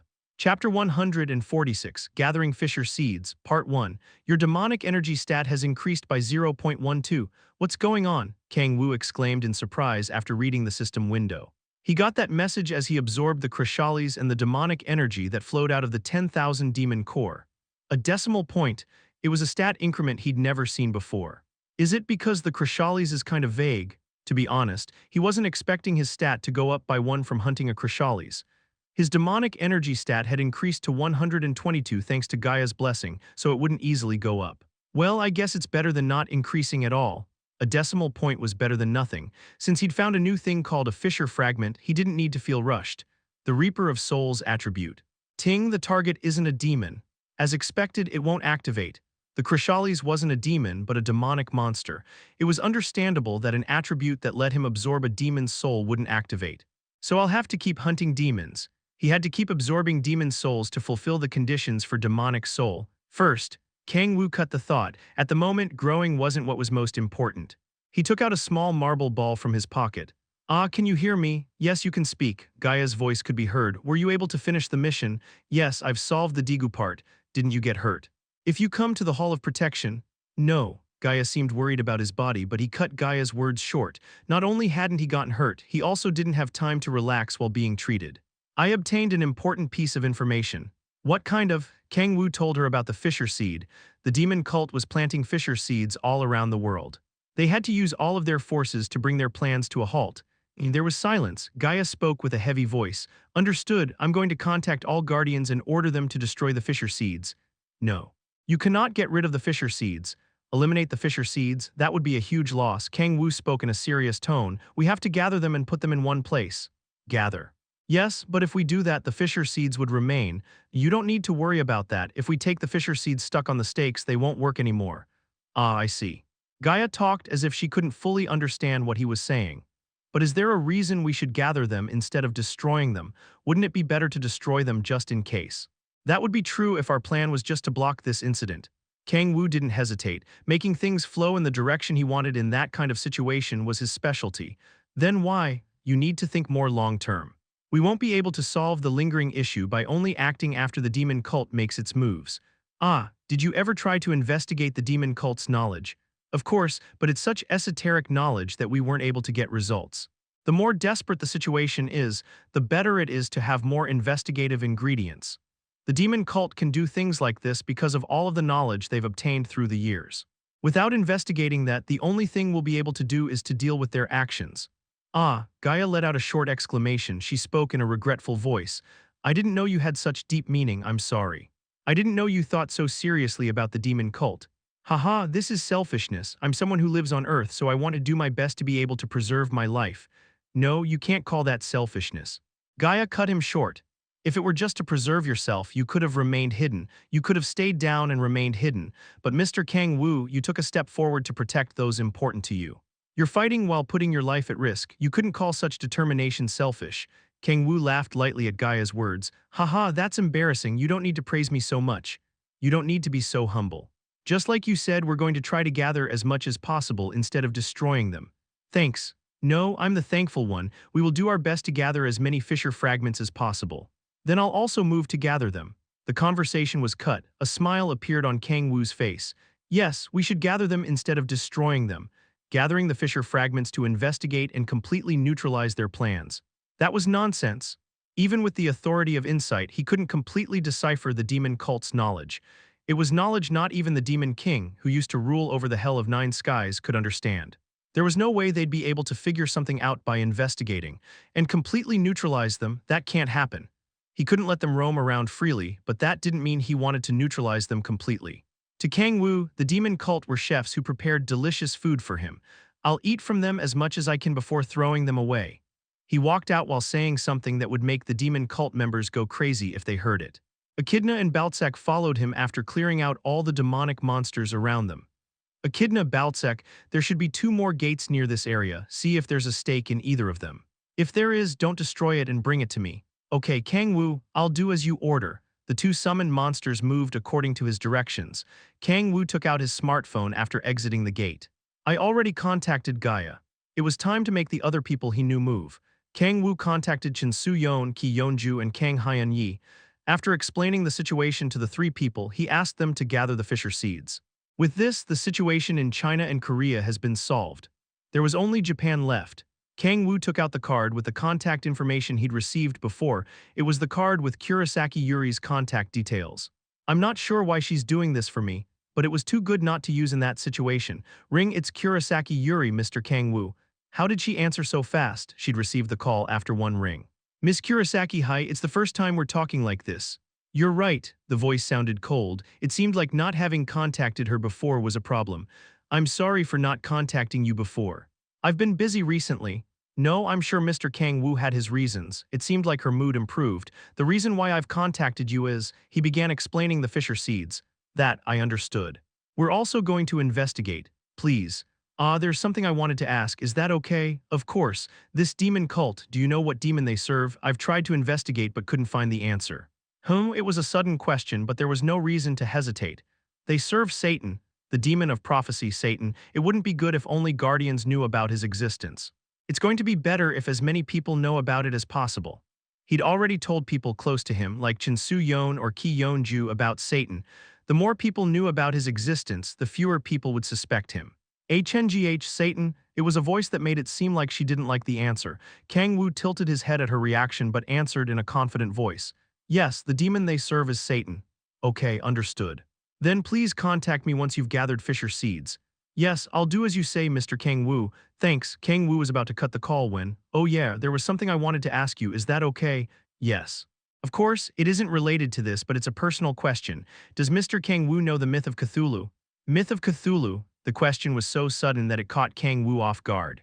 That myth where lots of tentacles appear. Kang-woo had heard about it because it was overused in many media. Yes, I know it, but why? I have the power to call the strength of a mythical being, so that's why I'm investigating different myths and legends. I wanted to ask your opinion on a few that caught my attention. I see. Kang-woo remembered her ability, the power to borrow the strength of a divine being that appeared in Japanese myths. To be more precise, to summon the power of someone that belongs to another realm. It was an ability he thought was worth researching. To think that there's a dimension where gods really existed. There was a chance that Gaia's real body existed in that plane. The Cthulhu myth, if that wasn't a simple personal creation but a being that really existed in another world, I think it should be good to investigate their strength beforehand. After ordering his thoughts, Kang-woo opened his mouth. I'm interested, can you borrow the strength of a mythical being that isn't from your country? No, that's not the case. I can only borrow the strength of gods that appear in Japanese myths and legends. I see. He wasn't sure if he was happy or disappointed. I guess it's a good thing. He didn't want to see a god full of tentacles. Foo, I see. It seems like you're interested. Thanks for your words, then I'll contact you later on. Yes. Kurosaki laughed in a way that gave him a bad feeling and mumbled a few words, then she cut the call. Kang-woo looked at his smartphone with confused eyes. What a hard-to-understand woman. She'd sent an octopus as a present, and then she'd asked something strange out of the blue. He couldn't help but think that she was a bit crazy. Well, I guess it doesn't matter. As long as she didn't interfere, it didn't matter if she was a bit crazy. For the moment, he didn't have to focus on Kurosaki Yuri but on the Fisher seeds that were spreading throughout the world. The net has been cast. A thick smile appeared on his mouth. It was time to patiently wait for the harvest. Now I just have to wait. Chapter 147, I'm Satan, Part 1, The World Moved. It might sound a bit exaggerated, but there wasn't a better way to describe it. The first country that moved was the USA, then China, and finally Korea. Every country put huge rewards and placed a lot of effort into gathering the Fisher seeds. It was obvious since the country could be destroyed if they let the demon cult act freely. Even if they didn't want to offer rewards, the people began protesting and saying they should. That's why, even though the situation wasn't good all around the world, the governments were forced to offer rewards. Money makes people move. As money was offered as a reward, even normal players began moving in search of Fisher seeds. Comment, nature will reject you. Whoa, this time we're really profiting off of the demon cult. Lol, player, you're finally going to work. Comment, light will burn you. But why are these guys planting stakes inside the gates? Are they trying to eat the seeds? Exhaust editor, aren't they trying to summon another thing? Butterfly Valley. I hope I could tell you what I know. Jerry M. I'm going to reach level 100 today. Comment, I can't believe my eyes. I'm glad we aren't just letting them do as they want. I heard more than 100 have been found all around the world. I'm glad they're being hit back. There was a huge reaction on the internet. People seemed happy that the demon cult's plans were being ruined. That showed how much people feared the demon cult. Very nice. A smile appeared on Kang-woo's face while he was reading the internet news. It had been 10 days since he'd started gathering Fisher seeds. Players who were blind for money began searching day and night for them. As expected, there's nothing like money. There was nothing like money to make people move. Due to the massive number of players participating and how fast the Guardians dealt with the situation, they gathered quite a number of Fisher seeds. Although I'm sure it's not 100%, even if they were blind for money, players didn't go to areas completely dominated by monsters like the Middle East or Latin America. There was a chance that Fisher seeds planted in those areas hadn't been found. This much is okay. He wasn't sure what the demon cult was planning, but to Kang-woo, having been able to interfere with their plans, that much was already a huge victory. If they managed to do a massive demon summoning like before, that was also welcoming news. I should get going. Kang-woo walked out of the apartment and went toward the rooftop. He placed the crystal ball he'd received from the guardians on the floor. A little bit later, a small gate appeared. It was a gate that led to the Hall of Protection. Did they say that the real location of the Hall of Protection is in the USA? It was a device beyond science that allowed you to cross the Atlantic Ocean. The power of magic allowed such miracles to become reality. He took a step forward. His field of vision became distorted and a weird sensation shook his body, but it only lasted for a short while. The white passageway he'd become used to appeared in front of him. "Ah, you came, Hyunam."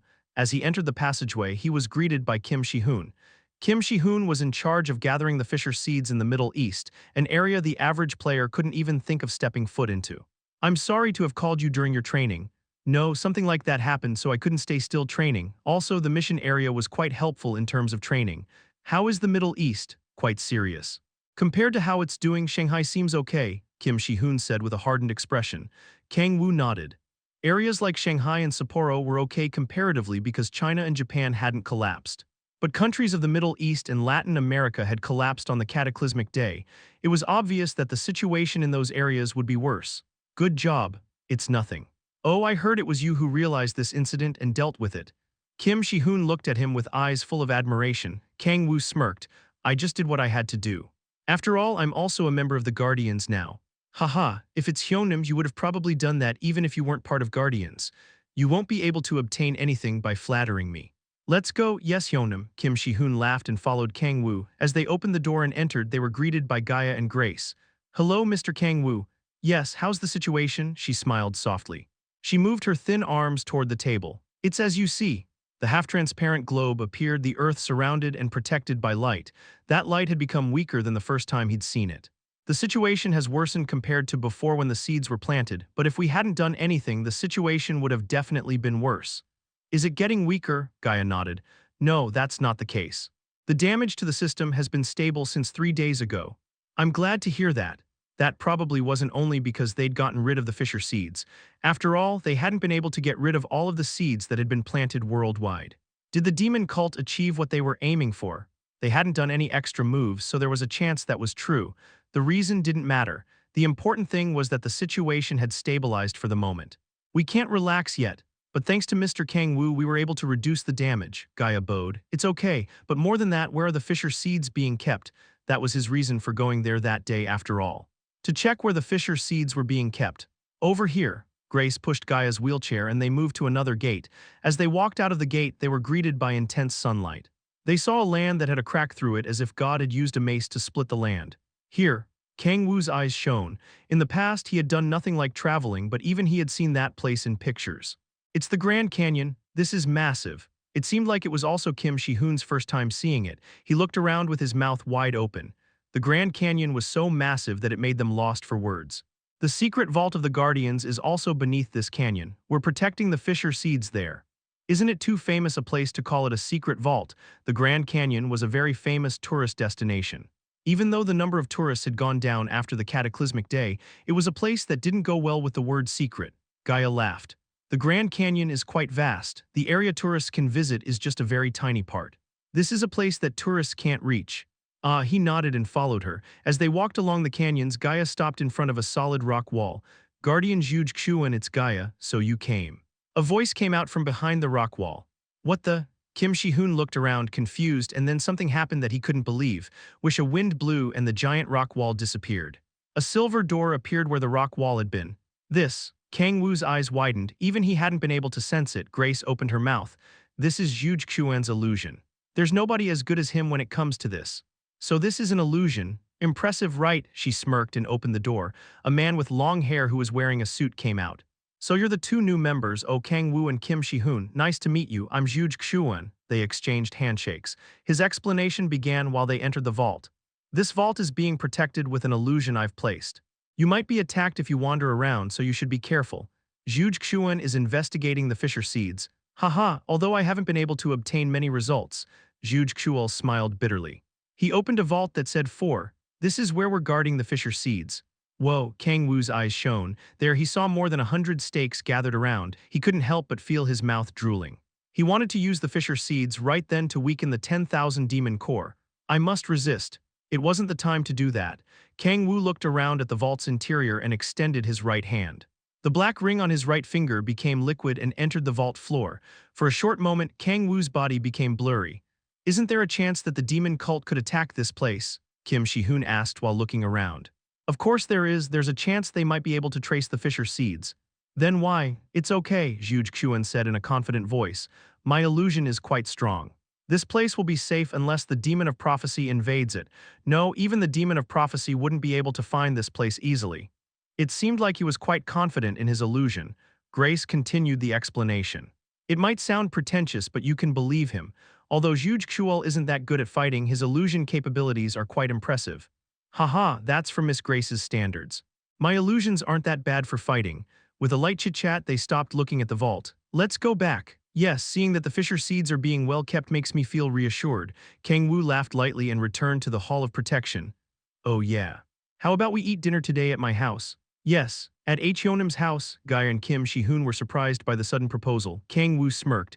This isn't something I should say, but the food at my house is quite impressive. But I understand Miss Gaia's situation. So aren't things like this good from time to time? It's just dinner after all. You could see the hesitation in Gaia's expression. She was the leader of a secret group, so she couldn't freely move. It was hard for her to participate in dinner. Haha, it sounds like a good proposal. Kim Shi-hoon followed Kang-woo's words.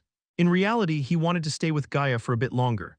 What should we do, Grace? Gaia asked in an anxious voice. Grace laughed lightly and patted her. Isn't it okay sometimes? But it isn't a random person but the house of a guardian member. As the leader, isn't it important you know in what conditions the members live? It's unfair to say it like that, Gaia pouted. Grace's laugh became louder. Then it's decided. Kang-woo smiled and turned around. Siala said she's making dinner today, right? He gulped and went toward his house. Gaia, Grace, and Kim Shi-hoon followed him. HNGH. I'm not sure, the young man with long hair sighed. Zhuge Xuan, he was a player who specialized in illusions and someone chosen by the Gaia system. He looked tired as he examined the black steak on the table. Just how did they create an object like this? He was in awe at the demon cult's knowledge. Should I rest for a bit? He grabbed a cup of tea and leaned his back on the chair. Kim Shi-hoon, he remembered the guardian's face he had met that day. Even though they were of the same gender, he couldn't help but admire how handsome he was. He was someone impressive. Just by looking at him, he could feel the immense talent inside him. The one next to him was called Kang-woo, right? He'd become a member of Guardians despite not having been chosen as a guardian. Zhuge Xuan frowned as if he didn't like that. He didn't like that someone who wasn't a guardian had entered the organization. This is why the power of who you know is scary. If Kim Shi-hoon didn't follow him as if he were his big brother, he probably wouldn't have been able to enter the Guardians. Should I start again? He put down the cup of tea. He had a lot of material he could use to investigate. He could study it by trying twice if it didn't work at first. If he failed, he could even try 3 or 4 times. Well, seeing that he proposed something like this, he doesn't seem to be stupid. He heard that Kang-woo had proposed gathering fisher seeds instead of destroying them. Zhuge Xuan pulled up the chair and placed his hand on top of the black steak. It was at that moment, boom, a huge impact shook the vault. What? Zhuge Xuan got up. As he raised his hand, a complex magic circle was floating on top of his hand. He was able to see outside. This. He saw someone wearing a red mask that was wearing the darkness as a curtain. The mask inclined. The man's eyes stopped on the illusion. Zhuge Xuan's eyes and the man's met through the security video. A shudder ran through his skin. Don't tell me. His body trembled. He remembered hearing it from Gaia.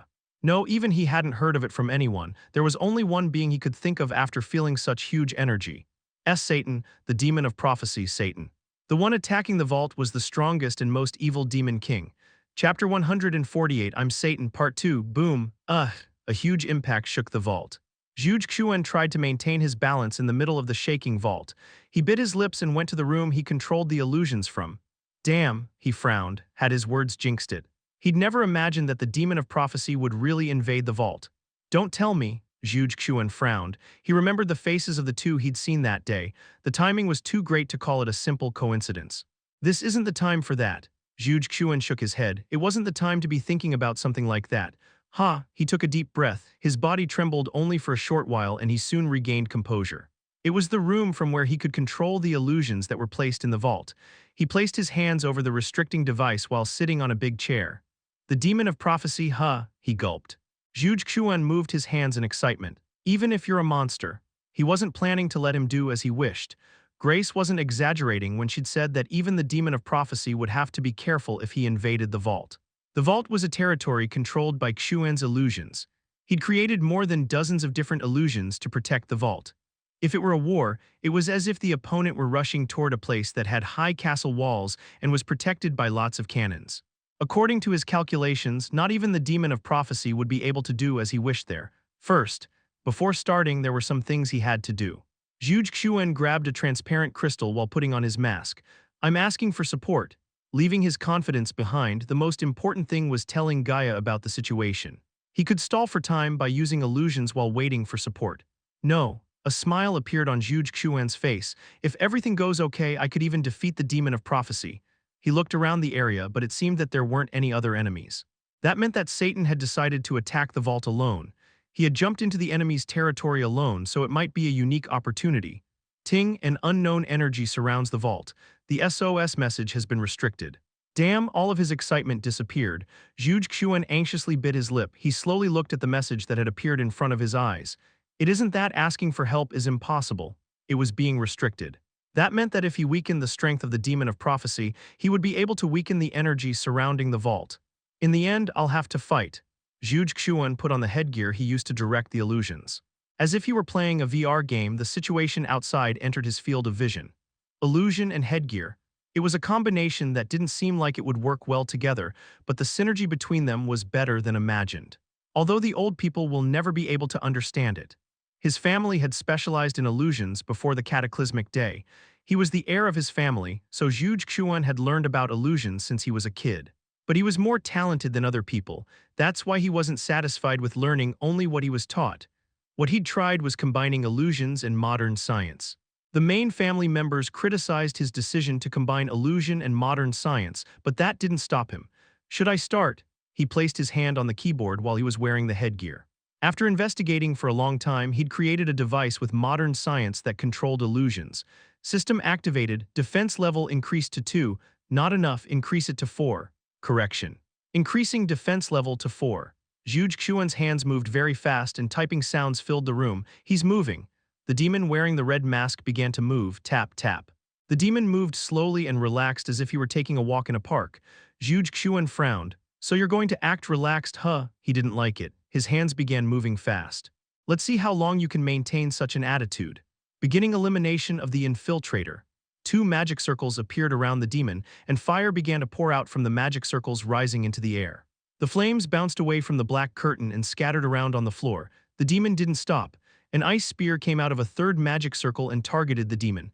Paf! As he waved his hand, the ice spear was destroyed. The demon didn't stop. The floor split and rock rose from the ground. The demon stomped on the ground and the rising rock and earth collapsed. The demon didn't stop. The 37 magic circles began to shine. Traces of light poured toward the demon as if they were a storm. Tap. He lightly bounced his finger and all of the lights that were pouring toward him disappeared. The demon didn't stop. 64 magic circles caused a huge explosion. An ear-tearingly loud sound scattered around the pieces of rock. The demon walked out of the debris that scattered away as if it were dust. The dark curtain surrounding him was still thick. The demon didn't stop. Increasing defense level to 5. Cold sweat dripped from Zhuge Xuan's forehead. His typing speed increased. Increasing defense level to 5. Boom, one of the walls of the vault was opened. Golems emitting a blue light poured out. The group of golems leaped toward the demon.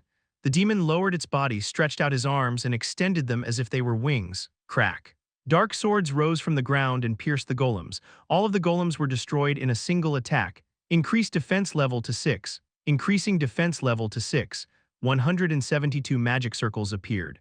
The magic circles surrounding the demon shone simultaneously. Attacks of light targeted the demon.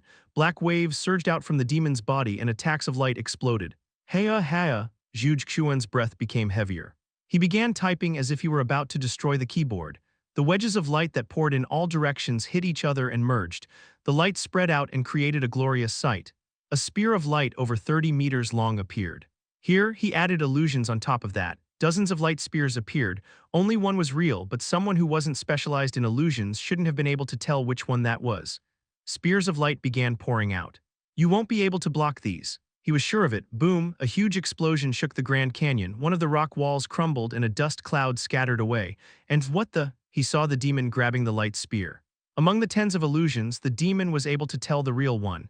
BZZT. A fissure appeared on the light spear and the spear that was over 30 meters long was destroyed. The demon laughed out loud. He was wearing a mask so he couldn't see his expression, but Juge Xuan was sure that he was smiling. Ha-hea, he breathed heavily. A hot liquid came out of his nose. Blood ran down his lips and entered his mouth. Defense mechanism increased to 7. Increasing defense mechanism to the maximum, activating Guardian's sword. Crack, before the system message could finish, the wall was torn down. The illusion room's wall was destroyed and the demon wearing a red mask showed himself. Juge Xuan shuddered. Monster, his body trembled. Monster was the only word he could think of. Who are you comparing with something as lowly as a demon? The red mask-wearing demon said in a low voice. Did you think you could stop me with such toys? The demon extended his hand. A huge absorbing force dragged Juge Xuan's body. Cough. Remember, human. Aggressive eyes were placed on Juge Xuan. I'm death, I'm the end, I'm the father of all those that are angry, I'm anger itself. The mask twisted. I'm Satan. After the demon finished saying that, Juge Xuan lost consciousness. Yes. Gaia's voice trembled. The tableware she had in her hand fell to the ground. Her hands that were holding the communication crystal ball trembled. What's wrong? Kim Shi-hoon asked while making a worried expression.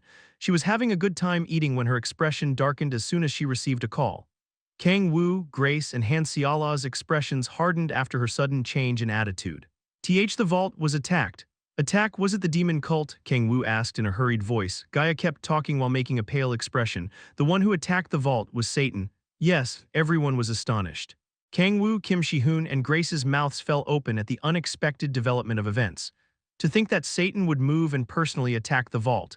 It might sound ridiculous, but they never imagined that Satan was going to personally move. As Satan, Kim Shi-hoon grabbed her shoulder. Gaia bit her lip and nodded. Yes, he invaded the vault an hour ago and took all of the seeds. Kim Shi-hoon hurriedly got up. He turned to Kang-woo. Hyunnims, let's go. Kang-woo nodded and also got up. Kim Shi-hoon opened a gate that led toward the Hall of Protection. Grace and Gaia followed him. Kang-woo walked behind them. Good, the Authority of Cloning had done its job well. Of course, the Satan that had invaded the vault wasn't his clone. There was no way a clone created with an authority would be able to destroy the Vault of the Guardians. The clone could only do easy things like eating or talking. Oof, he laughed lightly, that's right. The clone could only do simple actions like eating or talking. With this, he'd obtained all of the Fisher seeds gathered worldwide and gained the perfect alibi that proved that he wasn't Satan. He followed Kim Shi-hoon, Gaia, and Grace through the gate. Kang-woo's clone disappeared through the gate. Chapter 149, Demonic Energy from a Deeper Part, Part 1, This. Kim Shi-hoon's body trembled. A terrible sight appeared in front of him. The stone wall was in ruin, a huge pile of rocks was stacked on top of each other, and he could see another wall that had been torn apart. The scene of destruction was grand enough to make him feel overwhelmed. It was as if a natural disaster had happened. Kim Shi-hoon and the other Guardian members had their mouths open in surprise. Gee, Grace, what exactly happened? Gaia, who couldn't see anything, pulled Grace's sleeves. Grace couldn't bring herself to answer, she had her mouth closed. Ha-hea, cough. Juge Xuan walked out from between the debris. He was in a bad state due to mana exhaustion, but it seemed like he hadn't suffered any major injuries. Guardian Juge Xuan, Gaia shouted in an anxious voice. Juge Xuan bowed while making a hard expression. I'm sorry, Miss Gaia. Are you okay? Yes, I didn't suffer any major injuries, but... Juge Xuan turned his head. You could see the canyon, which had crumbled as if an earthquake had happened. He bit his lip. I wasn't able to protect the Fisher seeds. But I'm glad to hear that you didn't get hurt. Gaia sighed in relief. Kim Shi-hoon walked toward Juge Xuan. What happened? Juge Xuan didn't answer. He looked at Kim Shi-hoon and Kang-woo with sharp eyes. Where were you two? Us. If you're suspecting the two, there's no need to do that, Grace said while sighing. The timing was peculiar, so I know what you're thinking, but these two were with us the whole time. Juge Xuan let out a short exclamation. He lowered his head while making a dark expression. I'm sorry. It's just that the timing in which Satan invaded the vault coincided with when they visited the vault, so I couldn't help but be suspicious of them. Kim Shi-hoon and Kang-woo nodded. Just like he said, it was understandable that he'd be suspicious. They aren't people who'd do something like that, Gaia said in a firm voice. Once again, Juge Xuan lowered his head. Yes, Miss Gaia, I'm going to remember that. I apologize to the two of you. No, I think your suspicion is understandable, Kang-woo replied. If we knew Satan was going to invade, we would have stayed in the vault a bit longer. It isn't your fault, Mr. Kang-woo. This is something no one expected, Gaia replied to Kang-woo. He sighed as if he regretted not having been able to do anything. He had a heavy expression. YOLO, but unlike his expression, he was celebrating on the inside. Things went better than expected. To be honest, he was worried that he'd moved too fast, but Gaia and Grace dealt with the situation better than he expected. Not only that, but it seemed like their trust in him increased after the incident. No, it definitely went up. After that incident, the possibility of Satan equals Kang-woo had probably completely disappeared from Gaia's mind. She probably never thought that in the first place, but that time it was a bit different. From then on, even if he did something suspicious, she would probably never imagine they were the same person. That meant he could act a bit more comfortably from then on. Although I'm not Satan, of course, Kang-woo nodded. He was definitely another person. He wasn't Satan, someone evil who routinely did bad things. If Satan was evil, Kang-woo was justice, the one who would judge evil. It was normal that they wouldn't be able to find a connection between him and someone like the demon of prophecy who wanted to destroy the world. What trash! The entire world had moved to gather the Fisher seeds. There had been many players who died while collecting the Fisher seeds, and there were also many players who died while fighting demon cult members. To think that he'd take away all of the Fisher seeds they'd gathered through so much sacrifice. Satan's evil deeds make him clench his teeth. Let's not forget, Mr. Kang-woo, that relaxing can become the sharpest sword. It seems like Satan is always waiting for us to lower our guards. I don't think we should forget this. After hearing what he said, every Guardian member remained silent. Everyone clenched their fists as if it enraged them, then they relaxed. He wasn't wrong. They already knew there was a chance that the demon cult would try to ambush them due to the Fisher seeds, but they hadn't put any other security measures in place besides Zhuge Xuan's illusions. I'm sorry. This is all because of my lack. It isn't only Miss Gaia's responsibility. We all made mistakes. Everyone can make mistakes. What matters is that we get out of it. Although it's something everyone says, it's hard to actually do it. Kang-woo turned around. He touched the crumbling ruins. Satan is strong. We can't relax because he became weaker after crossing dimensions. You're right, Gaia nodded. Kang-woo turned around. There was one thing members of Guardian had to do in that situation. We must get stronger. Everyone nodded at Kang-woo's words. You could feel the determination and will to fight from them. Yes, we must get stronger. They definitely felt how strong Satan was after that incident. They couldn't remain still. We have to get stronger. No matter what, Kang-woo smiled. A few days after the Satan incident, Zhuge Xuan and Grace focused on restoring the destroyed vault. Since Satan had discovered its location, they couldn't keep the vault at the Grand Canyon. But they were restoring it anyway because of the Guardian's sword, which worked as the vault's defense mechanism. Satan had messed it up, but they had restored it enough so they could use it again. If not, they wouldn't be able to use one of their most valuable defense mechanisms. Kang-woo and Kim Shi-hoon didn't take part in repairing it for training reasons. Kim Shi-hoon went to the Middle East again with Chen Mu-jin. In the case of Kang-woo, should I start? There were more than 100 stakes in front of him. He smiled in satisfaction while looking at the Fisher seeds in front of him. When he used one, the effect wasn't that big. But he had hundreds of them at the moment. It was normal for him to be excited. I'm not expecting that much. Let's just get to 123, one stat of difference. His demonic energy stat had surpassed 120, so even one stat made a huge difference. Good. The preparations were done. It was about time to move into action. Kang-woo extended his hand toward the Fisher seeds. He absorbed the seeds into his body just as he'd learned from the Authority of Insight. Black energy flew out of the Fisher seeds. Although the amount was small, individually speaking, as hundreds gathered, they became an energy that couldn't be underestimated. One stat, Kang-woo shouted from within and moved the energy toward his heart. He could feel the black energy attacking the system, sealing the 10,000 demon core. The surface shook. An explosive amount of demonic energy rose toward the sky. Crack. The ground he was stepping on couldn't resist that huge energy and it split. An ecstatic power spread through his body. The seal of the 10,000 demon core has become weaker. Your demonic energy stat has increased by 3. By 3. His mouth fell open. He would have been happy with the increase of 1, but to think that it would go up by 3. Although it felt good, he couldn't understand what had happened. What's going on? Kang-woo closed his eyes. He analyzed the demonic energy inside his body. It wasn't hard to see the reason. Demonic energy came out from a deeper part. The demonic energy of the 10,000 demon core was separated into 3 categories: the surface, the depths, and the abyss. The deepest part of the 10,000 demon core. He hadn't been able to control the demonic energy from the deepest part, even when he'd been in hell. It seems like demonic energy from the deepest part has finally started to come out. Until recently, only demonic energy from the surface part had flowed out, but a tiny bit of demonic energy from the deepest part had started to come out. Of course, it wasn't complete. The demonic energy from the deepest part was only a portion of it, but what was important was that it had started to come out. I should be able to face Balrog soon, he smiled in satisfaction. If only demonic energy from the surface had come out, that much growth should have taken him at least a couple of months. Leaving great demons aside, he felt like he should soon be able to face Balrog or Lilith. It isn't enough yet, Kang-woo's eyes shone. If it were when he first arrived on Earth, he would have thought that much strength was more than enough. To be honest, just having the strength of a great demon should have made him stronger than almost all beings on Earth. But the situation had changed. Archdukes, there was a chance he might have to fight them. If the Archdukes appeared with Earth's current strength, they wouldn't be able to beat them. Numbers didn't matter in front of an Archduke. The only one who could face an Archduke was another Archduke. Although players overall were getting stronger, if someone asked him if he thought that they would grow enough to be able to face an Archduke, he would shake his head. Maybe Kim Shi-hoon could.